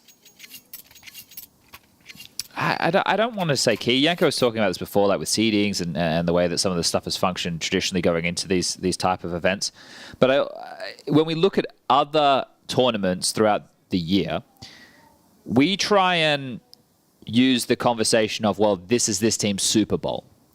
This is the Super Bowl.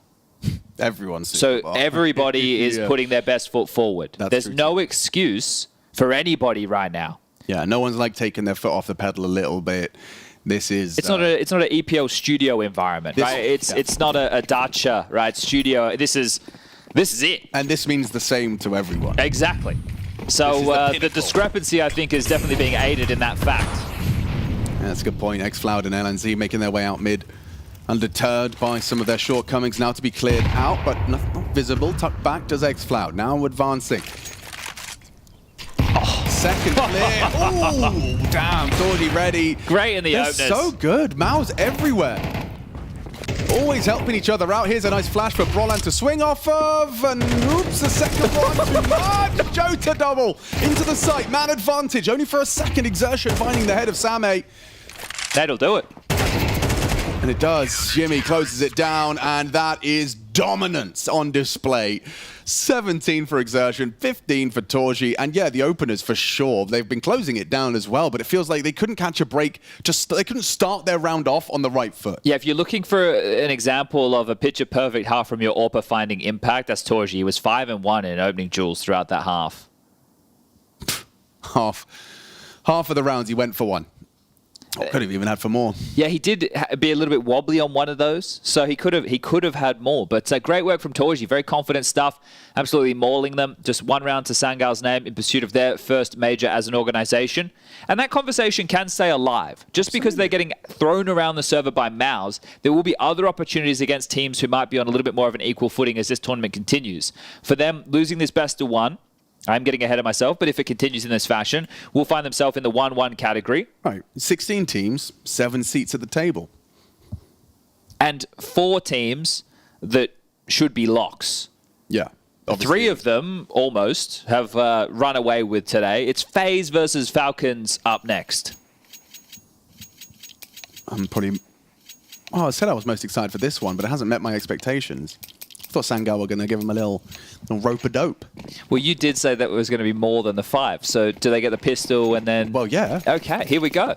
This is it. This is where it all kicks off. It's Jota obviously anchoring a solo against the full Mouz execute. He goes huge. Yeah. Double dual Berettas. Here it comes. He gets Brolan, plays retake, gets 2 on the way in. Get your booty into Palace. He hasn't quite. Exertion will punish eventually. X-Floud overrun. Not looking great for Sangal. Gets worse as... Oh, Same, hang on. 2 quick ones on the USP. Goes to the box. Not the perfect range for the dual Berettas. And now Same has to find another pair of frags. Quick. Oh, clean clicks. We need a Same moment. A 1 versus 1. To give you something to work with. Pop Flash forces him away. Still... It's a battle versus Exertion, the top fragger for Mouz here. Who's got it? Same knows time will eventually become a factor. Not rushing this engagement. And for Exertion... Knows exactly where he is. Exactly where you are. Has to get active. And Same closes! A lovely clutch. 4 kills in the round. Same, some sharp shooting, doubles his kill total, and gives Sangal just a little something to stand on into this second half. Yeah, this was looking hopeless, wasn't it? Poor Jota on an island on his own gets 1 and done, so that's probably all you can expect of him with the U2 and bodies coming his way. Same coming through spawn. Instantly 2 banger of shots. That is beautiful work. And then the 1v2 clutch. A great one on Torji. Bides his time, knows he's pinned, but the pole takes down Exertion and secures the second round for Sangal. Very nice. Quick tech pause as well. We're just going to be fixing a quick microphone for the boys on Sangal. Looks like it's been resolved. Toot sweet.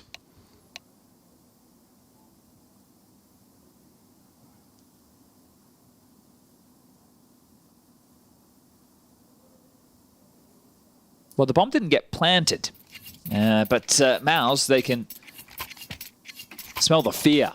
They are going to invest. Torji, 17 kills, 18 for Exertion. We'll see a scout, some digs, and a Tech-9 with util to play with. Smokes aplenty. Very heavy Lear over towards B in the early stages. You will have Youngster to deal with as that anchor LNZ as the cap player.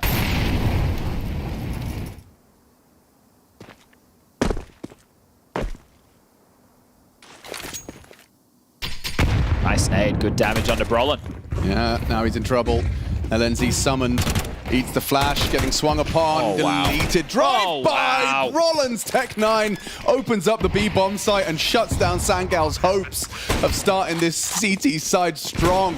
Even the second round is too much to ask.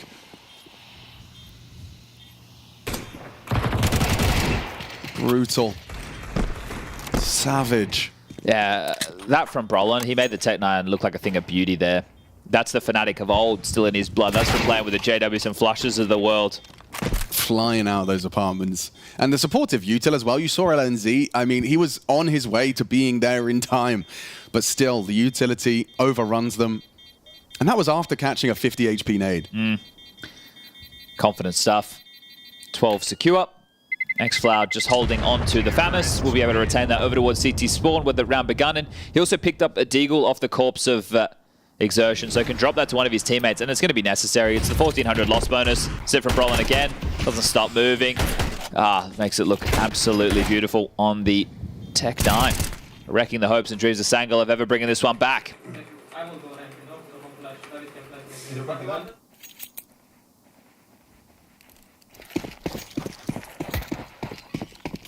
All right, likely to be the final round, considering the buy that Sangal can bring in. Saved FAMAS and MP9. Deagle, as mentioned. Util.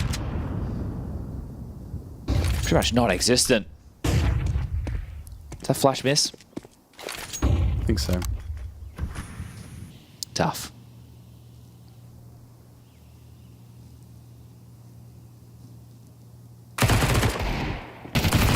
Roland missed his first burst and is punished. Jota finds the headshot.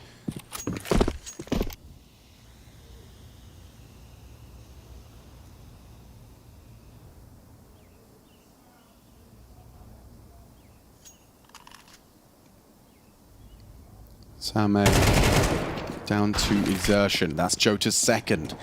With that Desert Eagle.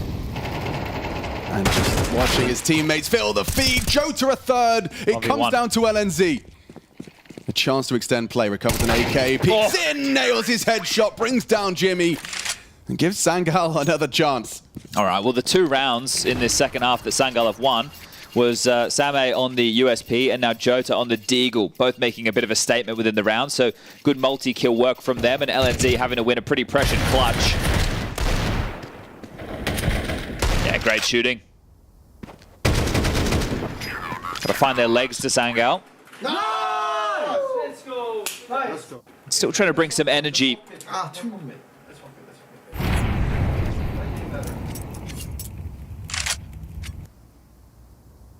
They've been able to invest into a few AK-47s. Mouz are going to try and brute force their way. Contact, out aim. Yeah, wow, this time Jota's aim's not there for him. Sure, he wins his opening. It's all a bit of a ruse, isn't it? Wow, it was. It felt like Mouz were in a position to explode over towards B, but they're going to back off. You can retrieve that AK. So if they head all the way back to T-spawn, look how many bodies are searching just for their Exertion. Oh, that's filthy. Same sent straight back down. After peeking over the stairs, excluding's turn next. After the swift dispatch of the first, I'm not sure I'd be brave enough to peek him. I'm surprised Jimmy's just not legging it back to A ramp to pick up that AK. He does have head armor to go with it, but sticking to the round, sticking to the strat, gonna try and pincer in through middle. He's got the island box top middle under his control. His connectors blocked. Torji with the window boost. Too many things to consider for excluding, and as he pivots in, gets the better of him. Okay, excluding, he's by pulling us into a 3v3 at 40 seconds. Smoke jungle and go. LNZ likely going to be cleared out here by Exertion. Roland actually confirms it. Roland's on the Tech 9. Oh, he's a demon. Never stop moving. If you got that accuracy. Bomb has been planted. Horrible for them to deal with that. Sangal for survival. Need a clutch out of Young Star.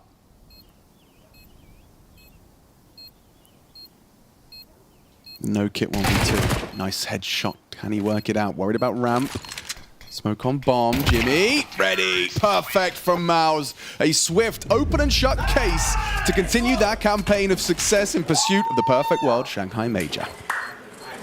The year is 2028. Chad Sponge Birchall is still waiting for a competitive map of Counter-Strike, cursed to walk the earth commentating on the most one-sided games imaginable. Anyway, that was a game. That was a game. It's getting progressively more one-sided as the day progresses, right? 13-5, 13-3, 13-3.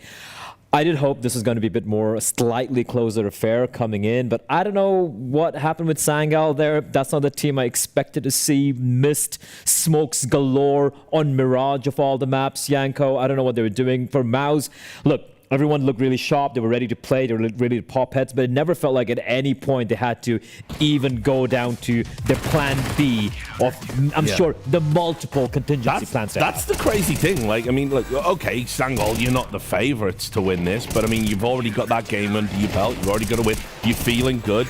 You've had some like very good performances from players you want to do well, and I don't know, like just in the break, it's like it just all dissipated. I mean, it's another one of these. It's like really hard to gauge like how good the overdog is compared to the underdog, right? It was just such a gulf in class.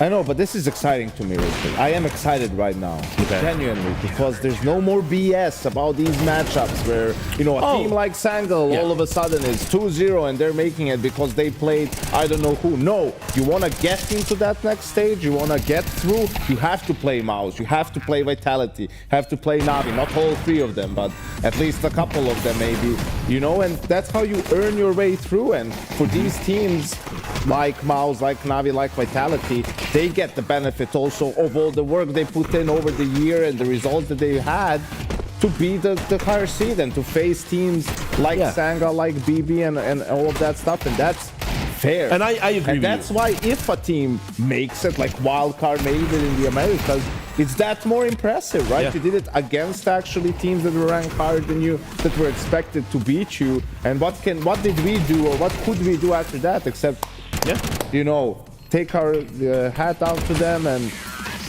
I mean, I prefer it that way.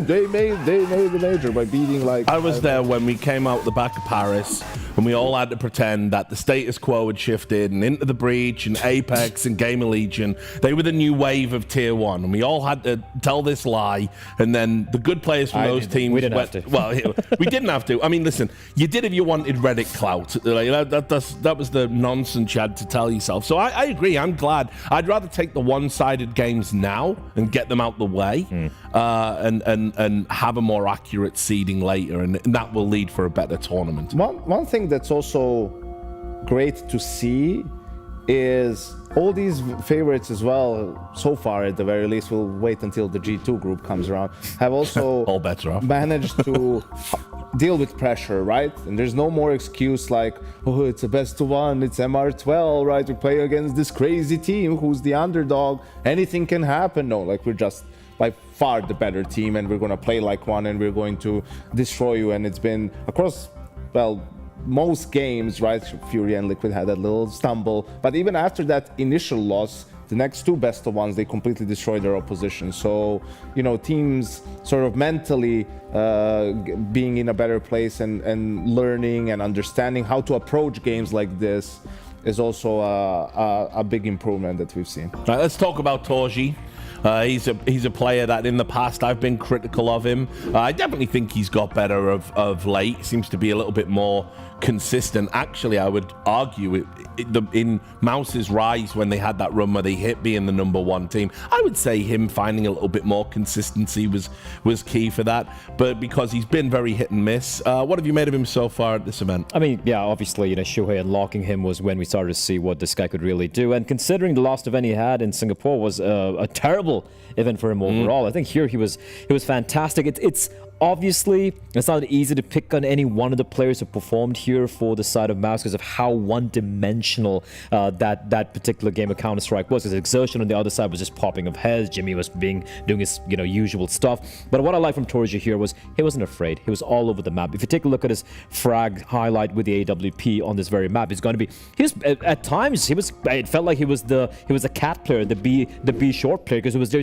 so many times with the AWP, and then you could see towards ticket, just pivoting around, moving around, not being too crazy, but you could see if you look at his frags and where he's getting all over the map, he was just an ever-present monster, and I feel like he was absolutely pivotal in making this game, which is already very comfortable for Mouz, just to walk in the park.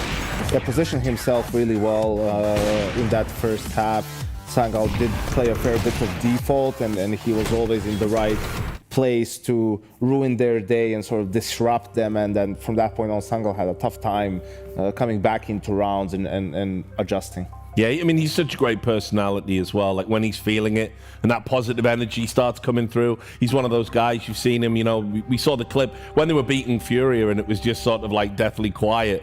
He was like laughing about how kind of like, you know, how funny it was to essentially silence the crowd like that. And, you know, you need that kind of energy when you're in these tournaments. You know, it's a marathon. There's a long way to go before. I also think he's their best player on stage. I mean, it comes to big stage games. I think Torji is like the guy who leads the way. Probably second-wise, you know, maybe Exertion, because he's also just aggressive by nature. But yeah, Mouz leans on him heavily when it comes to those deep rounds. Especially because if you look at the other two players they have on the team, taking Shoei out of the equation, obviously, right? You have someone like Brolan, and of course you have Jimmy, who, you know, his finish as well. So obviously they're a little bit more quieter in personality.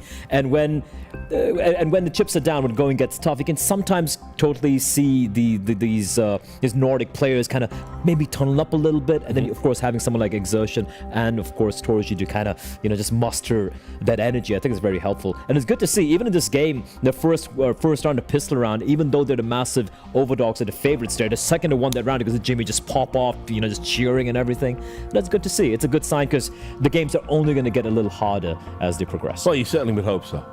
Because yeah, we've had some very one-sided games. Please. Yeah, I know. Do it for Chad, guys. All right, always great to get your thoughts. We're going to be taking an extended break because the games are just like over so quickly. But this next one, this has got some spice to it. It's going to be FaZe versus Falcons. You don't want to miss it. We'll see you soon. She said she loves you, but she can't love me. But I love you.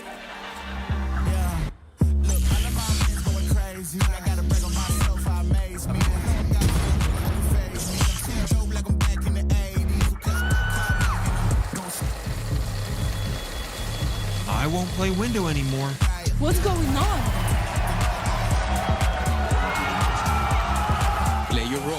1xBet. On to the next one.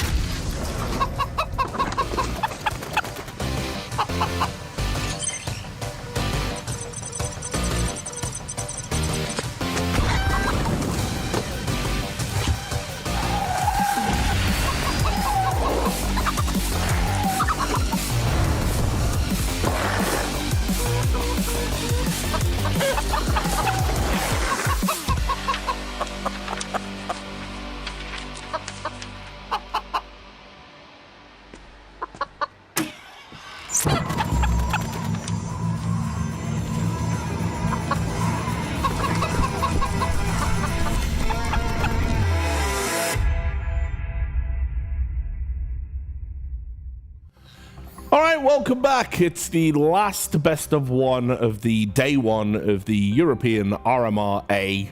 So hopefully it is going to deliver what so many haven't. It is FaZe Clan versus Falcons. By the way, I've got to ask about this because you say Falcons like the Americans. Falcons? Yeah, no, Falcons. Falcons. Yeah, let's keep it, keep it British. Let's do it properly. All right, anyway. All right. Falcons.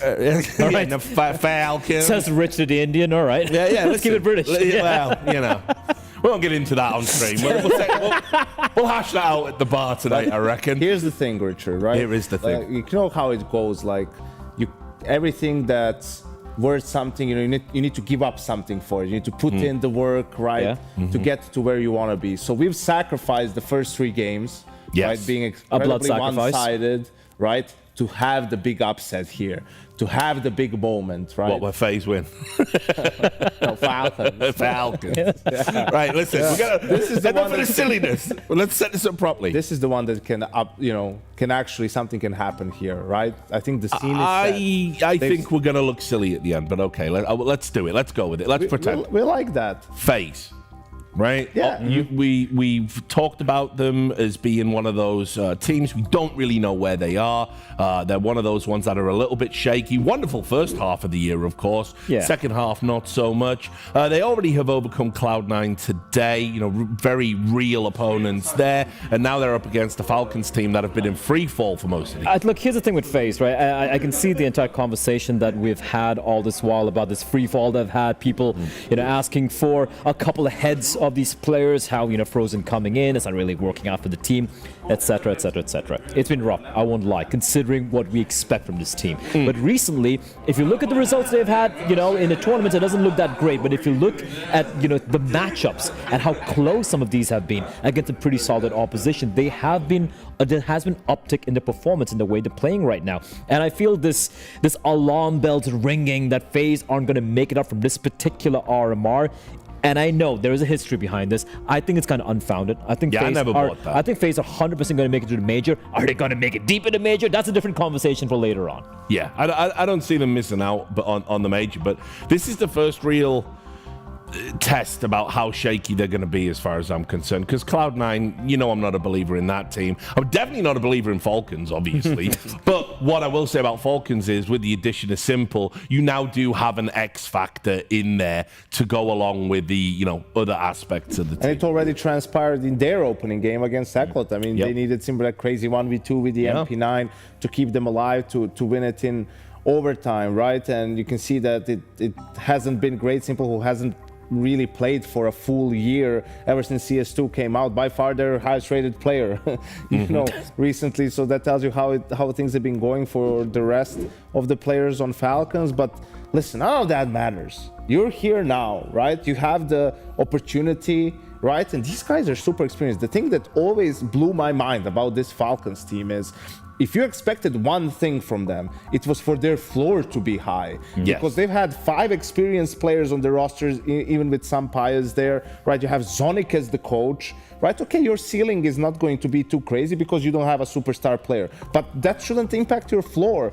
And the reality is their floor has been one of the worst out of teams that have been, in and around the top 20, which is really inexplicable for a roster full of experienced players and the winningest coach we've had in Counter-Strike history. It's like walking on that transparent bridge somewhere in Shanghai or in China, or just walking and you can see the floor right there. It's pretty much that. And I do have an answer for that, though. Just that if you look, when you look at the players over here, Magisk role player, still a very solid anchor if you ask me. But then when they brought in Dupree, he had a great run to finish it off, winning the major in Paris and all of that. Look, a legend, but he's getting on. Some of us remember that.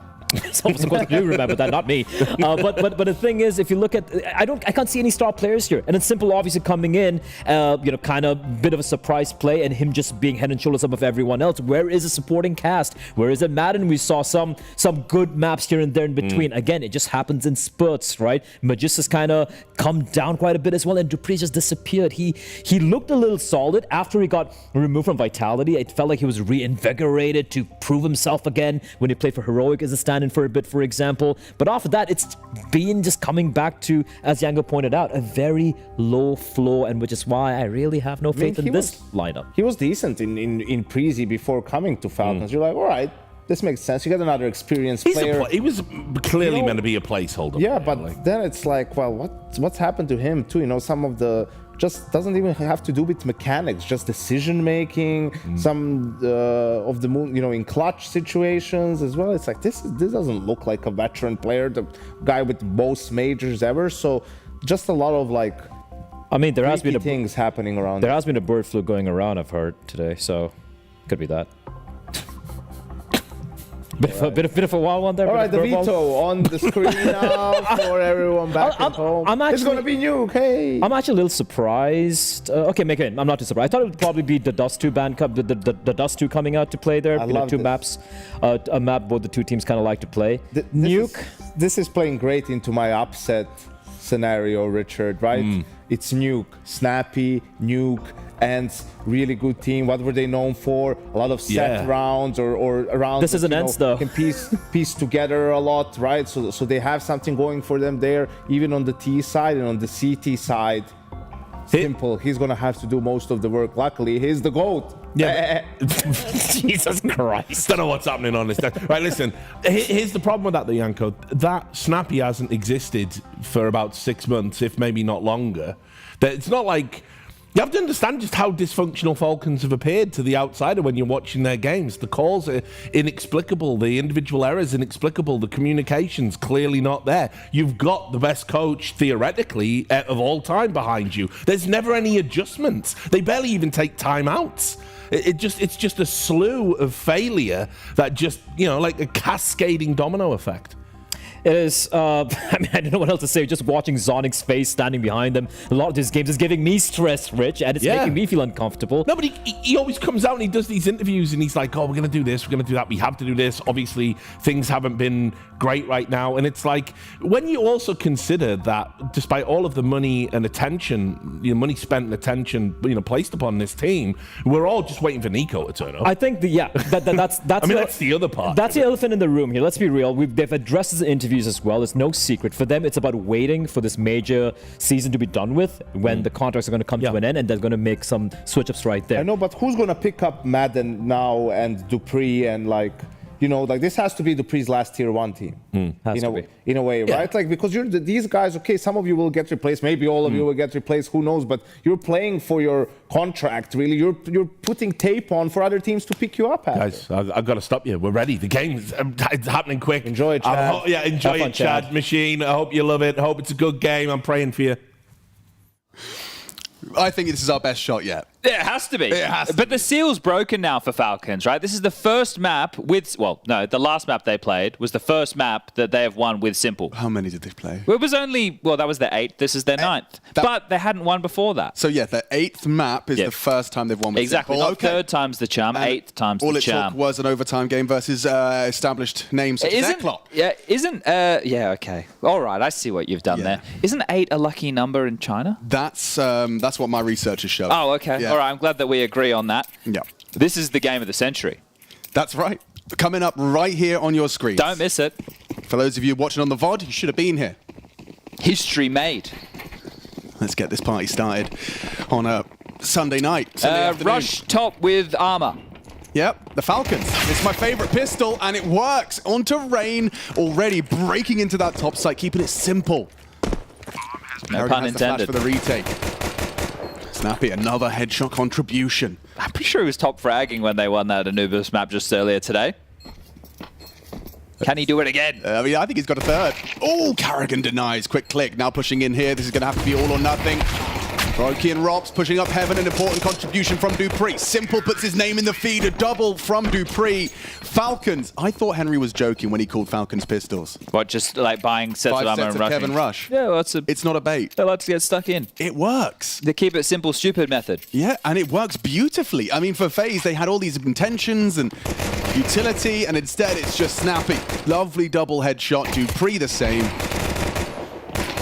Dupree was having a pretty miserable affair on Anubis to start the day. If he is able to find some entries, find some space for the team, that's a positive. FaZe Clan into the force by Squeaky Lurk Smoke's going to be thrown out. We saw how that option was going forward in the BB Teams game. They're going to push through the smoke. There's a flash of the ready from Brokey. Here it comes. Bam! And and it's worked onto Madden. Already a rifle falls into enemy hands. Frozen down though. Simple, stubborn, needs to clear out Carrigan. They know he was there. Still Carrigan contributes another. Good trade work. 2v2, it will slow down for a moment. Rob's pushing lobby, Brokey in the vents. How far does Robs go? If he keeps searching, he might be able to catch a timing because at the moment Falcons have hit the brakes. Seems like he's drawn the line in the sand for now. Magisk and Snappy, 2 of the 3 Danes. How can they work this one out? Snappy has a smoke. Could potentially use that towards Squeaky Door. Okay. I think one of the best routes at the moment is to try and get the Heaven control. Obviously, there's a moment of risk. That's as you're clearing top Heaven. Also, the ability to get peeked from behind. But it feels like they might get away with it. So as they mantle up,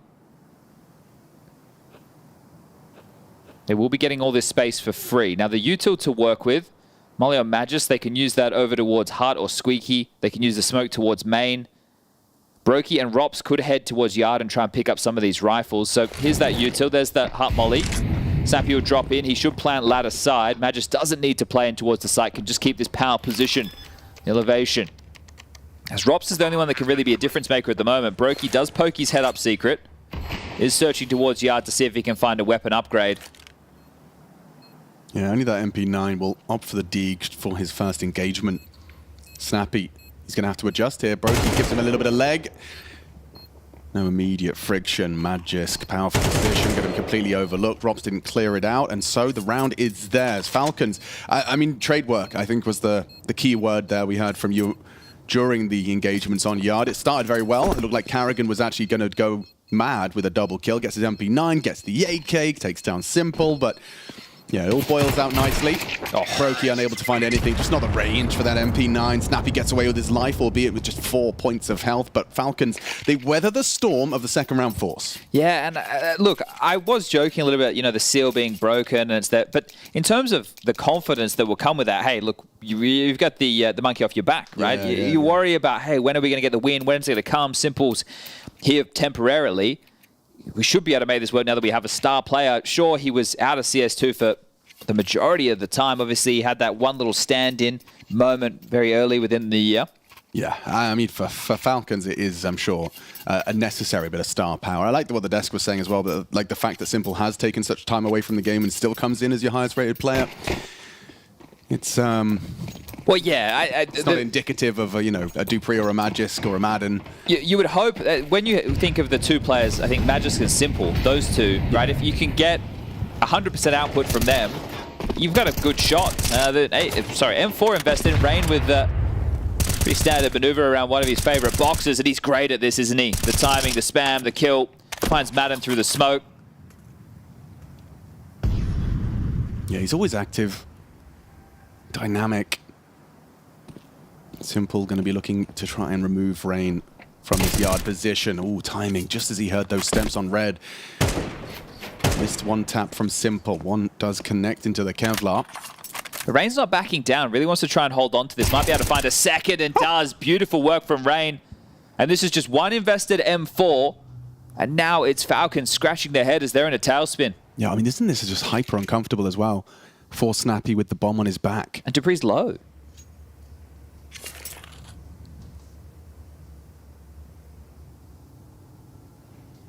All right, Diligent on the clear. You're right about the Snappy situation, but it is only the USP of Carrigan. Shows how much faith Carrigan has in Rain, setting him up for that success. And oh, that's the bomb spotted. Okay. Rotation should be coming. Info's there. Magisk does react to Carrigan, clears out that only threat. And the bomb should have safe passage.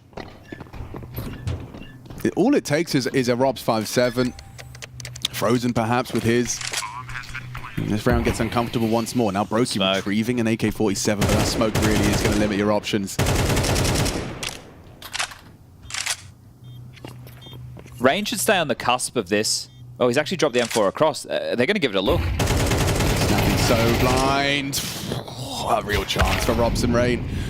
Frozen takes that M4 and take it on into the next round of play. Brokey leaving with the AK-47 as well. So just trying to find the silver lining. It's costly. Yeah, good damage. No harm, no foul. Means Carrigan can get dropped across one of these rifles to work with going into the first real opportunity FaZe will have since the pistol.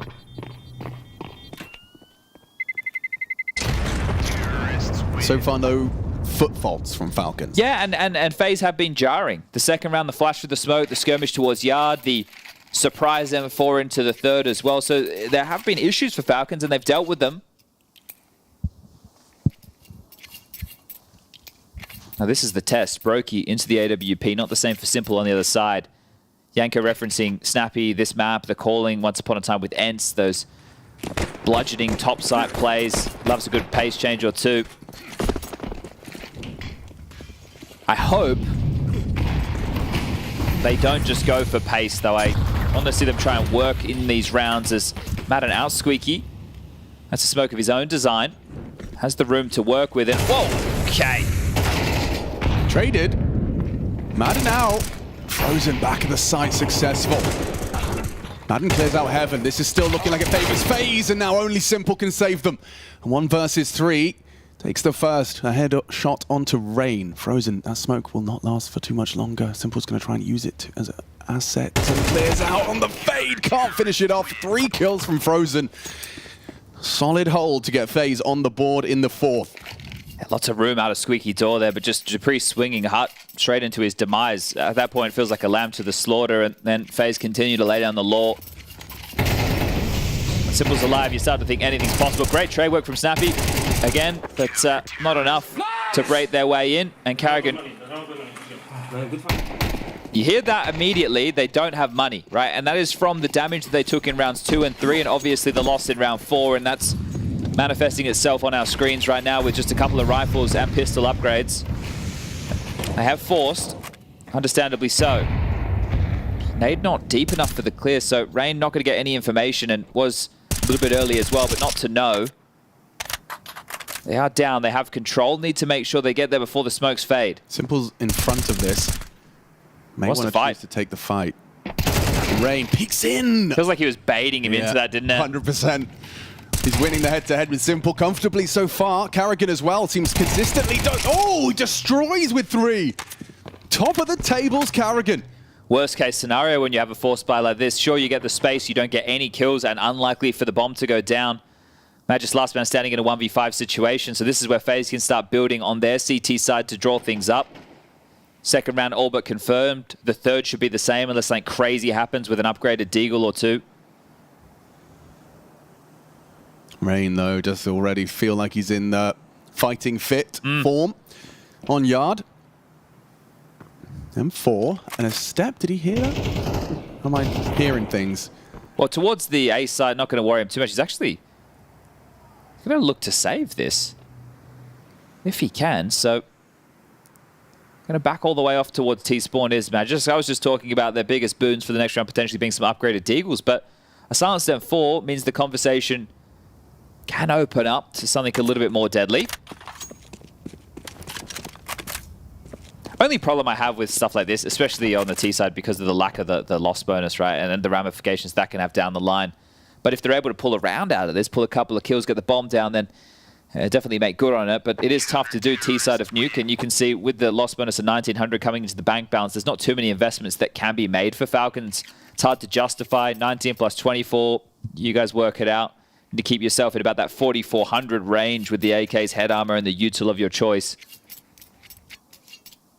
And you ask yourself, okay, so where do we send an M4 to look for a pick early in the round? Outside, but they have Rain on point already, and Brokey has the AWP. Then your other option is lobby, Hut, Squeaky, or ramp, but protocol utility dictates that you won't be doing anything for the first 30 seconds of the round. Speaking of our lovely observer team demonstrating that. That was the option. Nade open Squeaky door, which was what he bought for himself. Have a look. Don't find anything. There is slight damage being done. And they've actually invested a little bit more than I would have expected. Everybody almost with a pistol of choice. It's just Dupree with a Glock. Tech 9, Deagle, P250. That was dropped across the Deagle, I assume, from Magisk. No, it was the Tech 9 that he had. Got to keep track of the guns. Yeah, Snappy's been forwarded that one.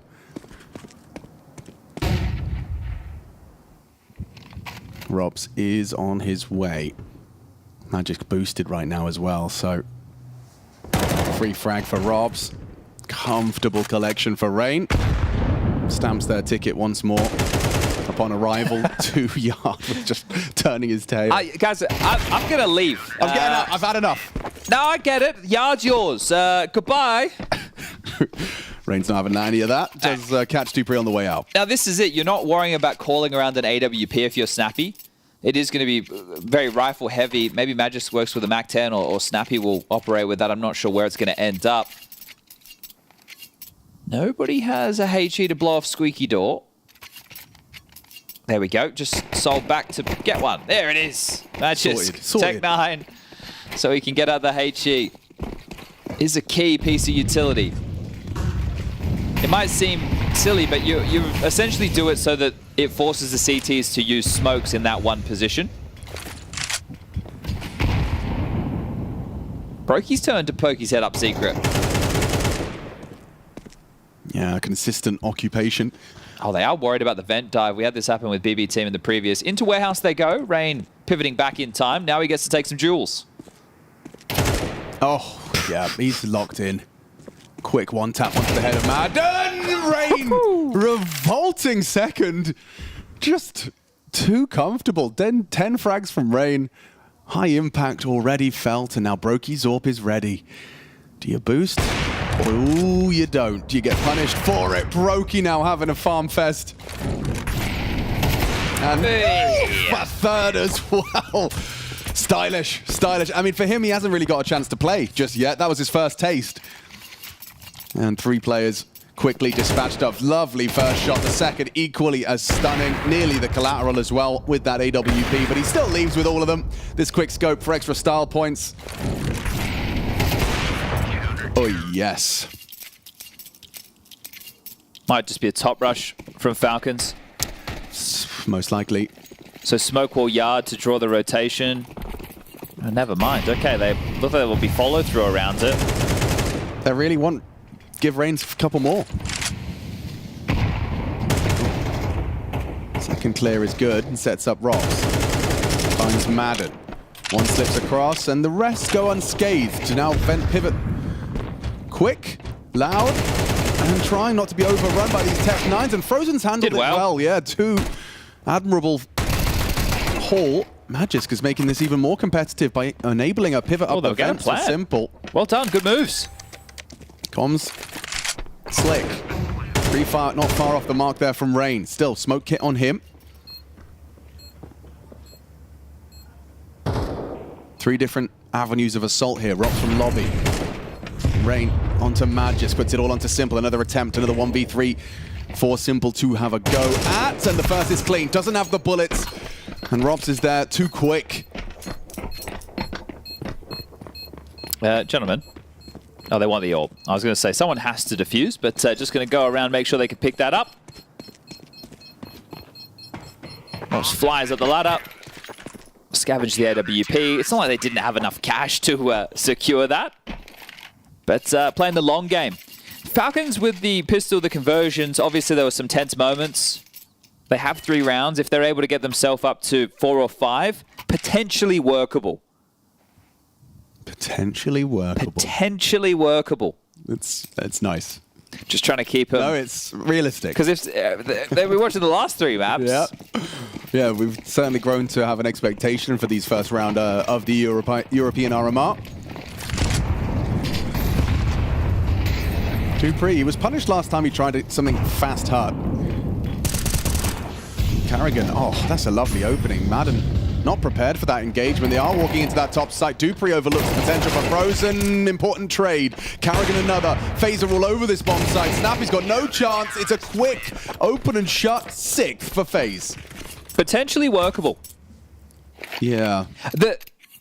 One of the problems I did have with FaZe when Frozen had come in, maybe not initially, but maybe within the first couple of months, is their A-site defense never felt as good as when it was Twists and Carrigan.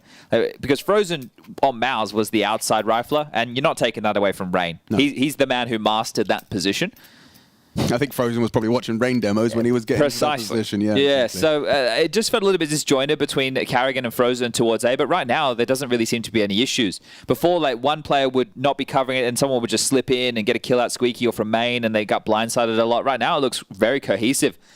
They've knocked on the door of A several times. There's Oh, Neo is on the mic right now during what is a Falcons tactical timeout. This one has been called by Zonic. It feels like we might not even see a simple AWP on the T side unless they take a partial now, which I can inform you they are not doing. Unless they win the partial and pick up the AWP. Well, there's 2 available. Double AWP setup. Rops has one as well. See if this catches FaZe off guard. 30-second timeout taken. Falcons just making sure the game plan is lined up. Brokey takes his straight towards Hart. dupreeh swings in. Swing and a miss. Brokey, a second, quick one. Oh, he misses his chance at a third. Madden good for 1, but Rain quick to lend aid. Frozen was there as well. Simple and snappy. Frozen pushing Squeak. Oh, wow. Very cheeky. Good nade damage. Frozen's going to be quick on this. Oh, Simple just looked away. The timing, it favors the Brave. Frozen exactly that. Gets 2. That is so cheeky to manufacture a timing. Proactive CT maneuver. Read him like a book, though. The fact that the AWP starting close hut like that, really well done from FaZe. You wonder how much Neo contributed to this off the back of that timeout, but shutting him down, really good shooting from Brokey so far. And the response time of the support. That's every time these pace changes have been coming in, it does feel like the entire FaZe team is there by the time that the T's have managed to get out of hut. Another quick game, huh? Potentially workable. Potentially workable. 4 or 5. This round right here is potentially workable.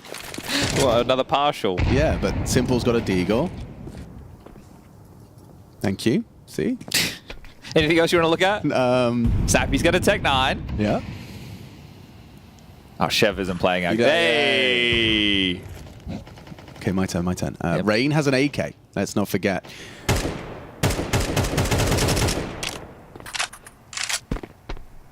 Okay, Chev, you can look away. You want to look right now, man. Rops has an AWP. He's had a quiet time as Rops. Well, he's continuing to keep ramps safe.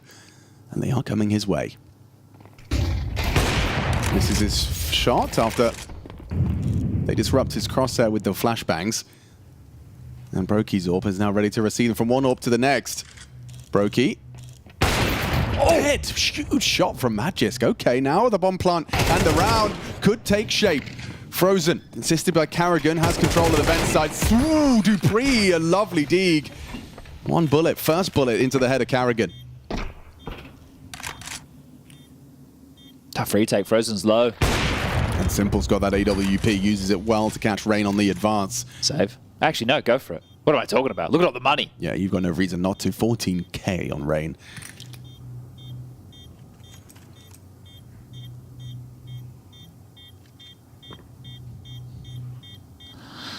Frozen doesn't seem so care. Doesn't seem to care. They're trying to do damage, make sure they take everything away, but still, the loss bonus in their favor. The bomb's going to go off. They were going to be able to buy everything anyway. Well, significant damage in the end, but they still have their EWP and AK, and as you highlighted, should be fine. Yeah, Magisk can get a drop. It should all be good in the hood. 4 or 5, potentially workable. There's 4. And it's amazing how it didn't feel like anything was going to go wrong. That AWP at ramp, but at the position, the flash was good. Rops turns away. They've leaked out. He steps back. Too much territory taken. Brokey felt like, you know, got baited in because he knew a player was scaling above him and then got flatlined by the Magisk shot. Magisk quick about this. Whoa, wait. He's out. At least out on Squeak. Madden working yard this time. Oh, trading places. And he finds Rain. Rain empty-handed. Maybe the first round we've seen and said that. They know Frozen somewhere. Yeah, now they know exactly where he is. Simple caught off guard. Now they've traded places. That's the bomb, dupreeh. dupreeh, you have the bomb. Oh, a brave push. Clears out lobby. Put the round up for debate if that goes wrong. Instead, now limited to heaven for the two of them. Rops and Brokey. Molotov off. Presence noted as the HE's thrown out. Yeah, not going to overcomplicate it. We'll just plant on top site. Final round of this half. They'll give it everything it's worth. A flash from Rops might have to be the go signal.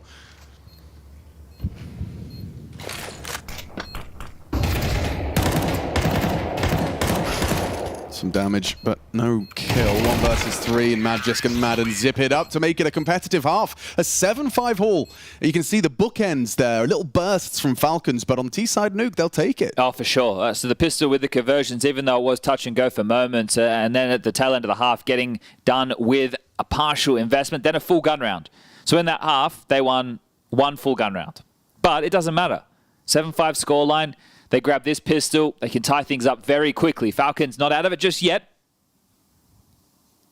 Now, FaZe pick up this victory. We'll have all of the heavy favorites on day number 1 not being upset in the best of ones. See if they can keep that sweep. Because that means tomorrow you would have a pool of Mouz, Na'Vi, Vitality, FaZe, all in different constellations, potentially facing off against each other for spots within the major, which is great. It means we're guaranteed good teams. Yeah. And there's obviously a lot of crossover between, you know, when these two rosters. I know that Snappy and Karrigan have a friendly rivalry of their own. Just as far as who's the best Danish in-game leader goes. Like Snappy likes to, he starts that conversation. Oh, does he? Oh, you know, do you not remember Snappy saying, "Oh, I think I'm the best Danish in-game leader," and Karrigan took it personally? Maybe I'm just... No, look, if there's beef... I'm pretty sure it was a couple of interviews where Snappy, you know, at the height of the Ents rise... I see. ...saying that I'm starting that debate again. I think I can do this, and Karrigan didn't seem to agree, understandably. Full smoke top main. Brokey going to drop. Ooh, has that landed correctly? I don't think it's done its intended goal, but... Oh, it does. Excuse me. Pressuring onto Dupree. Oof, they are so quick on this. Lots of pressure. Yeah, for real. The whole squad is here. Look at the angles it's forced Magisk to adopt. It's actually a well-informed angle, but he's been spotted out quickly. Maybe the bait? Maybe there's some bait. Yeah, does lead nicely to a snappy frag. Quickly traded out by Rain, and Magisk next victim. Frozen's the one to find him. So they can scoop up that bomb. Off the ladder, Dupree, important contribution. Doesn't want to go too far. Doesn't want to force the issue. Simple's down here. And overlooked, but oh, their movement was hard to track. Yeah, nice, turning the back. Hard to find the head. Breaks the glass. Dupree actually gets a second onto Rain now. Ooh, Goosh, 1 HP for Dupree. Frozen. Oh, still Dupree hits another. Trades it out. Simple's death. Karrigan in the 1v2, and it's up to against Dupree. Ex and former teammates of each other. 1 HP. Go on, Dupree, can't do it. Swings into Karrigan, solid hold. As the 8th is FaZe, and they take the pistol. So trading 1 pistol each. I thought that Karrigan fired off a shot window side, but Madden still seemed unawares. Maybe I misheard. It did seem like he had fired off over towards the window side. Comms could have also been chaotic in that moment, so just not getting dialed in time. Dupree with those frags has been able to set Simple up with a silenced M4. Okay. Well, we use the word start. See if he can live up to that as he tries to hold on yard. To do his best Rain impression. Spotted. And falling. Ooh, he actually hits Rain as his first victim. Reveals that M4's location. But they still continue to cross, unperturbed. What's he saying? Yeah. Wow, Karrigan.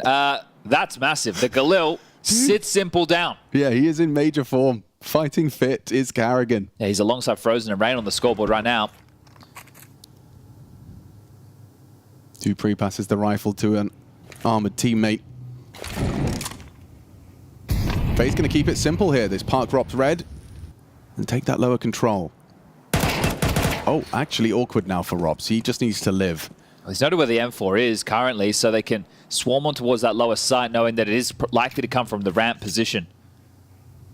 Trickle smoke on door open. This will facilitate a back of sight plant. They're worried about their access point here.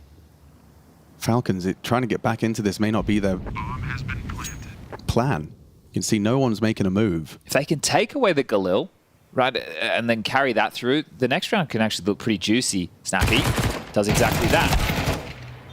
Karrigan's safe pair of hands continues. Double kill, removes Madden. But yeah, there's the Galil. That would be nice. And there's an MP9 if Dupree can get over there, but he's miles away. Yeah, well, as long as they hold on to these two rifles. There's another Galil on the dirt as well. Like you said, for Dupree, hoping that he can hustle over once the bomb goes off. Nobody's going to be exiting his way. We can see the X-ray, everybody over towards ramp. And it was a 5 Galil investment from FaZe. No SMGs, no AKs, just the Galil. Chase that one down as Dupree's not going to move a muscle. Just going to sit red pole and hold on to his dig. Okay, so now this is where we have to ask a question of whether or not Falcons are going to be able to start winning some gun rounds. Well, they've given the Galil to Simple. Snappy's invested into an MP9. Actually, Dupree's ended up with the Galil after all. So Simple and Madden with Deagles. A few booby traps for FaZe to worry about. Liggity split straight outside. Rain and Carrigan, but bomb near lobby.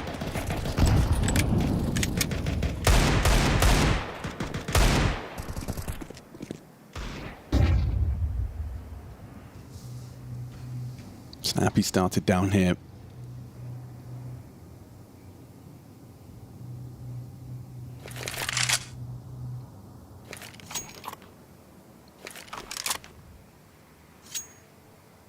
Now Carrigan's his game plan taking shape. You can see he's coming a lot.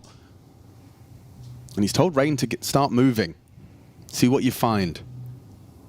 And he finds Snappy. He finds a bullet between his eyes. Nice work on the MP9. Top site util. Madden just a deagle. Oh, Molly missed. Eats the flash. He's still up there though. Understood. Nails the headshot. Now Dupree with that Galil. Farms up a double. Carrigan finally brings him down, but it's only Carrigan.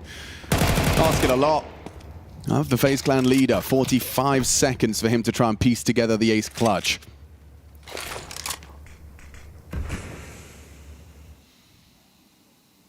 Bomb is attainable and retrievable.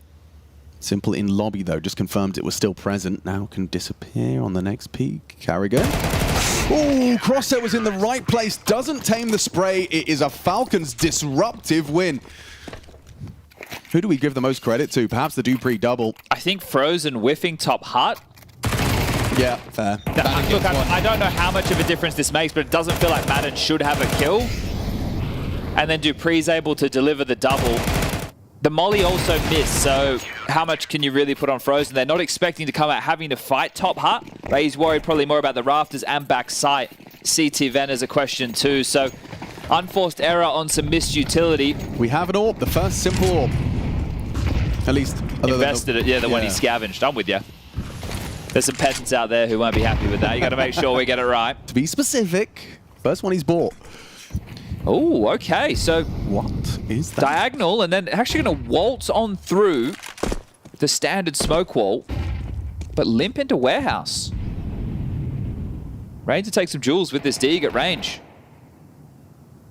Oh, good pre-aim. Simple was ready for Frozen on main roof. Sound cue was made. Relayed the information, did Madden. Robs walks in, does hit the dink on Dupree, but goes down empty-handed.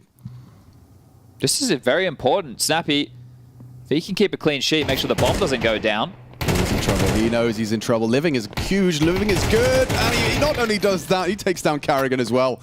Brokey tries to throw his hat into the ring for some disruptive clutch, but instead, it's going to be Falcons with just the one casualty. 9-7. And it's key that the bomb doesn't go down, because if it did, right, the 600 after the defuse comes in, that would have been a little bit of extra cash for upgrades into Deagles or P250s. Whereas right now, you have to consider a pretty much full eco if you're FaZe Clan, which means we're about to see this become a one-round game.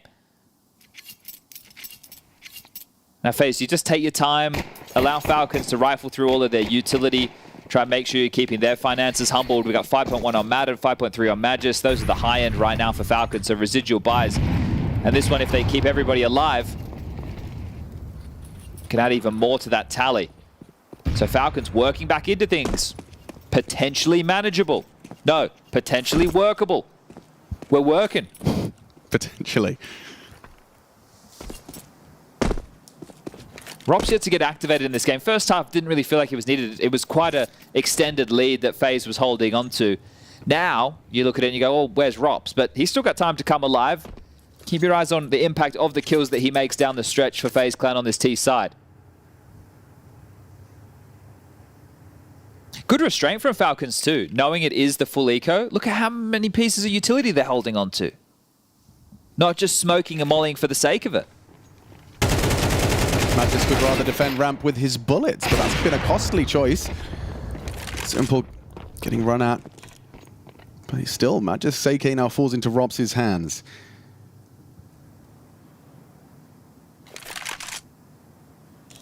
FaZe hoping for an overextension here. A panic rotation. But nothing to be panicked here. They have low sight. Calling it safe and secure is Dupree. And there goes the bomb. Still Robs with that rifle. Frozen just running at him, and yeah, it's going to catch him off guard. Dupree was not ready for that. The Glock headshot found. Now, that bomb can't go down. Not unless Madden goes into a 1v1 with Robs. Robs in the clutch. What have you got? You want impact, Chad. He's only got 8 seconds. He's got to get that bomb planted. Will they allow it? Get him off the bomb and run down by Snappy.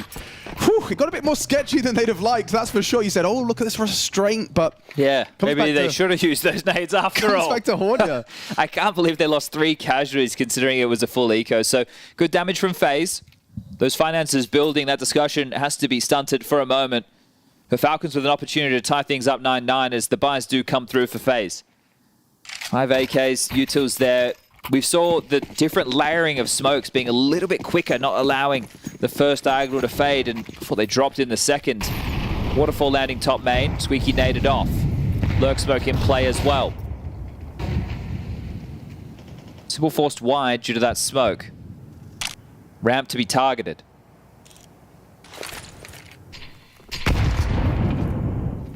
Oh, he's getting aggro. Ahead of the flashes, that smart positioning. Destruction! 4 in the 1 magazine from Magisk. An outrageous play. Tasted that was coming, that moving forward to avoid the flashes. They clear the smoke, it helps him out and just mows them down. No worse feeling than your opponent getting a massive multi-kill from the smoke you broke. That's going to fire you up in a big way. You just kept all 5 alive in the rifle round. We just went from the lows of losing 3 kills against Glocks to this. Magus just shuts things down before the round can even start. 1:25, the smile on the face and the vibes. Just hoping that you died. What's crazy is he got tested on a ramp back-to-back rounds by 4 or 5 players, and against Glocks he gets 1, against full rifles he gets 4. Ooh, wow. Yes, please, one more time. Ouch, 3 headshots. And that was the gun round that FaZe saved up for. Yeah, they were really, counting their pennies in anticipation of round 18, and it ends just like that. Well, 3 smokes telling that FaZe might want to opt for one of the deeper smoke walls towards Yard, or maybe just a standard and try and get everybody straight down secret. Is there going to be any follow-through? Partial buy, lost bonus into the next, maxed on out. It's been 4 consecutive rounds for Falcons now. It's a fake outside. Smoke wall lands. 4 bodies at attention towards lobby. Very deep smoke for Snappy to work around. Okay. He's addressing the potential secret slip. And Dupree as well. Adam with the molly. There'll be a flash from Carrigan. He can drop it on the tell. They're in. They're ahead. Madden still gets 1. Dupree, Simple in the feed. Rain does come through from main. Simple just going to play for his life now. The bomb to be planted by Carrigan. Rain and Carrigan partnered up to try and win this closeout. Not a comfortable post plant. An AK found for Carrigan. The smoke missed. Oops, that's uncomfortable now. There's nothing to stop them. Rain recovers the M4, so at least they have the rifles. The kits are present. Sound cue's made. Bait. Simple quick scope. Catches Carrigan. There's not going to be much for Rain to do here. Whoa. He doesn't finish him. Snappy is still alive. Simple's missed his shot. They're not defusing. This could still go wrong. This really could still go wrong. Simple gets him off the bomb. And Rain clutches up. Falcons, a catastrophe. And everyone goes down to end it. FaZe will steal away And a ridiculous round. How has that gone so wrong? We need it from their POVs. Like, so Snappy's highlighted exactly where he is. Oh my god.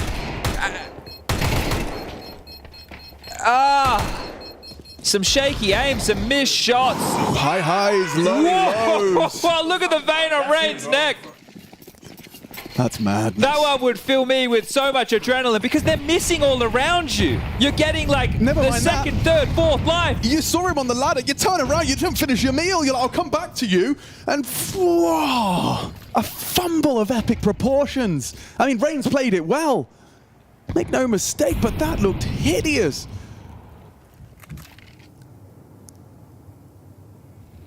How do you play and settle back in? I don't know. How do you settle back in and just try and wipe the slate clean, just forget about it? That was after they missed the Heaven smoke. They could have bought themselves more time. Rops, head-to-head, Dupree.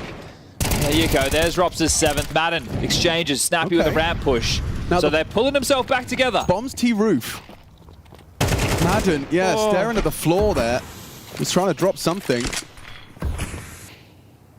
Puts us into a 3-on-3. Rain. Oh, I was going to say Rain is going to be the most likely candidate to find a way in. There's so much miss. You too! No! Frozen! Nails Magisk. Did it... He killed Snappy at ramp. Right. Well, it was completely smoked. I'm sure we're going to get that in the replay. Simple, 1-on-3, the third time the charm. Let's go. Not to be. Rain is there. Perfectly times it. FaZe in full control now. What a spree of rounds we've had. Call a timeout maybe, just to get Zonic on the mic. Have a breather. Breathe. Slow down the FaZe momentum that's so clear, so evidently It just happened so quickly. These 2 rounds flying by. Blink of an eye. And yeah, Falcons will take one. Well, we had the Glock round. They got 3 kills. Then the Magic's massive 4K. Nothing for FaZe. Then just some Tech 9s, a number advantage topside retake. What must have been some crazy whiffs. I'm going to have to go check that one in the demo. Like That's what I'm saying. It's hard to quantify. Then a round where they push, they trade well, they have good spacing, good understanding of the lobby crunch.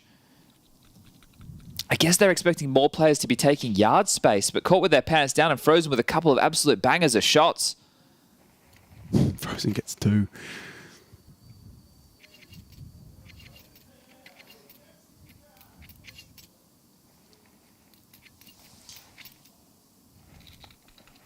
They've cobbled together something. There's an AWP available for Simple Short. 3 M4s, MP9 for Dupree. Falcons lose this. FaZe are on 12, and Falcons only have 2,400 loss bonus to work with. This is for the game, essentially.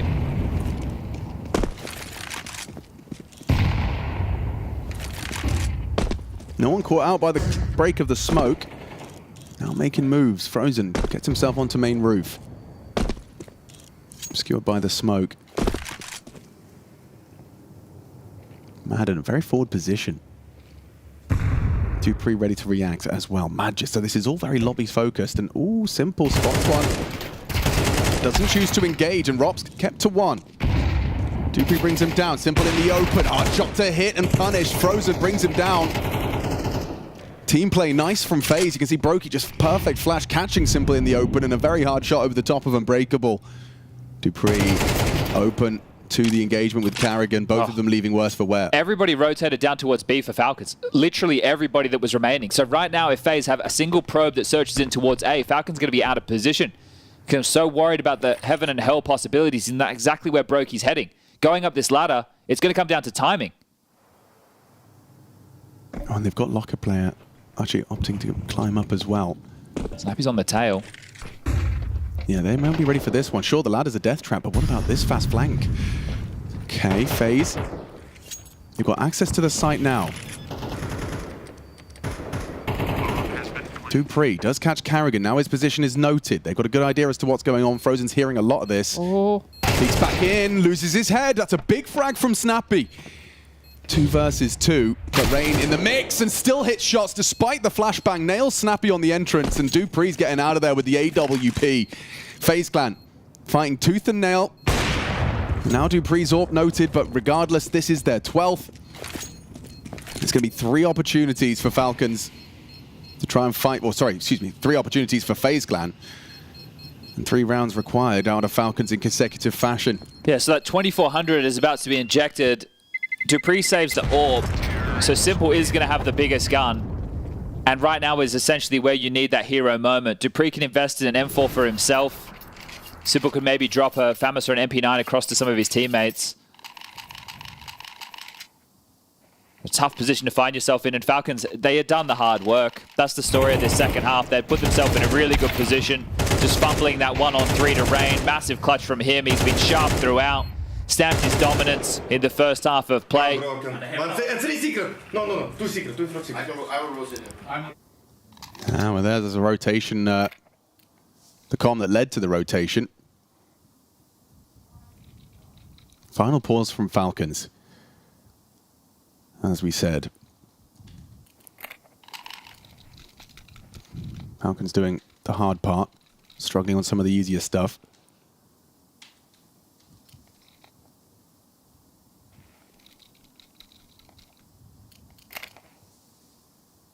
Where does Simple try and make a move? If he plays towards Yard, we've seen that the smoke walls are there, the utility's there as well. He was partially blind when Frozen dropped down from main towards Unbreakable, so you feel like he has to play close heart like we saw Brokey do, or really try and force the round.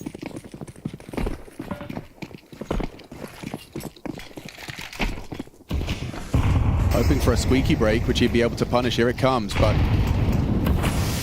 Rob's well drilled, waits for the smoke. Simple gets himself down the vent. Well, if he's going to sit in the vent with his knife in hand, he's out of the round until something happens.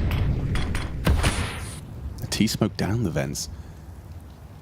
Rain walking outside. Do you wonder if that was meant for main?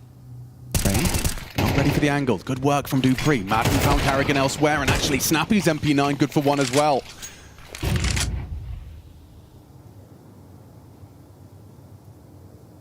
Two lowest performers on Nuke. Rops and Brokey partner up to try and see if they can find anything to work with.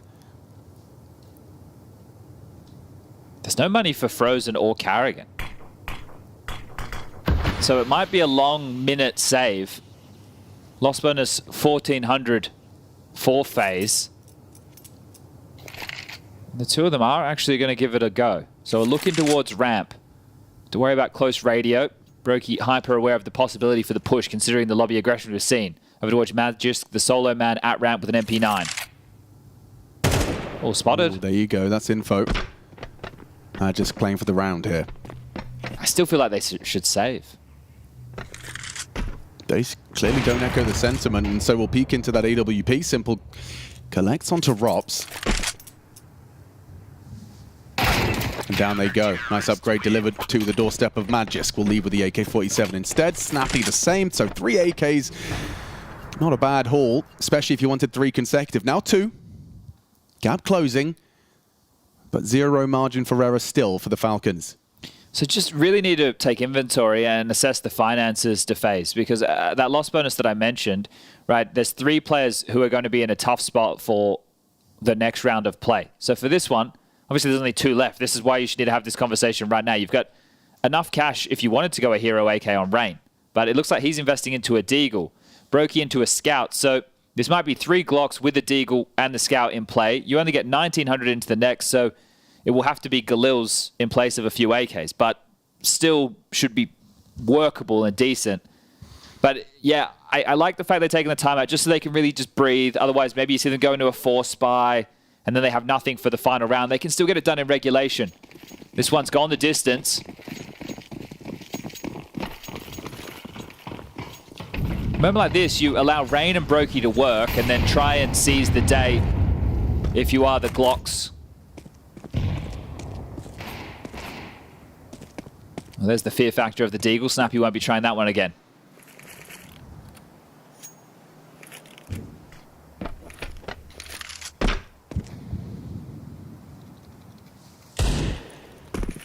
Actually put Simple's AWP over towards ramp. So looks like he's freeing himself up for the rotation to assist with this issue towards Yard.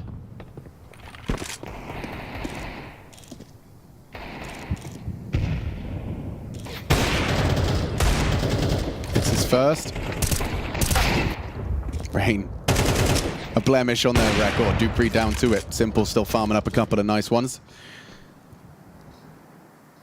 And down to Madden. Tough angle, just his boots sticking out. But as you'd highlighted, it was all in pursuit of taking it in this final round of regulation. Yeah, so there's a glow for Frozen, one for Karrigan, the same for Rops, AKs for Brokey and Rain. It's not ideal, is it? Especially not when your opponent has 3 of them. Whole lot more util on the CT side as well to block and delay. Everyone's got defuse kits, armor, everything they would hope for and desire. Karrigan, can you get it done in regulation, or will Falcons in back-to-back best-of-ones find themselves in back-to-back overtimes? Good point.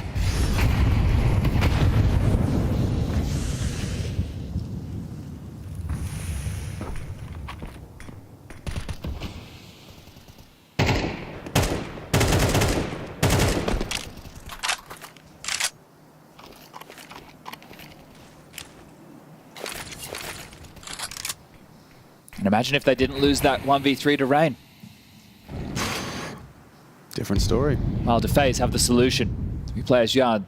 Rain searching close, making sure nobody's pushed up. Simple already on the lower deck. Snappy red pole, they're splitting A. Oh, dupreeh wasn't ready, turns away. Karrigan captures him. Needs another. Help. Snappy only the one. Awkward now. Up the vent with the ult. Snappy, a real chance. Good damage, gets one as well. Takes down Rain. Rops is on 35. Magisk, Heaven, Simple vents. It's not ideal. Coming up that ladder into uncertainty. No one's holding it as it currently stands. Magisk can flash to facilitate Simple. The longer he waits, the more likely Rops is going to be ready for it here. Now, ooh, pulling out nades. Rops in the lobby. Clean headshot from Simple. Oh dear, could go wrong. Magisk 2 HP. Simple vulnerable. Frozen in the clutch. Looking to win it out, but the nade is there. Simple with a kit present will secure overtime. And Falcons, another overtime affair. Getting dicey as well. The player's not even looking his way, but he opts to pull out the HE. A little bit shaky on the aim, but they get the job done, and $10,000 as we head into overtime. Oh. It's not a 13-3, Chad. No, it's not. This one's delivered. Everyone's had their moments, haven't they, for either side? We've had individual standout moments. Still, yeah, Rain's clutch. You've just put it back into my head. That was still absolutely absurd. Would be looking to see that one again, especially even from the Falcon perspective. Yeah, it might be more entertaining. A moment to take a breath. A moment to center yourself. Falcons, this one's on. You've worked hard to take it here. Your opening game of the day was the first win you've had since Simple taking the spot of St. Pius. Now you're looking for your second to put yourself 2-0 up on day 1 of the European RMR for Group A. Imagine if I flashed. The guy just made for me. I swear I love it. Okay, it's not even close. Not even Hey, good mood for Simple. Let's keep going. Bro, I got naded in the first game 3 times. Hey, I swear we are playing more. That's quite a nice vibe. You tend to see him a bit more aggressive in a negative sense, but this time round, a smile on his face, feeling good, takes the team to OT. Magisk is actually going to opt in with an AUG for the first round of overtime, so spending those extra pennies. No Brokey T-sided AWP invested in.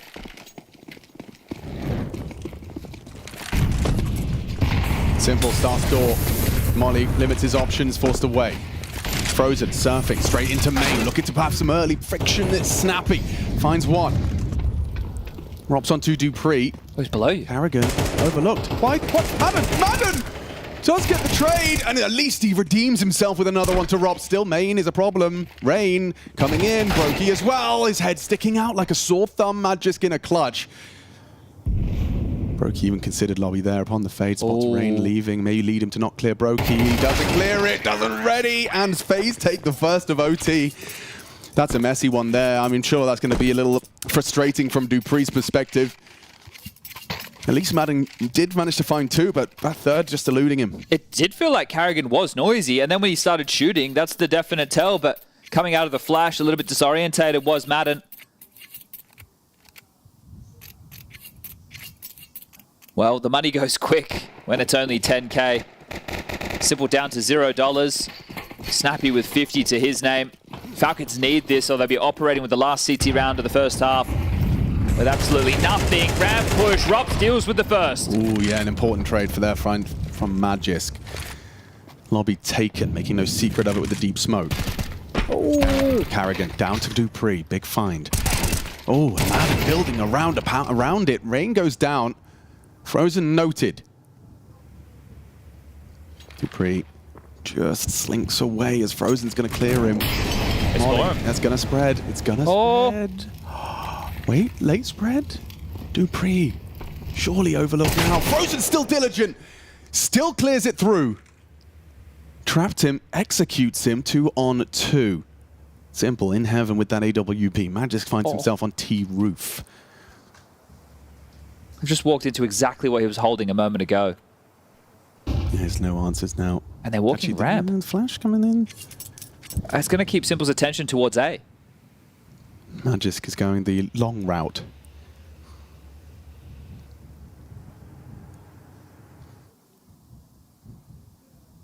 .38, broken Frozen, contact into B. No molly for the stairs. How do they approach this? Looks like Frozen want to take the railing, get back sight, posture up in clock, drops the smoke for Brokey to plant in.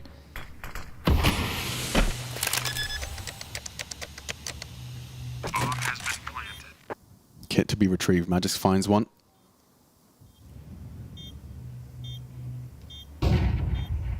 Simple.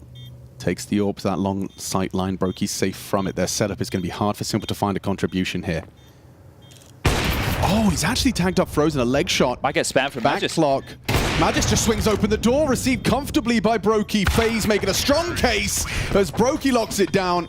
And Finance is going to be a massive problem into our final round. Poor two of the quietest contributors coming up big in that. Rops with the opener when two players are pushing ramp, gets the first kill, and Brokey closes it down with the AWP. Better late than never. There's the opener. Another skirmish towards lobby. Dupree finding Carrigan.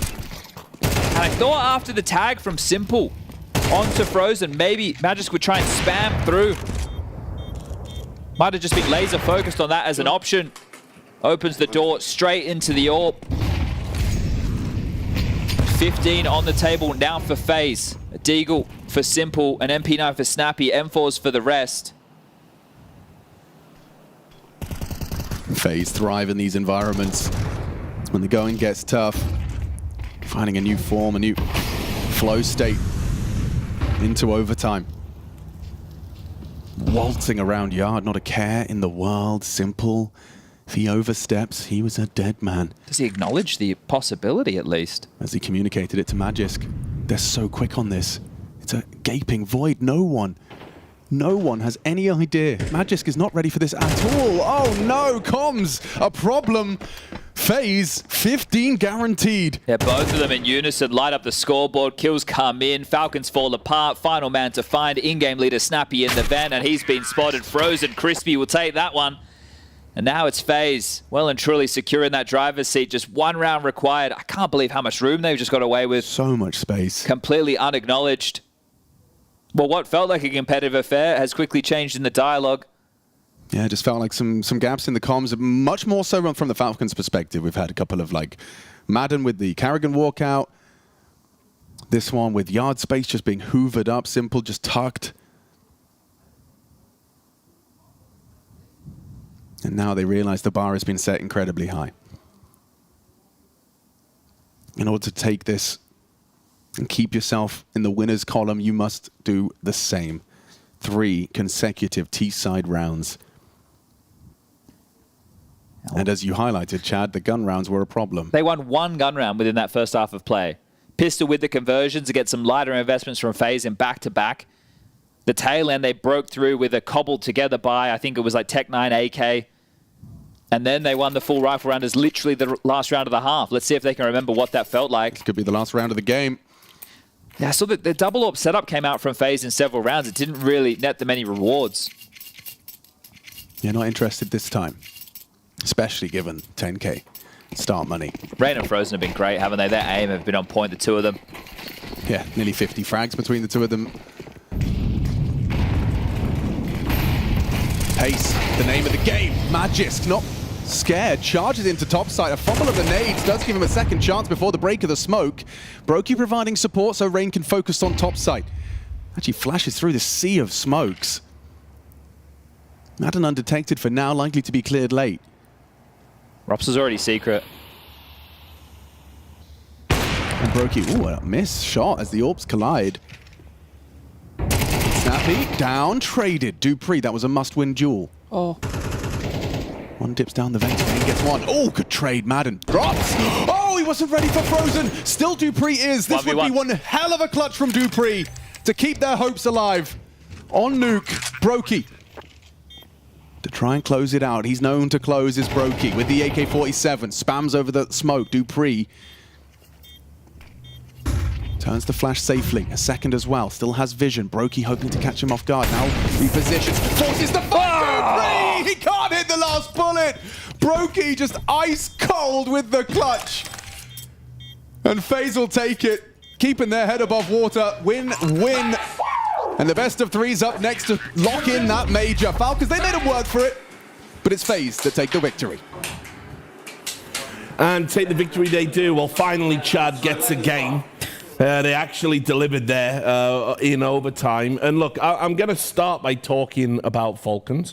Obviously, look, I'm like Launders. I, too, I'm an ugly hater. I love hating on people. It's what I do best. And Falcons has been one of those teams where, I've kind of relished a little bit in their failures. But I got to say, so far, much improved. I thought the Eclot game was a little bit of an embarrassment, as I said earlier, but they really pushed FaZe here, and they definitely had their chances to win it had they not capitulated in overtime. I feel the first half, when it looked like FaZe were running away with that game, I think 7-3 was a scoreline for them. There was a very good adaptation from Snappy there, because they kept trying to go for this outside slope plays, and Rain, he's authored the book on how to bully people outside the yard, right? And I like the switch up. All right, we're going to be going towards ramp. It was a bit of a half buy right there. Switch it up instead of just trying to make it work towards upper or towards outside. They get around there, and then I think Chan mentioned it as well. That secondary AWP from Rob's not quite getting them anything done. 7-5, I think is pretty solid. And then the CD side, it looked like they were really on a tear until that round happened.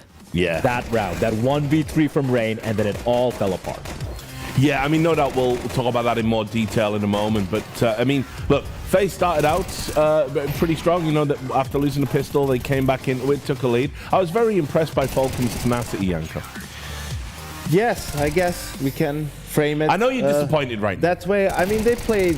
I think the T-side was really poor, you know. Okay, even the anti-ecos were labored, right? I mean, it came down to the wire in the first gun round. They tried to hit the A-bomb side a little bit faster, right? The FaZe players manage a good hold, and after that the rounds aren't really close until the very end, where it almost felt like with how dominantly FaZe was winning the CT-sided rounds, it's like almost it lulled them a little bit to sleep, right? And then from 7-3 it ends up being 7-5, and it looked like it's going to be 9-3 in favor of FaZe Clan. But once they do switch on the CT side, it finally feels like they are finding some momentum, especially after the Magisk 4K. I mean, that really seemed to have sort of turn the tide and also probably make FaZe nervous a little bit. But then just as they have the upper hand and, you know, are supposed to go up 10-8, I believe it would have been, is like when things really fall apart for Falcons.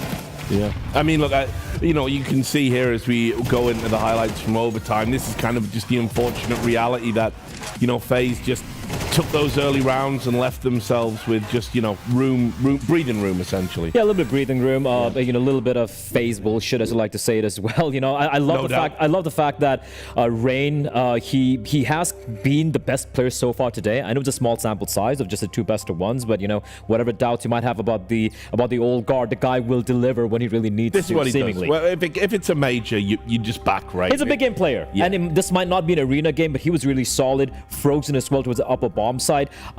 Sure, the others really didn't have much to do, but yeah, just when you have Frozen and Rain in particular just dominating in this fashion, it can be easy for FaZe. But despite that, Rich, it did go to OT. I mean, the fight was put up. I just can't believe the clutch, the 1v3. Yeah. The 3 players on Falcons, Richard, those 3 guys have about 50 years of Counter-Strike experience combined. It's true. And this is what we talked about in the pregame. Like, where is the floor? What is Snappy doing? Why is he in vents this whole entire time? He could have ran through secret, gone through main. Like, you're stuck. He did nothing for 15-20 seconds. Then he's trying to poke his head out. One guy is taking the defuse while low HP Simple is trying to hold. Like, just the sequence of events here is just crazy to me in this situation, where props to Rain for hitting the shots and like sort of, you know, he still has to do 180s all the time because Snappy is behind him. But I just can't believe how they handled that 3v1 on the side of Falcons. It's like, why are you're against a half buy if you're Snappy? Just leave, just don't, you should forget about vents as an option. Even if you had to walk a little bit to get towards secret to run and to come from A, I think he even still had some utility left. So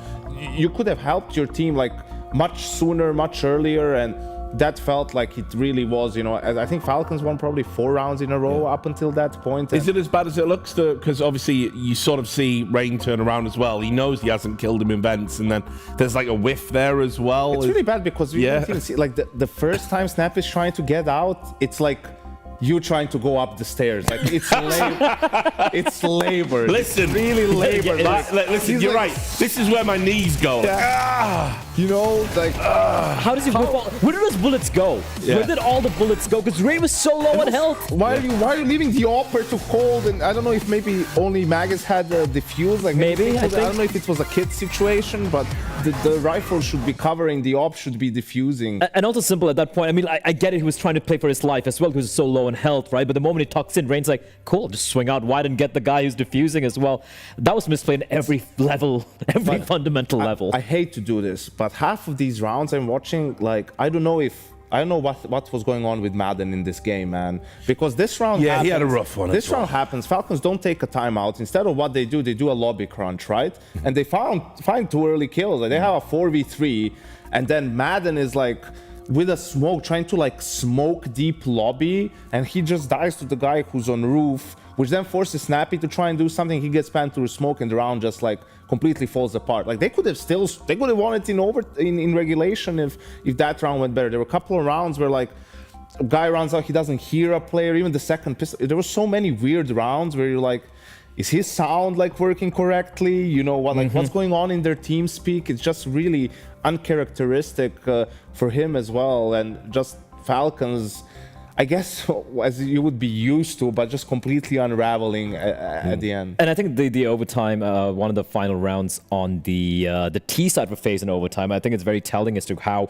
when it got to OT, it felt like FaZe was just in complete cruise control, right? We saw a round where it was a minute and 20 or minute and 15 seconds on the clock, and you have 2 FaZe members on the T side already in towards heaven. And right there, you know, the comms have got super quiet. Everyone's kind of like in their own heads. The game's done at that point. Yeah, I mean, look, we can bash on Falcons some more, no doubt. We'll have plenty of opportunities for that. Anymore. Yeah, listen, it's got to be done. This is how it is. But FaZe, obviously now in that 2-0, they've overcome some decent opponents today in the best of ones component.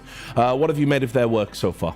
I think it was good. You know, I think the problem in this game was a little bit they sort of play the game on Falcons' terms, right? Because Falcons have to make it a little bit ugly, a little bit brawly, right? Messy to have an opportunity. And FaZe sort of fell into that trap a little bit, even on T side, maybe just playing some slower pace, punishing some of those moves that you could maybe anticipate that they were going to make, would have been better off. But still, you know, Rain, Carrigan, Brokey, all members of that team, and you know the losses to BNE and some of the bad runs that they've had. So to be able to sort of just weather the storm here and not let it have something like that happen again and get into that 2-0 bracket, make sure you have 3 best of 3s, right, to get it done, I think is the most important part.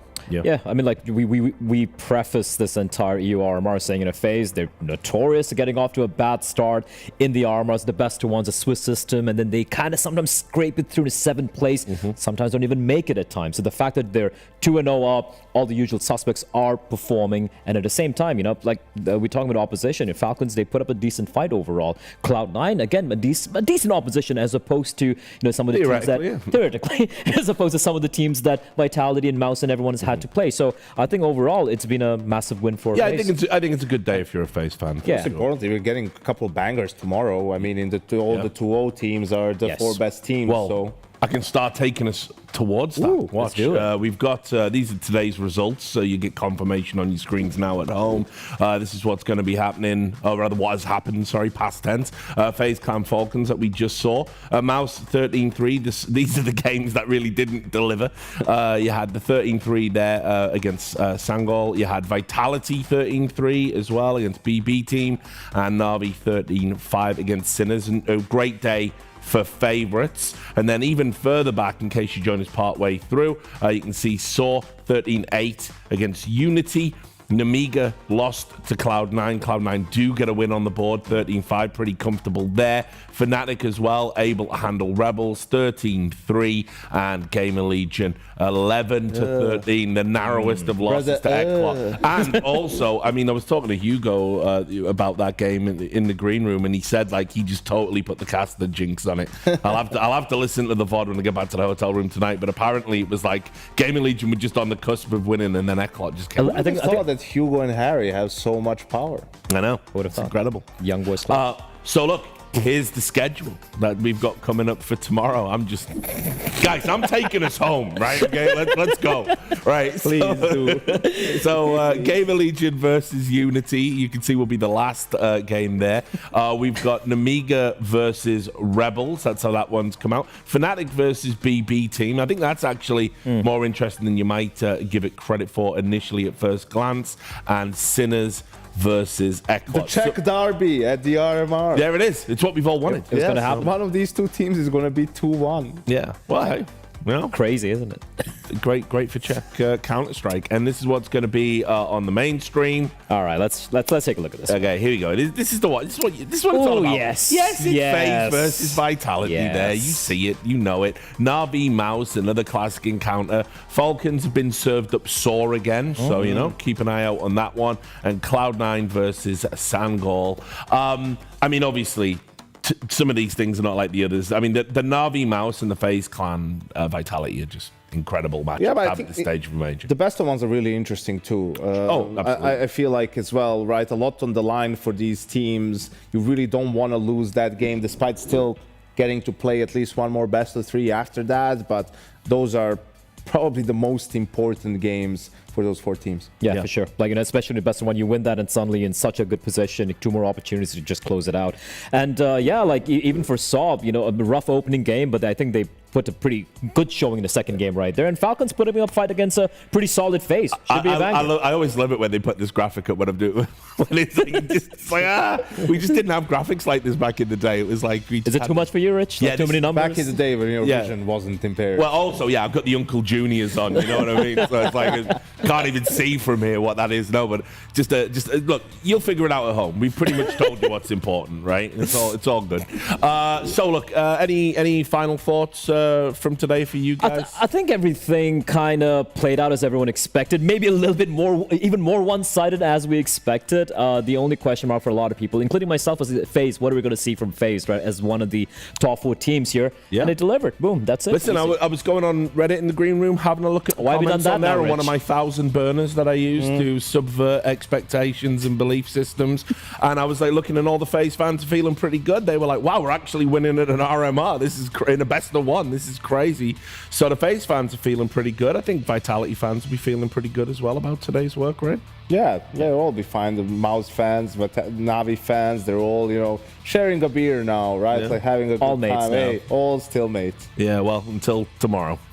So, guys, it's been great hanging out. Thank you so much for your thoughts over the course of the day and the insult, Shanko. We'll talk about that in a moment. And now we're going to close it out. Make sure you join us for the same time tomorrow when the European RMR will continue. We'll see you then.